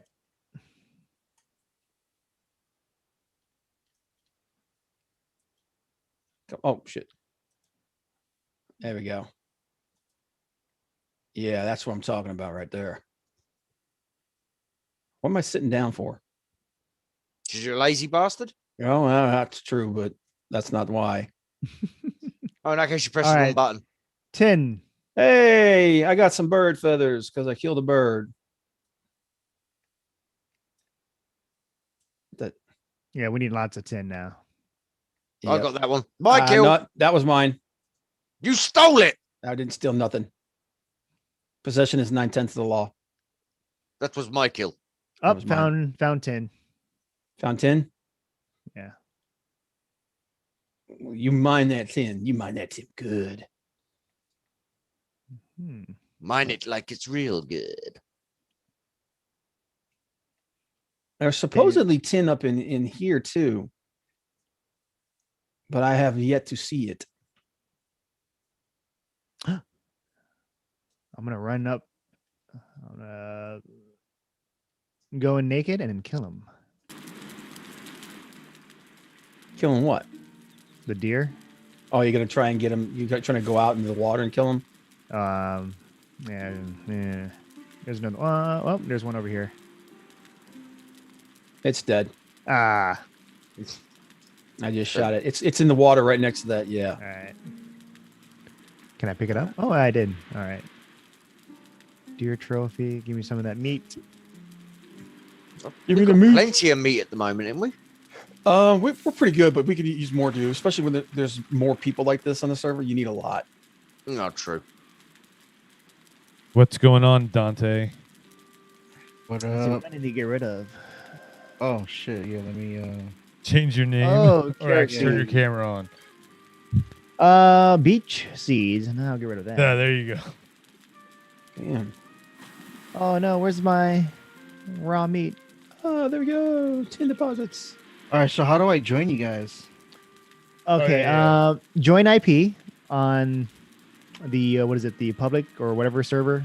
Yeah, where it says where you click start your character, click join, and then there'll be a button that says enter IP or join with IP, and then someone will send it to them. Done. Yeah, you can send it.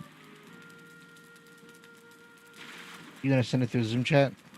No, I'll send it to your Discord. Okay. You have it for every time you come in. Yeah. Okay, cool. What's the matter, John? Oh. A bunch of the gray dwarves.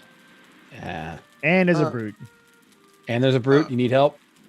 I'm heading I should towards be him. okay. I just gotta like equip my outfit. Oh my god. He dead? No. Okay. But it hurts. I asked you if you needed help. That's 2 down. 3. Oh, how many is there? Dun, dun, dun, dun. Where are you guys? You guys near base? We're at base 2. The second base, yeah. Yeah. So, oh my okay, god, out is in that the woods? There's 2 brutes. Pretty out in the woods. Yeah, we're mining. Oh, that's you, another Ben? shaman down. That's another shaman down. But oh my god, Why is my frame rate so... I'm poisoned. I'm poisoned. Yeah, you'll be poisoned for a little bit. That's another thing is we can make potions to resist poison. Ow. All right, I'm alive. There's I am a alive. I'm alive. Did you guys hear about the banks? They're starting to stop using Cash App Why is that? because apparently people are getting their money taken from them and Cash App isn't helping them. Really? Yep. That's weird, man. Cash App's actually been pretty cool. I thought Cash App was ultra secure. Yeah, I haven't had a single problem. But apparently my mom's bank no longer Now is that legit that the reason or is it because they're that's just the trying to main screw with reason. them? Apparently that's the main reason. I honestly think they're just trying to screw with fucking Cash App. Yeah. Because I think Cash App is like anything that impedes with the banks. Not even that. It's because of the fact that the banks want the Damn, there's so many of transfer these fee. fuckers here. Yeah. They don't want you to pay another company for the transfer fees. So Yep. they're like, Yeah, oh, okay, that we're makes just gonna stop it because we want that money for ourselves free. That way, when you transfer some money to someone else, we get that fee. Yeah, that's what I'm saying. I'm like, I call kind of, I'm a little suspect of that. Yeah, me too. But apparently, that's just the reason that they're using right now. Yeah. Fucking hell, there's tons of them. They're Oh, constantly. also, by the way, ancient seeds. Did you find them? Hold on to them. We need those for. What do you need them for? The elder. Oh, okay. We got quite a few of them. We have like 3 or 4 of them at least. Okay, it's dark. I'm gonna head back. Yeah, I walk out the gate and it gets dark Oh, in like 2 seconds. crap. Dude, I found one of those grayling spawning areas. Oh, destroy that. Those will give you ancient seeds. Yeah, I've been trying to do that. I think this is what this thing is. Purple floaty Oh, yeah, bit. yeah. Kev, I'm right behind you, Kev. So, Yeah. I mean, I've been All right. fighting these fuckers for the last 10 minutes. coming. I'm just typing in grayling nest. And there's quite a few. There's a couple of them here already. Oh, there's a brute. There's at least one brute and a witch doctor. Where are you guys? Because I am completely lost. Oh, someone's got to see the portal? No, someone. He just started. He's a newbie, isn't he? Oh yeah. You guys take care of this grayling nest. Yeah, Bob and I will go get Slevin. Yeah. Do we have armor for him? We have some stuff. You should have some stuff there. Yeah. At the old base? Yep. Old base. Okay, there is stuff at the old base. Where's the work? I'll do it at the old base. My pickaxe is broken. I'm coming. Oh, did I get rid of all the copper that I had? Yeah. Potion Lots of there. dead things. Drop shit. Well, I went fucking medieval around here, but you know. There's that potions on the floor. Oh no, it's birds. Oh, look, blueberries. Yeah, pick those up. While I'm at it, I'll grab these carrot seeds.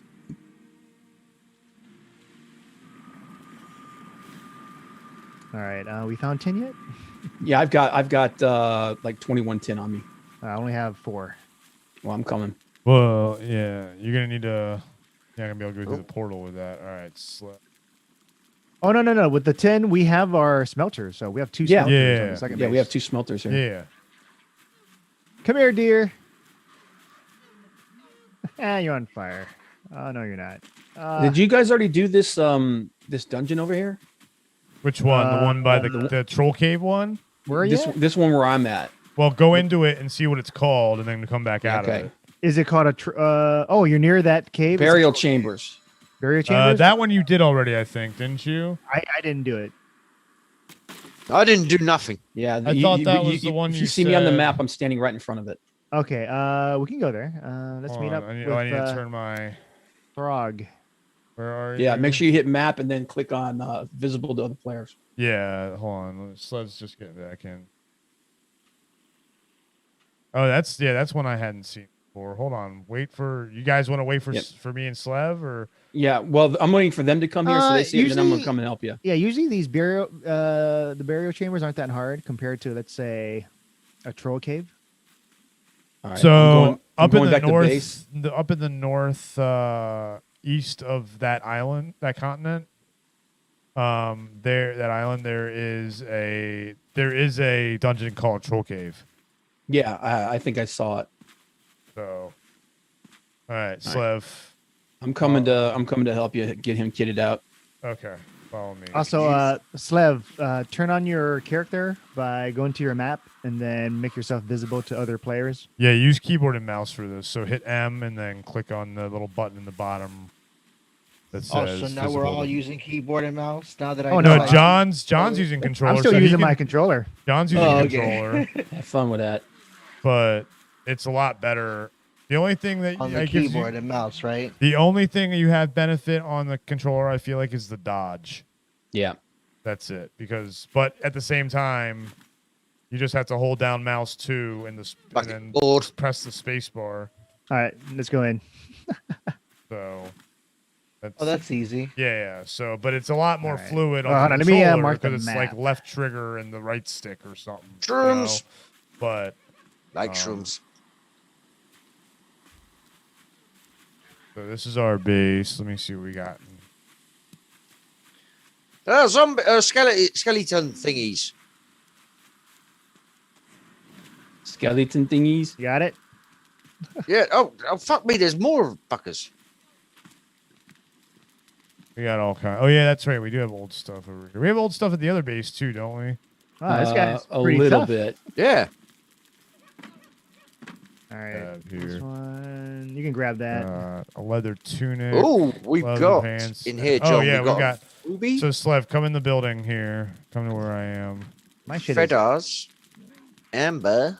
Watch out for the fire. If you walk in fire, you will catch on fire. Damn, I am. My inventory is so full. Yeah, mine's pretty damn full. I've got like. So the second chest right here. I'll get rid of the troll. Oh well, what trophy. you want to do actually? Every chest, all the chests, grab something, and then put it in your inventory, and then put it back. Yeah, because it'll give you all the crafting The material. crafting recipes and stuff. All But right, the second dead end. chest, you want to grab the clothes, the tunic, the pants, and the cape out of there, and then to equip them, you open your inventory. Well, actually, once you put them in your inventory, you can just right-click on them right while you're on the chest, and it'll equip them. For food, you have to eat 3 different kinds Those of cores are good right there, Kev. 3 different kinds of food to We're have making portals. full like sustenance. And if you look on the bottom left corner, you see a fork and a bar. Dead I'll end. fork you. Fork you too. Yeah. Did so you the just say cores- orc you too? Ah. The cores are also good for the smelters, creating Yep. smelters. Mushrooms. Yeah. Never have enough All right, mushrooms. he's in there looking through the chest. I gotta repair. All right. I got a bunch of stuff I got to drop off. Oh, we got a grayling up here. Oh, nice. I I got gotta him. repair all my stuff. He's dead. Yay. So what's behind us? I've decided You want to grab that one? Cool. the unarmed right now. I'm too low a level to really go into some fights unarmed. It's the little guys I have to do to level it Oh, up. there's fucking one around the corner. Whoa, there's a Um, red skeleton as well, whatever that means. So was that Level you said I dropped that wasn't some berries in the food chest for him, Okay. Mushrooms. and I'm gonna go cook some more meat. We've got 60 raw meat in there right Yeah, now. you should eat Oh, eat some more, nice. Kev. Fill We up have your health 60, bar. you said? Yeah, I just killed 2 deer on my way here. Oh, nice. Someone's been stocking up. The...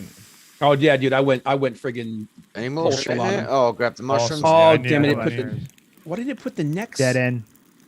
put the neck- Because it automatic. Yeah, you got to take those out of your inventory. Damn it. Too late now. Yeah. Over here. But We need to save those for put potions. those in the What's chest in by there? the We fire. got by more the cauldron. feathers. Yep. Coins. More amber. We can pull that meat off if you need it. And more flint head arrows. Thank you. Pull that last one off there if you want. Definitely that. Okay, so I've got let me put this meat in there for him. Put your meat where? I'm gonna put Nah. yeah. This one. Oh, there's a lot of stuff in here. Yeah, I might as well take Got some of spicy that raw inventory, meat John. and go cook it in the other base. I gotta get rid of stuff. Yeah, grab like a stack of it and then Yeah. we'll cook it up there. I can get the coins. What is this one? All right, Food? John, if you have any bone fragments. I don't have any bone fragments. No. we have some back at the main base. Let me look. No, Wanna I'm grab just trying to the think feathers, what we can Ruby? combine. You can grab the feathers and. Hold on, I'm going to Yeah, drop feathers. those. You want the feathers? Oh, I've got. Yeah, we don't need stone. No, yeah, I know. I've got I've got feathers. I've got 6 feathers here too. There's well done, 17 I've got 27. in that chest right there if you want to stack them. Yeah. All right, we're good. Stack them there. Let's see, how do we get out? How do I go into my bag? Tab. Okay, there it is. Tab, yeah. Hold on. We did done the other one. No, John, we didn't do this way. No, Close door. No, we let's see. Where are you? Right See? here. Close door. I'm gonna put those trophies upstairs. Mushroom there as well. Gotta go. Damn. Ooh, this one goes down. Yeah, hold on. I'm just eating a berry and a mushroom. Man, have we? Has anybody gone around and fed the torches? Dead end. Dead No, end. I can do that. Yeah. I got it. 'Cause I got a bunch of Okay. it resin in my inventory. I'm trying to get rid of. We have lots Oh, of is it torches. morning? Nice. All right, let's go to the center here. Are you guys in that dungeon? Yep. Yeah, I got You want to bored, so grab I that walked core off. right there? I would get out of the way. How well you doing? Are you guys okay? Okay in Yeah, there? we're good. Okay. You have an orc with you. Of course you're fucking okay. Okay. Just don't sleep on your front, yeah?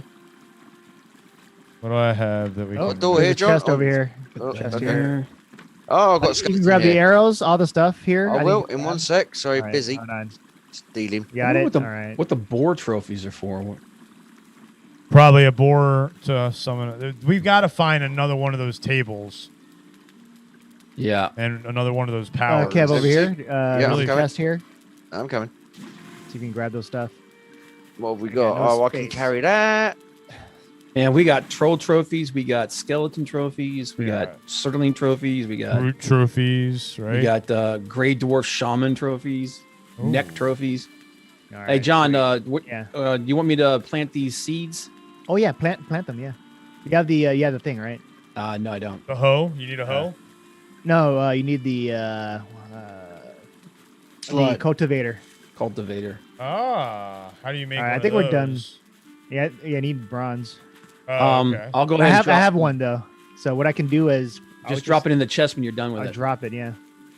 But I'm gonna put these in the seed chest. Seed chest. All right. I think we're that done. way? Let's get out. All right. How's it going in there, Slevin? Not bad. Figuring it out. Yeah. Yeah, just make sure you grab like all the different components and stuff so you get those recipes. Wait, did I just get back in? Yeah, I did. I got all the recipes that you guys cool have.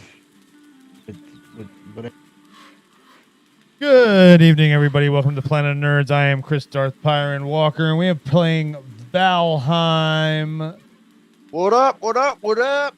We are being joined by a bunch of our friends from the Nerdyverse. Of course, above me, there is that green guy, the orc.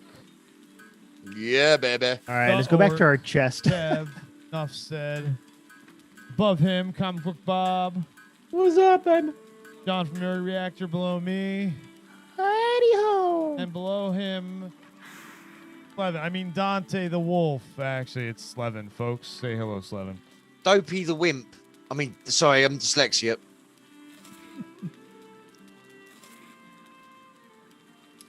Wow, resounding silence to that joke. Yeah, I'm hunting deer. Taxi! I'm gonna go join them in the. Where is the freaking bit? Oh, wrong button. Jump in the portal, darn it! Oh, more mushrooms. Never have enough mushrooms. Shrooms. Yep. Mushrooms, good. Yeah, I'm gonna go back to the base since I can't carry any more crap. Did you equip everything, Slev? By the way, let me know when you guys are ready to fight the Elder. I need to repair this bronze sword. Shouldn't we go fight the deer? You repair it by going to the forge at our base. Yeah, we need to go fight the what you call it? Yeah, the deer. John, your buddy is in here. Does he want to join us? Where? He's in the building at the forge working charcoal. Who that? Oh, charcoal. Oh yeah, you can say. Yeah, do you want to join us in the Zoom? Yeah, tell him he can. Yeah. Let him know we're streaming. You know, I know some people. So. Where? Hey, JR. We're on Zoom right now if you want to join that. We're in streaming, by the way. What? Streaming, yes. You can do just your voice without your face. Yeah, you don't have to do video. All right, I'll send you a link. Do the this one.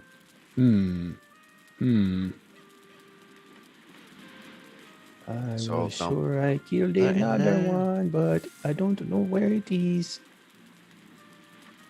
Okay, I just murdered 3 deer, so I'm coming back.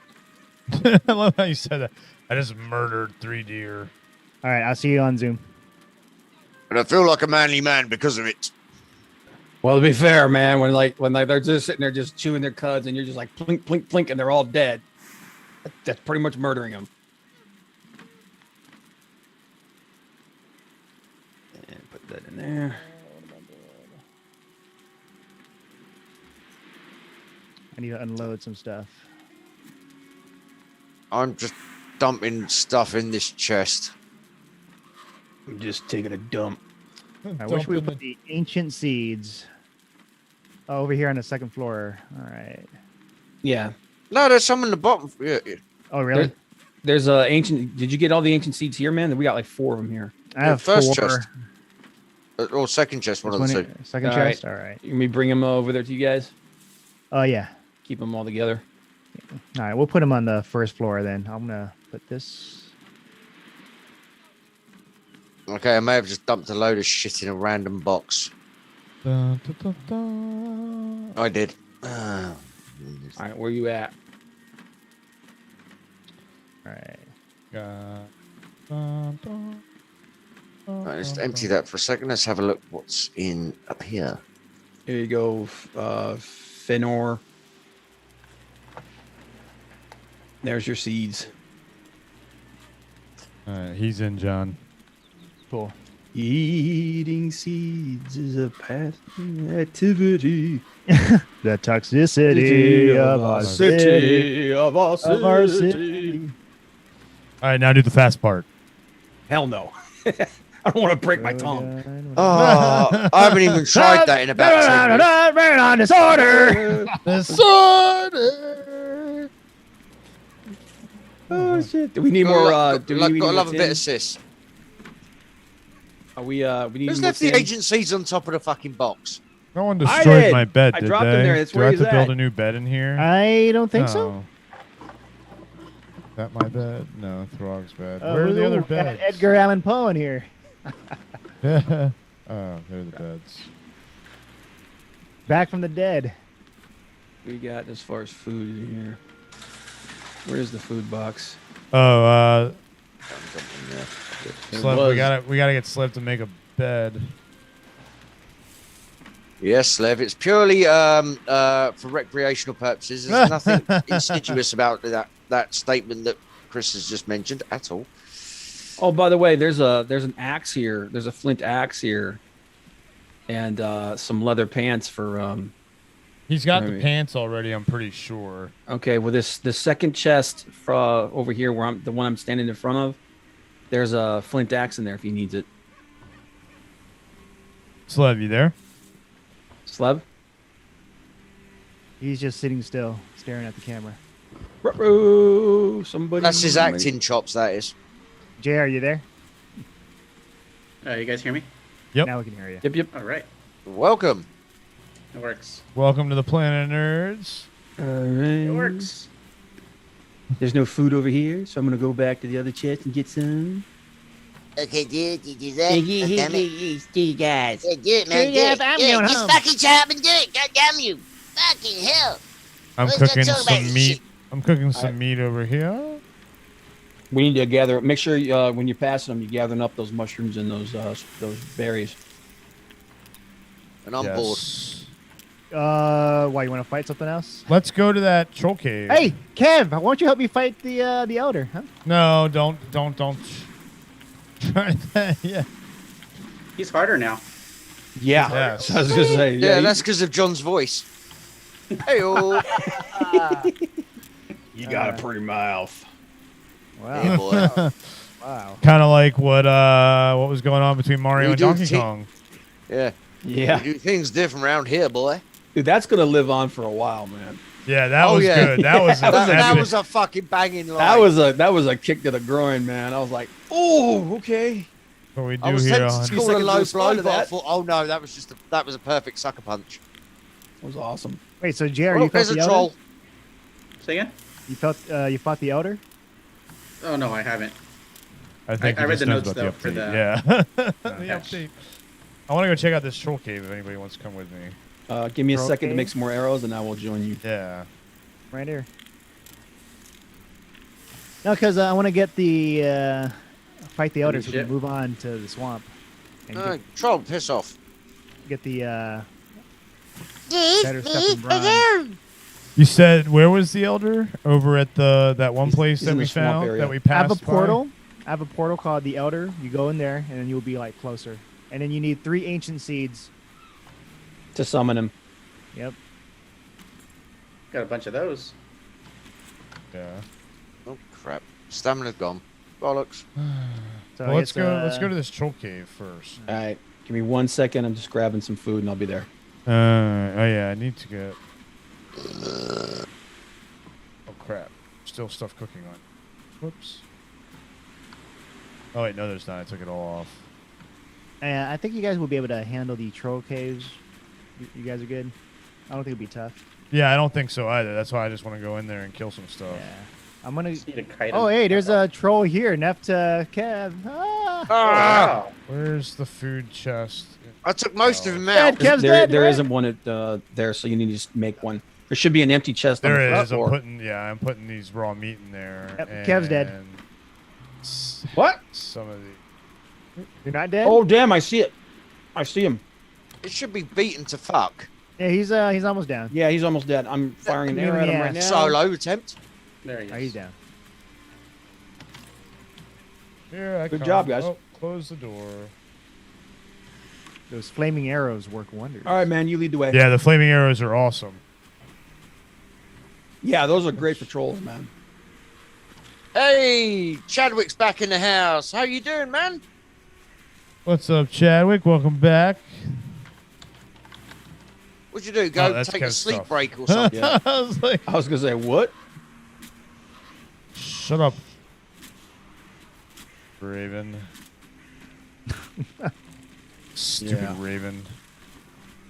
Let's see. Glad to see you back as well, guy. What about me? What about Raven? Hey, I'm gonna use my Ichthyr and it'll speed us up. Oh, cool. Good idea. I'm gonna put the tin ores inside the smelter. There's a You lead troll on. You around actually you lead here. because I don't know where we're going. Yeah. I've got a marker on my map. Careful, we might run into some trolls on the way. Alright. I got a bunch of new arrows just waiting for him. Yay. All right. Let's go around. Don't go down. Slev, you just fall standing there. Slev's frozen. Yeah. Oh, I see. Do we have any more wood, like core wood? I don't want to use regular wood. At the main base. I guess I'll use regular wood for the kiln. Yeah, dude, don't use the good stuff for the kiln. Oh, you know. Come on. fair Hey, enough, regular man. wood's the good stuff. Friday evening, you know, keeping That's the for- wife sweet. Not going to This argue it? with that. Yep, this is it. All right, let me switch over. Get my torch out. Let's do this. Hold on, hold on. I need to eat some. Oh, I've got a Okay. pickaxe for Slev. Oh, I got another troll around here. Oh wait, you guys are out of troll. I forgot that I made the bronze pickaxe. I still got the antler pickaxe in my inventory. Oh, nice. If anybody wants to come in to this troll cave with us, we're waiting here. What's this one? Do you have any spare mushrooms? Red mushrooms? Or yeah, berries? I have- Or berries? Yes, I have a couple Here's of a mushroom, Thank you. Ah, come back, mushroom. and here's a berry because I've only got one, two. But we can grab some more on the way when we get done. Are you kidding me? Oh, there we go. It picked it up. Come on, wasn't, yeah. was it gonna let you pick it up? No, it wasn't going to let me pick it So up. what's this? Was it? Yeah, there should be yellow mushrooms in the cave too. Yeah, that's what I figured. I just wanted to be full health. Where'd you Alright. put the berries? Did I already grab them? You grabbed them. You should Okay, have good. one of each, or two mushrooms and one berry. No, isn't it that right there? Is it that right there? No, I threw them there. They were both. Oh, there it is. It's right here. It's right here. It's right Oh, here. Jesus. Rolled all the way over there. And here comes two. Here comes two shaman. Let's get him. Ah! Here I come to save the day. Eventually. Oh damn, man, these guys are tough. Oh, here comes the troll. Oh, yeah. Oh, gosh. Ah, I've been poisoned. Crap. Me too. Oh, wait, I got a potion on me. All right, good. Whew. Yep, same here. Whoa, jeez. Oh, sniper in the house. Oh, gosh. I'm dead. Oh, there's a shaman there, too? Do you guys need help? Yeah. Yeah, we got gang rushed by 3 shaman and a freaking Troll. We were not ready for it. I'm trying Not to ready kill for the troll. the little guys here. We lost Slev again. Yeah. Oh, we need a tanning rack. that hurt. All right, I guess I'll go get my stuff real quick. Let's see. I'm how getting do some, you I'm make getting a some tanning good shots on him with the bow. Kiting. All right. Ooh, leather, scraps, flint, and wood. Leather, scraps, flint, and wood. Damn it. Like keys, wallet. Jarman's down. There he comes. Yeah. Phone. Keys, wallet, phone. We got him. He's Goes down. Now it's keys, wallet, phone, mask. Oh, here's the. Oh, there's a spawn. Is that a spawn point? No, it's dead Woo. things. That was rough, man. Oh, there's a gray dwarf. Oh, I found Chris's corpse. Leather, scrap. Yeah, I'm coming to get it. Flint. Hold wood. on.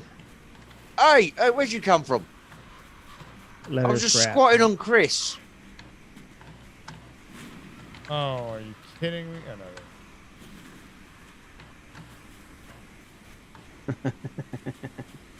Just picking all this stuff up and I'll sort through it. I think I need more leather. Let's see. There's quite a bit of leather back at the base. Okay, the teabagging isn't quite as smooth as it is in Halo. Yeah. Dude, All I'll tell right. you what, those potions, that thing helped a lot. Yeah, it would have helped for me, except as soon as I took it, I got whacked in the head by the troll. Yeah. Dude, they came out of nowhere. So it hit the most expendable part of your body then, Chris. Basically. Looking to see what we got here. Let's put this Let's stuff see. back New on. updates. Does that mean I can change the controller sensitivity? That one of the Yeah. There updates. is. Yeah. Oh, that's cool. No. I was just asking. Oh, Nope. I don't think so. no, okay. Yeah, safe side. Where you guys going? I don't know. Alright. Looking Cave for right something here. to hit. Yeah, let's get Yeah, this. come in here. Yeah, let's I get thought this. we killed Hey, this troll. check your food and everything, man. Yeah, I have 6 meat, 30 mushroom, 10 berry. 30 mushrooms, dude. Drop on. Yeah, drop some of those. 13. So- Oh, I was like, drop like 2 of those mushrooms. if you yeah, would. yeah. All right. Where's the leather scraps, Bob? They're in on the lower level. There should be like a couple stacks of them. Was it to drop individuals or? You can shift. just throw it into the Well, world. shift and then click, and then you choose how many you want to grab. All right.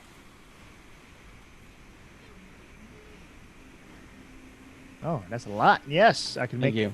Oh, you got the good ones. tannery. Yes. Oh wait, no, somebody else got them. I think Charcoal Oh, no, got I'll them. drop him. Got him. They jumped to the nearest person. That's why I tried to get in front of them. Yeah. I'm gonna need. What the heck? I got. It gave them me. Oh my god, dude! Right. Hate your guts. I There, hope you- there. There we go. All right. Let's go in here and kill some shit.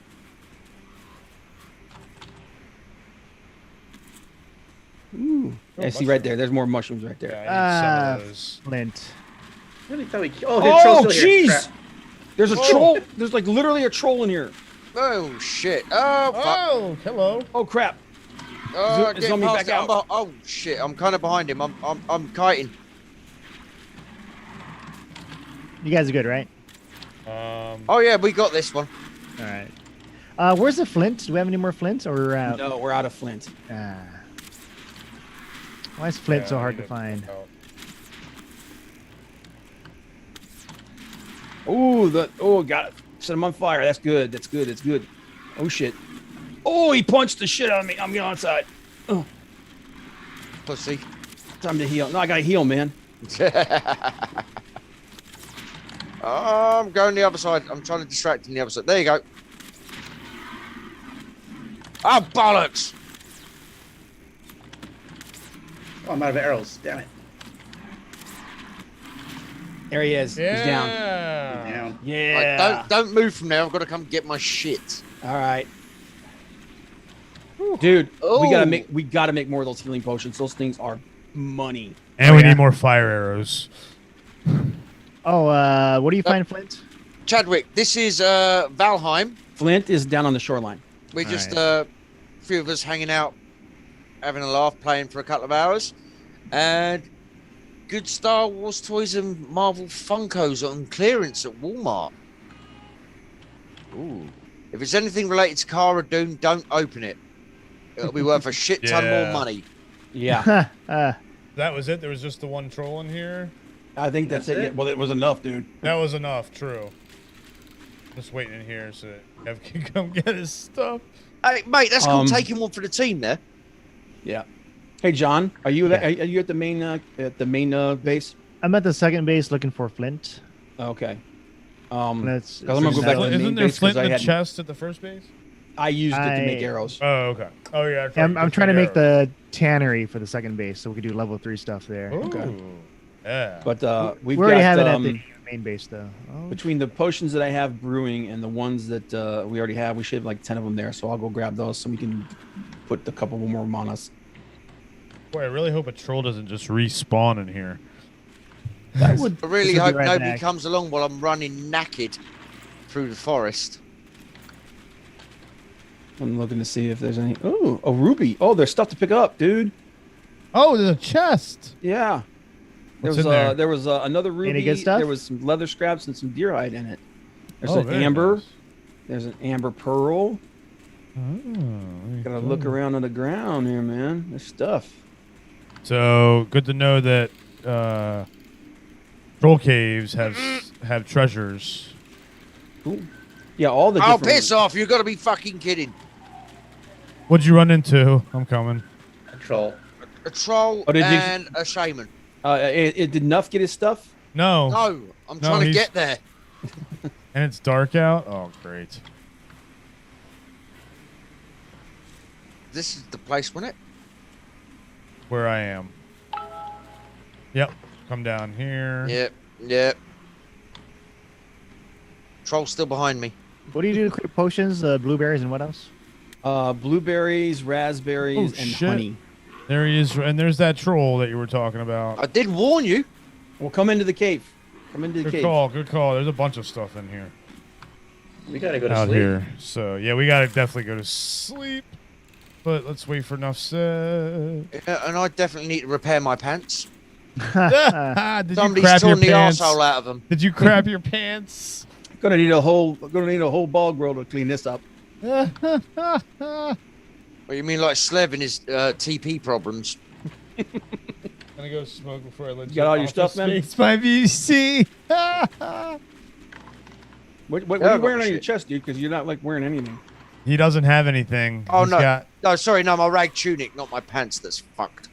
Oh, okay. Well, we can make you. Oh, well, we got people here to kill. You better run. There's a troll around the corner. There's here, so there's be a troll careful. shaman right here. Great dwarf shaman, I mean. Oh, nice. Bastard with your poison breath. Who wants to come with me to the swamp? No thanks. Give me a minute and I'll go with you. I mean, I'll go. I lived don't go, last don't time, go. but we need more Romantic, though, you arrows. noticed We need that. some. Hey, babies. We definitely need fire arrows let's if we're try to going. fight. I want to try fighting the elder.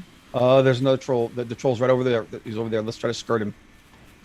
Or do you guys want to kill him? No, let's get away from him right now. It's dark. Yeah. Let's head back. cold. Oh, there's a. Yeah, I see, there's a brute. JR, you want to fight the elder? I do.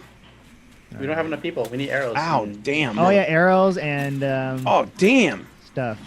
Oh, Tough bastard, jeez. isn't it? Oh, I need stamina. I'll store the flints here. Yeah, I need flint. I need to make arrows. Where should I put trophy upstairs? Ow, Jesus. Yeah, dude, the brutes are Oh, not. don't to we be need messing- thistles for health potions? We've got some.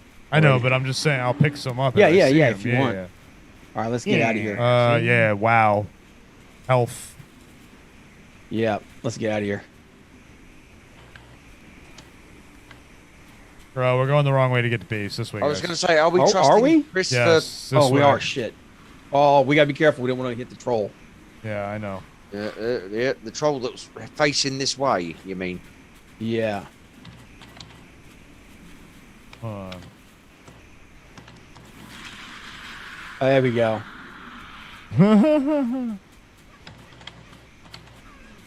Run, Forrest. Get that deer. You guys all trying to get the deer at the same time? No. I was just saying if someone could grab it, but no, we're trying to Oh, get Troll's away. heading over. Troll's heading over. All right, I'll let my stamina refill. Yeah, he's Wood. walking our way now, Chris. I know. I gotta let my stamina refill before I can run. There's a another Troll. another dungeon over there. Oh, there's a brute. I think, is that a brute? All right. I'm gonna put the cultivator in the chest near the cauldron. If you guys want to plant carrots there. Okay. Chris. Huh. Did you by any chance change the name of a portal gate? Did not. All right. Is he Dude, still it may looking- have Whoa, been shit. a glitch too. So A glitch? Yeah, No, I haven't someone played changed it- since the someone last time changed we it to played together, number and I 2. saw you said someone changed the name of the portal, but I hadn't played since the last time we played. are we So- digging a channel to like dock the boat here? Is that what that trench is?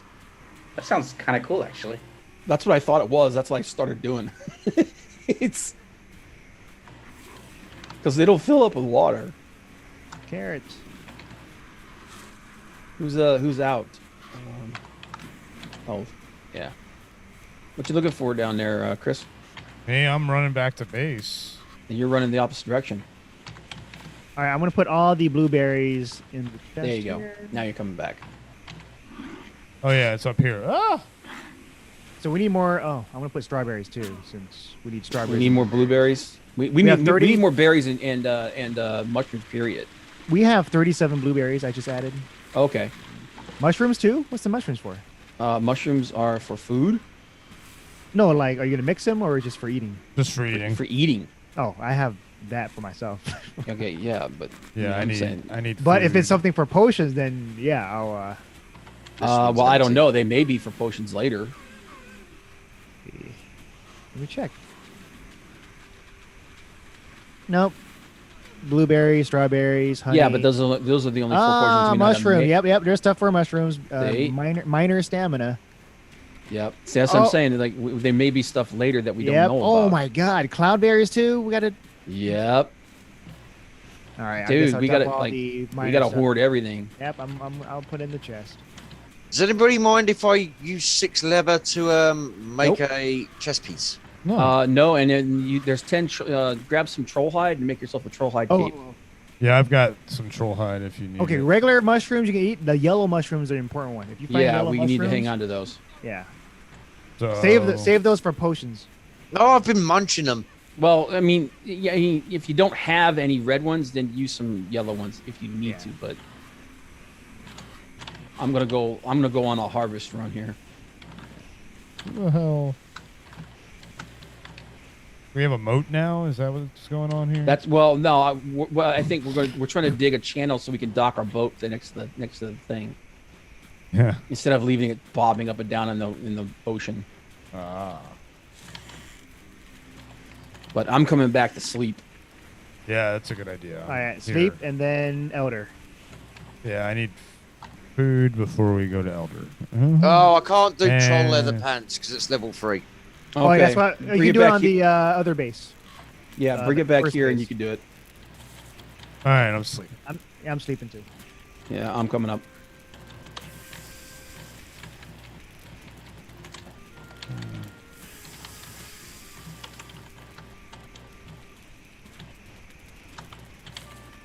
Slev saying, so one of my PC wires popped out, so I had to put it back in. Okay. It sounds like comedy. Like you put something back in, another thing pops out. Yeah. Gotta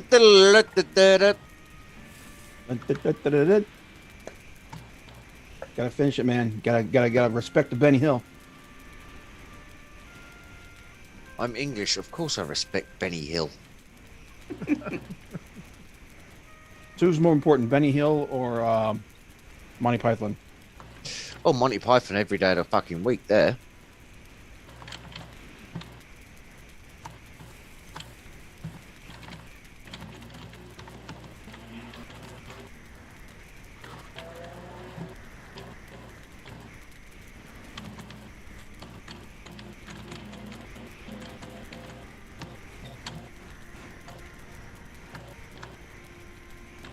Who's not sleeping? Yeah, It says I can't sleep at this time. I have no idea why. Oh, it's because it's becoming daylight. We still got the rested though. That's the important part. Yeah, we do have it. All right. Guess we're waking up.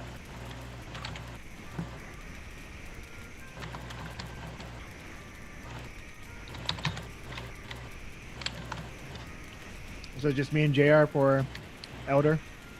No, I'll go. Let me. I'm just gonna cook some meat up and stuff and get some stuff ready. We might die, by the way. I'm aware. I will not have a meltdown like I did last time. No dying. Dying is apparently bad for your health. I don't know where I read that, but I think there was some sort of like medical journal or something that said that. Where do you get the cloudberries from? Probably mountains.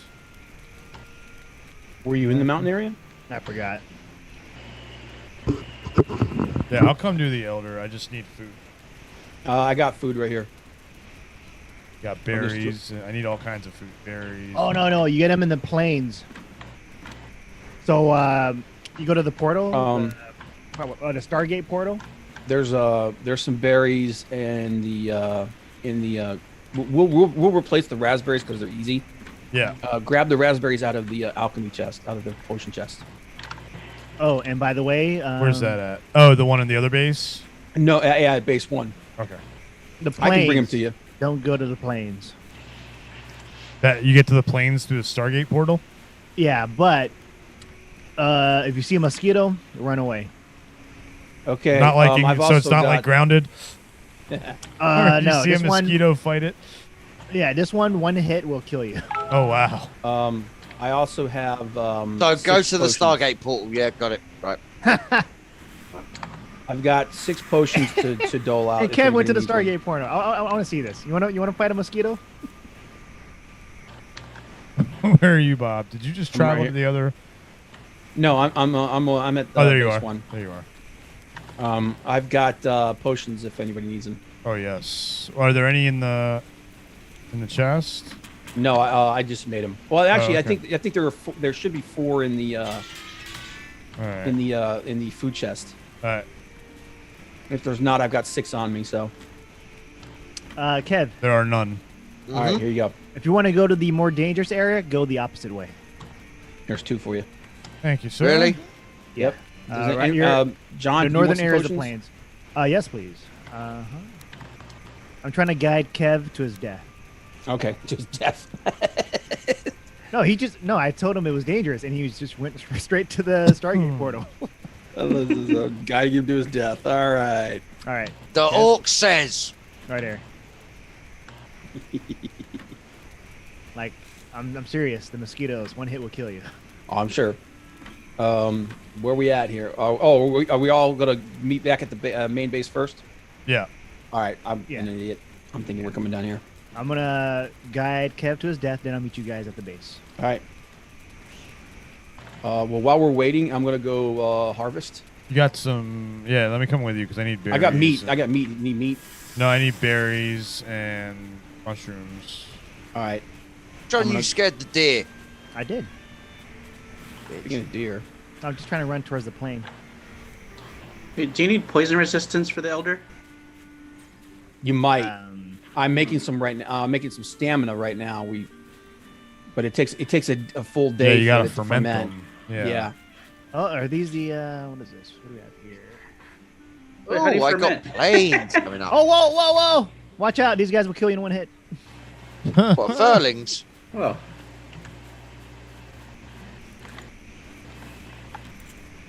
I got stuck. Kev die. Yeah, he's dead. And now he's got to go get all his stuff. Well, we're near the portal, so. Oh, that's good. Oh my god. Yeah, they whacked him with 2 hits. They whacked him with 2 hits. Okay, if those guys are taking him down with 2 hits, what's the Elder gonna do to us? Well, this is the plains. This is hard. Oh. This is gonna be a freaking train wreck. Yeah. It's gonna be a glorious train wreck, though. Well, the good news is the portal's nearby, so if you die, you just go to the portal. All right. I am back at the base. All right. You are back at the base. All right. Give me a second and I will be Fuck there. me, I've just been hit by the fucking tiredness belt. I need berries and mushrooms for food. Because I don't have any. I can't. There's none I of picked this- up some more mushrooms. I've got 10 mushrooms on me. Need some? Yeah, please. Here you go. I'm trying to figure out what's the most important potion. There's 5. Thank you. Yep. Why are they floating away from me? Come I back. don't know. By the Are way, you kidding me? What the hell? what Do you see this, Bob? Where'd they Yeah, go? I just had one float away from me. Okay, I got them. Jeez. Now I could use some berries. Just to let you know, fuck off, berries you are and joking. mushrooms. You know the original spawn point that we came in at? Yeah. Go There's a there. bunch right There's, over there. there's a couple bushes of them there that always respawn. All right, let me go grab some of that. I already grabbed them.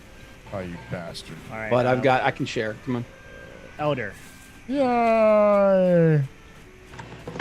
I'll meet you guys at the Elder portal. Okay. I'm just gonna expand the base there. Stuck.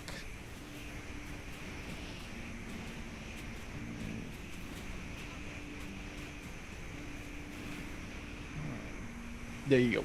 Thanks, sir. You're welcome. All right, now health full, hunger full. Shit.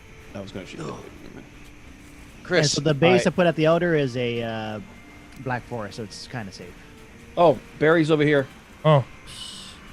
There's 2 more Yep. bushes right there. Oh, Dan, there's a troll here. Go ahead and get it. Yeah. Let's see how many. Yeah, that only gave me like 2 berries. Well, yeah, I mean, It's stupid. Like you would think, though. Switch back to one.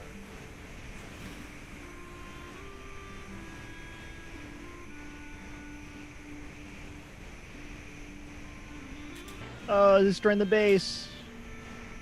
What's Bastard. destroying the base? The troll? There's a troll destroying your base. Our base, the base No, 2? this is the Elder base. There's a troll destroying the Elder base. Yeah. Well, crap. Well, then we have to take the troll out first. Yeah, it's a tiny base. All right. Well, we're coming. So it sounds like John's willing to sacrifice the tiny base. Yeah, it's just a tiny base. But it's the base that's near the Elder. Hold me closer, tiny And base. The trek is pretty far, so. The trek is pretty far. Okay. So in other words, we're gonna have to use the food that we just got. Let me see if I can. Kev, you just retrieve your dead body in the plains? Yeah. Wow, that was quick. Man, I ain't fucking about. Apparently not. Watch Missed. out! Watch out! I told you missed. He's almost dead. He's almost dead. Kev's here with me. Which You down? Yeah, I need more arrows. Hold on. More arrows. What have I got? I have some flint head arrows. Yeah, that's good. How many arrows? I got 38. I should I probably got make some more too. 7. I need to definitely make some. And you know what? We should make some fire arrows. Will fire arrows work on the Elder? John, do you want flint arrows or not? Yeah. Where are you? Oh, you're Where right. it was when I went and dropped. All right, I'm here. Trying to make more arrows. Thank you. Make the arrows. Let's see here. What do we Put need? him in his butt. Rosin. Chest here. We got tons of rosin. I need resin and feathers. That's it. Oh shit! If you guys can bring some ancient seeds. Yep. Oh, we forgot to bring them. Yeah. Right. Chris? Yep. I am going to have to fucking disappoint you. Why? I am going to fucking go do some food and go to bed. Falling asleep? Yeah, I just suddenly when we started playing this, I mean, it's not because of the game. Before anybody says anything. But no, I've just started fucking yawning my ass off. So I'm gonna go do cook a couple of slices of the pizza I got, and then yeah, that can go as well. All right. Well, I'm just emptying me pockets of everything useful first. Oh, I thought you were gonna say you're just emptying your bladder. No. I'm not like Eric. I didn't do that just off camera. Your regular wood. Fuck it. I'm that tired. I'm like, I don't care if it's the wrong.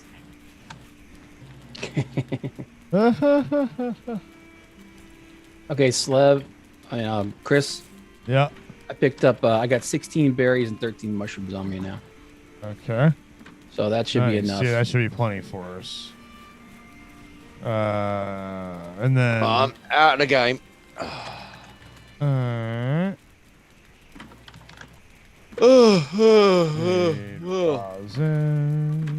Also, I've just remembered as well, Chris. My sports ball team kicks off at 12:30 my time. Yeah, I know. 8 hours. Yeah. So I'll be. Excuses. He's making excuses, guys. Aren't you disappointed? Excuses to drink more. No, he's going to bed. I'm going to nuke some pizza and then go to bed, and then I'll be drinking from about midday. So in about 8 hours' time. Because my football team kicks off at 12:30. Let's see what we're doing. I'm going to make fire arrows. That's right. Yes, go to bed, get some food. Appreciate you, man.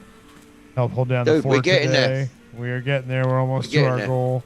Holding it down. I mean, come on, let's be honest. That ain't too bad. That is another 11 and a half hour stream. Yeah, I mean, I'm still going. Yeah, I know.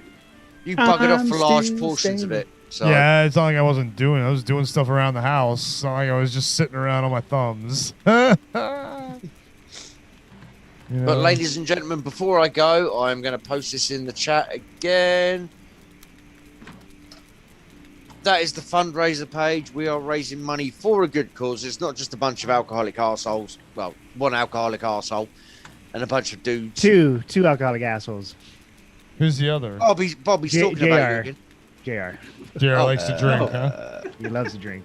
I haven't drank on stream in like 2 months. I should get a drink.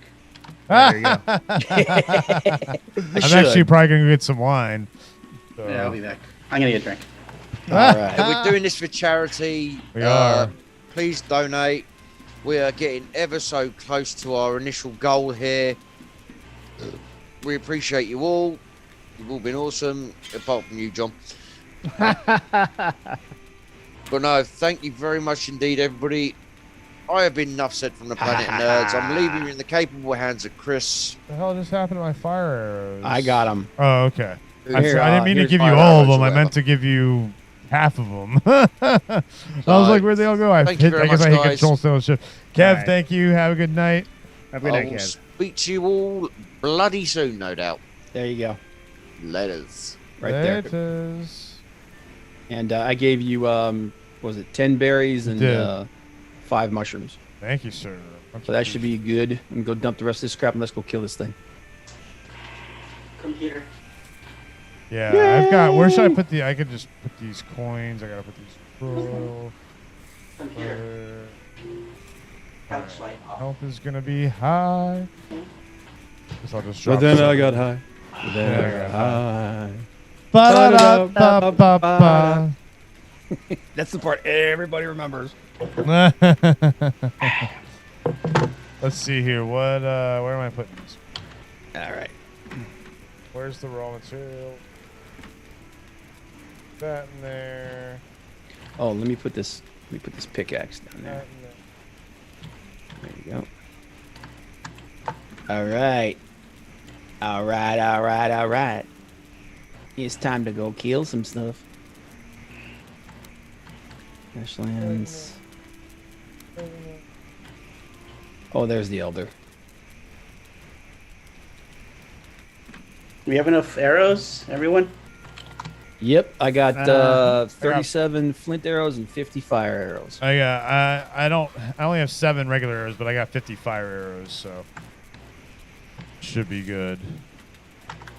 John, you good? I have 65. Okay, we're good. We are good. Good. Putting shit away. Don't need it. I was gonna craft a bunch more, but I don't think we have any flint. we don't need flint. We need fire arrows. Oh, well. Yeah, we got rosin and feathers over in here. I can make some more real quick. Rosin and feathers for days.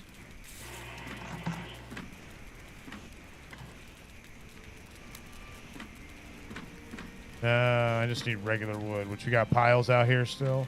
Yeah, out and back. Oh. Damn it. Enough. Yep. Yeah, so our base, the outer one, is like, if you look out, you see a nice view of the swamps. Oh, that's awesome. Should build it higher. Oh shit! There's some meat cooking here. Oh, some got it. Grab some if you want it.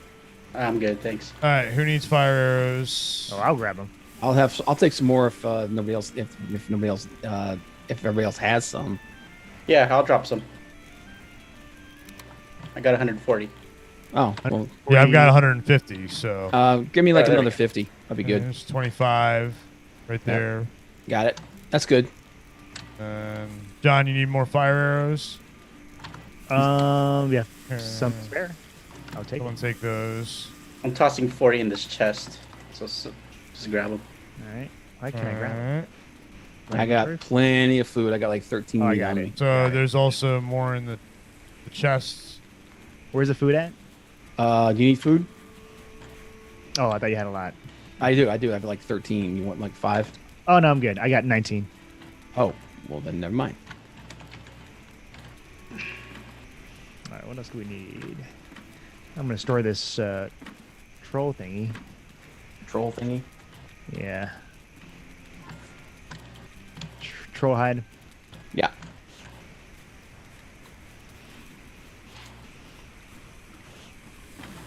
How much bronze do we have back at the at second base? Oh, let me go put this rosin down. Like I think 4 or. Let me see here. I might have enough to make my helmet here. Bronze helmet. Oh yeah, I just need 2. I just need we 2 have deer enough. hide. 2 deer hide. That's it. Yep, I got it.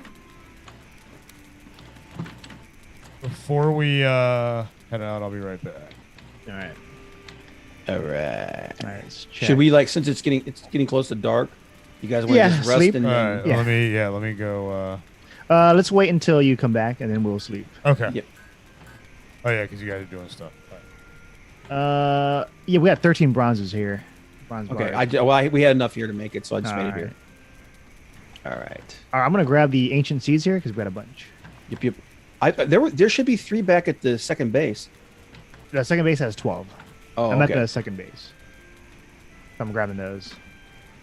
Okay, and there's some extra stuff there. Hide. Is Slev back yet?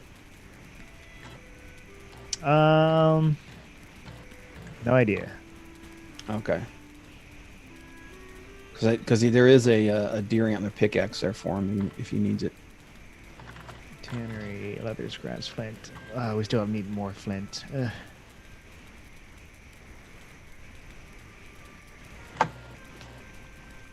We need flint. Yeah, because I just want to make the tannery here. Mm-hmm. But it's no biggie. I can just go to the main base. What the heck was that? Ha! There's a grayling stuck in the trash pit. That's awesome. We have a pet grayling now. Oh, and that's what I forgot to put the cultivator in the chest. We will feed him garbage and call him George.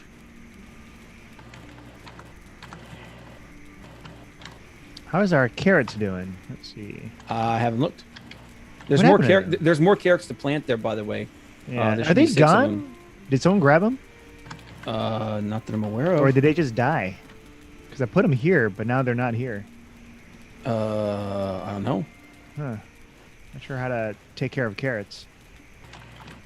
Yeah, might we want to? Do we have to like put something on them to keep them from dying, or no idea? Well, we got 6 more that we can plant. So we need the flowers for something. Let's see, dandelion. Yeah, those are for dandelions. What are they for? They're for something. I think they might be for the cauldron. Oh yeah, healing. Yep. It only takes like 1 though.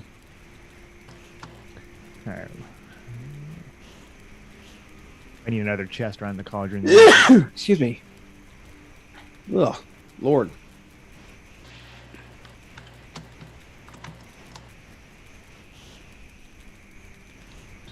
JR, how's the other base coming along? What base? The other base, Alger's base. Oh, it lacks portals. Ah. Needs more portals. Jim Belushi owns a cannabis farm. Ooh. Dude, he released a picture of one of his plants. Dude, this thing looks like something like a Martian. I like the sound of that. Hang on, I'll drop the link to it, dude.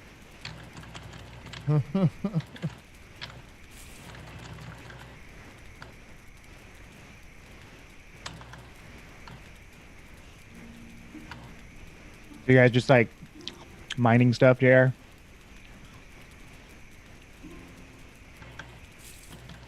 Oh, that's beautiful. Oh, that's beautiful.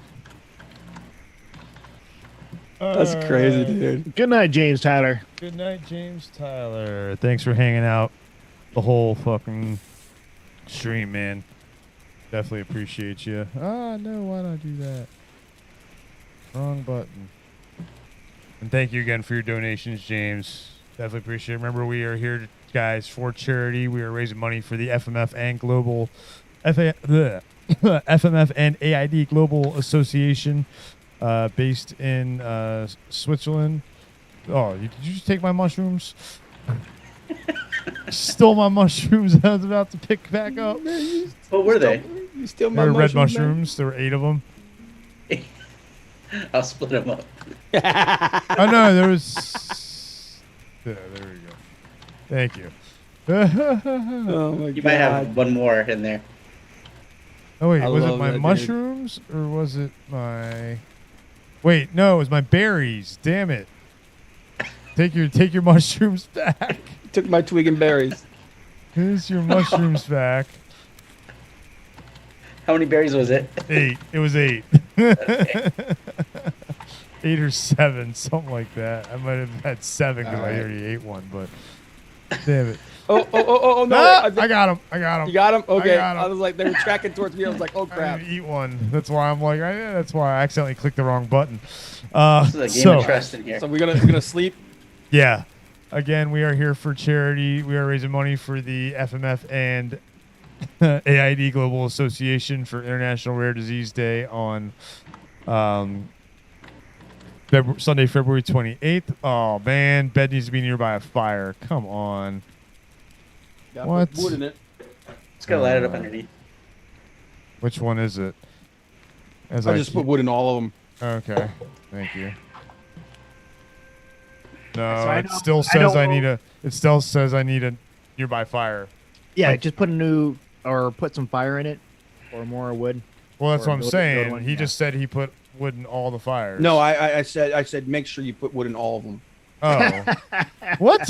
No. I'm only There you go. putting- There's thank- one. Thank you. That's all I needed. Like that's all. Oh, I'm getting warmer. Thank you. So yeah, I know who's been taking the carrots. Who's been taking the carrots? The boars. Oh. So that's a good way to lure them. We gotta Hold build on. a gate. Build a pen. Yeah. Yeah. build a pen let's go to and you sleep. can gate them in. Yeah. Yep. Yeah, that's interesting. Now we know how to lure the boars. Lure the boar. rested. And then we can harvest the boars. Yeah. Do they reproduce? Yeah, you can domesticate it. Well, you could put 2 boars and trap them together, and they'll mate. Will they? Okay, I don't think like in that happened if Minecraft? it's Like 2 in males. Minecraft. Minecraft? Yeah, in Minecraft you can mate them. What is this Minecraft you speak of? All right. But again, we are here for charity for Rare Disease Day, which is Sunday, February 28th. We're raising money for the FMF, which is familial Mediterranean fever, the condition that rare disease that I deal with on a daily basis. And why do I keep doing that? God damn it, I keep dropping my stuff. All right. I'm ready for Elder. If you guys Yeah, are. let's do this. Yeah, I am too. Elder Gate. We are here to raise money.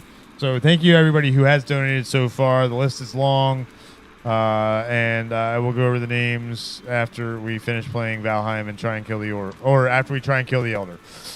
So, but remember, let me pull up the donation page before we go somewhere. So, see if anything has changed.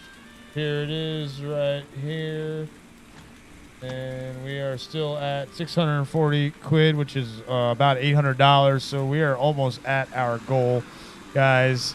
Keep on plugging away. Let me put the link to the charity in the chat. Appreciate everybody that has been able to donate. And you know, while I'm here, actually, let's go through this list.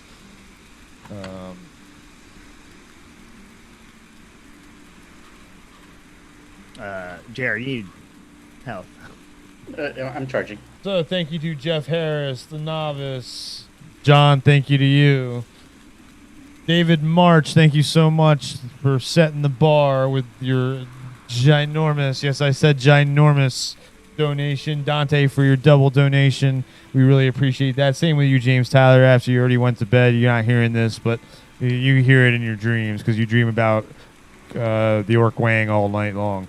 And then we've got Robert Wright, the author, who saw it on Facebook that I posted and donated, so I'm going to be thanking him. Skippy, thank you so much. Steph, of course. And we have a donation here from someone called the Planet of Nerds, Kev. Even though he's gone and gone to bed, he's probably still got us on. So thank you, Kev, for your generous donation. This money is going to be helping children and help pay for group therapy sessions for kids and parents who deal with rare conditions such as familial Mediterranean fever and other autoinflammatory diseases. And thank you all for being here and gaming with me while we raise money for charity. Ah! Did not mean to do that. Uh-huh. Back there we are. Mr. Valheim. Alright. Which portal do I go in? The one that's marked the Elder. The Elder. That's one. Yes. Excellent. Excellent, Smithers. Excellent, Smithers. Smithers. Smithers. Release Bring out the hounds. Release the hounds, Smithers. Hey, there's someone's bronze leg plates in here. Yeah, I saw it. Double 2s. Yeah, that's mine. Why Why are did you take they off your in pants? there? Because I put them there Why did you put them in there? for safekeeping. You don't trust them on your legs? Oh, I got another pair. So He's got 2 pair. Ooh, John's fancy. special. He's got 2 pair. Big a waste of spender. bronze. He's gone shopping. John's like, well, you know, it's my shit. All right. Do we know where this Elder is? yes. All right. All right, you guys ready? What the heck? Is everyone here? Oh, that's charcoal. Hold on, let me put in the copper stuff in the chest, and then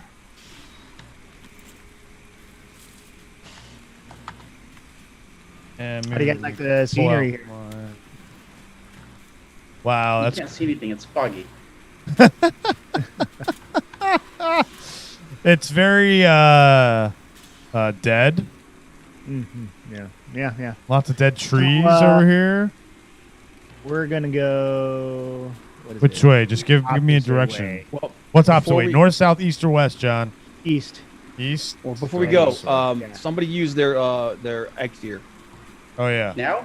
What is that? Watch. Oh, yeah, that, come over yeah, here. Come over here. Yeah, I'll use it. I'll use mine. We all have one, so. Yeah, that's what I'm saying. But only one person has to use it at a time. Yeah. So we're good. So all right. So we let's can go go Lead the way, east. John. Leading East the is way. this way. So I had to like run through the swamp to get to a safe spot here. So, but we're not gonna go past the swamp. Okay, and I could not get up that little tiny hill. Pathetic. Oh, this is the mountains, dude. So this is. I wonder what kind of new vegetation and. If we stay here, we will die because we'll. Oh freeze yeah, to death. get out of the mountain. You're Yeah. gonna freeze. Get off the mountain. Oh gosh. Get down here. I'm off. Yeah. Yeah. Yeah, the So you mountain need that will fur kill armor you. for that No, then, we're huh? still. All right, there we go. Ooh. Yeah. Keep going. That's the mountain, dude. Yeah, we'll go over there.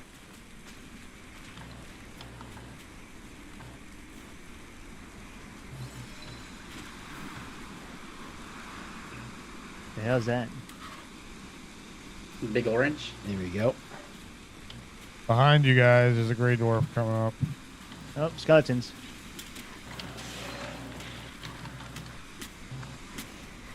I see him. Ouch. Got more of them over there, dude? Oh yeah. I see him.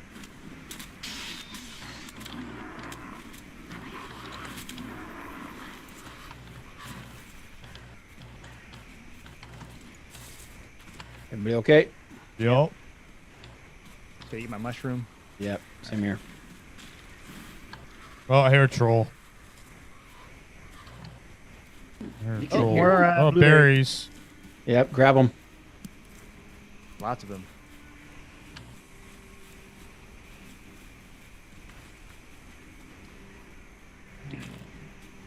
We should probably Oh, build a there more? bed once we're nearby. You need a.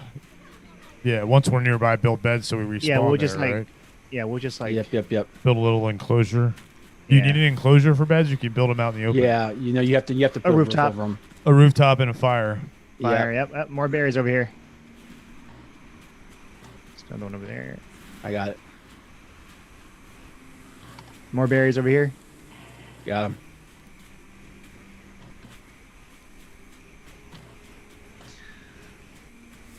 Oh, there is a troll.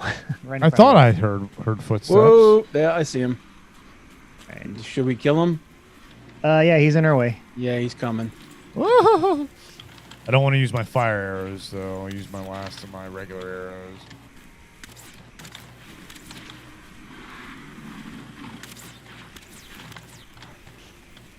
Shit. Ah! Ooh. 101 points of damage. Damn. Oh my god.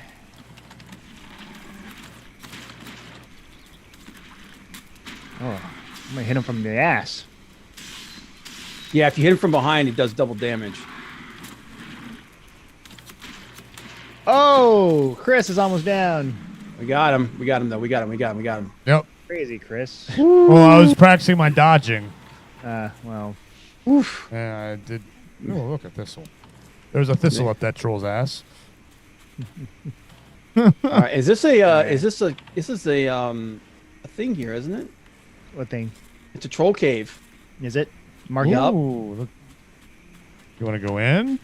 Well, let's Not try right to, now. I wanna That get might have been the louder. troll that was in there. There might not be anything in there because that was the troll. I don't think so. I think there's gonna be one in there. Are you healed up? Yeah. Yeah, I'm healed up. Hold on. Slev's here. I gotta bring Slev in. All right. All right. Is Charcoal? Do you have any healing potions? No, I don't. Here. How many potions do you have? Oh shit! It went that way. I've got 3 on me right now. All right. I Now we got have 2. He's got 2. Everyone else should have at least 2 or 1. I have 1. All right. Actually, you know what? Charcoal here. Take another one. What up? What up? Is there a cooldown on potions? Or are you just taking we need it? There is a cooldown. It's like a minute. Oh. Yeah, I just shot you. Sorry. Ow. What the hell, man? Hold on. Come here. Someone come here. Oh, There there's you berries go. here. There you go. What's up? Thanks. I'm gonna practice my unarmed. What is it? Let's see how long it takes me to get another level. Does that work? Yeah. What? Yep. Why are you punching me? Everybody's punching me. Leave me alone. Holy crap, it works. I feel like Carrie White. How come nothing's happening on my end? Oh, there it is. There you go. What? There's I'm level 22 unarmed now. 22. I'm like 13. Oh yeah. Fight Club. First rule of Fight Clubs: we don't talk about Fight Club. All right. I'm gonna head to the elder. All right, let's. Okay, yeah, gain a level or 2, Bob. 10. I'm at level 10 now. Oh, we got some graylings here. All right, let's go. They're Oh, great there's like graylings. 3 Love of them. it. It's awesome. 4 of them. Practice your unarmed on these guys. Oh yeah, definitely. You can still do a shield and get unarmed and block and stuff.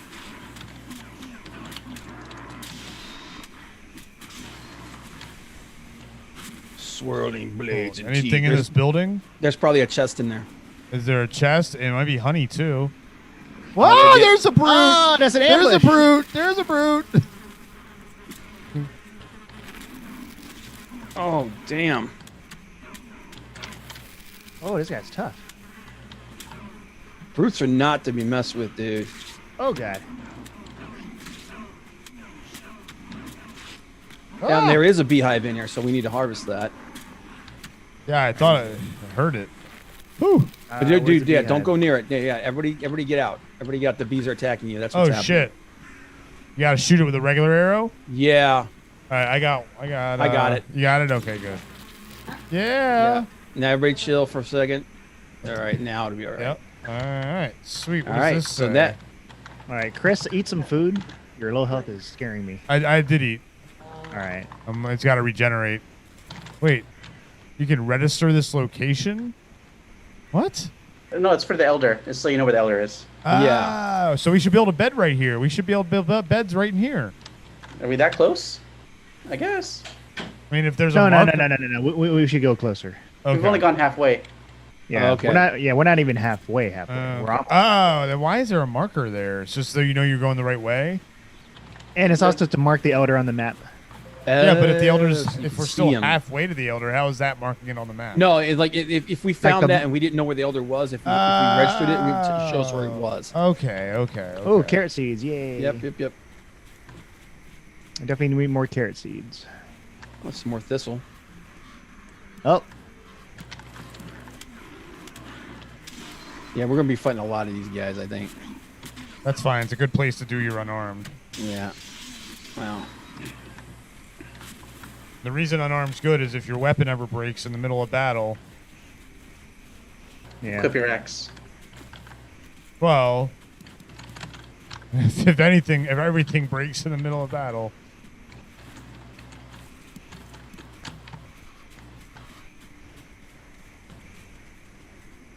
Damn. Mox retains. What?